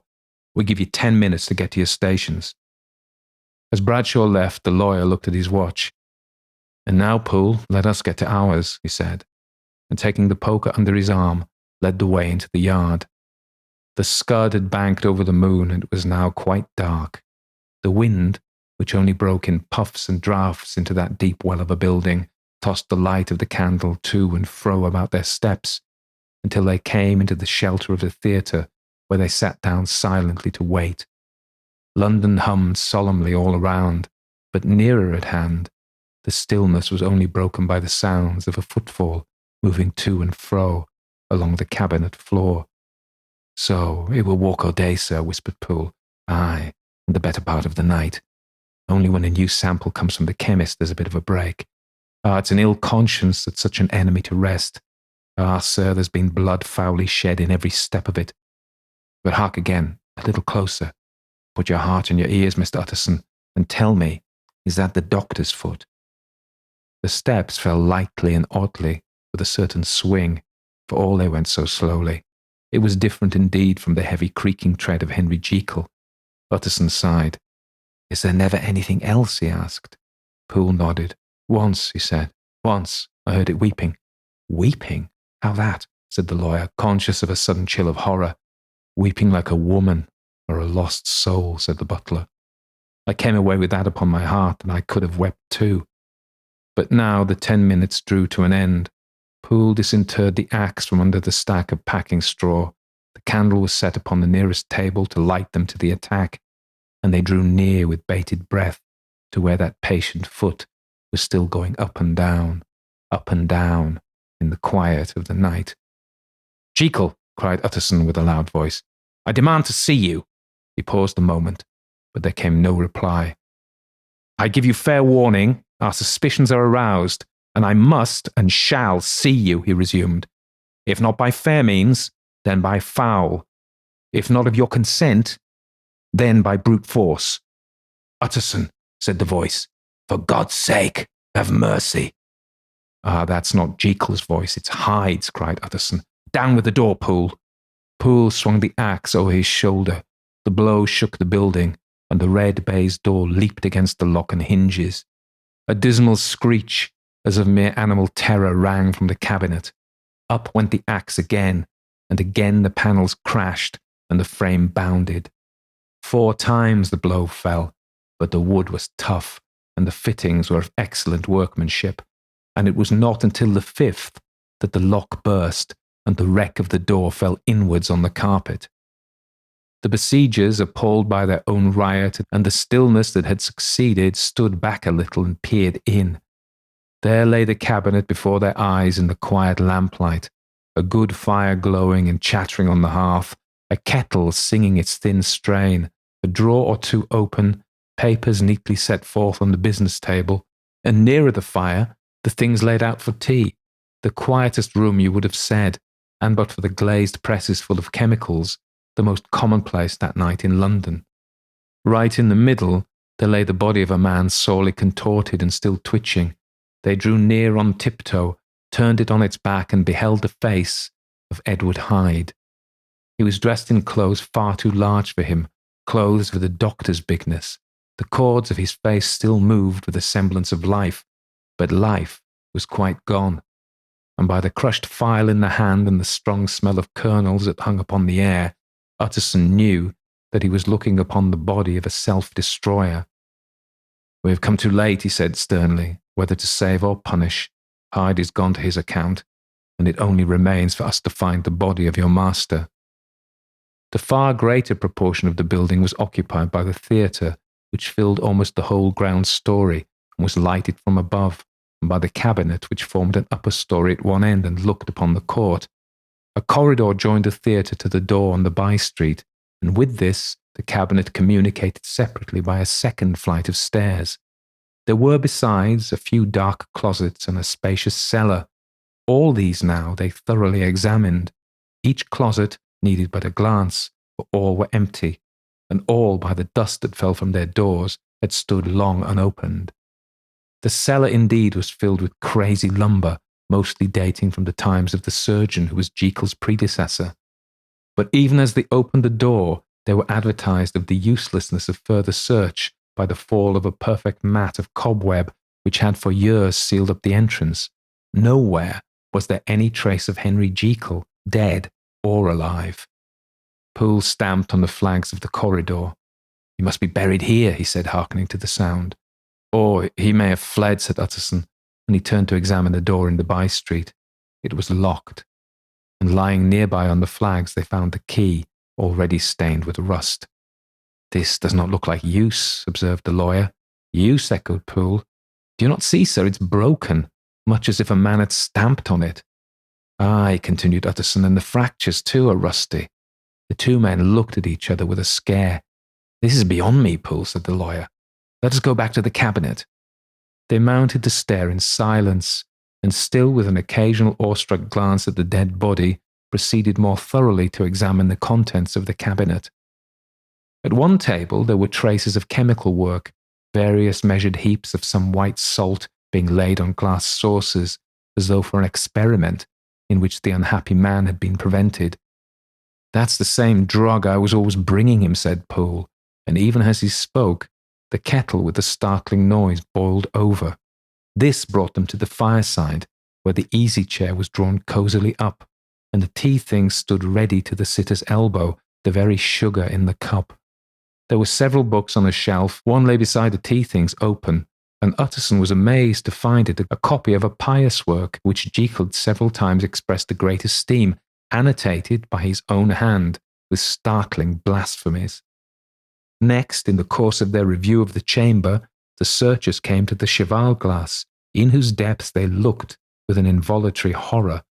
But it was so turned to show them nothing but the rosy glow playing on the roof, the fire sparkling in 100 repetitions along the glazed front of the presses, and their own pale and fearful countenances stooping to look in.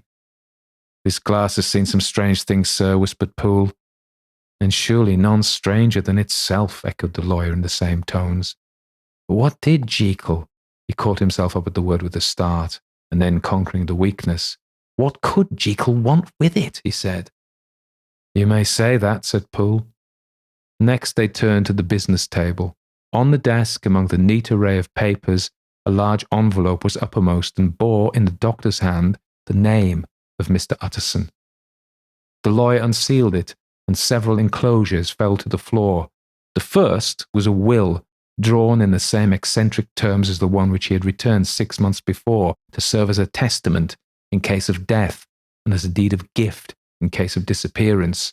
But in place of the name of Edward Hyde, the lawyer, with indescribable amazement, read the name of Gabriel John Utterson. He looked at Poole, and then back at the paper, and last of all at the dead malefactor stretched upon the carpet. "My head goes round," he said. "He has been all these days in possession. He had no cause to like me. He must have raged to see himself displaced, and he has not destroyed this document." He caught up the next paper. It was a brief note in the doctor's hand and dated at the top. "Oh, Poole," the lawyer cried, "he was alive and here this day. He cannot have been disposed of in so short a space. He must still be alive. He must have fled. And then, why fled? And how? And in that case, can we venture to declare this suicide? Oh, we must be careful.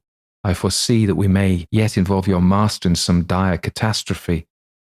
"Why don't you read it, sir?" asked Poole. "Because I fear," replied the lawyer solemnly. "God grant I have no cause for it." And with that he brought the paper to his eyes and read as follows: "My dear Utterson, when this shall fall into your hands, I shall have disappeared. Under what circumstances I have not the penetration to foresee, but my instinct and all the circumstances of my nameless situation tell me that the end is sure and must be early. Go then, and first read the narrative which Lanyon warned me he was to place in your hands, and if you care to hear more, turn to the confession of your unworthy and unhappy friend, Henry Jekyll. There was a third enclosure, asked Utterson. Here, sir, said Poole, and gave into his hands a considerable packet, sealed in several places. The lawyer put it in his pocket. I would say nothing of this paper. If your master has fled or is dead, we may at least save his credit. It's now 10. I must go home and read these documents in quiet. But I shall be back before midnight, when we shall send for the police. They went out, locking the door of the theatre behind them, and Utterson, once more leaving the servants gathered about the fire in the hall, trudged back to his office to read the two narratives in which this mystery was now to be explained.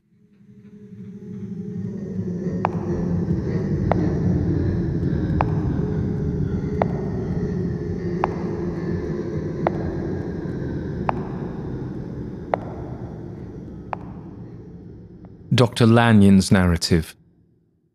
On the 9th of January, now 4 days ago, I received by the evening delivery a registered envelope, addressed in the hand of my colleague and old school companion, Henry Jekyll.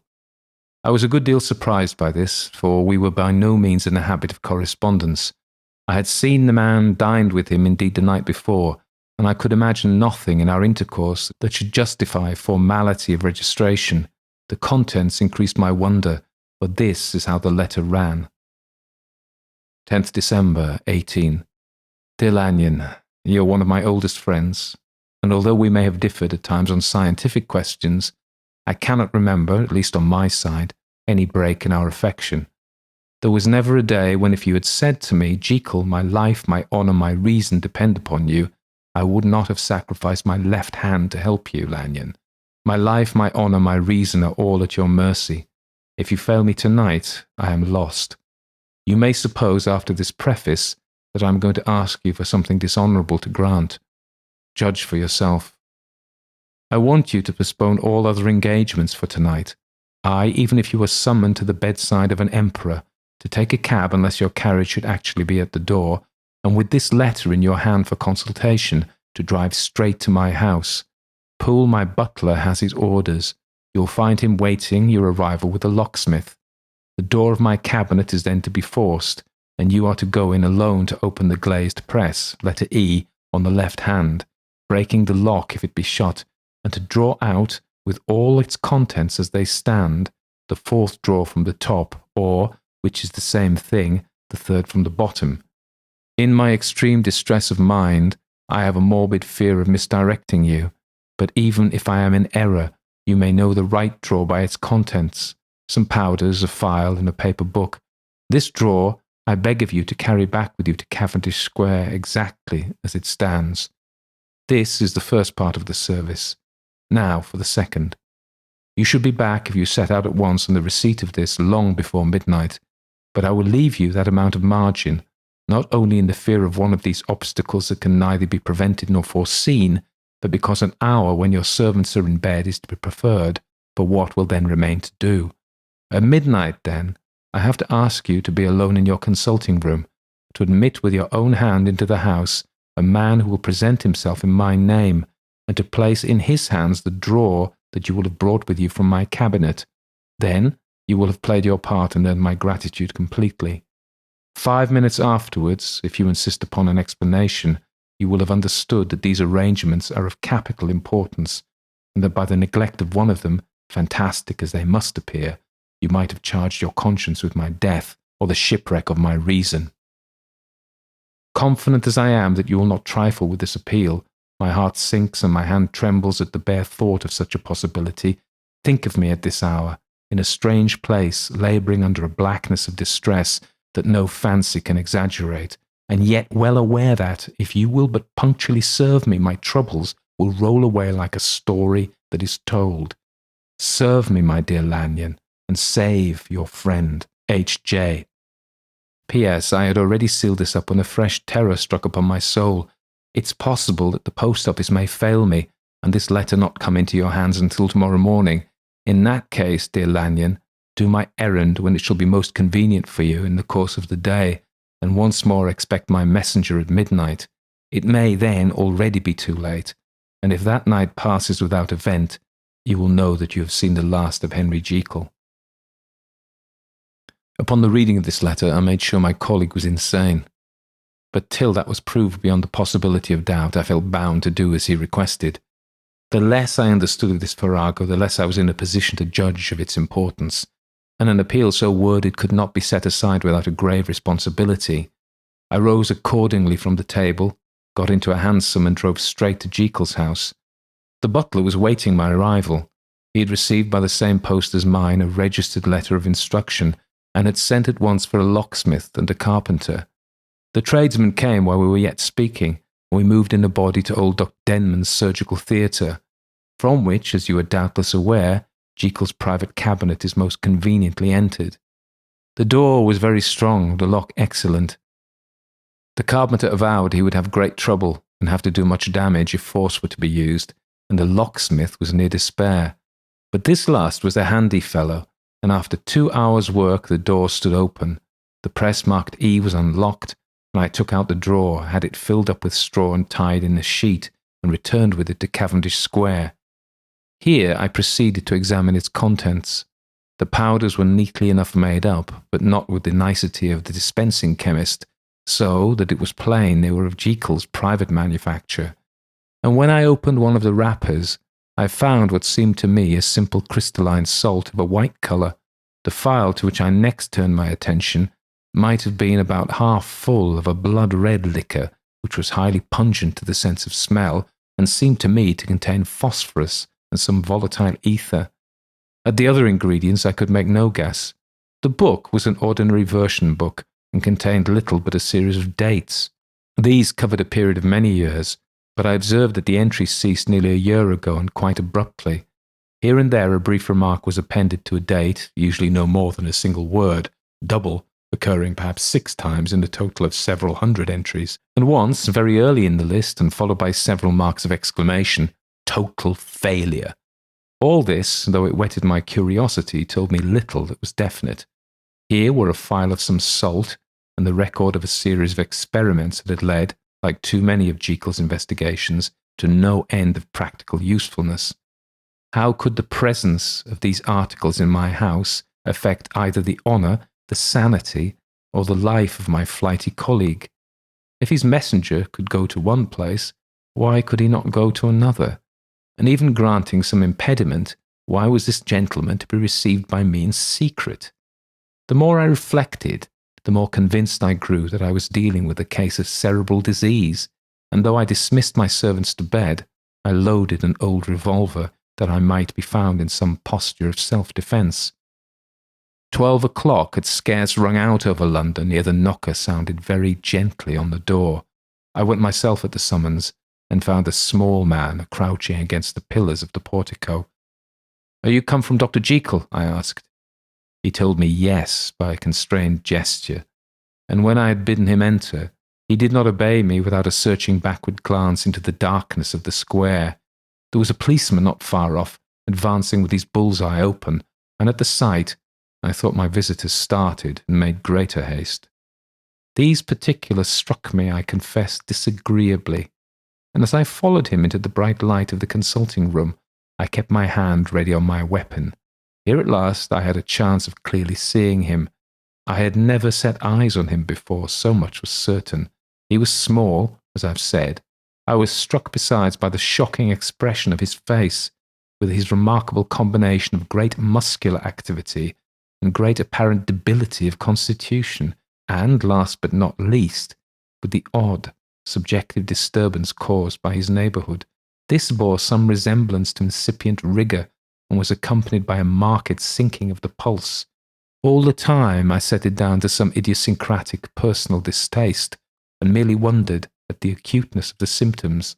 But I have since had reason to believe the cause to lie much deeper in the nature of man, and to turn on some nobler hinge than the principle of hatred. This person, who had thus from the first moment of his entrance struck in me what I can only describe as a disgustful curiosity, was dressed in a fashion that would have made an ordinary person laughable, although they were of rich and sober fabric, were enormously too large for him in every measurement, the trousers hanging on his legs and rolled up to keep them from the ground, the waist of the coat below his haunches, and the collar sprawling wide upon his shoulders. Strange to relate, this ludicrous accoutrement was far from moving me to laughter. Rather, there was something abnormal and misbegotten in the very essence of the creature that now faced me, something seizing, surprising, and revolting. This fresh disparity seemed but to fit in with and to reinforce it, so that to my interest in the man's nature and character there was added a curiosity as to his origin, his life, his fortune and status in the world. These observations, though they have taken so great a space to be set down in, were yet the work of a few seconds. My visitor was indeed on fire with sombre excitement. "Have you got it?" he cried. "Have you got it?" And so lively was his impatience that he even laid his hand upon my arm and sought to shake me. I put him back, conscious at his touch of a certain icy pang along my blood. "Come, sir," said I, "you forget that I have not yet had the pleasure of your acquaintance. Be seated, if you please." And I showed him an example and sat down myself in my customary seat, and with as fair an intimation of my ordinary manner to a patient as the lateness of the hour, the nature of my preoccupations, and the horror I had of my visitor would suffer me to muster. "I beg your pardon, Dr. Lanyon," he replied civilly enough. "What you say is very well founded, and my impatience has shown its heels to my politeness. I came here on the instance of your colleague, Dr. Henry Jekyll, on a piece of business of some moment, and I understood." He paused and put his hand to his throat, and I could see, in spite of his collected manner, that he was wrestling against the approaches of the hysteria. "I understood a draw." But here I took pity upon my visitor's suspense, and some perhaps on my own growing curiosity. "There it is, sir," I said, pointing to the drawer where it lay on the floor behind a table and still covered with the sheet. He sprang to it, and then paused, and laid his hand upon his heart. I could hear his teeth grate with a convulsive action of his jaws, and his face was so ghastly to see that I grew alarmed both for his life and reason. "Compose yourself," said I. He turned a dreadful smile to me, and as if with the decision of despair plucked away the sheet. At sight of the contents, he uttered one loud sob of such immense relief that I sat petrified, and the next moment, in a voice that was already fairly well under control, "Have you a graduated glass?" he asked. I rose from my place with something of an effort and gave him what he asked. He thanked me with a smiling nod, measured out a few minutes of the red tincture, and added one of the powders. The mixture, which was at first of a reddish hue, began in proportion as the crystals melted to brighten in colour, to effervesce audibly, and to throw off small fumes of vapour. Suddenly, and at the same moment, the ebullition ceased, and the compound changed to a dark purple, which faded again more slowly to a watery green. My visitor, who had watched these metamorphoses with a keen eye, smiled, set down the glass upon the table, and then turned and looked upon me with an air of scrutiny. "And now," said he, "to settle what remains. Will you be wise? Will you be guided? Will you suffer me to take this glass in my hand and to go forth from your house without further parley? Or has the greed of curiosity too much command of you? Think before you answer, for it shall be done as you decide. As you decide, you should be left as you were before, and neither richer nor wiser, unless the sense of service rendered to a man in mortal distress may be counted as a kind of riches of the soul. Or, if you shall so prefer to choose, a new province of knowledge, and new avenues to fame and power should be laid open to you, here in this room, upon the instant, and your sight shall be blasted by a prodigy to stagger the unbelief of Satan." "Sir," said I, affecting a coolness that I was far from truly possessing, "you speak enigmas, and you will perhaps not wonder that I hear you with no very strong impression of belief, but I have gone too far in the way of inexplicable services to pause before I see the end." "It is well," replied my visitor. "Lanyon, you remember your vows. What follows is under the seal of our profession, and now, you who have so long been bound to the most narrow and material of views, you who have denied the virtue of transcendental medicine, you who have derided your superiors, behold. He put the glass to his lips and drank at one gulp. A cry followed. He reeled, staggered, clutched at the table and held on, staring with injected eyes, gasping with open mouth, and as I looked there came, I thought, a change. He seemed to swell. His face became suddenly black, and the features seemed to melt and alter, and the next moment I had sprung to my feet and leaped back against the wall, my arms raised to shield me from that prodigy, my mind submerged in terror. "Oh God!" I screamed, and "Oh God!" again and again, for there, before my eyes, pale and shaken, and half fainting, and groping before him with his hands, like a man restored from death, there stood Henry Jekyll. What he told me in the next hour I cannot bring my mind to set on paper. I saw what I saw, I heard what I heard, and my soul sickened at it. And yet now, when that sight has faded from my eyes, I ask myself if I believe it, and I cannot answer. My life is shaken to its roots. Sleep has left me. The deadliest terror sits by me at all hours of the day and night, and I feel that my days are numbered and that I must die, and yet I shall die incredulous.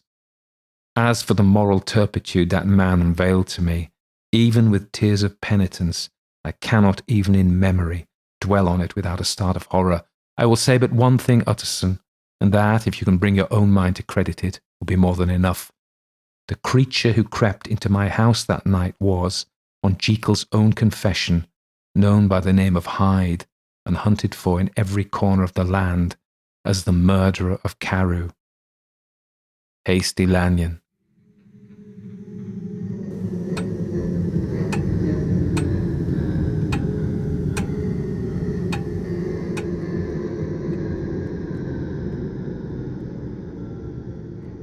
Henry Jekyll's full statement of the case. I was born in the year 18 to a large fortune, endowed besides with excellent parts, inclined by nature to industry, fond of the respect of the wise and good among my fellow men, and thus, as might have been supposed, with every guarantee of an honourable and distinguished future. And indeed, the worst of my faults was a certain impatient gaiety of disposition, such as has made me the happiness of many, but such as I found it hard to reconcile with my imperious desire to carry my head high and wear a more than commonly grave countenance before the public. Hence it came about that I concealed my pleasures, and that when I reached the years of reflection and began to look around me and take stock of my progress and position in the world, I stood already committed to a profound duplicity of life. Many a man have even blazoned such irregularities as I was guilty of, but from the high views that I had set before me, I regarded and hid them with an almost morbid sense of shame. It was thus rather the exacting nature of my aspirations than any particular degradation in my faults that made me what I was, and with even a deeper trench than in the majority of men, severed in me those provinces of good and ill which divide and compound man's dual nature. In this case, I was driven to reflect deeply and inveterately on that hard law of life which lies at the root of religion and is one of the most plentiful springs of distress. Though so profound a double-dealer, I was in no sense a hypocrite. Both sides of me were in dead earnest. I was no more myself when I laid aside restraint and plunged into shame than when I laboured in the eye of day at the furtherance of knowledge or the relief of sorrow and suffering. And it chanced that the direction of my scientific studies, which led wholly towards the mystic and the transcendental, reacted and shed a strong light on this consciousness of the perennial war among my members. With every day and from both sides of my intelligence, the moral and the intellectual, I thus drew steadily nearer to that truth, by whose partial discovery I have been doomed to such a dreadful shipwreck, that man is not truly one, but truly two. I say two because the state of my own knowledge does not pass beyond that point. Others will follow. Others will outstrip me on the same lines, and I hazard the guess that man will be ultimately known for a mere polity of multifarious, incongruous, and independent denizens. I, for my part, from the nature of my life, advanced infallibly in one direction, and in one direction only. It was on the moral side, and in my own person, that I learned to recognize the thorough and primitive duality of man. I saw that, of the two natures that contended in the field of my consciousness, even if I could rightly be said to be either, it was only because I was radically both. And from an early date, even before the course of my scientific pleasure, as a beloved daydream on the thought of the separation of these elements, if each, I told myself, could be housed in separate identities, light would be relieved of all that was unbearable. The unjust might go his way, delivered from the aspirations and remorse of his more upright twin, and the just could walk steadfastly and securely on his upward path, doing the good things in which he found his pleasure, and no longer exposed to disgrace and penitence by the hands of this extraneous evil. It was the curse of mankind that these incongruous faggots were thus bound together, that in the agonized womb of consciousness these polar twins should be continuously struggling. How then were they dissociated? I was so far in my reflections when, as I have said, a sidelight began to shine upon the subject from the laboratory table. I began to perceive more deeply than it has ever yet been stated the trembling immateriality, the mist-like transience of this seemingly so solid body in which we walk attired. Certain agents I found to have the power to shake and pluck back that fleshly vestment, even as a wind might toss the curtains of a pavilion. For two good reasons I will not enter deeply into this scientific branch of my confession. First, because I have been made to learn that the doom and burden of our life is bound forever on man's shoulders, and when the attempt is made to cast it off, it but returns upon us with more unfamiliar and more awful pressure. Second, because as my narrative will make, alas, too evident, my discoveries were incomplete. Enough then that I not only recognized my natural body from the mere aura and effulgence of certain of the powers that made up my spirit, but managed to compound a drug by which these powers should be dethroned from their supremacy, and the second form and countenance substituted, none the less natural to me because they were the expressions and bore the stamp of the lower elements in my soul. I hesitated long before I put this theory to the test of practice. I knew well that I risked death for any drug that so potently controlled and shook to the very fortress of identity might, by the least scruple of an overdose, or at the least inopportunity in the moment of exhibition, utterly blot out that immaterial tabernacle which I looked to it to change. But the temptation of a discovery so singular and profound at last overcame the suggestions of alarm. I had long since prepared my tincture. I purchased at once from a firm of wholesale chemists a large quantity of a particular salt which I knew, from my experiments, to be the last ingredient required, and late one accursed night I compounded the elements, watched them boil and smoke together in the glass, and when the ebullition had subsided, with a strong glow of courage, drank off the potion. The most racking pangs succeeded, a grinding in the bones, deadly nausea, and a horror of the spirit that cannot be exceeded at the hour of birth or death. Then these agonies began swiftly to subside, and I came to myself as if out of a great sickness. There was something strange in my sensations, something indescribably new, and from its very novelty, incredibly sweet. I felt younger, lighter, happier in body. Within I was conscious of a heady recklessness, a current of disordered sensual images running like a mill race in my fancy, a solution of the bonds of obligation, an unknown but not an innocent freedom of the soul. I knew myself, at the very first breath of this new life, to be more wicked, tenfold more wicked, sold a slave to my original evil, and a thought in that moment braced and delighted me like wine. I stretched out my hands, exulting in the freshness of these sensations, and in the act, I was suddenly aware that I had lost in stature. There was no mirror at that date in my room. That which stands beside me as I write was brought here later on, and for the very purpose of these transformations. The night, however, was far gone into the morning.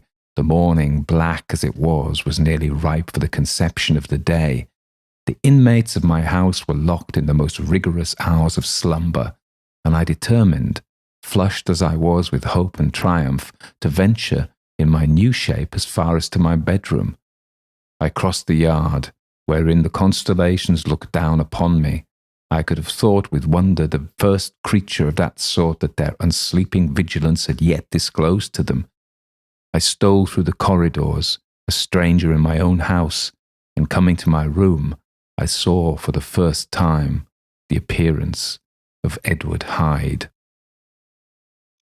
I must here speak by theory alone, saying not that which I know, but that which I suppose to be most probable.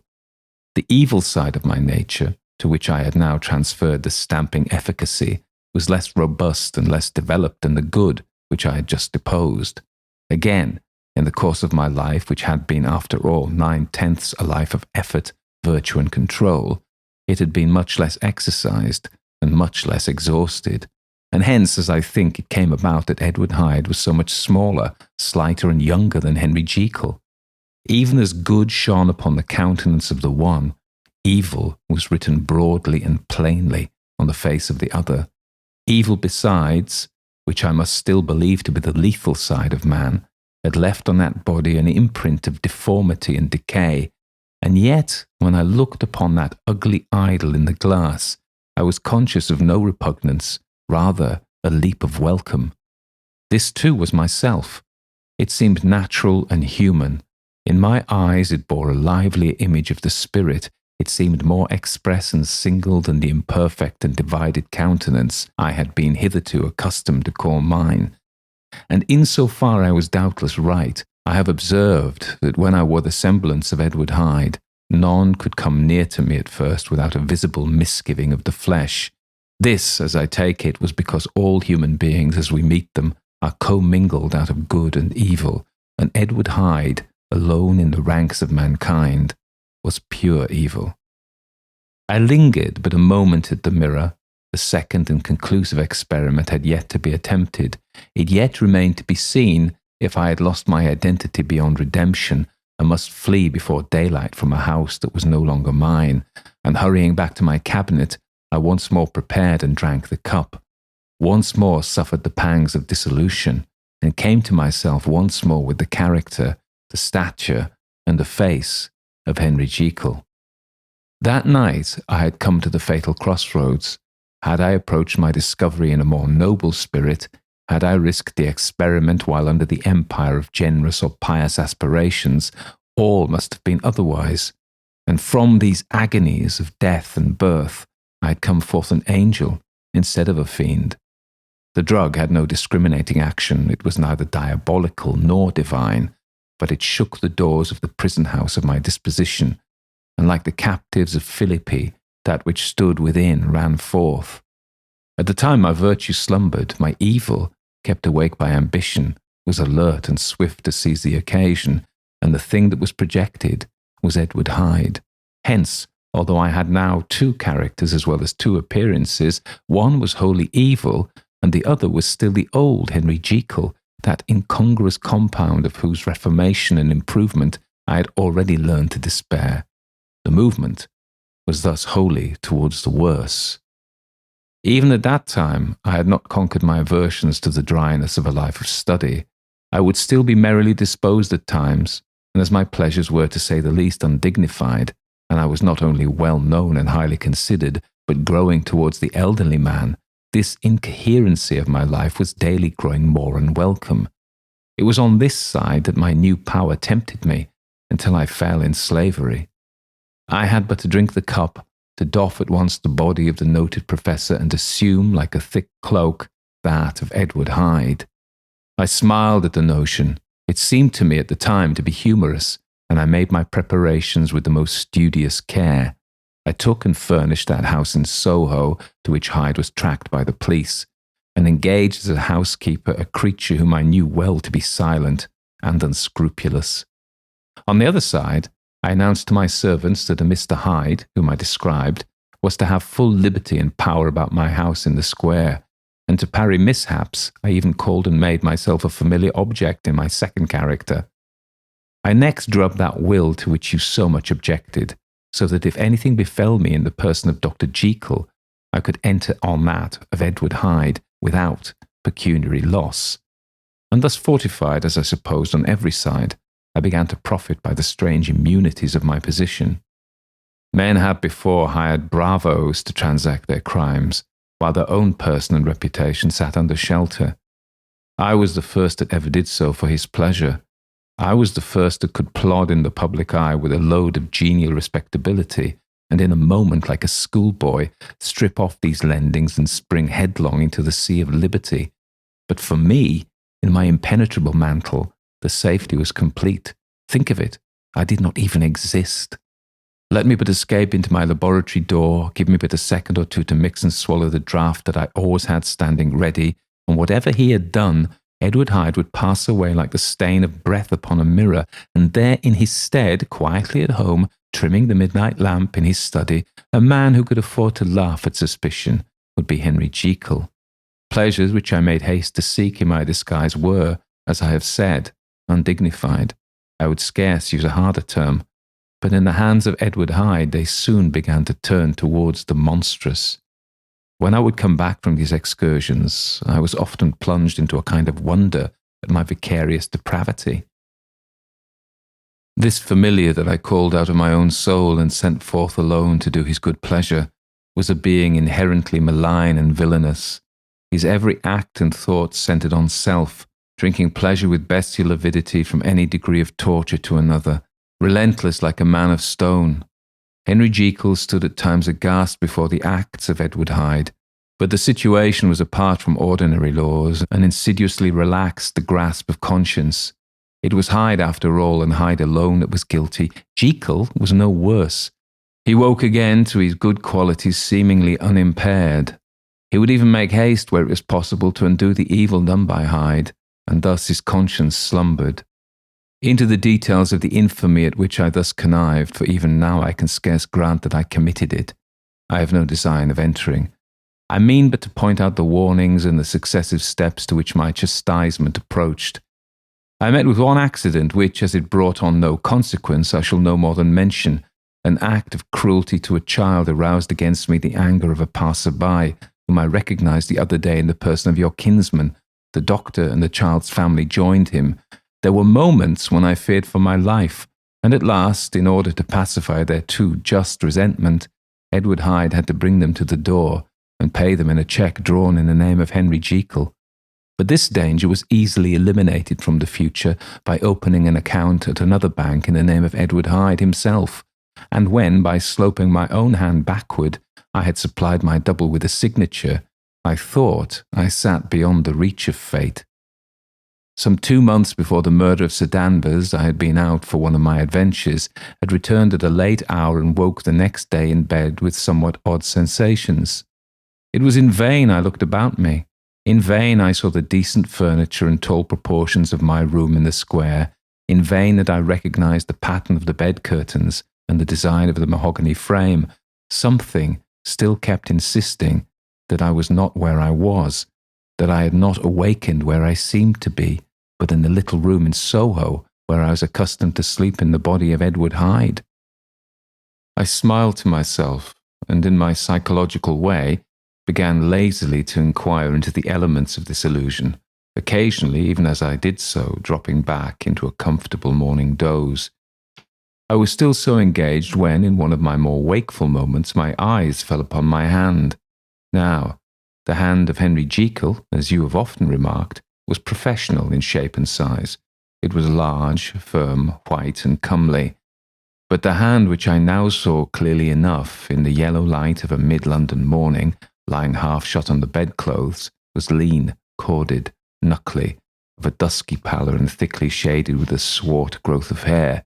It was the hand of Edward Hyde. I must have stared upon it for near half a minute, sunk as I was in the mere stupidity of wonder, before terror woke up in my breast as sudden and startling as the crash of cymbals. And bounding from my bed, I rushed to the mirror.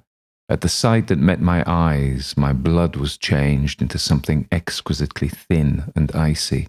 Yes, I had gone to bed Henry Jekyll. I had awakened Edward Hyde. How was this to be explained? I asked myself, and then, with another bound of terror, how was it to be remedied? It was well on in the morning, the servants were up, all my drugs were in the cabinet, a long journey down 2 pairs of stairs, through the back passage, across the open court, and through the anatomical theatre, from where I was then standing horror-struck. It might indeed be possible to cover my face, but of what use was that when I was unable to conceal the alteration in my stature? And then, with an overpowering sweetness of relief, it came back upon my mind that the servants were already used to the coming and going of my second self. I had soon dressed, as well as I was able, in clothes of my own size, had soon passed through the house where Bradshaw stared and drew back at seeing Mr. Hyde at such an hour in such strange array, and 10 minutes later Dr. Jekyll had returned to his own shape and was sitting down, with a darkened brow, to make a feint of breakfasting. Small indeed was my appetite. This inexplicable incident, this reversal of my previous experience, seemed, like the Babylonian finger on the wall, to be spelling out the letters of my judgment. And I began to reflect more seriously than ever before on the issues and possibilities of my double existence. That part of me, which I had the power of projecting, had lately been much exercised and nourished. It had seemed to me of late as though the body of Edward Hyde had grown in stature, as though, when I wore that form, I were conscious of a more generous tide of blood. And I began to spy a danger that if this were much prolonged, the balance of my nature might be permanently overthrown, the power of voluntary change be forfeited, and the character of Edward Hyde become irrevocably mine. The power of the drug had not always been equally displayed. Once, very early in my career, it had totally failed me. Since then, I had been obliged on more than one occasion to double, and once, with infinite risk of death, to treble the amount. And these rare uncertainties had cast hitherto the sole shadow on my contentment. Now, however, and in the light of that morning's accident, I was led to remark that whereas in the beginning the difficulty had been to throw off the body of Jekyll, it had of late gradually, but decidedly, transferred itself to the other side. All things, therefore, seemed to point to this, that I was slowly losing hold of my original and better self, and becoming slowly incorporated with my second and worse. Between these two, I now felt I had to choose. My two natures had memory in common, but all other faculties were most unequally shared between them. Jekyll, who was composite, now with the most sensitive apprehensions, now with a greedy gusto, projected and shared in the pleasures and adventures of Hyde. But Hyde was indifferent to Jekyll, or but remembered him as the mountain bandit remembers the cavern in which he conceals himself from pursuit. Jekyll had more than a father's interest. Hyde had more than a son's indifference. To cast in my lot with Jekyll was to die to those appetites which I had long secretly indulged, and had of late begun to pamper.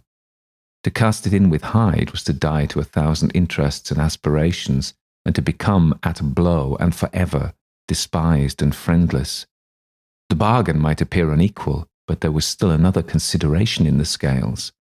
For while Jekyll would suffer smartingly in the fires of abstinence, Hyde would not even be conscious of all that he had lost.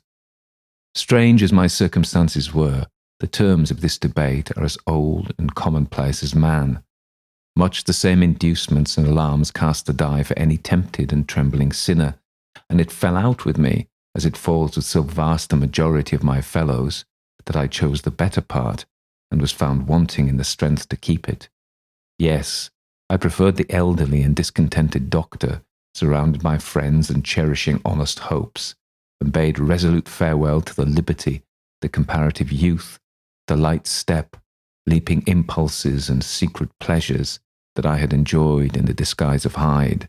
I made this choice perhaps with some unconscious reservation, for I neither gave up the house in Soho, nor destroyed the clothes of Edward Hyde, which still lay ready in my cabinet. For 2 months, however, I was true to my determination. For 2 months, I led a life of such severity as I had never before attained to, and enjoyed the compensations of an approving conscience. But time began at last to obliterate the freshness of my alarm. The praises of conscience began to grow into a thing of course. I began to be tortured with throes and longings, as of Hyde struggling after freedom, and at last, in an hour of moral weakness, I once again compounded and swallowed the transforming draught. I do not suppose that when a drunkard reasons with himself upon his vice, he is once out of 500 times affected by the dangers that he runs through his brutish physical insensibility. Neither had I, long as I had considered my position, made enough allowance for the complete moral insensibility and insensate readiness to evil which were the leading characters of Edward Hyde. Yet it was by these that I was punished. My devil had been long caged. He came out roaring. I was conscious, even when I took the draught, of a more unbridled, a more furious propensity to ill. It must have been this, I suppose, that stirred in my soul that tempest of impatience with which I listened to the civilities of my unhappy victim. I declare at least before God, no man morally sane could have been guilty of that crime upon so pitiful a provocation, and that I struck in no more reasonable spirit than that in which a sick child may break a plaything. But I had voluntarily stripped myself of all those balancing instincts by which even the worst of us continues to walk with some degree of steadiness among temptations, and in my case, to be tempted, however slightly, was to fall. Instantly the spirit of hell awoke in me and raged. With a transport of glee I mauled the unresisting body, tasting delight from every blow, and it was not till weariness had begun to succeed that I was suddenly, in the top fit of my delirium, struck through the heart by a cold thrill of terror. A mist dispersed. I saw my life to be forfeit, and fled from the scene of these excesses, at once glorying and trembling, my lust of evil gratified and stimulated, my love of life screwed to the topmost peg. I ran to the house in Soho, to make assurance doubly sure, destroyed my papers. Thence I set out through the lamplit streets, in the same divided ecstasy of mind, gloating on my crime, light-headedly devising others in the future, and yet still hastening and still hearkening in my wake for the steps of the avenger. Hyde had a song upon his lips as he compounded the draught, and as he drank it, pledged the dead man. The pangs of transformation had not done tearing him before Henry Jekyll, with streaming tears of gratitude and remorse, had fallen upon his knees and lifted his clasped hands to God. The veil of self-indulgence was rent from head to foot. I saw my life as a whole. I followed it up from the days of childhood when I had walked with my father's hand, and through the self-denying toils of my professional life to arrive again and again with the same sense of unreality at the damned horrors of the evening. I could have screamed aloud. I sought with tears and prayers to smother down the crowd of hideous images and sounds with which my memory swarmed against me, and still, between the petitions, the ugly face of my iniquity stared into my soul. As the acuteness of this remorse began to die away, it was succeeded by a sense of joy. The problem of my conduct was solved. Hyde was thenceforth impossible. Whether I would or not, I was now confined to the better part of my existence, and oh, how I rejoiced to think of it. With what willing humility I embraced anew the restrictions of natural life. With what sincere renunciation I locked the door by which I had so often gone and come, and ground the key under my heel. The next day came the news that the murder had not been overlooked, that the guilt of Hyde was patent to the world, and that the victim was a man high in public estimation. It was not only a crime, it had been a tragic folly. I think I was glad to know it. I think I was glad to have my better impulses thus buttressed and guarded by the terrors of the scaffold. Jekyll was now my city of refuge. Let but Hyde peep out an instant, and the hands of all men would be raised to take and slay him. I resolved in my future conduct to redeem the past, and I can say with honesty that my resolve was fruitful of some good. You know yourself how earnestly in the last months of the last year I laboured to relieve suffering. You know that much was done for others, and that the days passed quietly, almost happily for myself. Nor can I truly say that I was wearied of this beneficent and innocent life. I think instead that I daily enjoyed it more completely, but I was still cursed with my duality of purpose, and as the first edge of my penitence wore off, the lower side of me, so long indulged, so recently chained down, began to growl for license. Not that I dreamed of resuscitating Hyde. The bare idea of that would startle me to frenzy. No, it was in my own person that I was once more tempted to trifle with my conscience, and it was an ordinary secret sinner that I at last fell below the assaults of temptation. There comes an end to all things. The most capricious measure is filled at last, and this brief condescension to my evil finally destroyed the balance of my soul. And yet I was not alarmed. The fall seemed natural, like a return to the old days before I had made my discovery. It was a fine, clear January day, wet underfoot where the frost had melted, but cloudless overhead, and the Regent's Park was full of winter chirrupings and sweet with spring odours.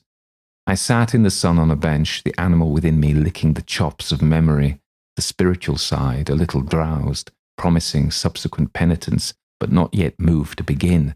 After all, I reflected, I was like my neighbours, and then I smiled, comparing myself with other men, comparing my active goodwill with the lazy cruelty of their neglect. And at the very moment of that vainglorious thought, a qualm came over me, a horrid nausea, and the most deadly shuddering. These passed away, and left me faint, and then, as in turn faintness subsided, I began to be aware of a change in the temper of my thoughts, a greater boldness, a contempt of danger, a solution of the bonds of obligation. I looked down. My clothes hung formlessly on my shrunken limbs. The hand that lay on my knee was corded and hairy. I was once more Edward Hyde. A moment before I had been safe of all man's respect, wealthy, beloved, the cloth laying for me in the dining room at home, and now I was the common quarry of mankind, hunted, houseless, a known murderer, thrall to the gallows. My reason wavered, but it did not fail me utterly. I have more than once observed that in my second character my faculties seemed sharpened to a point, and my spirits more tensely elastic. Thus it came about that where Jekyll perhaps might have succumbed, Hyde rose to the importance of the moment. My drugs were in one of the presses of my cabinet. How was I to reach them? That was the problem that, crushing my temples in my hands, I set myself to solve. The laboratory door I had closed. If I sought to enter by the house, my own servants would consign me to the gallows. I saw I must employ another hand, and thought of Lanyon. How was he to be reached? How persuaded? Supposing that I escaped capture in the streets, how was I to make my way into his presence? And how should I, an unknown and displeasing visitor, prevail on the famous physician to rifle the study of his colleague, Dr. Jekyll? Then I remembered that of my original character one part remained to me. I could write my own hand. And once I had conceived that kindling spark, the way that I must follow became lighted up from end to end. Thereupon, I arranged my clothes as best I could, and summoning a passing hansom, drove to a hotel in Portland Street, the name of which I chanced to remember. At my appearance, which was indeed comical enough, however tragic a fate these garments covered, the driver could not conceal his mirth. I gnashed my teeth upon him with a gust of devilish fury, and the smile withered from his face, happily for him, yet more happily for myself, for in another instant I had certainly dragged him from his perch. At the inn, as I entered, I looked about me with so black a countenance as made the attendants tremble. Not a look did they exchange in my presence, but obsequiously took my orders, led me to a private room, and brought me wherewithal to write. Hyde, in danger of his life, was a creature new to me, shaken with inordinate anger, strung to the pitch of murder, lusting to inflict pain. Yet the creature was astute, mastered his fury with a great effort of will, composed his two important letters, one to Lanyon and one to Poole, and that he might receive actual evidence of their being posted, sent them out with directions that they should be registered. Thenceforward, he sat all day over the fire in the private room, gnawing his nails. There he dined, sitting alone with his fears, the waiter visibly quailing before his eye. And thence, when the night was fully come, He set forth in the corner of a closed cab and was driven to and fro about the streets of the city. He, I say, I cannot say I, that child of hell had nothing human, nothing lived in him but fear and hatred, and when at last, thinking the driver had begun to grow suspicious, he discharged the cab and ventured on foot, attired in his misfitting clothes, an object marked out for observation, into the midst of the nocturnal passengers. These two base passion raged within him like a tempest. He walked fast, hunted by his fears, chattering to himself, skulking through the less frequented thoroughfares, counting the minutes that still divided him from midnight. Once, a woman spoke to him, offering, I think, a box of lights. He smote her in the face, and she fled. When I came to myself at Lanyon's, the horror of my old friend perhaps affected me somewhat, I do not know. It was at least but a drop in the sea to the abhorrence with which I looked back upon these hours. A change had come over me. It was no longer the fear of the gallows. It was the horror of being Hyde that racked me. I received Lanyon's condemnation partly in a dream. It was partly in a dream that I came home to my own house and got into bed. I slept after the prostration of the day with a stringent and profound slumber, which not even the nightmares that wrung me could avail to break. I woke in the morning shaken, weakened, but refreshed. I still hated and feared the thought of that brute that slept within me, and I had not, of course, forgotten the appalling dangers of the day before, but I was once more at home, in my own house, and close to my drugs, and gratitude for my escape shone so strong in my soul that it almost rivaled the brightness of hope. I was stepping leisurely across the court after breakfast, drinking the chill of the air with pleasure, when I was seized again with those indescribable sensations that heralded the change, and I had but the time to gain the shelter of my cabinet before I was once again raging and freezing with the passions of Hyde. It took on this occasion a double dose to recall me to myself, and alas, 6 hours after, as I sat looking sadly in the fire, the pangs returned, and the drug had to be re-administered. In short, from that day forth it seemed only by a great effort, as of gymnastics, and only under the immediate stimulation of the drug, that I was able to wear the countenance of Jekyll. At all hours of the day and night I would be taken with a premonitory shudder. Above all, if I slept or even dozed for a moment in my chair, it was always as Hyde that I awakened. Under the strains of this continually impending doom, and by the sleeplessness to which I now condemned myself, even beyond what I had thought possible to man, I became in my own person a creature eaten up and emptied by fever, languidly weak both in body and mind, and solely occupied by one thought, the horror of my other self. But when I slept, or when the virtue of the medicine wore off, I would leap almost without transition, for the pangs of transformation grew daily less marked, into the possession of a fancy brimming with images of terror, a soul boiling with causeless hatreds, and a body that seemed not strong enough to contain the raging energies of life. The powers of Hyde seemed to have grown with the sickliness of Jekyll, and certainly the hate that now divided them was equal on each side. With Jekyll, it was a thing of vital instinct. He had now seen the full deformity of that creature that shared with him some of the phenomena of consciousness, and was co-heir with him to death. And beyond these links of community, which in themselves made the most poignant part of his distress, he thought of Hyde, for all his energy of life, as of something not only hellish, but inorganic. This was the shocking thing. The slime of the pit seemed to utter cries and voices, that the amorphous dust gesticulated and sinned, that what was dead and had no shape could usurp the offices of life. And this again, that the insurgent horror was knit to him closer than a wife, closer than an eye, lay caged in his flesh, where he heard it mutter and felt it struggle to be born, and at every hour of weakness and in the confidence of slumber prevailed against him and deposed him out of life. The hatred of Hyde for Jekyll was of a different order.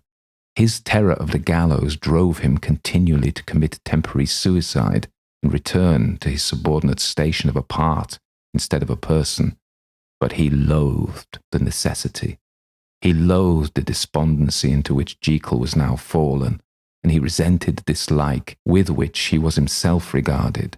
hence the ape-like tricks that he would play me, scrawling in my own hand blasphemies on the pages of my books, burning the letters and destroying the portrait of my father. And indeed, had it not been for his fear of death, he would long ago have ruined himself in order to involve me in the ruin.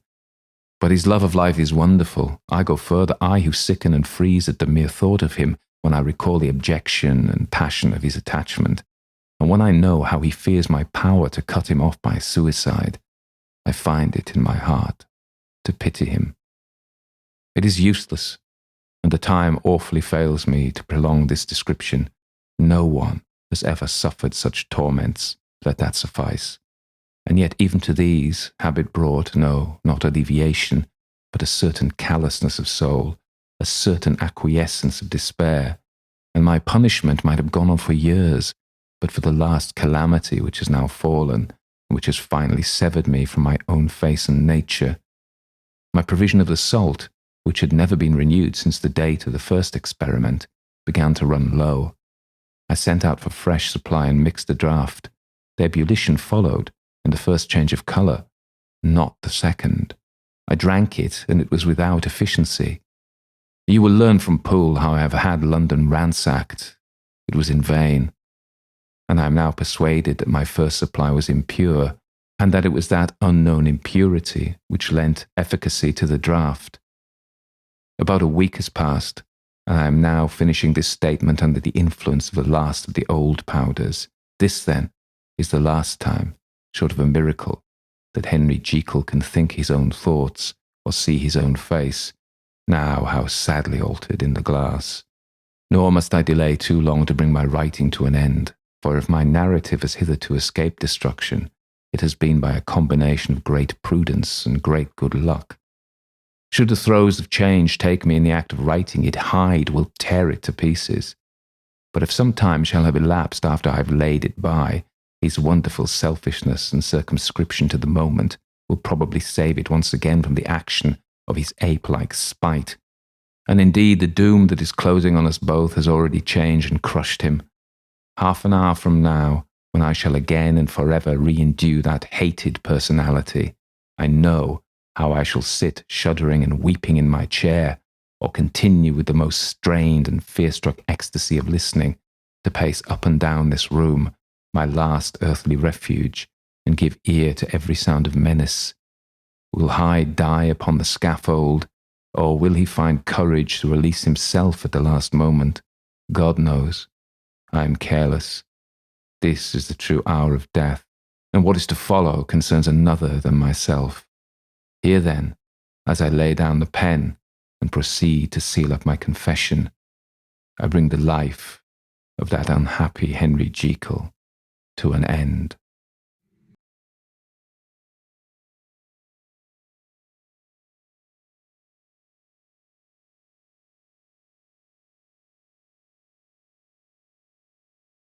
Alice's Adventures in Wonderland, written by Lewis Carroll, narrated by Tony Walker. Chapter 1. Down the Rabbit Hole. Alice was beginning to get very tired of sitting by her sister on the bank and of having nothing to do. Once or twice she had peeped into the book her sister was reading, but it had no pictures or conversations in it. And what is the use of a book, thought Alice, without pictures or conversations? So she was considering in her own mind, as well as she could, for the hot day made her feel very sleepy and stupid, whether the pleasure of making a daisy chain would be worth the trouble of getting up and picking the daisies, when suddenly a white rabbit with pink eyes ran close by her. There was nothing so very remarkable in that, nor did Alice think it so very much out of the way to hear the rabbit say to itself, oh dear, I shall be late." When she thought it over afterwards, it occurred to her that she ought to have wondered at this, but at the time it seemed quite natural. But when the rabbit actually took a watch out of its waistcoat pocket and looked at it, and then hurried on, Alice started to her feet, for it flashed across her mind that she had never before seen a rabbit with either a waistcoat pocket or a watch to take out of it, and burning with curiosity, She ran across the field after it, and fortunately was just in time to see it pop down a large rabbit hole under the hedge. In another moment, down went Alice after it, never once considering how in the world she was going to get out again. The rabbit hole went straight on like a tunnel for some way and then dipped suddenly down, so suddenly that Alice had not a moment to think about stopping herself before she found herself falling down a very deep well. Either the well was very deep or she fell very slowly, for she had plenty of time as she went down to look about her and to wonder what was going to happen next. First, she tried to look down and make out what she was coming to, but it was too dark to see anything. Then she looked at the sides of the well and noticed that they were filled with cupboards and bookshelves. Here and there she saw maps and pictures hung upon pegs. She took down a jar from one of the shelves as she passed. It was labelled orange marmalade. But to her great disappointment, it was empty. She didn't like to drop the jar for fear of killing somebody underneath, so managed to put it into one of the cupboards as she fell past it. Well, thought Alice to herself, after such a fall as this, I shall think nothing of tumbling downstairs. How brave they'll all think me at home. Why, I wouldn't say anything about it, even if I fell off the top of the house, which was very likely true. Down, down, down. Would the fall never come to an end? I wonder how many miles I've fallen by this time, she said aloud. I must be getting somewhere near the centre of the earth. Let me see, that would be 4,000 miles down, I think. For you see, Alice had learnt several things of this sort in her lessons in the schoolroom, and though this was not a very good opportunity for showing off her knowledge, as there was no one to listen to her, still it was good practice to say it over. Yes, that's about the right distance. But then I wonder what latitude or longitude I've got to.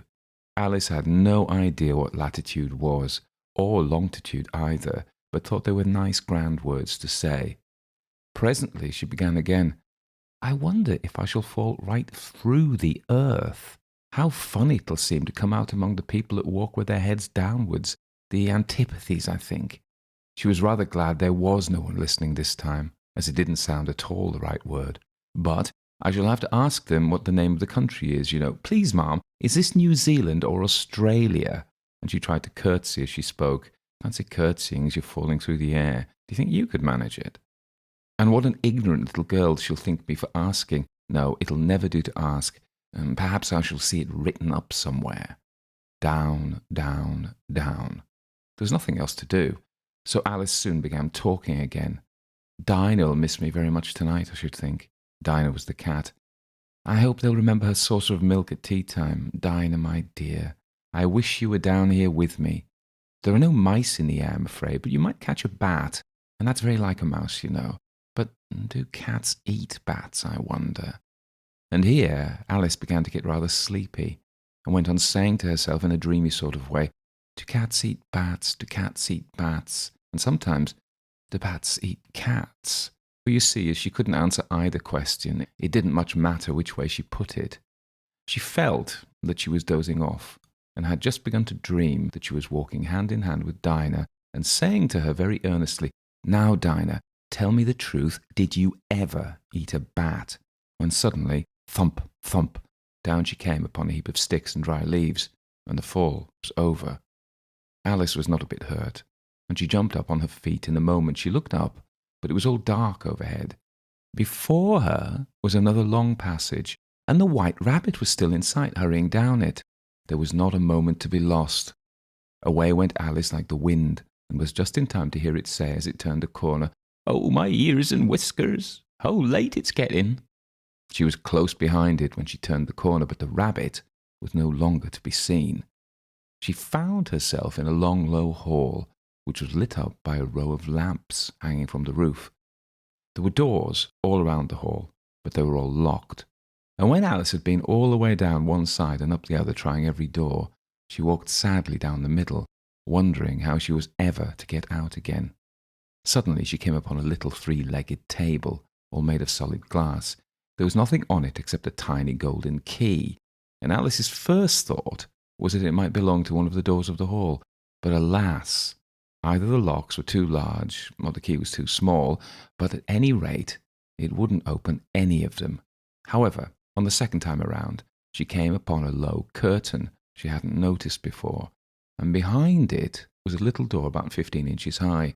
She tried the little golden key in the lock, and to her great delight, it fitted. Alice opened the door and found that it led into a small passage, not much larger than a rat hole. She knelt down and looked along the passage into the loveliest garden you ever saw. How she longed to get out of that dark hall and wander about among those beds of bright flowers and those cool fountains, but she couldn't even get her head through the doorway. And even if my head would go through, thought poor Alice, it would be of very little use without my shoulders. Oh, how I wish I could shut up like a telescope. I think I could, if I only knew how to begin. For you see, so many out-of-the-way things had happened lately that Alice had begun to think that very few things indeed were really impossible. There seemed to be no use waiting by the little door, so she went back to the table, half hoping she might find another key on it, or at any rate a book of rules for shutting people up like telescopes. This time she found a little bottle on it, which certainly was not there before, said Alice, and round the neck of the bottle was a paper label with the words, "Drink me," beautifully printed on it in large letters.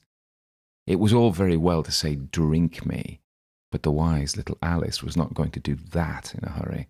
"No, I'll look first," she said, "and see whether it's marked poison or not." For she had read several nice little histories about children who had got burnt and eaten up by wild beasts and other unpleasant things, all because they would not remember the simple rules their friends had taught them, such as that a red-hot poker will burn you if you hold it too long, and that if you cut your finger very deeply with a knife, it usually bleeds. And she had never forgotten that. If you drink too much from a bottle marked poison, it's almost certain to disagree with you sooner or later. However, this bottle was not marked poison, so Alice ventured to taste it, and finding it very nice, it had in fact a sort of mixed flavour of cherry tart, custard, pineapple, roast turkey, toffee, and hot buttered toast. She very soon finished it off. "What a curious feeling," said Alice. "I must be shutting up like a telescope." And so it was indeed. She was now only 10 inches high, and her face brightened up at the thought that she was now the right size for going through the little door into that lovely garden. First, however, she waited for a few minutes to see if she was going to shrink any further. She felt a little nervous about this, for it might end, you know, said Alice to herself, in my going out altogether, like a candle. I wonder what I should be like then. And she tried to fancy what the flame of a candle is like after the candle is blown out, for she couldn't remember ever seeing such a thing. After a while, finding that nothing more happened, she decided on going into the garden at once, but alas for poor Alice, when she got to the door, she found she had forgotten the little golden key, and when she went back to the table for it, she found she couldn't possibly reach it. She could see it quite plainly through the glass, and she tried her best to climb up one of the legs of the table, but it was too slippery. And when she had tired herself out with trying, the poor little thing sat down and cried. "Come, there's no use in crying like that," said Alice to herself rather sharply. "I advise you to leave off this minute." She generally gave herself very good advice, though she very seldom followed it. And sometimes she scolded herself so severely as to bring tears into her eyes. And once she remembered trying to box her own ears for having cheated herself in a game of croquet she was playing against herself. For this curious child was very fond of pretending to be two people. But it's no use now, thought poor Alice, to pretend to be two people. Why, there's hardly enough of me left to make one respectable person. Soon her eye fell on a little glass box that was lying under the table. She opened it and found in it a very small cake, on which the words, "Eat me," were beautifully marked in currants. "Well, I'll eat it," said Alice, "and if it makes me grow larger, I can reach the key, and if it makes me grow smaller, I can creep under the door, so either way, I'll get into the garden, and I don't care which happens." She ate a little bit and said anxiously to herself, "Which way? Which way?" holding her hand on the top of her head to feel which way it was growing, and she was quite surprised to find that she remained the same size, to be sure. This generally happens when one eats cake, but Alice had got so much into the way of expecting nothing but out-of-the-way things to happen, that it seemed quite dull and stupid for life to go on in the common way. So she set to work, and very soon finished off the cake.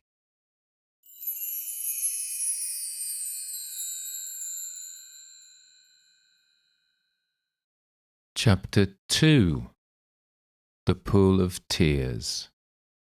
"Curiouser and curiouser," cried Alice. She was so much surprised that for the moment she quite forgot how to speak good English. "Now, I'm opening up like the largest telescope that ever was. Goodbye, feet." But when she looked down at her feet, they seemed to be almost out of sight, they were getting so far off. "Oh, my poor little feet, I wonder who'll put on your shoes and stockings for you now, dears. I'm sure I shan't be able. I shall be a great deal too far off to trouble myself about you. You must manage the best way you can, but I must be kind to them," thought Alice, "or perhaps they won't walk the way I want to go. Let me see. I'll give them a new pair of boots every Christmas." And she went on planning to herself how she'd manage it. They must go by the carrier, she thought, and how funny it'll seem sending presents to one's own feet, and how odd the directions will look. Alice's right foot, Esquire, hearthrug, near the fender, with Alice's love. Oh dear, what nonsense I'm talking. Just then her head struck against the roof of the hall. In fact, she was now more than 9 feet high, and she at once took up the little golden key and hurried off to the garden door. Poor Alice! It was as much as she could do, lying down on one side, to look through into the garden with one eye, but to get through was more hopeless than ever. She sat down and began to cry again. "You ought to be ashamed of yourself," said Alice, "a great girl like you." She might as well say this, to go on crying in this way. "Stop this moment, I tell you." But she went on all the same, shedding gallons of tears, until there was a large pool all around her, about 4 inches deep, and reaching half down the hall. After a time, she heard a little pattering of feet in the distance, and she hastily dried her eyes to see what was coming. It was the White Rabbit returning, splendidly dressed, with a pair of white kid gloves in one hand and a large fan in the other. He came trotting along in a great hurry, muttering to himself as he came, "Oh, the Duchess, oh, won't she be savage if I've kept her waiting?" Alice felt so desperate that she was ready to go and ask help of anyone. So, when the rabbit came near her, she began in a low, timid voice, "If you please, sir." The rabbit started violently, dropped the white kid gloves and the fan, and scurried away into the darkness as hard as he could go. Alice took up the fan and gloves, and as the hall was very hot, she kept fanning herself all the time she went on talking. "Dear, dear, how queer everything is today. And yesterday things went on just as usual. I wonder if I've been changed in the night. Let me think. Was I the same when I got up this morning? I almost think I can remember feeling a little different. But if I'm not the same, the next question is, who in the world am I? Ah, that's the great puzzle." And she began thinking over all the children she knew that were the same age as herself, to see if she could have been changed for any of them. "I'm sure I'm not Ada," she said, "for her hair goes in such long ringlets, and mine doesn't go in ringlets at all. And I'm sure I can't be Mabel, for I know all sorts of things, and she knows such a very little. Besides, she's she, and I'm I, and oh dear, how puzzling it all is. I'll try if I know the things I used to know. Let me see. 4 times 5 is 12, and 4 times 6 is 13, and 4 times 7 is... Oh dear, I shall never get to 20 at that rate. However, the multiplication table doesn't signify. Let's try geography. London is the capital of Paris, and Paris is the capital of Rome. And Rome, no, that's all wrong. I'm certain. I must have been changed for Mabel. I'll try and say, how doth the little... And she crossed her hands over her lap as if she were saying lessons, and began to repeat it. But her voice sounded hoarse and strange, and the words did not come the same as they used to. How doth the little crocodile improve his shining tail, and pour the waters of the Nile on every golden scale? How cheerfully he seems to grin, how neatly spread his claws, and welcome little fishes in with gently smiling jaws. I'm sure those aren't the right words, said poor Alice, and her eyes filled with tears again as she went on. Oh, I must be Mabel after all, and I shall have to go and live in that poky little house, and have next to no toys to play with, and oh, ever so many lessons to learn. No, I've made up my mind about it. If I'm Mabel, I'll stay down here. It'll be no use their putting their heads down and saying, "Come up again, dear." I shall only look up and say, "Who am I then? Tell me that first, and then, if I like being that person, I'll come up. If not, I'll stay down here until I'm somebody else." But, oh dear, cried Alice with a sudden burst of tears, I do wish they would put their heads down. I'm so very tired of being all alone here. As she said this, she looked down at her hands, and was surprised to see that she had put on one of the rabbit's little white kid gloves while she was talking. How can I have done that, she thought. I must be growing small again. She got up and went to the table to measure herself by it, and found that as nearly as she could guess, she was now about 2 feet high, and was going on shrinking rapidly. She soon found out that the cause of this was the fan she was holding, and she dropped it hastily, just in time to avoid shrinking away altogether. That was a narrow escape, said Alice, a good deal frightened at the sudden change, but very glad to find herself still in existence. And now for the garden. And she ran with all speed back to the little door. But alas, the little door was shut again, and the little golden key was lying on the glass table as before. And things are worse than ever, thought the poor child, for I never was so small as this before, never. And I declare it's too bad, that it is. As she said these words, her foot slipped, and in another moment, splash! She was up to her chin in salt water. Her first idea was that she had somehow fallen into the sea, and in that case I can go back by railway, she said to herself. Alice had been to the seaside once in her life, and had come to the general conclusion that whenever you go to the English coast you find a number of bathing machines in the sea, some children digging in the sand with wooden spades, then a row of lodging houses, and behind them a railway station. However, she soon made out that she was in the pool of tears which she had wept when she was 9 feet high. I wish I hadn't cried so much, said Alice as she swam about, trying to find her way out. I shall be punished for it now, I suppose, by being drowned in my own tears. That will be a queer thing, to be sure. However, everything is queer today. Just then she heard something splashing about in the pool a little way off, and she swam near it to make out what it was. At first she thought it must be a walrus or a hippopotamus, but then she remembered how small she was now, and she soon made out that it was only a mouse that had slipped in like herself. Would it be of any use now, thought Alice, to speak to this mouse? Everything's so out of the way down here that I should think it very likely it can talk. At any rate, there's no harm in trying. So she began. "Oh, mouse, do you know the way out of this pool? I'm very tired of swimming about here, oh mouse." Alice thought this must be the right way of speaking to a mouse. She'd never done such a thing before, but she remembered having seen it in her brother's Latin grammar. A mouse of a mouse, to a mouse, oh mouse. The mouse looked at her rather inquisitively, and seemed to her to wink with one of its little eyes, but said nothing. Perhaps it doesn't understand English, thought Alice. I dare say it's a French mouse. Came over with William the Conqueror. For with all her knowledge of history, Alice had no very clear notion how long ago anything had happened. So she began again. "Où est ma chatte?" which was the first sentence in her French lesson book. The mouse gave a sudden leap out of the water, and seemed to quiver all over with fright. "Oh, I beg your pardon," cried Alice hastily, afraid that she had hurt the poor animal's feelings. "I quite forgot that you didn't like cats." "Not like cats?" cried the mouse in a shrill, passionate voice. "Would you like cats if you were me?" "Well, perhaps not," said Alice in a soothing tone. "Don't be angry about it. And yet I wish I could show you our cat, Dinah. I think you'd take a fancy to cats if you could only see her. She is such a dear, quiet thing," Alice went on half to herself as she swam lazily about in the pool. "And she sits purring so nicely by the fire, licking her paws and washing her face. And she is such a nice, soft thing to nurse. And she's such a capital one for catching mice." "Oh, I beg your pardon," cried Alice again. For this time the mouse was bristling all over, and she felt certain it must be really offended. "We won't talk about her any more if you'd rather not." "We, indeed," cried the mouse, who was trembling down to the end of his tail. "As if I would talk on such a subject. Our family has always hated cats. Nasty, low, vulgar things. Don't let me hear the name again." "I won't indeed," said Alice, in a great hurry to change the subject of conversation. Are you fond of dogs?" The mouse didn't answer, so Alice went on eagerly. "There's such a nice little dog near our house I should like to show you. A little bright-eyed terrier, you know, with such long curly brown hair.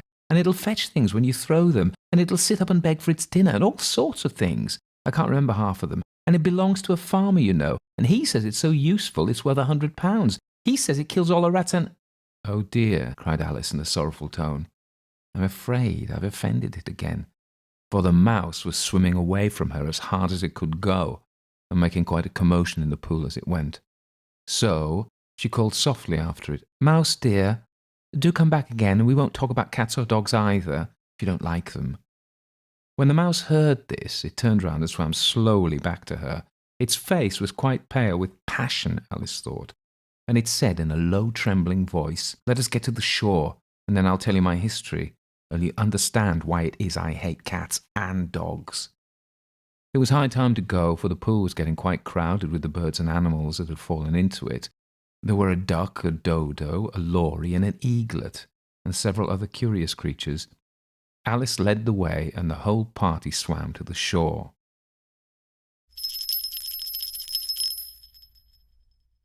Chapter 3. A Caucus Race and a Long Tale. They were indeed a queer-looking party that assembled on the bank, the birds with draggled feathers, the animals with their fur clinging close to them, and all dripping wet, cross, and uncomfortable. The first question, of course, was how to get dry again.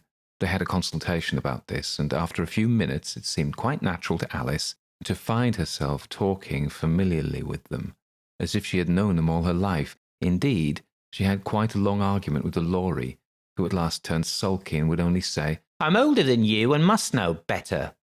And this Alice would not allow without knowing how old it was, and as the lory positively refused to tell its age, there was no more to be said. At last the mouse, who seemed to be a person of authority among them, called out, "Sit down, all of you, and listen to me. I'll soon make you dry enough." They all sat down at once in a large ring with the mouse in the middle. Alice kept her eyes anxiously fixed on it, for she felt sure she would catch a bad cold if she did not get dry very soon. "Ahem," said the mouse with an important air. "Are you all ready? This is the driest thing I know. Silence all round, if you please." William the Conqueror, whose cause was favoured by the Pope, was soon submitted to by the English, who wanted leaders, and had been of late much accustomed to usurpation and conquest. Edwin and Morcar, the Earls of Mercia and Northumbria. "Ugh," said the lory with a shiver. "I beg your pardon," said the mouse, frowning, but very politely. "Did you speak?" "Not I," said the lory hastily. "I thought you did," said the mouse. "I proceed. Edwin and Morcar, the Earls of Mercia and Northumbria, declared for him, and even Stigand, the patriotic Archbishop of Canterbury, found it advisable." "Found what?" said the duck. "Found it," the mouse replied rather crossly. "Of course you know what it means." "I know what it means well enough when I find a thing," said the duck. "It's generally a frog or a worm. The question is, what did the Archbishop find?" The mouse did not notice this question, but hurriedly went on. "Found it advisable to go with Edgar Atheling to meet William and offer him the crown. William's conduct at first was moderate, but the insolence of his Norman— How are you getting on now, my dear?" it continued, turning to Alice as it spoke. "As wet as ever," said Alice in a melancholy tone. "It doesn't seem to dry me at all." "In that case," said the dodo solemnly, rising to its feet, "I move that the meeting adjourn for the immediate adoption of more energetic remedies." "Speak English," said the eaglet. "I don't know the meaning of half those long words, and what's more, I don't believe you do either." And the eaglet bent down its head to hide a smile. Some of the other birds tittered audibly. "What was I going to say?" said the dodo in an offended tone, "was that the best thing to get us dry would be a caucus race." "What is a caucus race?" said Alice, not that she wanted much to know, but the dodo had paused as if it thought that somebody ought to speak, and no one else seemed inclined to say anything. "Why," said the dodo, "the best way to explain it is to do it. And as you might like to try the thing yourself some winter day, I will tell you how the dodo managed it. First, it marked out a race course in a sort of circle. The exact shape doesn't matter, it said. And then all the party were placed along the course here and there. There was no 1, 2, 3 in a way, but they began running when they liked and left off when they liked, so that it was not easy to know when the race was over. However, When they had been running half an hour or so and were quite dry again, the dodo suddenly called out, "The race is over!" And they all crowded round it, panting and asking, "But who has won?" This question the dodo could not answer without a great deal of thought, and it sat for a long time with one finger pressed upon its forehead, the position in which you usually see Shakespeare in the pictures of him, while the rest waited in silence. At last the dodo said, "Everybody has won, and all must have prizes." "But who is to give the prizes?" quite a chorus of voices asked. "Why, she, of course," said the dodo, pointing to Alice with one finger, and the whole party at once crowded round her, calling out in a confused way, "Prizes! Prizes!" Alice had no idea what to do, and in despair she put her hand in her pocket and pulled out a box of comfits. Luckily, the salt water had not got into it, and handed them round as prizes. There was exactly one apiece all round. "But she must have a prize herself, you know," said the mouse. "Of course," the dodo replied very gravely. "What else have you got in your pocket?" he went on, turning to Alice. "Only a thimble," said Alice sadly. "Hand it over here," said the dodo. Then they all crowded round her once more, while the dodo solemnly presented the thimble, saying, "We beg your acceptance of this elegant thimble." And when it had finished this short speech, they all cheered. Alice thought the whole thing very absurd, but they all looked so grave that she didn't dare laugh, and as she couldn't think of anything to say, she simply bowed and took the thimble, looking as solemn as she could. The next thing was to eat the comfits. This caused some noise and confusion, as the large birds complained that they couldn't taste theirs, and the small ones choked and had to be patted on the back. However, it was over at last, and they sat down again in a ring and begged the mouse to tell them something more. "You promised to tell me your history, you know," said Alice, "and why it is you hate C and D," she added in a whisper, half afraid that it would be offended again. "Mine is a long and sad tale," said the mouse, turning to Alice and sighing. "It is a long tale, certainly," said Alice, looking down with wonder at the mouse's tail. "But why do you call it sad?" And she kept on puzzling about it while the mouse was speaking, so that her idea of the tale was something like this. "Fury said to a mouse that he met in the house, 'Let us both go to law. I will prosecute you. Come, I'll take no denial. We must have a trial. For really this morning I've nothing to do,' said the mouse to the cur. 'Such a trial, dear sir, with no jury or judge would be wasting our breath.' 'I'll be judge, I'll be jury,' said cunning old Fury. 'I'll try the whole cause and condemn you to death.' 'You're not attending,' said the mouse to Alice severely. 'What are you thinking of?' 'I beg your pardon,' said Alice very humbly.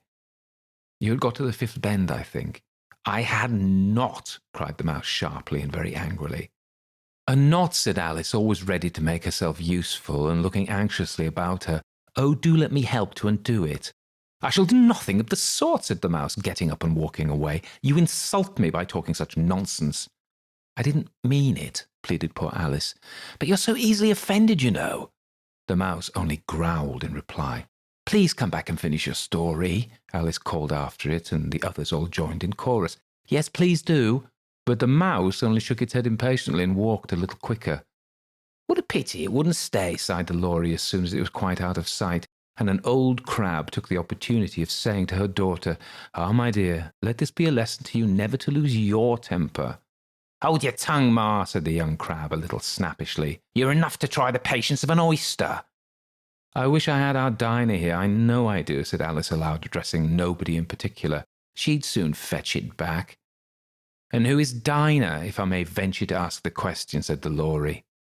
Alice replied eagerly, for she was always ready to talk about her pet. 'Dinah's our cat, and she's such a capital one for catching mice, you can't think. And oh, I wish you could see her after the birds. Why, she'll eat a little bird as soon as look at it.' This speech caused a remarkable sensation among the party. Some of the birds hurried off at once. One old magpie began wrapping itself up very carefully, remarking, 'I really must be getting home. The night air doesn't suit my throat.' And a canary called out in a trembling voice to its children, 'Come away, my dears. It's high time you were all in bed.' On various pretexts, they all moved off, and Alice was soon left alone. 'I wish I hadn't mentioned Dinah,' she said to herself in a melancholy tone. 'Nobody seems to like her down here, and I'm sure she's the best cat in the world. Oh, my dear Dinah.' I wonder if I shall ever see you any more. And here poor Alice began to cry again, for she felt very lonely and low-spirited. In a little while, however, she again heard a little pattering of footsteps in the distance, and she looked up eagerly, half hoping that the mouse had changed his mind and was coming back to finish his story.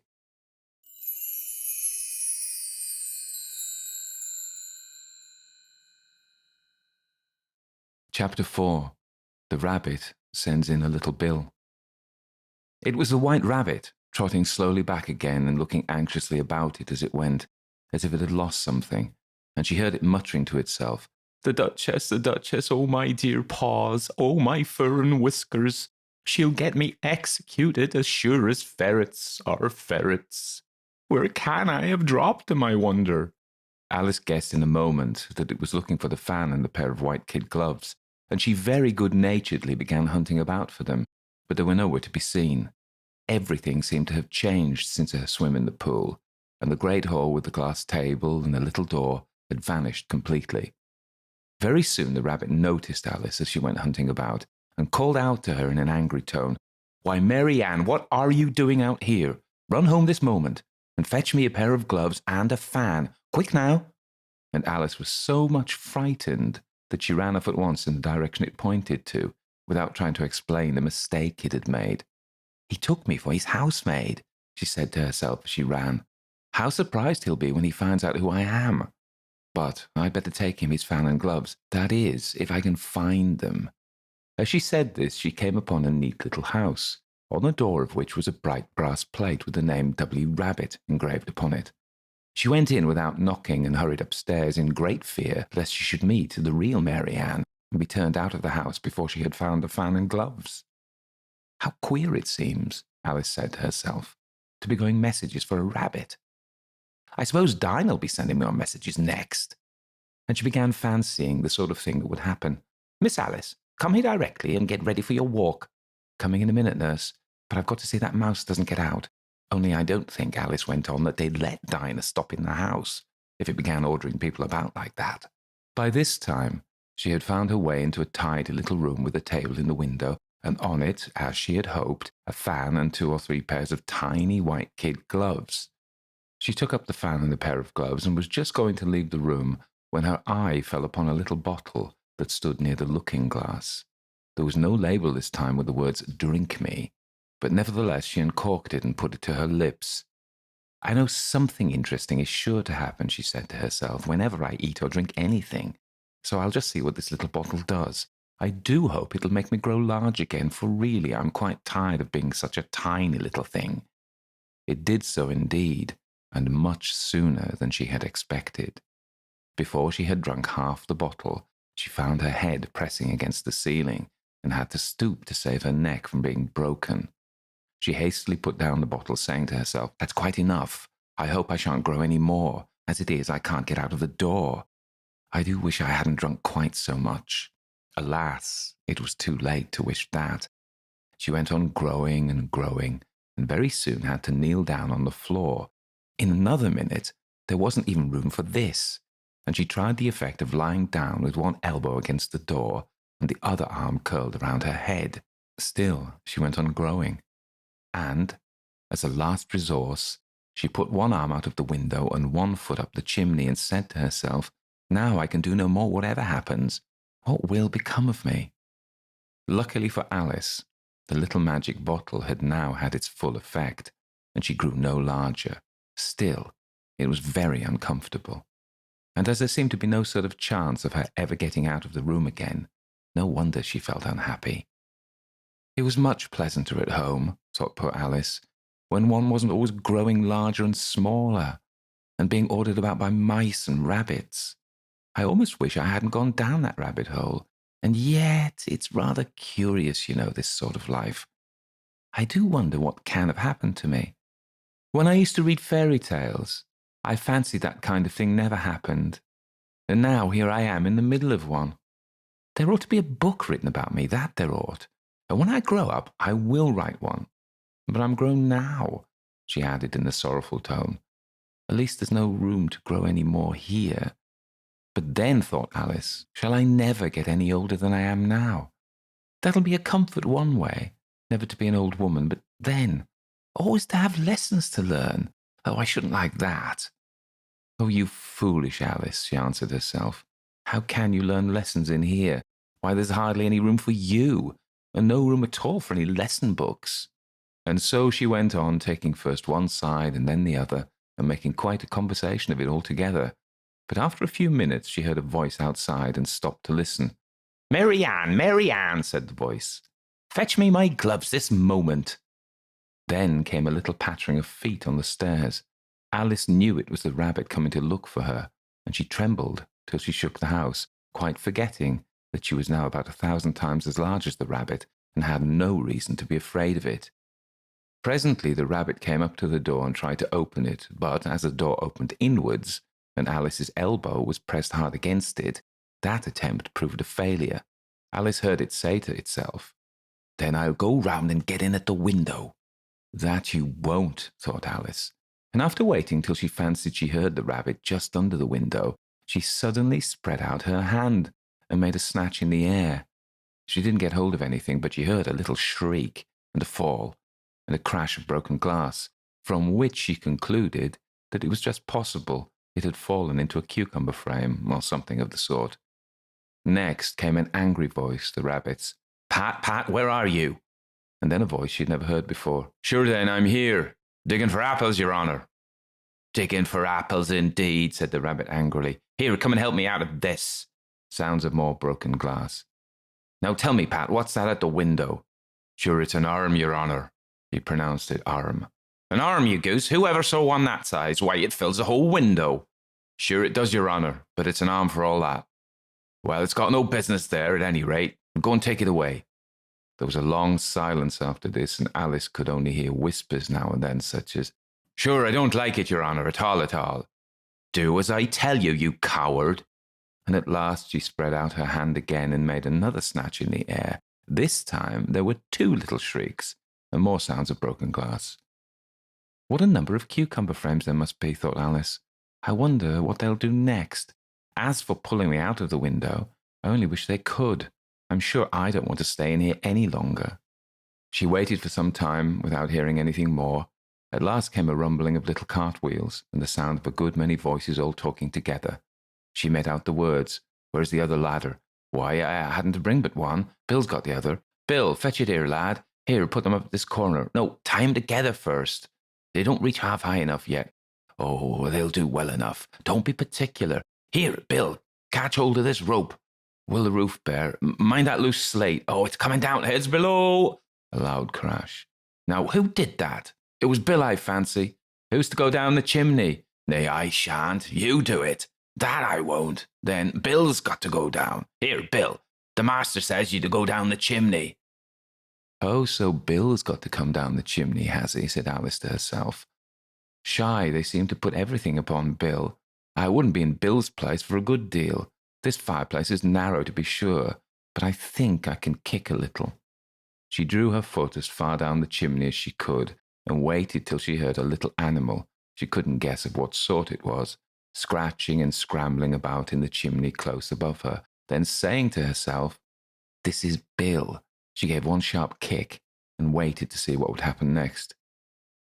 The first thing she heard was a general chorus of, Oh, there goes Bill. Then the rabbit's voice along, Catch him, you, by the hedge. Then silence.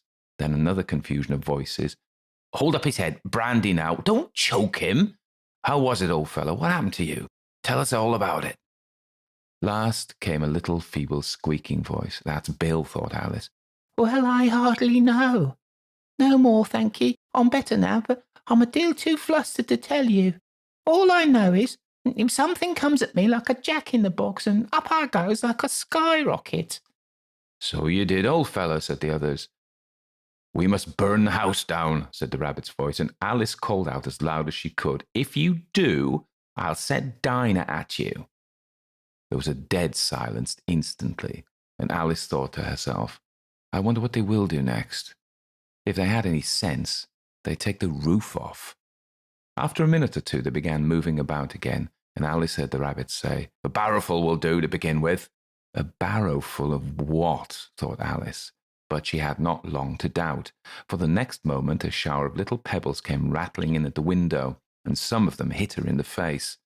"I'll put a stop to this," she said to herself, and shouted out, "You'd better not do that again," which produced another dead silence. Alice noticed with some surprise that the pebbles were all turning into little cakes as they lay on the floor, and a bright idea came into her head. "If I eat one of those cakes," she thought, "it's sure to make some change in my size, and as it can't possibly make me larger, it must make me smaller, I suppose." So she swallowed one of the cakes, and was delighted to find that she began shrinking directly. As soon as she was small enough to get through the door, she ran out of the house and found quite a crowd of little animals and birds waiting outside. The poor little lizard, Bill, was in the middle, being held up by 2 guinea pigs who were giving it something out of a bottle.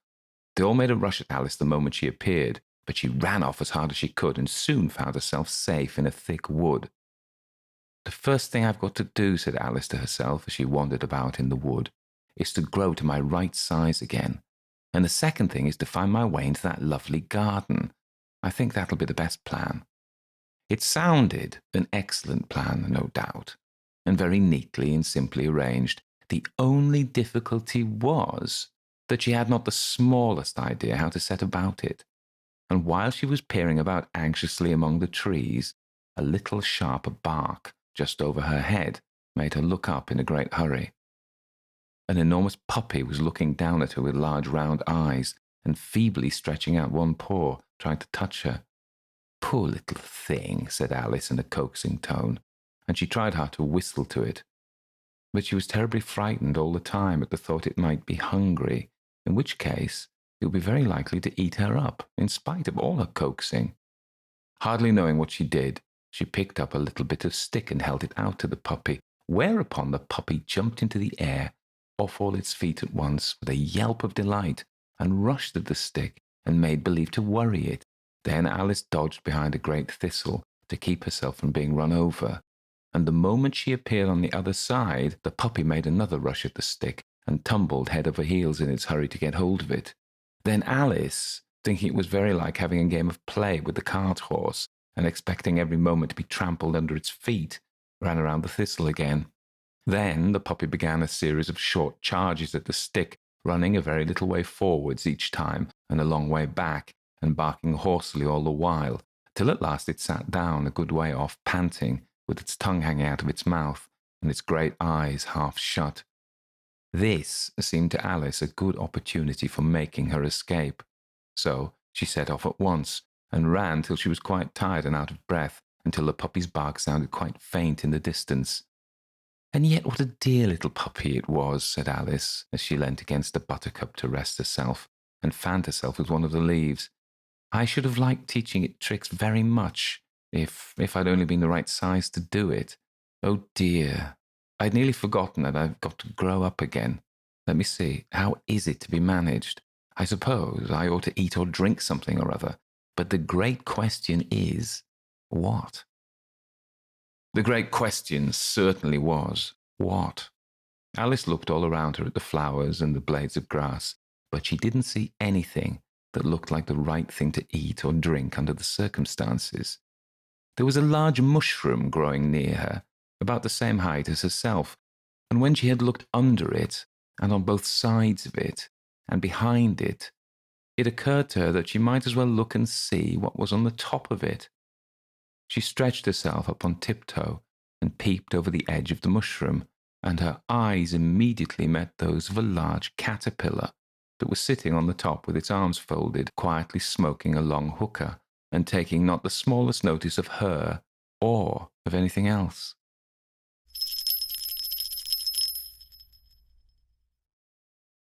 Chapter 5. Advice from a Caterpillar. The caterpillar and Alice looked at each other for some time in silence. At last the caterpillar took the hookah out of its mouth and addressed her in a languid, sleepy voice. "Who are you?" said the caterpillar. This was not an encouraging opening for a conversation. Alice replied rather shyly, I hardly know, sir, just at present. At least I know who I was when I got up this morning.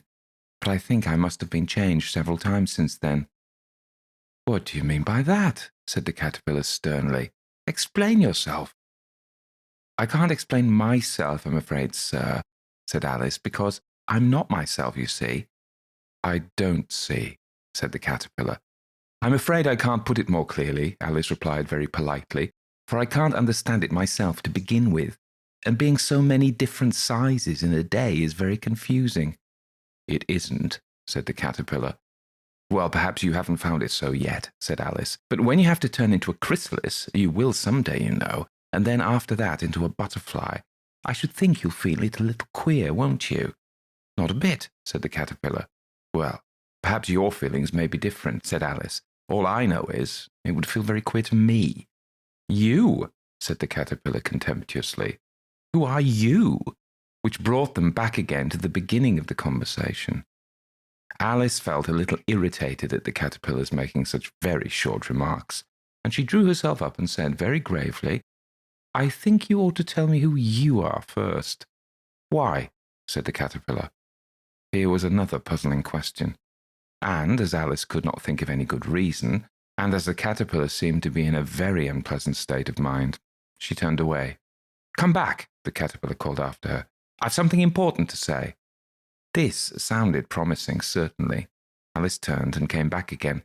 "Keep your temper," said the caterpillar. "Is that all?" said Alice, swallowing down her anger as well as she could. "No," said the caterpillar.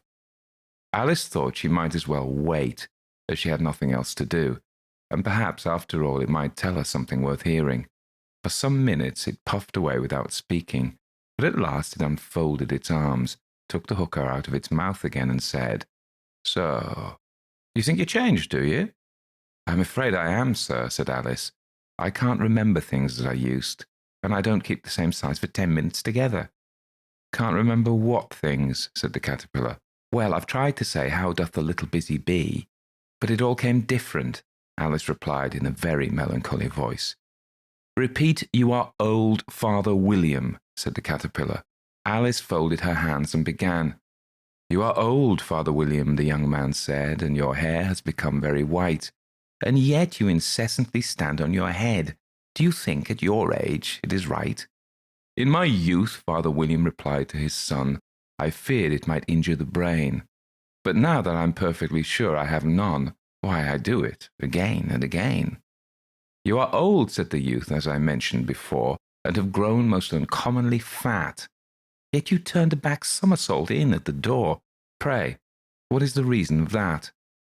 "In my youth," said the sage, as he shook his grey locks, "I kept all my limbs very supple. By the use of this ointment, 1 shilling a box. Allow me to sell you a couple." "You are old," said the youth, "and your jaws are too weak for anything tougher than suet. Yet you finished the goose with the bones and the beak. Pray, how did you manage to do it?" "In my youth," said his father, "I took to the law and argued each case with my wife, and the muscular strength which it gave to my jaw has lasted the rest of my life." "You are old," said the youth. "One would hardly suppose that your eye was as steady as ever. Yet you balanced an eel on the end of your nose. What made you so awfully clever?" "I have answered 3 questions, and that is enough," said his father. "Don't give yourself airs. Do you think I can listen all day to such stuff? Be off, or I'll kick you downstairs." "That's not said right," said the caterpillar. "Not quite right, I'm afraid," said Alice timidly. "Some of the words have got altered." "It was wrong from beginning to end," said the caterpillar decidedly. And there was silence for some minutes. The caterpillar was the first to speak. "What size do you want to be?" it asked. "Oh, I'm not particular as to size," Alice hastily replied. "Only one doesn't like changing so often, you know." "I don't know," said the caterpillar. Alice said nothing. She had never been so much contradicted in her life before, and she felt that she was losing her temper. "Are you content now?" said the caterpillar. "Well, I should like to be a little larger, sir, if you wouldn't mind," said Alice. 3 inches is such a wretched height to be." "It is a very good height indeed," said the caterpillar angrily, rearing itself upright as it spoke. It was exactly 3 inches high. But I'm not used to it, pleaded poor Alice in a piteous tone, and she thought of herself, I wish the creatures wouldn't be so easily offended. You'll get used to it in time, said the caterpillar, and it put the hookah into its mouth and began smoking again. This time Alice waited patiently until it chose to speak again. In a minute or two, the caterpillar took the hookah out of its mouth and yawned once or twice and shook itself. Then it got down off the mushroom and crawled away in the grass, merely remarking as it went, One side will make you grow taller, and the other side will make you grow shorter. One side of what? The other side of what? Thought Alice to herself. Of the mushroom, said the caterpillar, just as if she had asked it aloud. And in another moment it was out of sight. Alice remained looking thoughtfully at the mushroom for a minute, trying to make out which were the two sides of it, and as it was perfectly round, she found this a very difficult question. However, at last she stretched her arms around it as far as they would go, and broke off a bit of the edge with each hand. And now, which is which? She said to herself, and nibbled a little of the right-hand bit to try the effect. The next moment, she felt a violent blow underneath her chin. It had struck her foot. She was a good deal frightened by this very sudden change, but she felt that there was no time to be lost, that she was shrinking rapidly. So she set to work at once to eat some of the other bit.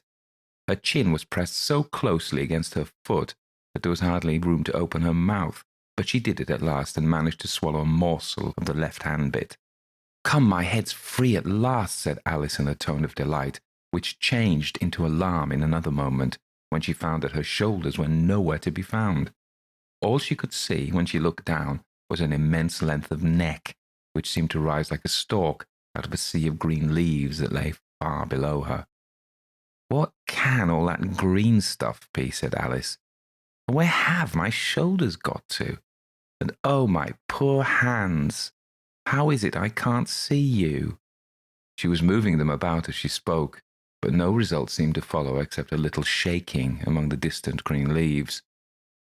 As there seemed to be no chance of getting her hands up to her head, she tried to get her head down to them, and was delighted to find that her neck would bend about easily in any direction, like a serpent.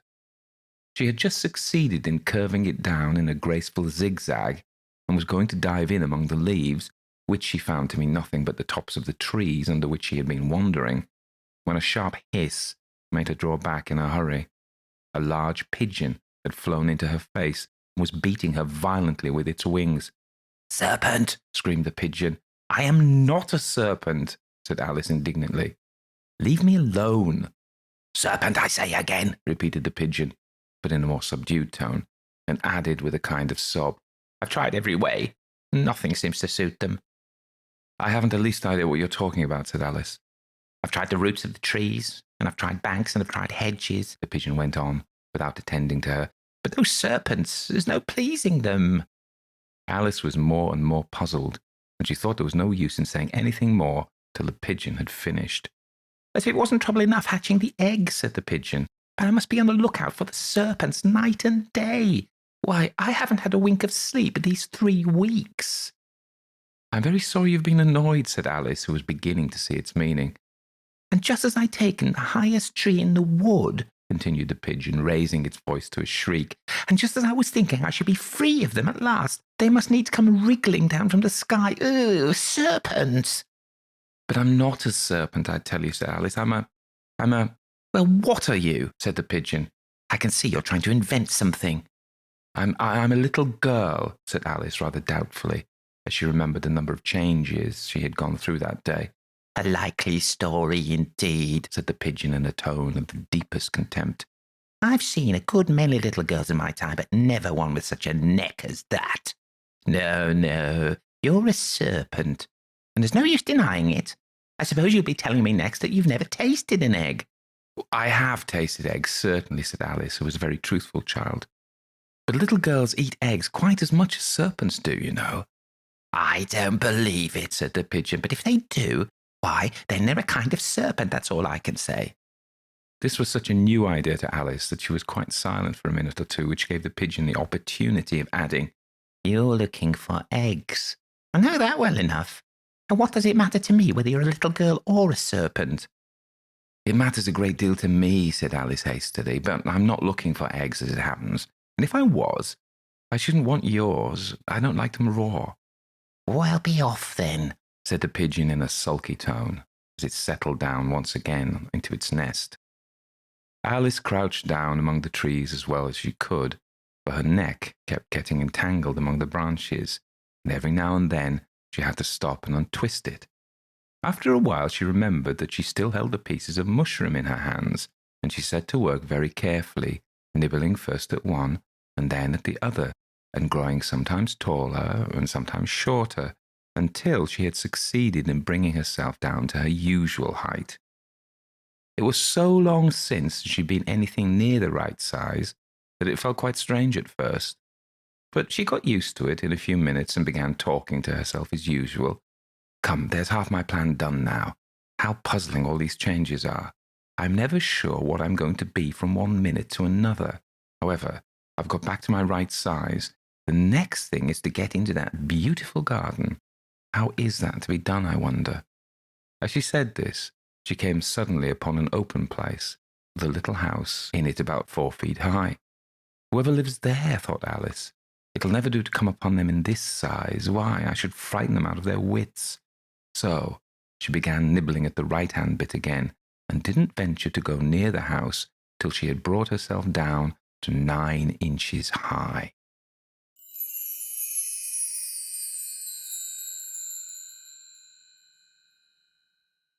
Chapter 6. Pig and Pepper. For a minute or two she stood looking at the house and wondering what to do next, when suddenly a footman in livery came running out of the wood. She considered him to be a footman because he was in livery. Otherwise, judging by his face only, she would have called him a fish, and rapped loudly at the door with his knuckles. It was opened by another footman in livery with a round face and large eyes like a frog, and both footmen, Alice noticed, had powdered hair that curled all over their heads. She felt very curious to know what it was all about, and crept a little way out of the wood to listen. The fish footman began by producing from under his arm a great letter, nearly as large as himself, and this he handed over to the other, saying, in a solemn tone, "For the Duchess, an invitation from the Queen to play croquet." The frog footman repeated it in the same solemn tone, only changing the order of the words a little. "From the Queen, an invitation for the Duchess to play croquet." Then they both bowed low, and their curls got entangled together. Alice laughed so much at this that she had to run back into the wood for fear of their hearing her, and when she next peeped out, the fish footman was gone, and the other was sitting on the ground near the door, staring stupidly up into the sky. Alice went timidly up to the door and knocked. "There's no sort of use in knocking," said the footman, "and that for 2 reasons. First, because I'm on the same side of the door as you are. Secondly, because they're making such a noise inside, no one could possibly hear you." And certainly there was a most extraordinary noise going on within, a constant howling and sneezing, and every now and then a great crash, as if a dish or kettle had been broken into pieces. "Please then," said Alice, "how am I to get in?" "There might be some sense in your knocking," the footman went on without attending to her, "if we had the door between us. For instance, if you were inside, you might knock, and I could let you out, you know." He was looking up into the sky all the time he was speaking, and this Alice thought decidedly uncivil. But perhaps he can't help it, she said to herself. His eyes are so very nearly at the top of his head. But at any rate he might answer questions. "How am I to get in?" she repeated aloud. "I shall sit here," the footman remarked, "till tomorrow." At this moment the door of the house opened, and a large plate came skimming out straight at the footman's head. It just grazed his nose and broke to pieces against one of the trees behind him. "Or next day, maybe," the footman continued in the same tone, exactly as if nothing had happened. "How am I to get in?" asked Alice again in a louder tone. "Are you to get in at all?" said the footman. "That's the first question, you know." It was, no doubt, only Alice didn't like to be told so. "It's really dreadful," she muttered to herself, "the way all the creatures argue. It's enough to drive one crazy." The footman seemed to think this a good opportunity for repeating his remark with variations. "I shall sit here," he said, "on and off, for days and days." "But what am I to do?" said Alice. "Anything you like," said the footman, and began whistling. "Oh, there's no use in talking to him," said Alice desperately. "He's perfectly idiotic." And she opened the door and went in. The door led right into a large kitchen, which was full of smoke from one end to the other. The Duchess was sitting on a three-legged stool in the middle, nursing a baby. The cook was leaning over the fire, stirring a large cauldron, which seemed to be full of soup. "There's certainly too much pepper in that soup," Alice said to herself, as well as she could, for sneezing. There was certainly too much of it in the air. Even the Duchess sneezed occasionally, and as for the baby, it was sneezing and howling alternately without a moment's pause. The only things in the kitchen that did not sneeze were the cook and a large cat, which was sitting on the hearth and grinning from ear to ear. "Please, would you tell me," said Alice a little timidly, for she was not quite sure whether it was good manners for her to speak first, "why your cat grins like that?" "It's a Cheshire cat," said the Duchess, "and that's why. Pig." She said the last word with such sudden violence that Alice quite jumped, but she saw in another moment that it was addressed to the baby and not to her, so she took courage and went on again. "I didn't know that Cheshire cats always grinned. In fact, I didn't know that cats could grin." "They all can," said the Duchess, "and most of them do." "I don't know of any that do," Alice said very politely, feeling quite pleased to have got into a conversation. "You don't know much," said the Duchess, "and that's a fact." Alice did not at all like the tone of this remark, and thought it would be as well to introduce some other subject of conversation. While she was trying to fix on one, the cook took the cauldron of soup off the fire, and at once set to work throwing everything within her reach at the Duchess and the baby. The fire irons came first, then followed a shower of saucepans, plates, and dishes. The Duchess took no notice of them even when they hit her, and the baby was howling so much already that it was quite impossible to say whether the blows hurt it or not. "Oh, please mind what you're doing," cried Alice, jumping up and down in an agony of terror. "Oh, there goes his precious nose," as an unusually large saucepan flew close by it and very nearly carried it off. "If everybody minded their own business," said the Duchess in a hoarse growl, "the world would go round a great deal faster than it does." "Which would not be an advantage," said Alice, who felt very glad to get an opportunity of showing off a little of her knowledge. "Just think of what work it would make with the day and the night. You see, the Earth takes 24 hours to turn round on its axis." "Talking of axes," said the Duchess, "chop off her head." Alice glanced rather anxiously at the cook to see if she meant to take the hint, but the cook was busily stirring the soup and seemed not to be listening. So she went on again. 24 hours, I think, or is it 12? "Oh, don't bother me," said the Duchess. "I never could abide figures." And with that she began nursing her child again, singing a sort of lullaby to it as she did so, and giving it a violent shake at the end of every line. "Speak roughly to your little boy and beat him when he sneezes. He only does it to annoy, because he knows it teases."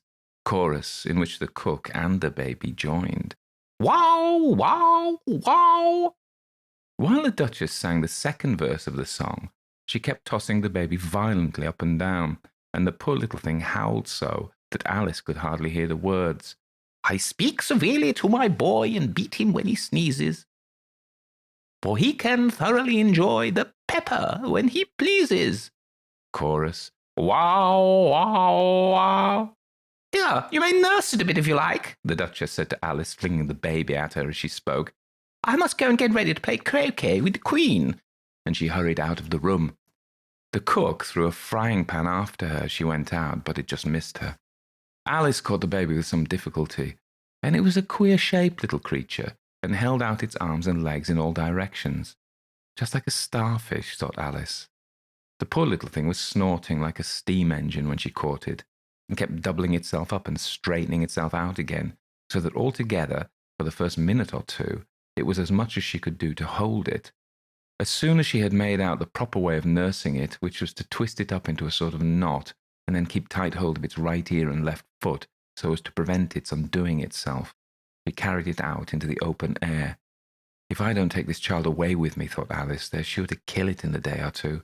Wouldn't it be murder to leave it behind? She said the last words out loud, and the little thing grunted in reply. It had left off sneezing by this time. Don't grunt, said Alice. That's not at all a proper way of expressing yourself. The baby grunted again, and Alice looked very anxiously into its face to see what was the matter with it.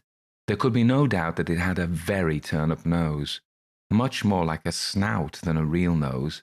Also, its eyes were getting extremely small for a baby. Altogether, Alice didn't like the look of the thing at all. But perhaps it was only sobbing, she thought, and looked into its eyes again to see if there were any tears. No, there were no tears. If you're going to turn into a pig, my dear, said Alice seriously, I'll have nothing more to do with you. Mind now. The poor little thing sobbed again, or grunted, it was impossible to say which, and they went on for some while in silence. Alice was just beginning to think to herself, now, what am I to do with this creature when I get home, when it grunted again so violently that she looked down into its face in some alarm. This time there could be no mistake about it. It was neither more nor less than a pig, and she felt that it would be quite absurd for her to carry it any further. So she set the little creature down and felt quite relieved to see it trot away quietly into the wood. If it had grown up, she said to herself, it would have made a dreadfully ugly child. But it makes rather a handsome pig, I think. And then she began thinking over other children she knew who might do very well as pigs, and was just saying to herself, if one only knew the right way to change them, when she was a little startled by seeing the Cheshire Cat sitting on a bough of a tree a few yards off. The cat only grinned when it saw Alice. It looked good-natured, she thought. Still, it had very long claws and a great many teeth, so she felt that it ought to be treated with respect. Cheshire Puss, she began rather timidly, as she didn't know at all whether it would like the name. However, it only grinned a little wider. Come, it's pleased so far, thought Alice, and she went on. Would you tell me, please, which way I ought to go from here? That depends a good deal on where you want to get to, said the cat. I don't much care where, said Alice. Then it doesn't matter which way you go, said the cat. As long as I get somewhere, Alice added as an explanation. Oh, you're sure to do that, said the cat, if you only walk long enough. Alice felt that this could not be denied, so she tried another question. What sort of people live about here? In that direction, the cat said, waving its right paw round, lives a hatter, and in that direction, waving the other paw, lives a March hare. Visit either you like, they're both mad. But I don't want to go among mad people, Alice remarked. Oh, you can't help that, said the cat. We're all mad here. I'm mad. You're mad. How do you know I'm mad? Said Alice. You must be, said the cat, or you wouldn't have come here. Alice didn't think that proved it at all. However, she went on. And how do you know that you're mad? To begin with, said the cat, a dog's not mad. You grant that?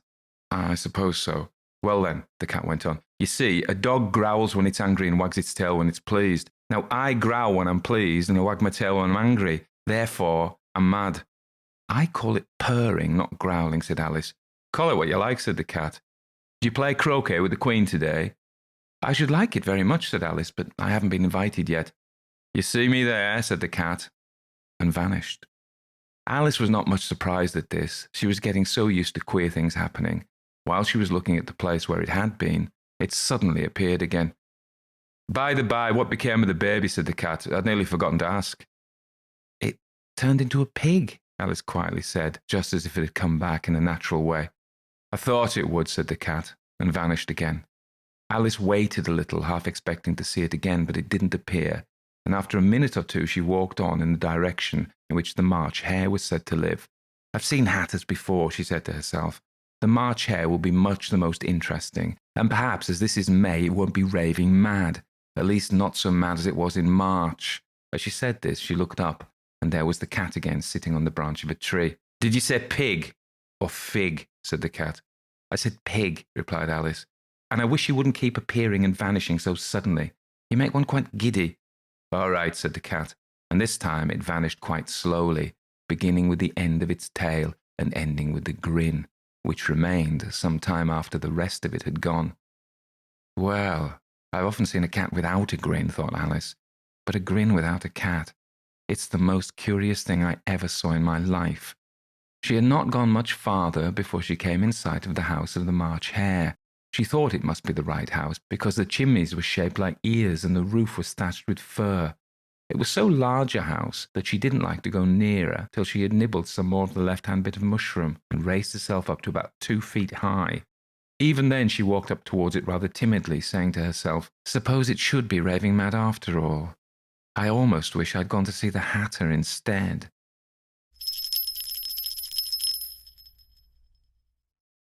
Chapter 7. A Mad Tea Party. There was a table set out under a tree in front of the house, and the March Hare and the Hatter were having tea at it. A dormouse was sitting between them fast asleep, and the other two were using it as a cushion, resting their elbows on it and talking over its head.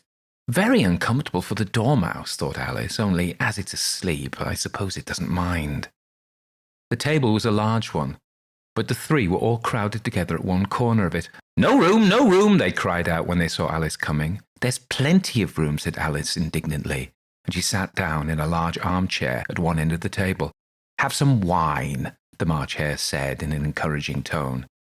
Alice looked all around the table, but there was nothing on it but tea. "I don't see any wine," she remarked. "There isn't any," said the March Hare. "Then it wasn't very civil of you to offer it," said Alice angrily. "It wasn't very civil of you to sit down without being invited," said the March Hare. "I didn't know it was your table," said Alice. "It's laid out for a great many more than 3. "Your hair wants cutting," said the Hatter. He had been looking at Alice for some time with great curiosity, and this was his first speech. "You should learn not to make personal remarks," Alice said with some severity. "It's very rude." The Hatter opened his eyes very wide on hearing this, but all he said was, "Why is a raven like a writing desk?" "Come, we shall all have some fun now," thought Alice.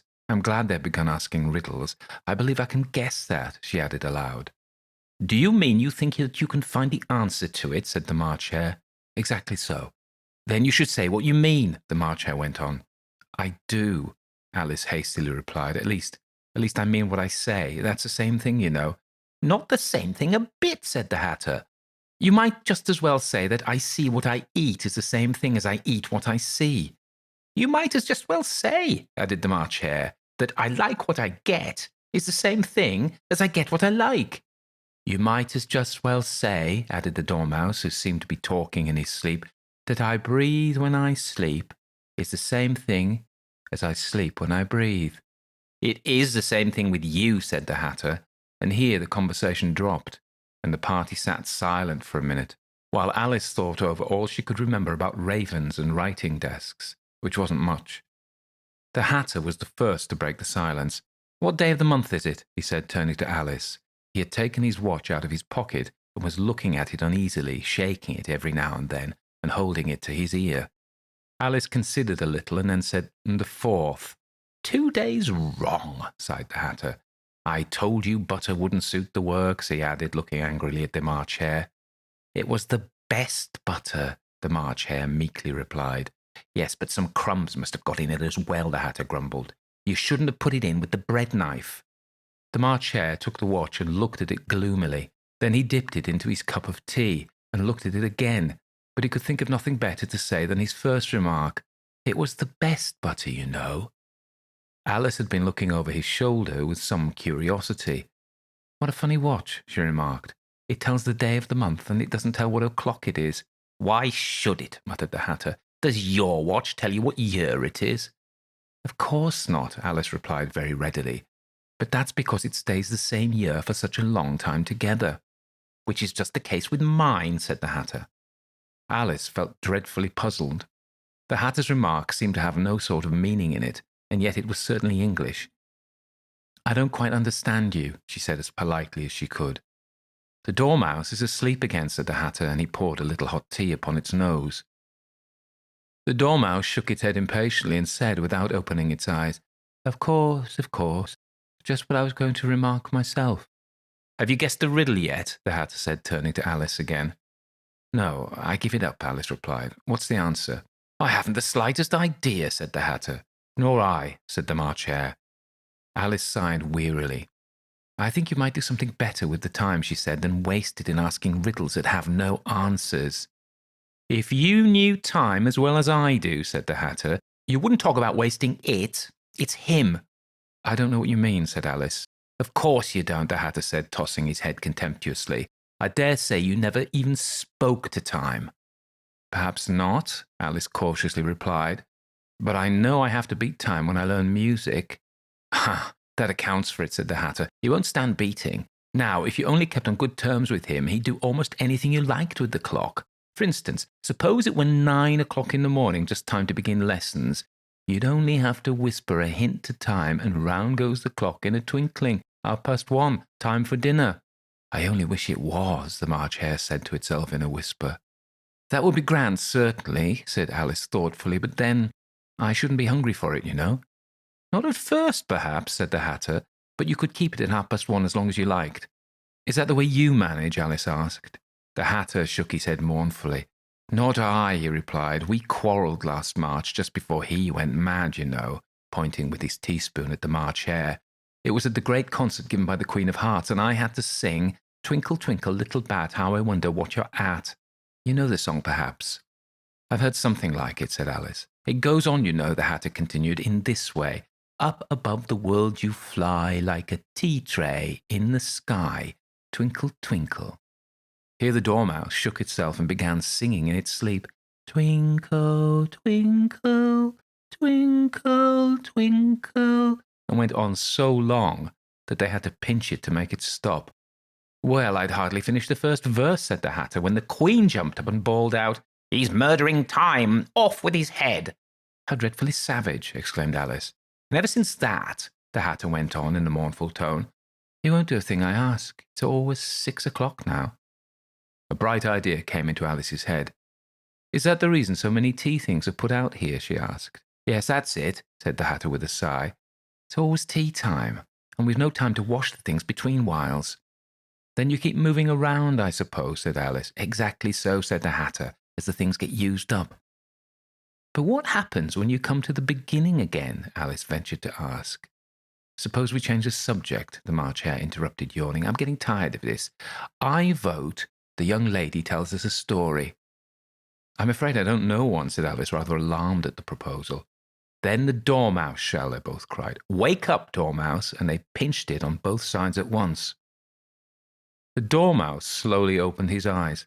I wasn't asleep, he said in a hoarse, feeble voice. I heard every word you fellows were saying. Tell us a story, said the March Hare. Yes, please do, pleaded Alice. And be quick about it, added the Hatter, or you'll be asleep again before it's done. Once upon a time, there were 3 little sisters, the Dormouse began in a great hurry, and their names were Elsie, Lacey, and Tilly, and they lived at the bottom of a well. What did they live on? Said Alice, who always took a great interest in questions of eating and drinking. They lived on treacle, said the Dormouse after thinking a minute or two. They couldn't have done that, you know, Alice gently remarked. They'd have been ill. So they were, said the Dormouse. Very ill. Alice tried to fancy to herself what such an extraordinary way of living would be like, but it puzzled her too much, so she went on. But why did they live at the bottom of a well? Take some more tea, the March Hare said to Alice very earnestly. I've had nothing yet, Alice replied in an offended tone, so I can't take more. You mean you can't take less, said the Hatter. It's very easy to take more than nothing. Nobody asked your opinion, said Alice.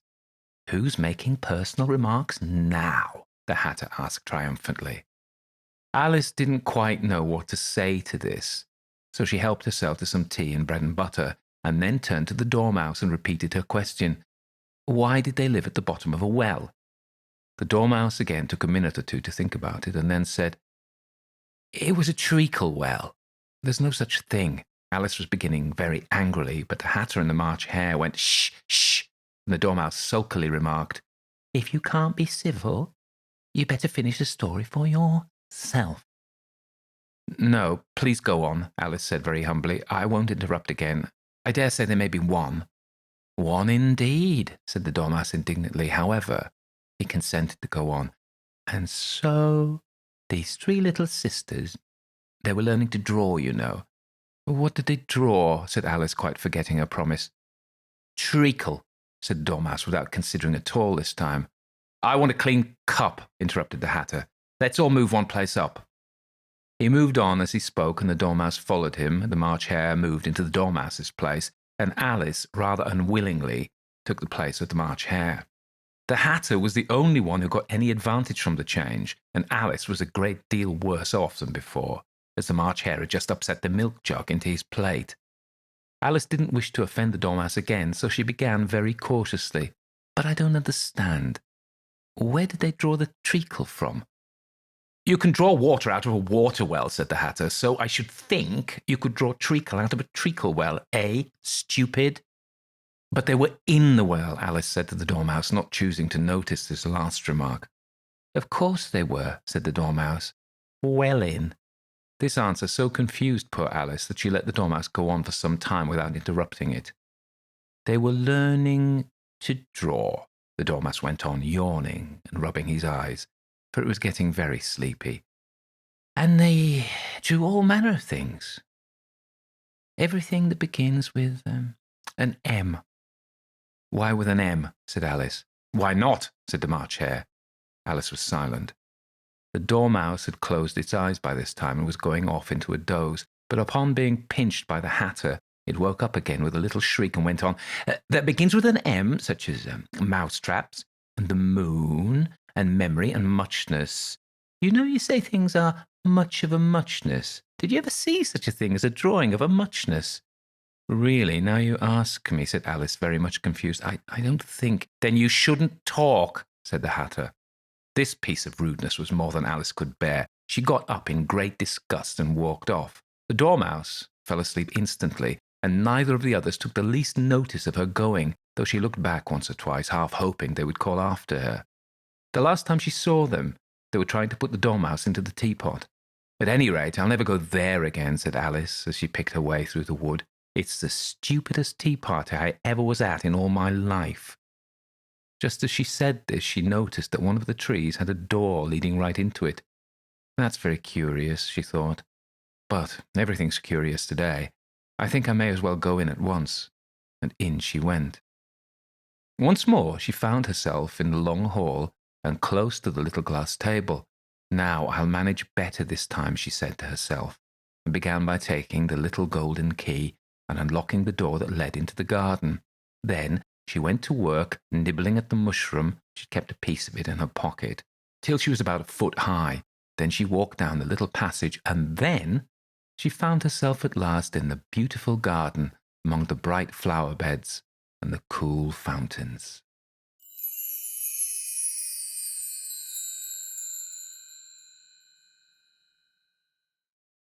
Chapter 8.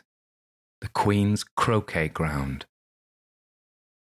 A large rose tree stood near the entrance of the garden. The roses growing on it were white, but there were 3 gardeners at it busily painting them red. Alice thought this a very curious thing, and she went nearer to watch them. And just as she came up to them, she heard one of them say, "Look out now, 5. Don't go splashing paint over me like that." "I couldn't help it," said 5 in a sulky tone. "7 jogged my elbow." On which 7 looked up and said, "That's right, 5. Always lay the blame on others." "You'd better not talk," said 5. "I heard the Queen say only yesterday that you deserve to be beheaded." "What for?" said the one who'd spoken first. "That's none of your business, too," said 7. "Yes, it is his business," said 5, "and I'll tell him. It was for bringing the cooked tulip roots instead of onions." 7 flung down his brush and had just begun, "Well, of all the unjust things," when his eye chanced to fall upon Alice as she stood watching them, and he checked himself suddenly. The others looked round also, and all of them bowed low. "Would you tell me," said Alice a little timidly, "why you are painting those roses?" 5 and 7 said nothing, but looked at 2. 2 began in a low voice, "Why, the fact is, you see, miss, this here ought to have been a red rose tree, and we put a white one in by mistake, and if the Queen was to find it out, we should all have our heads cut off, you know. So, you see, miss, we're doing our best before she comes to—" At this moment, 5, who had been anxiously looking across the garden, called out, "The Queen! The Queen!" And the 3 gardeners instantly threw themselves flat upon their faces. There was a sound of many footsteps, and Alice looked round, eager to see the Queen. First came 10 soldiers carrying clubs. These were all shaped like the 3 gardeners, oblong and flat, with their hands and feet at the corners. Next, the 10 courtiers. These were ornamented all over with diamonds and walked 2 and 2, as the soldiers did. After these came the royal children. There were 10 of them, and the little dears came jumping merrily along hand in couples. They were all ornamented with hearts. Next came the guests, mostly kings and queens, and among them Alice recognized the white rabbit. It was talking in a hurried, nervous manner, smiling at everything that was said, and went by without noticing her. Then followed the knave of hearts, carrying the king's crown on a crimson velvet cushion, and last of all, this grand procession, came the king and queen of hearts. Alice was rather doubtful whether she ought not to lie down on her face like the 3 gardeners, but she couldn't remember ever having heard of such a rule at processions. And besides, what would be the use of a procession, thought she, if people had to all lie down on their faces so they couldn't see it? So she stood still where she was and waited. When the procession came opposite to Alice, they all stopped and looked at her, and the queen said severely, "Who is this?" She said it to the knave of hearts, who only bowed and smiled in reply. "Idiot," said the queen, tossing her head impatiently, and turning to Alice, she went on, "What's your name, child?" "My name is Alice, so please your majesty," said Alice very politely, but she added to herself, "Why, they're only a pack of cards after all. I needn't be afraid of them."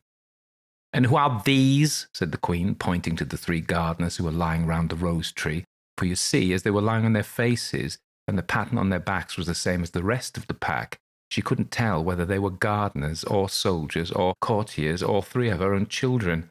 "How should I know?" said Alice, surprised at her own courage. "It's no business of mine." The queen turned crimson with fury, and after glaring at her for a moment like a wild beast, screamed, "Off with her head! Off!" "Nonsense!" said Alice very loudly and decidedly, and the queen was silent. The king laid his hand upon her arm and timidly said, "Consider, my dear, she's only a child." The queen turned angrily away from him and said to the knave, "Turn them over." The knave did so very carefully with one foot. "Get up," said the queen in a shrill, loud voice, and the 3 gardeners instantly jumped up and began bowing to the king, the queen, the royal children, and everybody else. "Leave off that," screamed the queen. "You make me giddy." And then turning to the rose tree, she went on, "What have you been doing here?" "May it please your majesty," said two in a very humble tone, going down on one knee as he spoke. "We were trying—" "I see," said the queen, who had meanwhile been examining the roses. "Off with their heads." And the procession moved on, 3 of the soldiers remaining behind to execute the unfortunate gardeners, who ran to Alice for protection. "You shan't be beheaded," said Alice, and she put them into a large flower pot that stood near. The 3 soldiers wandered about for a minute or 2, looking for them, and then quietly marched off after the others. "Are their heads off?" shouted the queen. "Their heads are gone, if it please your majesty," the soldiers shouted in reply. "That's right," shouted the queen. "Can you play croquet?"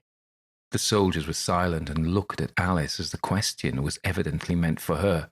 "Yes," shouted Alice. "Come on, then," roared the queen, and Alice joined the procession, wondering very much what would happen next. It's a very fine day," said a timid voice at her side. She was walking by the white rabbit, who was peeping anxiously into her face. "Very," said Alice. "Where's the Duchess?" "Hush, hush," said the rabbit in a low, hurried tone.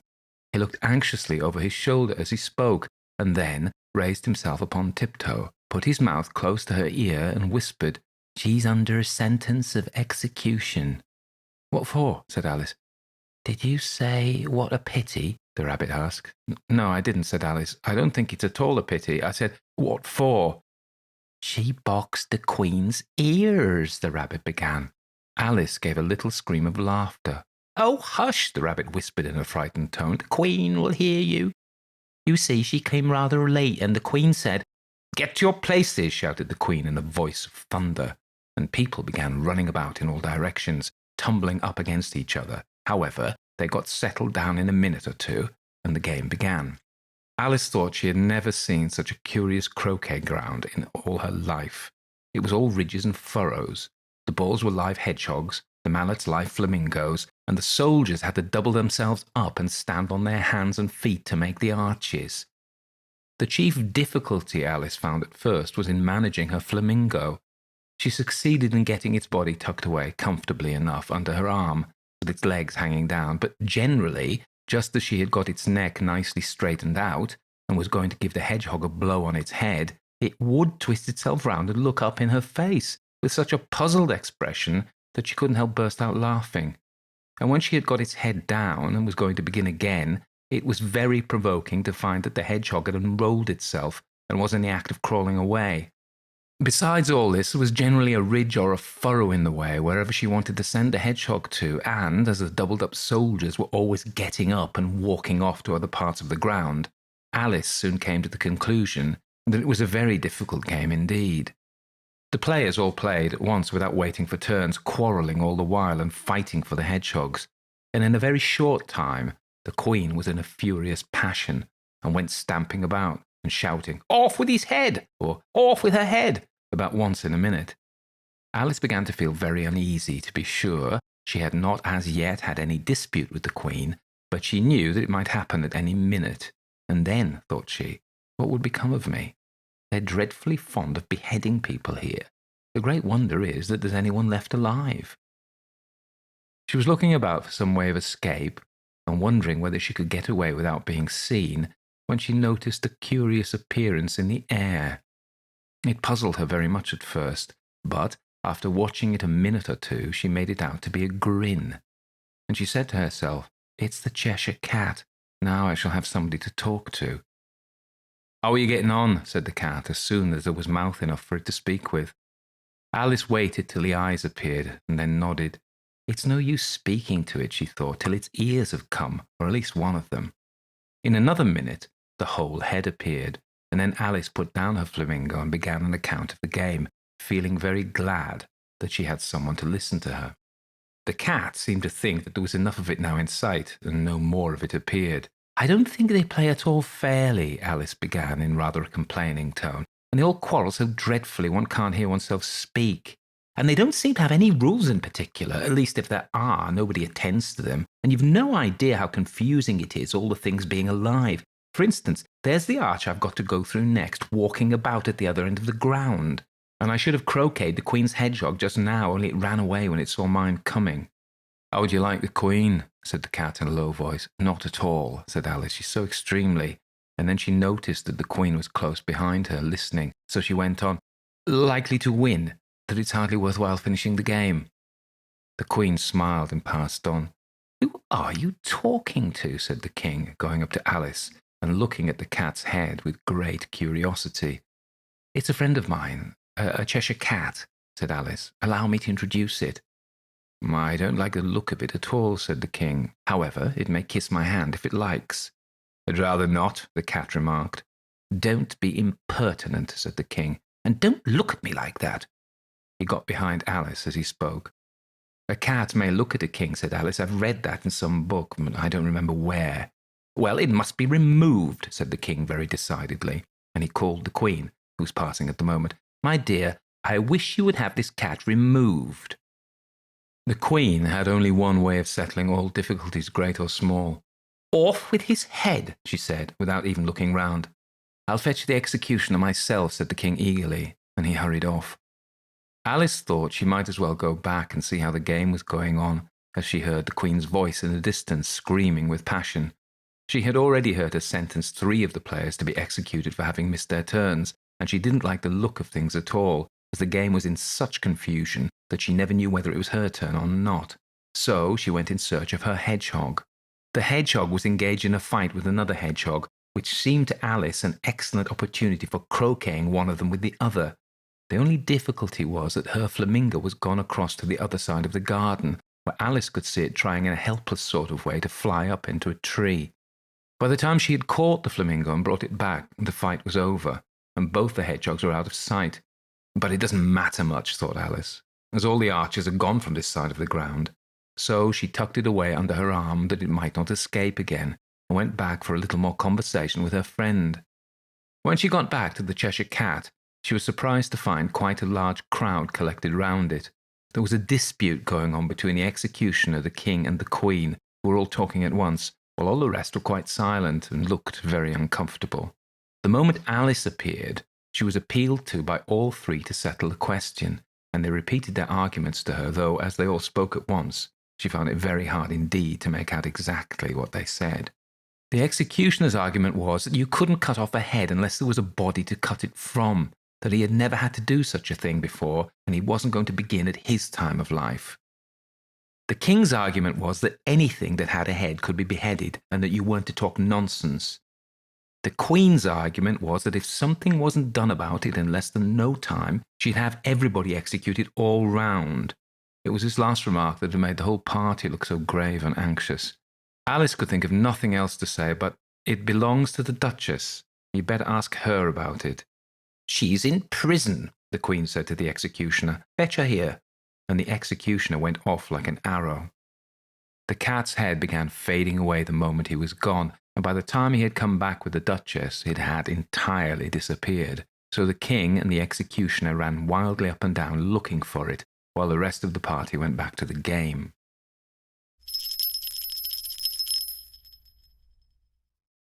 Chapter 9. The Mock Turtle's Story.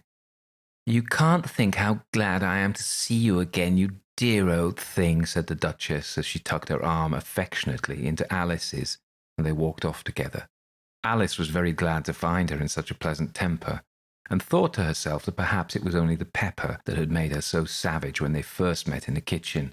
When I'm a duchess, she said to herself, not in a very hopeful tone though, I won't have any pepper in my kitchen at all. Soup does very well without. Maybe it's always pepper that makes people hot-tempered. She went on, very much pleased at having found out a new kind of rule. And vinegar that makes them sour, and chamomile that makes them bitter, and barley sugar and such things that make children sweet-tempered. I only wish people knew that. Then they wouldn't be so stingy about it, you know. She had quite forgotten the Duchess by this time, and was a little startled when she heard her voice close to her ear. You're thinking about something, my dear, and that makes you forget to talk. I can't tell you just now what the moral of that is, but I shall remember in a bit. Perhaps it hasn't one, Alice ventured to remark. Tut, tut, child, said the Duchess. Everything's got a moral, if you can only find it. And she squeezed herself up closer to Alice's side as she spoke. Alice did not much like keeping so close to her, first, because the Duchess was very ugly, and secondly, because she was exactly the right height to rest her chin upon Alice's shoulder, and it was an uncomfortably sharp chin. However, she didn't like to be rude, so she bore it as well as she could. The game's going on rather better now, she said, by way of keeping up the conversation a little. 'Tis so, said the Duchess, and the moral of that is, oh, 'tis love that makes the world go round. Somebody said, Alice whispered, that it's done by everybody minding their own business. Ah, well, it means much the same thing, said the Duchess, digging her sharp little chin into Alice's shoulder. She added, and the moral of that is, take care of the sense and the sounds will take care of themselves. How fond she is of finding morals in things, Alice thought to herself. I dare say you're wondering why I don't put my arm round your waist, the Duchess said after a pause. The reason is that I'm doubtful about the temper of your flamingo. Shall I try the experiment? He might bite, Alice cautiously replied, not feeling at all anxious to have the experiment tried. Very true, said the Duchess. Flamingos and mustard both bite. And the moral of that is, birds of a feather flock together. Only mustard isn't a bird, Alice remarked. Right as usual, said the Duchess. What a clear way you have of putting things. It's a mineral, I think, said Alice. Of course it is, said the Duchess, who seemed ready to agree to everything that Alice said. There's a large mustard mine near here, and the moral of that is, the more there is of mine, the less there is of yours. Oh, I know, exclaimed Alice, who had not attended to this last remark. It's a vegetable.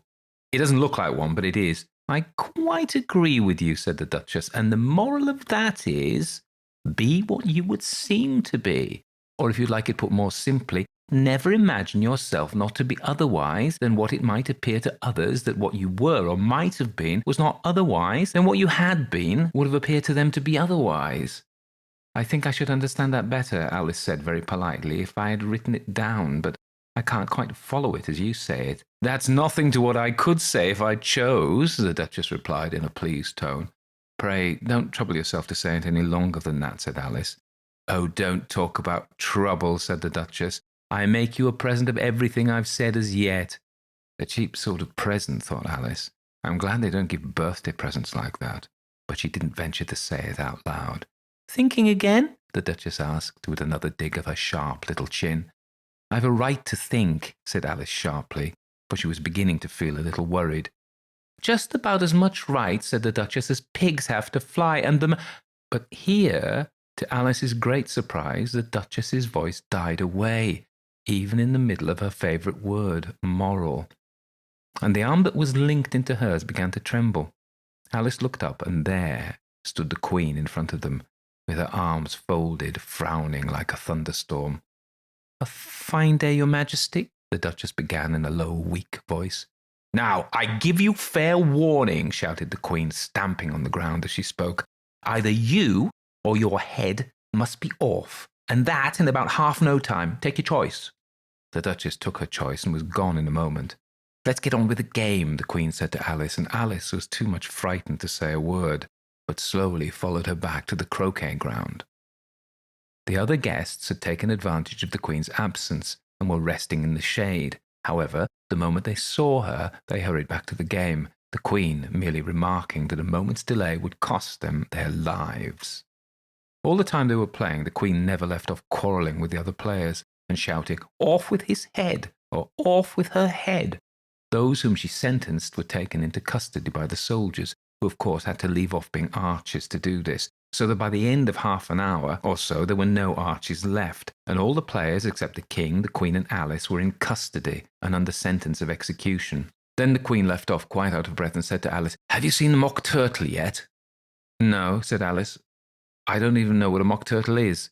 "It's the thing mock turtle soup's made from," said the Queen. "I never saw one, or heard of one," said Alice. "Come on then," said the Queen, "and he shall tell you his history." As they walked off together, Alice heard the King say in a low voice to the company generally, "You're all pardoned." "Come, that's a good thing," she said to herself, for she had felt quite unhappy at the number of executions the Queen had ordered. They very soon came upon a griffin lying fast asleep in the sun. If you don't know what a griffin is, look it up on Google. "Up, lazy thing," said the Queen, "and take this young lady to see the mock turtle and to hear his history. I must go back and see after some executions I've ordered." And she walked off, leaving Alice alone with the griffin.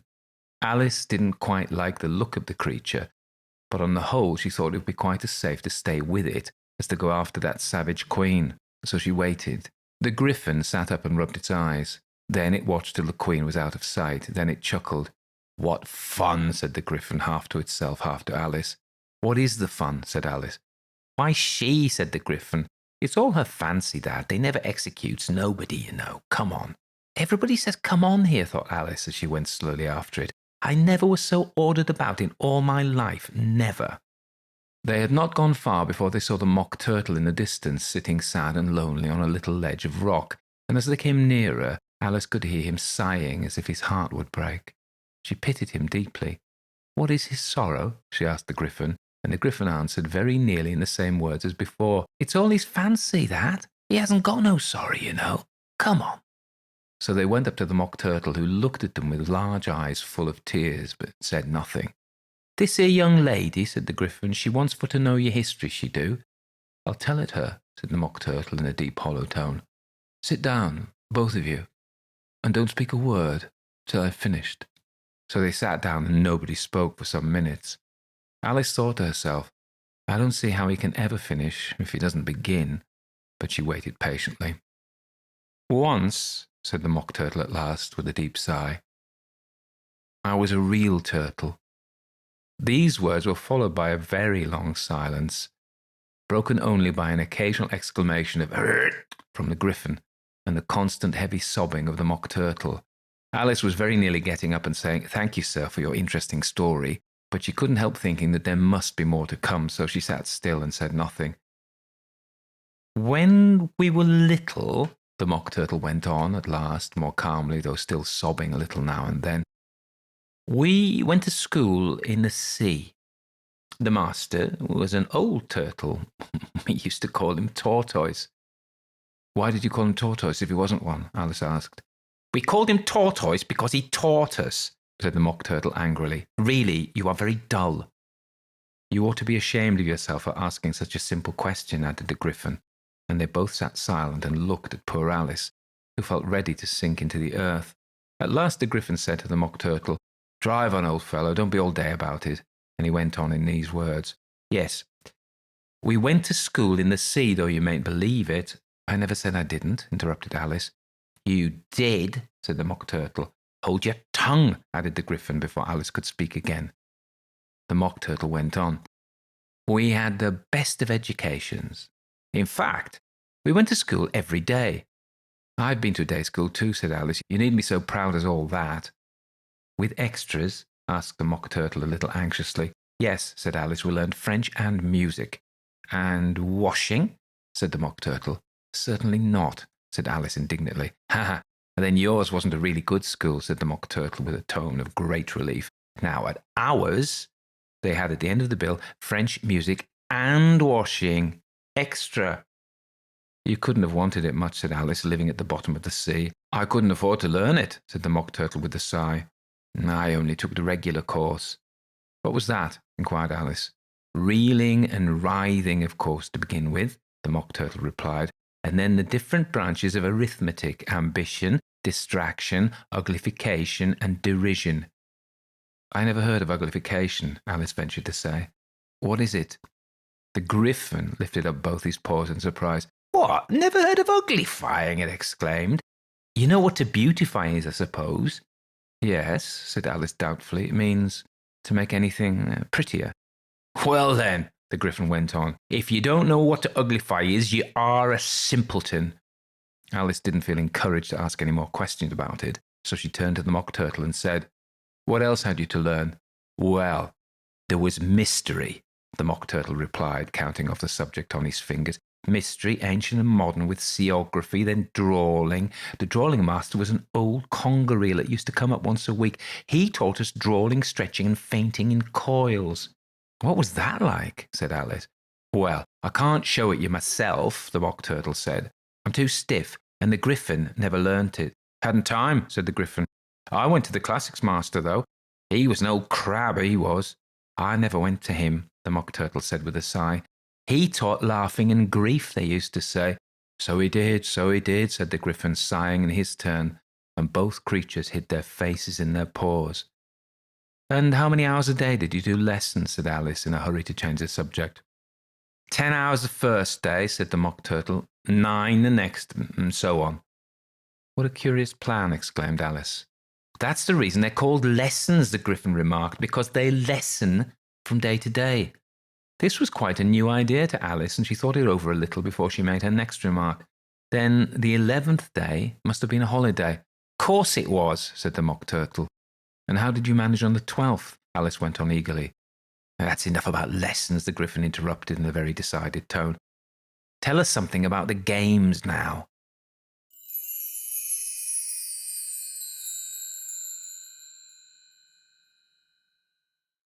Chapter 10. The Lobster Quadrille. The Mock Turtle sighed deeply and drew the back of one flapper across his eyes. He looked at Alice and tried to speak, but for a minute or two sobs choked his voice. "Same as if he had a bone in his throat," said the Gryphon, and it set to work shaking him and punching him in the back. At last the Mock Turtle recovered his voice, and with tears running down his cheeks, he went on again. "You may not have lived much under the sea." "I haven't," said Alice. "And perhaps you were never introduced to a lobster." Alice began to say, "I once tasted," but she checked herself hastily and said, "No, never." "So you can have no idea what a delightful thing a lobster quadrille is." "No, indeed," said Alice. "What sort of a dance is it?" "Why," said the Gryphon, "you first form into a line along the seashore." "2 lines," cried the Mock Turtle.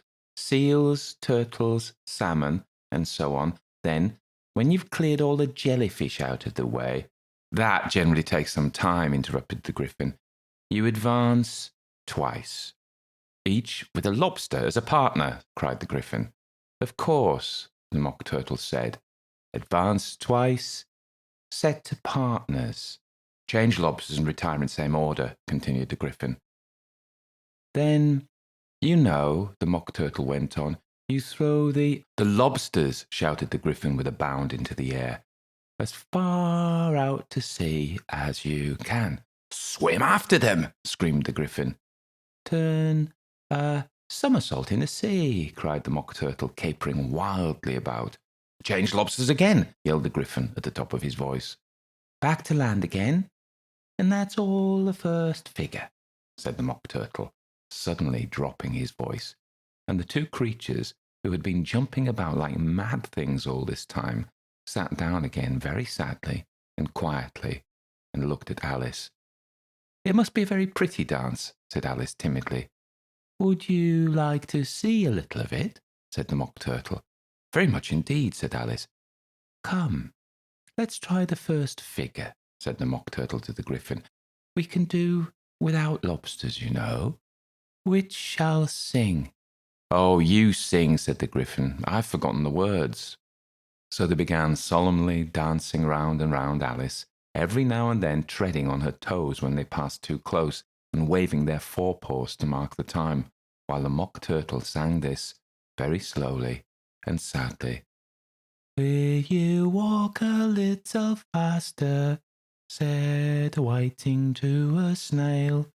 There's a porpoise close behind us, and he's treading on my tail. See how eagerly the lobsters and the turtles all advance. They're waiting on the shingle. Will you come and join the dance? Will you, won't you, will you, won't you, will you join the dance? Will you, won't you, will you, won't you join the dance? You can really have no notion how delightful it will be when they take us up and throw us with the lobsters out to sea. But the snail replied too far, and gave a look askance. Said he thanked the whiting kindly, but he would not join the dance. Would not, could not, would not, could not, would not join the dance. Would not, could not, would not, could not join the dance. What matters it how far we go, his scaly friend replied. There is another shore, you know, upon the other side. The further off from England, the nearer is to France. Then turn not pale, beloved snail, but come and join the dance. Will you, won't you, will you, won't you, will you join the dance? Will you, won't you, will you, won't you join the dance? Thank you. It's a very interesting dance to watch, said Alice, feeling very glad that it was over at last. And I do so like that curious song about the whiting. Oh, as to the whiting, said the Mock Turtle, you've seen them, of course. Yes, said Alice, I've often seen them and didn't... She checked herself hastily.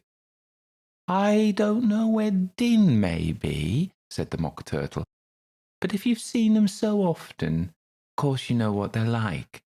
I believe so, Alice replied thoughtfully. They have their tails in their mouths and they're all over crumbs. You're wrong about the crumbs, said the Mock Turtle. Crumbs would wash off in the sea, but they have their tails in their mouth, and the reason is... Here the Mock Turtle yawned and shut his eyes. Tell her about the reason and all that, he said to the Griffin. The reason is, said the Griffin, that they would go with the lobsters to the dance, so they got thrown out to sea, so they had to fall a long way, so they got their tails fast in their mouths, so they couldn't get them out again, that's all. Thank you, said Alice. It's very interesting. I never knew so much about a whiting before. I can tell you more than that if you like, said the Griffin. Do you know why it's called a whiting? I never thought about it, said Alice. Why? It does the boots and shoes, the Griffin replied very solemnly. Alice was thoroughly puzzled. Does the boots and shoes? She repeated in a wondering tone. Why, what are your shoes done with? Said the Griffin. I mean, what makes them so shiny? Alice looked down at them and considered a little before she gave her answer. They're done with blacking, I believe. Boots and shoes, under the sea, the Griffin went on in a deep voice, are done with whiting. Now you know. And what are they made of? Alice asked in a tone of great curiosity. Soles and eels, of course, the Gryphon replied rather impatiently. Any shrimp could have told you that. If I'd been the whiting, said Alice, whose thoughts were still running on the song, I'd have said to the porpoise, keep back, please, we don't want you with us.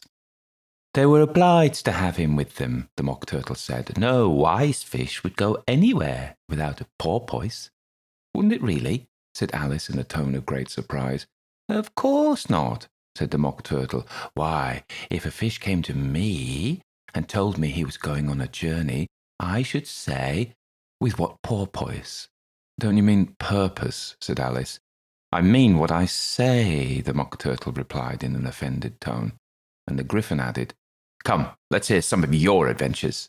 I could tell you my adventures, beginning from this morning, said Alice a little timidly, but it's no use going back to yesterday because I was a different person then.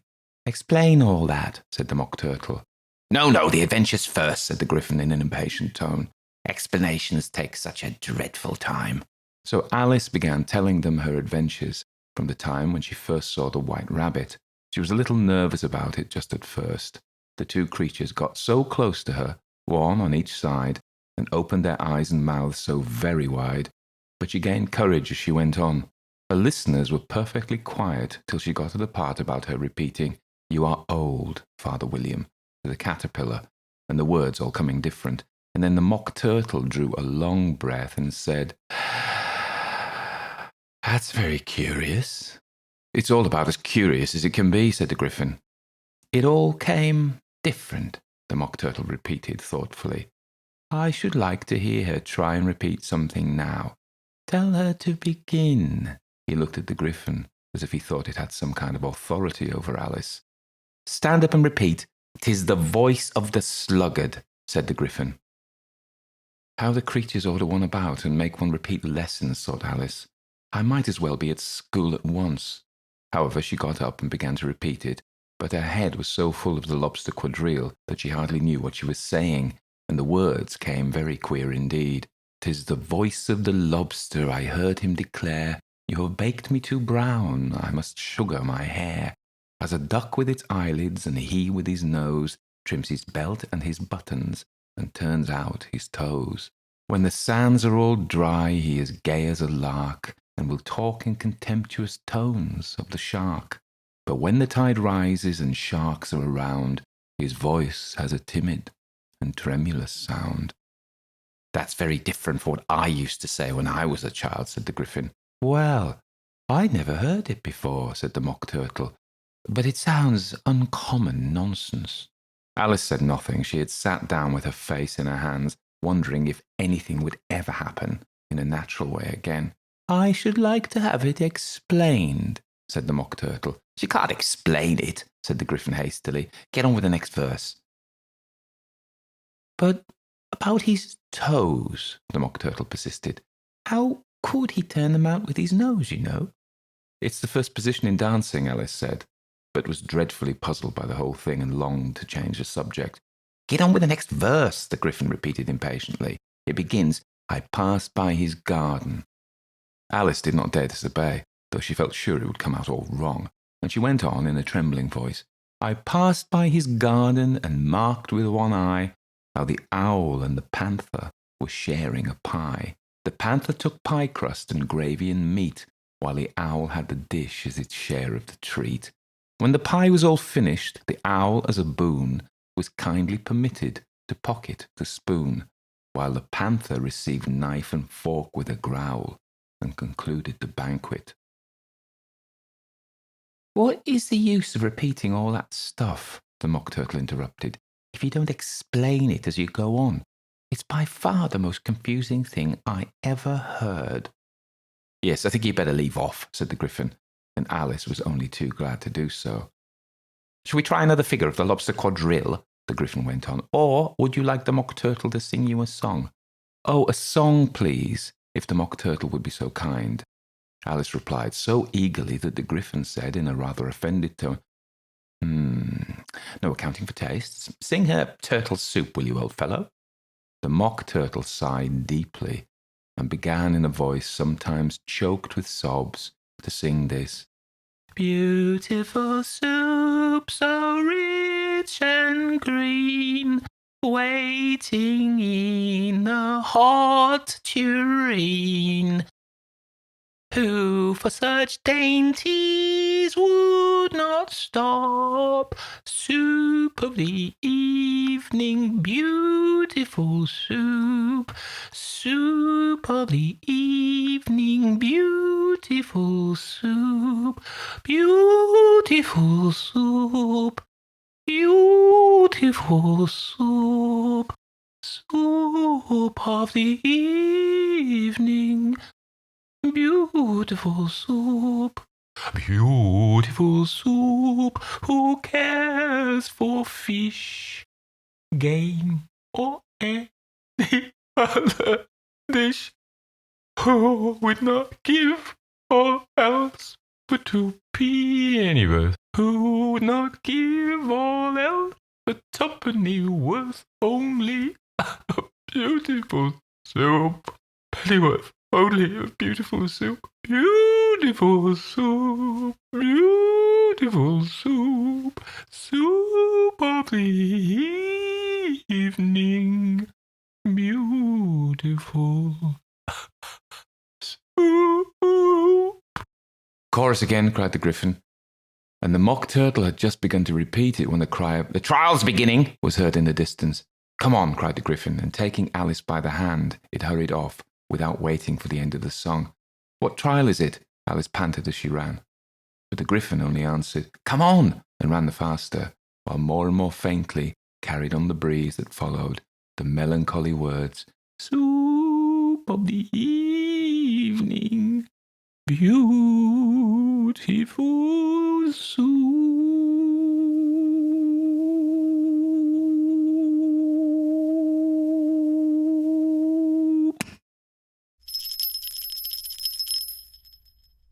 Chapter 11. Who Stole the Tarts? The King and Queen of Hearts were seated on their throne when they arrived, with a great crowd assembled about them, all sorts of little birds and beasts, as well as the whole pack of cards. The knave was standing before them in chains, with a soldier on each side to guard him, and near the king was the White Rabbit, with a trumpet in one hand, and a scroll of parchment in the other. In the very middle of the court was a table, with a large dish of tarts upon it. They looked so good that it made Alice quite hungry to look at them. I wish they'd get the trial done, she thought, and hand round the refreshments. But there seemed to be no chance of this, so she began looking at everything about her to pass away the time. Alice had never been in the Court of Justice before, but she had read about them in books, and she was quite pleased to find that she knew the name of nearly everything there. "That's the judge," she said to herself, because of his great wig. The judge, by the way, was the king, and he wore his crown over the wig. Look at the frontispiece if you want to see how he did it. He didn't look at all comfortable, and it was certainly not becoming. And that's the jury box, thought Alice. And those 12 creatures, she was obliged to say creatures, you see, because some of them were animals and some were birds. I suppose they are the jurors. She said this last word 2 or 3 times over to herself, being rather proud of it, for she thought, and rightly too, that very few little girls of her age knew the meaning of it at all. However, jurymen would have done just as well. The 12 jurors were all writing very busily on slates. "What are they doing?" Alice whispered to the Griffin. "They can't have anything to put down yet before the trial's begun." "They're putting down their names," the Griffin whispered in reply, for fear they should forget them before the end of the trial. "Stupid things," Alice began in a loud, indignant voice, but she stopped hastily, for the White Rabbit cried out, "Silence in the court!" And the king put on his spectacles and looked anxiously round to make out who was talking. Alice could see, as well as if she were looking over their shoulders, that all the jurors were writing down "stupid things" on their slates, and she could even make out that one of them didn't know how to spell stupid, and that he had asked his neighbour to tell him. A nice muddle their slates will be in before this trial's over, thought Alice. One of the jurors had a pencil that squeaked. This, of course, Alice could not stand, and she went round the court and got behind him, and very soon found an opportunity of taking it away. She did it so quickly that the poor little juror, it was Bill, the lizard, couldn't make out at all what had become of it. So, after hunting all about for it, he was obliged to write with one finger for the rest of the day. and this was of very little use, as it left no mark on the slate. "Herald, read the accusation," said the king. On this the White Rabbit threw 3 blasts on the trumpet, and then unrolled a parchment scroll, and read as follows.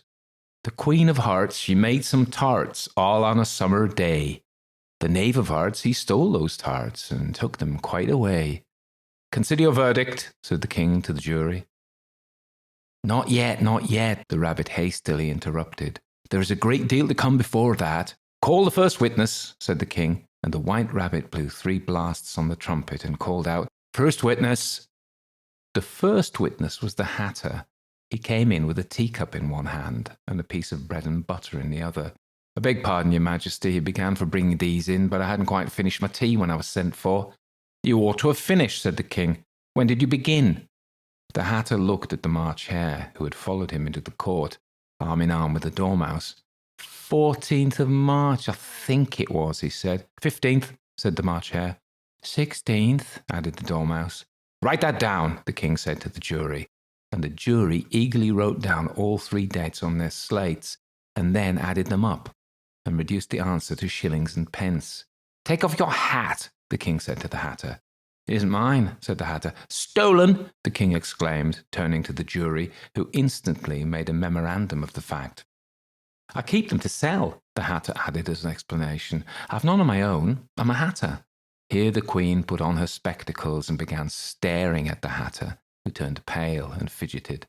"Give your evidence," said the king, "and don't be nervous, or I shall have you executed on the spot." This did not seem to encourage the witness at all.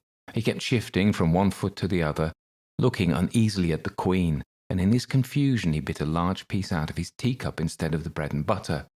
Just at this moment, Alice felt a very curious sensation, which puzzled her a good deal until she made out what it was. She was beginning to grow larger again, and she thought at first she would get up and leave the court, but on second thoughts, she decided to remain where she was as long as there was room for her. "I wish you wouldn't squeeze so," said the Dormouse, who was sitting next to her. "I can hardly breathe." "I can't help it," said Alice very meekly. "I'm growing." "You've no right to grow here," said the Dormouse.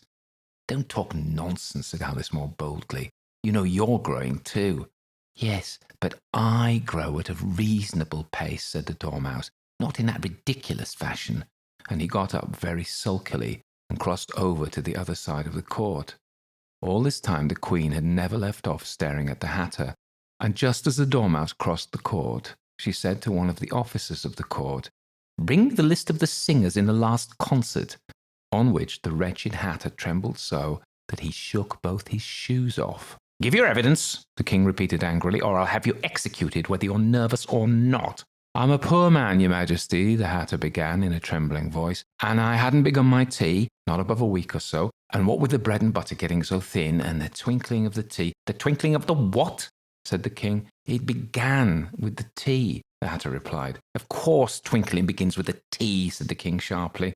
"Do you take me for a dunce? Go on." "I'm a poor man," the Hatter went on, and most things twinkled after that, only the March Hare said, "I didn't." The March Hare interrupted in a great hurry. "You did," said the Hatter. "I deny it," said the March Hare. "He denies it," said the king. "Leave out that part." "Well, at any rate, the Dormouse said," the Hatter went on, looking anxiously round to see if he would deny it too. But the Dormouse denied nothing, being fast asleep. "After that," continued the Hatter, "I cut some more bread and butter." "But what did the Dormouse say?" one of the jury asked. "That I can't remember," said the Hatter. "You must remember," remarked the king, "or I'll have you executed."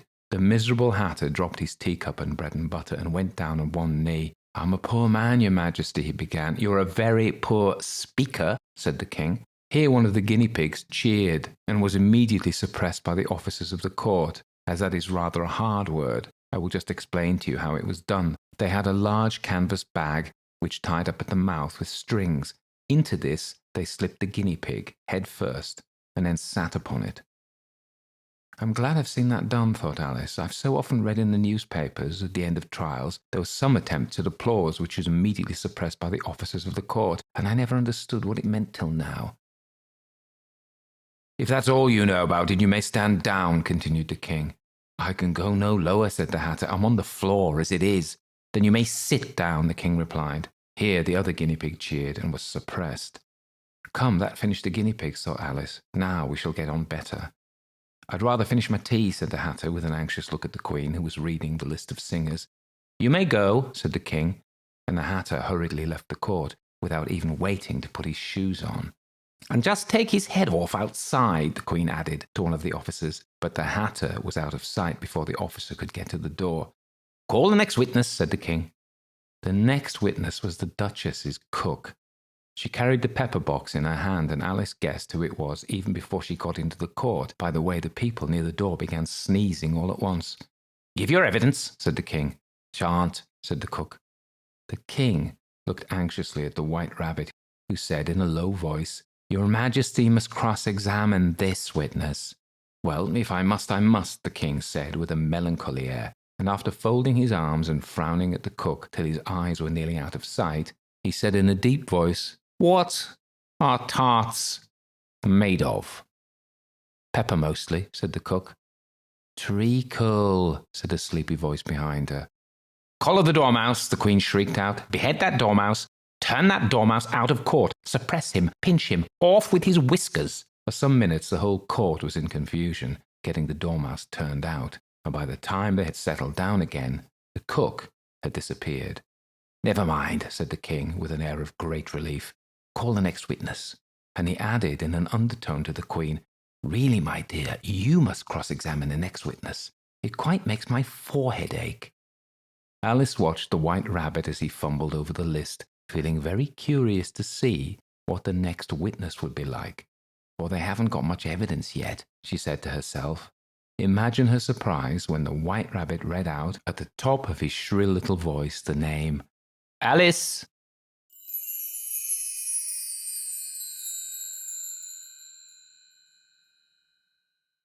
Chapter 12. Alice's Evidence. Here, cried Alice, quite forgetting in the flurry of the moment how large she had grown in the last few minutes, and she jumped up in such a hurry that she tipped over the jury box with the edge of her skirt, upsetting all the jurymen onto the heads of the crowd below, and there they lay, sprawling about, reminding her very much of a globe of goldfish she had accidentally upset the week before. Oh, I beg your pardon, she exclaimed in a tone of great dismay, and began picking them up again as quickly as she could, for the accident of the goldfish kept running in her head, and she had a vague sort of idea that they must be collected at once and put back into the jury box, or they would die. The trial cannot proceed, said the king in a very grave voice, until all the jurymen are back in their proper places. All, he repeated with great emphasis, looking hard at Alice as he said so. Alice looked at the jury box and saw that in her haste she had put the lizard in head downwards, and the poor little thing was waving its tail about in a melancholy way, being quite unable to move. She soon got it out again and put it right. Not that it signifies much, she said to herself. I should think it would be quite as much use in the trial one way up as the other.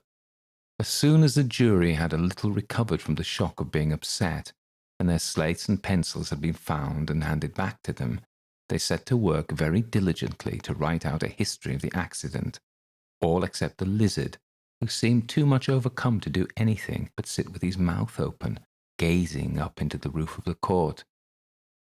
What do you know about this business? The king said to Alice. Nothing, said Alice. Nothing whatever, persisted the king. Nothing whatever, said Alice. That's very important, the king said, turning to the jury. They were just beginning to write this down on their slates when the White Rabbit interrupted. Unimportant, your majesty, means, of course, he said in a very respectful tone, but frowning and making faces at him as he spoke. Unimportant, of course, I meant, the king hastily said, and went on himself in an undertone. Important, unimportant, unimportant, important, as if he were trying which word sounded best. Some of the jury wrote it down important and some unimportant. Alice could see this as she was near enough to look over their slates, but it doesn't matter a bit, she thought to herself. At this moment the king, who had been for some time busily writing in his notebook, cackled out, Silence! And read out from his book, Rule 42. All persons more than a mile high to leave the court. Everybody looked at Alice. I'm not a mile high, said Alice. You are, said the king. Nearly 2 miles high, added the queen. Well, I shan't go at any rate, said Alice. Besides, that's not a regular rule. You invented it just now. It's the oldest rule in the book, said the king. Then it ought to be number 1, said Alice. The king turned pale and shut his notebook hastily. Consider your verdict, he said to the jury in a low, trembling voice. There is more evidence to come yet, please your majesty, said the White Rabbit, jumping up in a great hurry. This paper has just been picked up. What's in it? Said the queen. I haven't opened it yet, said the White Rabbit, but it seems to be a letter written by the prisoner to somebody. It must have been that, said the king, unless it was written to nobody, which isn't usual, you know. Who is it directed to? Said one of the jurymen. It isn't directed at all, said the White Rabbit. In fact, there's nothing written on the outside. He unfolded the paper as he spoke and added, It isn't a letter, after all. It's a set of verses. Are they in the prisoner's handwriting? Asked another of the jurymen. No, they're not, said the White Rabbit, and that's the queerest thing about it. The jury all looked puzzled. He must have imitated somebody else's hand, said the king. The jury all brightened up again. Please, your majesty, said the knave, I didn't write it, and they can't prove I did. There's no name signed at the end. If you didn't sign it, said the king, that only makes the matter worse. You must have meant some mischief, or else you'd have signed your name like an honest man. There was a general clapping of hands at this. It was the first really clever thing the king had said that day. That proves his guilt, said the queen. It proves nothing of the sort, said Alice. Why, you don't even know what they're about. Read them, said the king. The White Rabbit put on his spectacles. Where shall I begin, please, your majesty? He asked. Begin at the beginning, the king said gravely, and go on until you come to the end. Then stop. These were the verses the White Rabbit read. They told me you had been to her and mentioned me to him. She gave me a good character, but said I could not swim. He said to them word I had not gone. We know it to be true. If she should push the matter on, what would become of you? I gave her 1, and they gave him 2. You gave us 3 or more. They all returned from him to you, though they were mine before. If I or she should chance to be involved in this affair, he trusts to you to set them free, exactly as we were. My notion was that you had been, before she had this fit, an obstacle that came between him and ourselves and it. Don't let him know she liked them best, for this must never be. A secret kept from all the rest, between yourself and me. That's the most important piece of evidence we've heard yet, said the king, rubbing his hands. So now let the jury... If any one of them can explain it, said Alice. She had grown so large in the last few minutes that she wasn't a bit afraid of interrupting him. I'll give them 6pence. I don't believe there's an atom of meaning in it. The jury all wrote down on their slates, She doesn't believe there's an atom of meaning in it, but none of them attempted to explain the paper.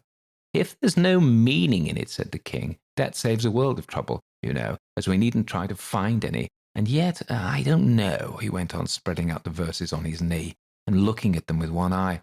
I seem to see some meaning in them after all. Said I could not swim. You can't swim, can you? He added, turning to the knave. The knave shook his head sadly. Do I look like it? He said, which he certainly did not, being entirely made of cardboard. All right so far, said the king, and he went on muttering over the verses to himself. We know it to be true. That's the jury, of course. I gave her 1, they gave him 2. Why, that must be what he did with the tarts, you know. But it goes on, they all returned from him to you, said Alice. Why, there they are, said the king triumphantly, pointing to the tarts on the table. Nothing can be clearer than that. Then again, before she had this fit. You never had fits, my dear, I think, he said to the queen. Never, said the queen furiously, throwing an inkstand at the lizard as she spoke. The unfortunate little Bill had left off writing on his slate with one finger, as he found it made no mark, but now he hastily began again, using the ink that was trickling down his face, as long as it lasted. Then the words don't fit you, said the king, looking round the court with a smile. There was dead silence. It's a pun, the king added in an offended tone, and everybody laughed. Let the jury consider their verdict, the king said for about the 20th time that day. No, no, said the queen. Sentence first, verdict afterwards. Stuff and nonsense, said Alice loudly. The idea of having the sentence first. Hold your tongue, said the queen, turning purple. I won't, said Alice. Off with her head, the queen shouted at the top of her voice. Nobody moved. Who cares for you, said Alice. She had grown to her full size by this time. You're nothing but a pack of cards. At this, the whole pack rose up into the air and came flying down upon her. She gave a little scream, half of fright and half of anger, and tried to beat them off, and found herself lying on the bank, with her head in the lap of her sister, who was gently brushing away some dead leaves that had fluttered from the trees upon her face. Wake up, Alice, dear, said her sister. Why, what a long sleep you've had. Oh, I've had such a curious dream, said Alice, and she told her sister, as well as she could remember them, all those strange adventures of hers that you have just been reading about. And when she had finished, her sister kissed her and said, It was a curious dream, dear, certainly, but now run into your tea, it's getting late. So Alice got up and ran off, thinking while she ran, as well she might, what a wonderful dream it had been. But her sister sat still just as she left her, leaning her head on her hand, watching the setting sun and thinking of little Alice and all her wonderful adventures, till she too began dreaming after a fashion, and this was her dream. First, she dreamed of little Alice herself, and once again the tiny hands were clasped upon her knee, and the bright eager eyes were looking up into hers. She could hear the very tones of her voice, and see that little queer toss of her head to keep back the wandering hair that would always get into her eyes.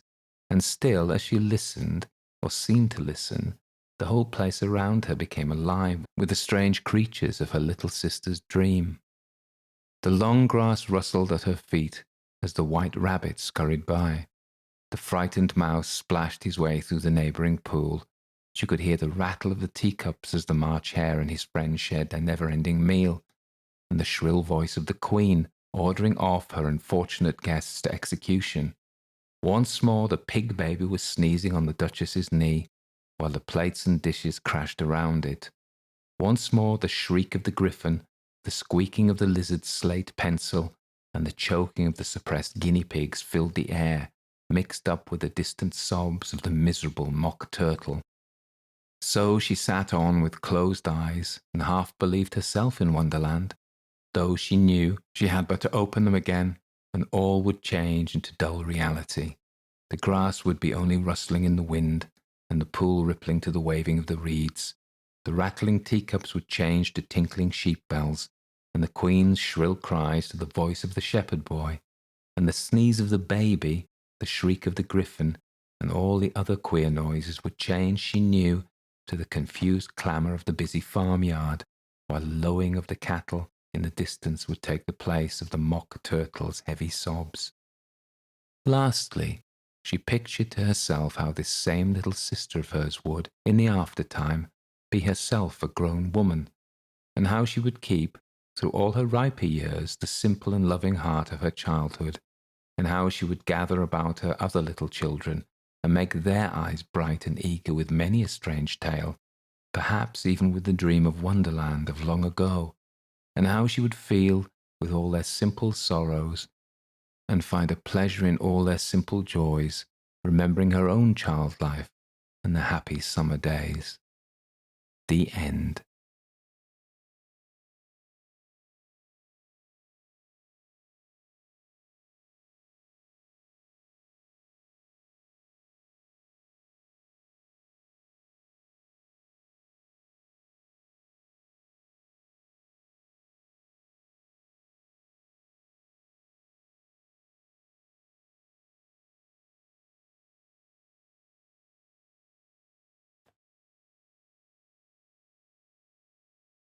The Moonlit Road by Ambrose Bierce. Part 1. The Statement of Joel Hetman, Jr. I am the most unfortunate of men, rich, respected, fairly well educated, and of sound health, with many other advantages usually valued by those having them, and coveted by those who have them not. I sometimes think that I should be less unhappy if they had been denied me, for then the contrast between my outer and my inner life would not be continually demanding a painful attention. In the stress of privation and the need of effort, I might sometimes forget the somber secret ever baffling the conjecture that it compels. I am the only child of Joel and Julia Hetman. The one was a well-to-do country gentleman, the other a beautiful and accomplished woman to whom he was passionately attached with what I now know to have been a jealous and exacting devotion. The family home was a few miles from Nashville, Tennessee, a large, irregularly built dwelling of no particular order of architecture, a little way off the road, in a park of trees and shrubbery. At the time of which I write, I was 19 years old, a student at Yale.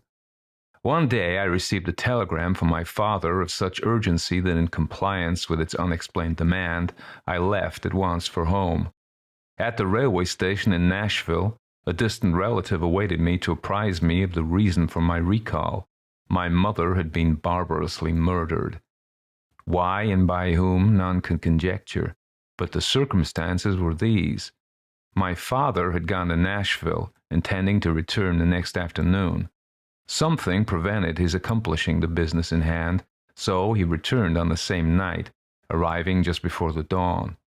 In his testimony before the coroner, he explained that having no latchkey and not caring to disturb the sleeping servants, he had, with no clearly defined intention, gone round to the rear of the house. As he turned an angle of the building, he heard a sound as of a door gently closed, and saw, in the darkness, indistinctly, the figure of a man, which instantly disappeared among the trees of the lawn. A hasty pursuit and a brief search of the grounds in the belief that the trespasser was someone secretly visiting a servant, proving fruitless, he entered at the unlocked door and mounted the stairs to my mother's chamber. Its door was open, and stepping into black darkness, he fell headlong over some heavy object on the floor. I may spare myself the details. It was my poor mother, dead, of strangulation, by human hands. Nothing had been taken from the house. The servants had heard no sound, and excepting those terrible finger marks upon the dead woman's throat, dear God that I might forget them, no trace of the assassin was ever found. I gave up my studies and remained with my father, who, naturally, was greatly changed. Always of a sedate, taciturn disposition, he now fell into so deep a dejection that nothing could hold his attention. Yet anything, a footfall, the sudden closing of a door, aroused in him a fitful interest. One might have called it an apprehension. At any small surprise of the senses, he would start visibly, and sometimes turn pale, then relapse into a melancholy apathy deeper than before. I suppose he was what is now called a nervous wreck. As to me, I was younger then than now. There is much in that. Youth is Gilead, in which is balm for every wound. Ah, that I might again dwell in that enchanted land. Unacquainted with grief, I knew not how to appraise my bereavement. I could not rightly estimate the strength of the stroke. One night, a few months after the dreadful event, my father and I walked home from the city. The full moon was about 3 hours above the eastern horizon. The entire countryside had the solemn stillness of a summer night. Our footfalls and the ceaseless song of the katydids were the only sound aloof. Black shadows of bordering trees lay athwart the road, which in the short reaches between gleamed a ghostly white. As we approached the gate to our dwelling, whose front was in shadow, and in which no light shone, my father suddenly stopped and clutched my arm, saying hardly above his breath, God, what is that?" "I hear nothing," I replied. "But see, he said, pointing along the road, directly ahead. I said, "Nothing is there. Come, father, let us go in. You are ill." He had released my arm and was standing rigid and motionless in the center of the illuminated roadway, staring like one bereft of sense. His face in the moonlight showed a pallor and fixity inexpressibly distressing. I pulled gently at his sleeve, but he had forgotten my existence. Presently, he began to retire backward, step by step, never for an instant removing his eyes from what he saw, or thought he saw. I turned half round to follow, but stood irresolute.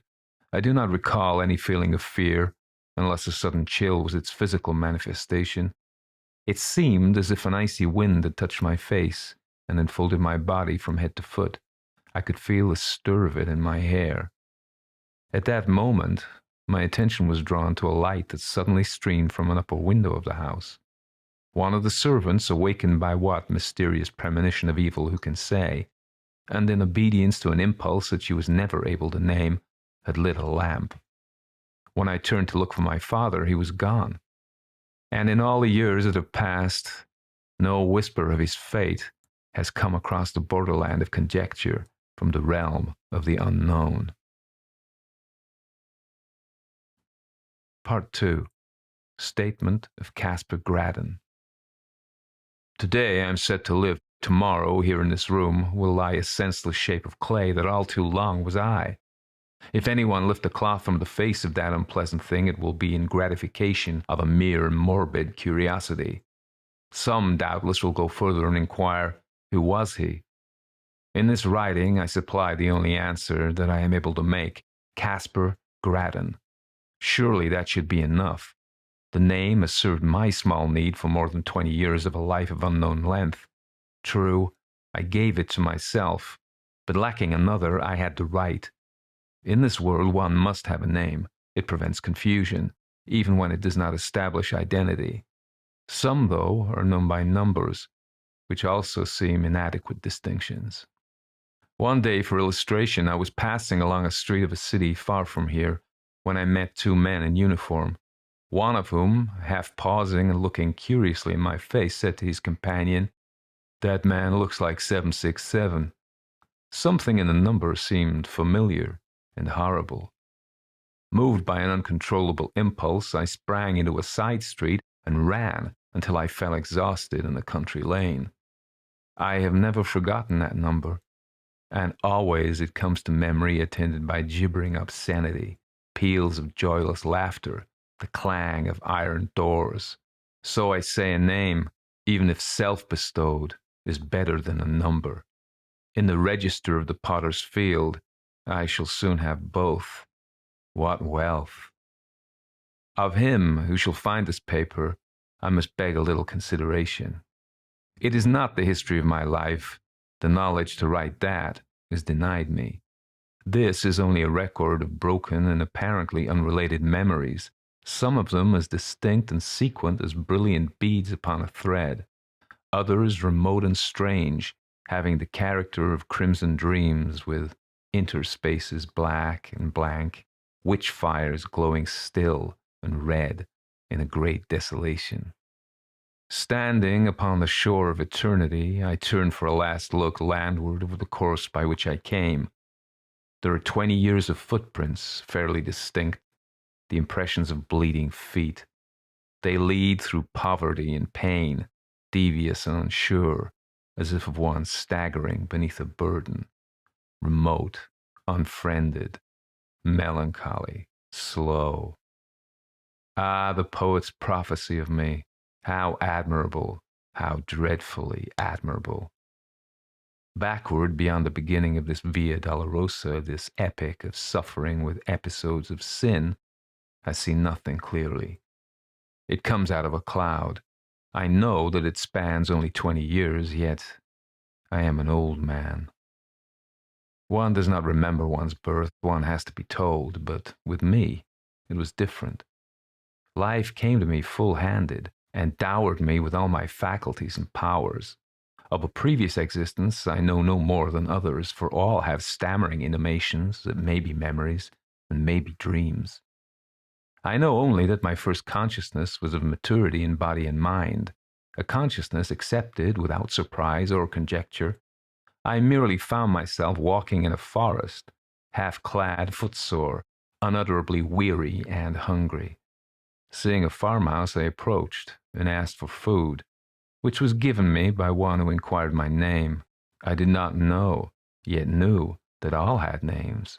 Greatly embarrassed, I retreated, and night coming on, lay down in the forest and slept. The next day, I entered a large town which I shall not name, nor shall I recount further incidents of the life that is now to end, a life of wandering, always and everywhere hunted by an overmastering sense of crime in punishment of wrong, and of terror in punishment of crime. Let me see if I can reduce it to narrative. I seem once to have lived near a great city, a prosperous planter, married to a woman whom I loved and distrusted. We had, it sometimes seems, one child, a youth of brilliant parts and promise. He is at all times a vague figure, never clearly drawn, frequently altogether out of the picture. One luckless evening, it occurred to me to test my wife's fidelity in a vulgar, commonplace way, familiar to everyone who has had acquaintance with the literature of fact and fiction. I went to the city, telling my wife that I should be absent until the following afternoon, but I returned before daybreak and went to the rear of the house, purposing to enter by a door which I had secretly so tampered that it would seem to lock, yet not actually fasten. As I approached it, I heard it gently open and close, and saw a man steal away into the darkness. With murder in my heart, I sprang after him, but he had vanished without even the bad luck of identification. Sometimes now, I cannot even persuade myself that it was a human being. Crazed with jealousy and rage, blind and bestial with all the elemental passions of insulted manhood, I entered the house and sprang up the stairs to the door of my wife's chamber. It was closed, but having tampered with its lock also, I easily entered, and despite the black darkness, soon stood by the side of her bed. My groping hands told me that although disarranged, it was unoccupied. She is below, I thought, and terrified by my entrance, has evaded me in the darkness of the hall. With the purpose of seeking her, I turned to leave the room, but took a wrong direction, the right one.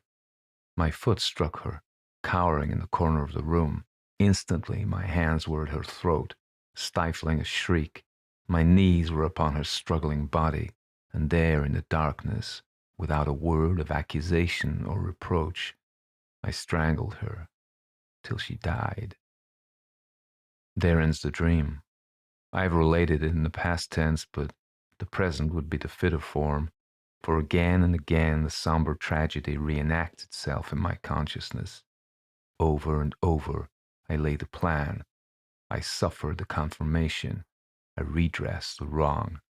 Then all is blank, and afterward the rains beat against the grimy window panes, or the snows fall upon my scant attire. The wheels rattle in the squalid streets where my life lies in poverty and mean employment. If there is ever sunshine, I do not recall it. If there are birds, they do not sing. There is another dream, another vision of the night.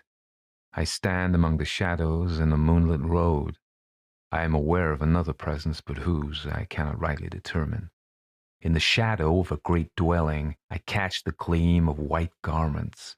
Then the figure of a woman confronts me in the road, my murdered wife. There is death in the face, there are marks upon the throat. The eyes are fixed on mine with an infinite gravity which is not reproach, nor hate, nor menace, nor anything less terrible than recognition. Before this awful apparition I retreat in terror, a terror that is upon me as I write. I can no longer rightly shape the words. See, now I am calm, but truly there is no more to tell. The incident ends where it began, in darkness and in doubt. Yes, I am again in control of myself, the captain of my soul. But that is not respite. It is another stage and phase of expiation. My penance, constant in degree, is mutable in kind. One of its variants is tranquility. After all, it is only a life sentence. To hell for life, that is a foolish penalty. The culprit chooses the duration of his punishment. Today, my term expires. To each and all, the peace that was not mine. Part 3. Statement of the late Julia Hetman, through the medium bay rolls. I had retired early and fallen almost immediately into a peaceful sleep, from which I awoke with that indefinable sense of peril which is, I think, a common experience in that other earlier life. Of its unmeaning character, too, I was entirely persuaded, yet that did not banish it. My husband, Joel Hetman, was away from home. The servants slept in another part of the house, but these were familiar conditions. They had never distressed me before. Nevertheless, the strange terror grew so unsupportable that, conquering my reluctance to move, I sat up and lit the lamp at my bedside. Contrary to my expectation, this gave me no relief. The light seemed rather an added danger, for I reflected it would shine out under the door, disclosing my presence to whatever evil thing might lurk outside. You that are still in the flesh, subject to horrors of the imagination, think what a monstrous fear that must be, which seeks in darkness security from malevolent existences of the night. That is to spring to close quarters with an unseen enemy, the strategy of despair. Extinguishing the light, I pulled the bedclothing about my head and lay trembling and silent, unable to shriek, forgetful to pray. In this pitiable state, I must have lain for what you call hours. With us, there are no hours, there is no time. At last it came, a soft, irregular sound of footfalls on the stairs. They were slow, hesitant, uncertain, as if something that did not see its way. To my disordered reason, all the more terrifying for that, as the approach of some blind and mindless malevolence to which there is no appeal. I even thought that I must have left the hall lamp burning, and the groping of this creature proved it a monster of the night. This was foolish and inconsistent with my previous dread of the light, but what would you have? Fear has no brains, it is an idiot. The dismal witness that it bears and the cowardly counsel that it whispers are unrelated. We know this well, we who have passed into the realm of terror, who skulk in eternal dusk among the scenes of our former lives, invisible even to ourselves and one another, yet hiding forlorn in lonely places, yearning for speech with our loved ones, yet dumb and as fearful of them as they of us. Sometimes the disability is removed, the law suspended. By the deathless power of love or hate, we break the spell. We are seen by those whom we would warn, console, or punish. What form we seem to them to bear, we know not. We know only that we terrify even those whom we most wish to comfort, and from whom we most crave tenderness and sympathy. Forgive, I pray you, this inconsequent digression by what was once a woman. You who consult us in this imperfect way, you do not understand. You ask foolish questions about things unknown and things forbidden. Much that we know and could impart in our speech is meaningless in yours. We must communicate with you through a stammering intelligence, in that small fraction of our language that you yourselves can speak. You think that we are of another world. No, we have knowledge of no world but yours, though for us it holds no sunlight, no warmth, no music, no laughter, no song of birds, nor any companionship. O God, what a thing it is to be a ghost, cowering and shivering in an altered world, a prey to apprehension and despair. No, I did not die of fright. The thing turned and went away. I heard it go down the stairs hurriedly, I thought, as if itself in sudden fear. Then I rose to call for help. Hardly had my shaking hand found the doorknob when, merciful heaven, I heard it returning. Its footfalls as it remounted the stairs were rapid, heavy, and loud. They shook the house. I fled to an angle of the wall and crouched upon the floor. I tried to pray. I tried to call the name of my dear husband. Then I heard the door thrown open. There was an interval of unconsciousness, and when I revived, I felt a strangling clutch upon my throat, felt my arms feebly beating against something that bore me backward, felt my tongue thrusting itself from between my teeth, and then I passed into this life. No, I have no knowledge of what it was. The sum of what we knew at death is the measure of what we know afterward of all that went before. Of this existence we know many things, but no new light falls upon any page of that. In memory is written all of it that we can read. Here are no heights of truth overlooking the confused landscape of that dubitable domain. We still dwell in the valley of the shadow, lurk in its desolate places, peering from brambles and thickets at its mad, malign inhabitants. How should we have new knowledge of that fading past? What I am about to relate happened on a night. We know when it is night, for then you retire to your houses and we can venture from our places of concealment, to move, unafraid about our old homes, to look in at the windows, even to enter and gaze upon your faces as you sleep. I had lingered long near the dwelling where I had been so cruelly changed to what I am, as we do, while any that we love or hate remain.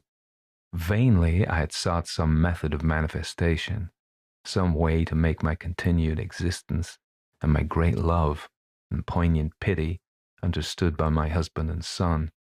Always if they slept, they would wake, or if in my desperation I dared approach them when they were awake, would turn toward me the terrible eyes of the living, frightening me by the glances that I sought from the purpose that I held. On this night, I had searched for them without success, fearing to find them. They were nowhere in the house, nor about the moonlit lawn. For although the sun is lost to us forever, the moon, full-orbed or slender, remains to us. Sometimes it shines by night, sometimes by day, but always it rises and sets, as in that other life. I left the lawn and moved in the white light and silence along the road, aimless and sorrowing. Suddenly I heard the voice of my poor husband in exclamations of astonishment, with that of my son in reassurance and dissuasion, and there, by a shadow of a group of trees, they stood, near, so near. Their faces were toward me, the eyes of the elder man fixed upon mine. He saw me at last he saw me. In the consciousness of that, my terror fled as a cruel dream. The death spell was broken. Love had conquered law. Mad with exultation, I shouted. I must have shouted. He sees, he will understand. Then, controlling myself, I moved forward, smiling and consciously beautiful, to offer myself to his arms, to comfort him with endearments, with my son's hand in mine, to speak words that should restore the broken bonds between the living and the dead. Alas, alas, his face went white with fear. His eyes were those of a hunted animal. He backed away from me as I advanced, and at last turned and fled into the wood, whither it is not given to me to know. To my poor boy, left doubly desolate, I have never been able to impart a sense of my presence. Soon he too must pass to this life invisible and be lost to me forever.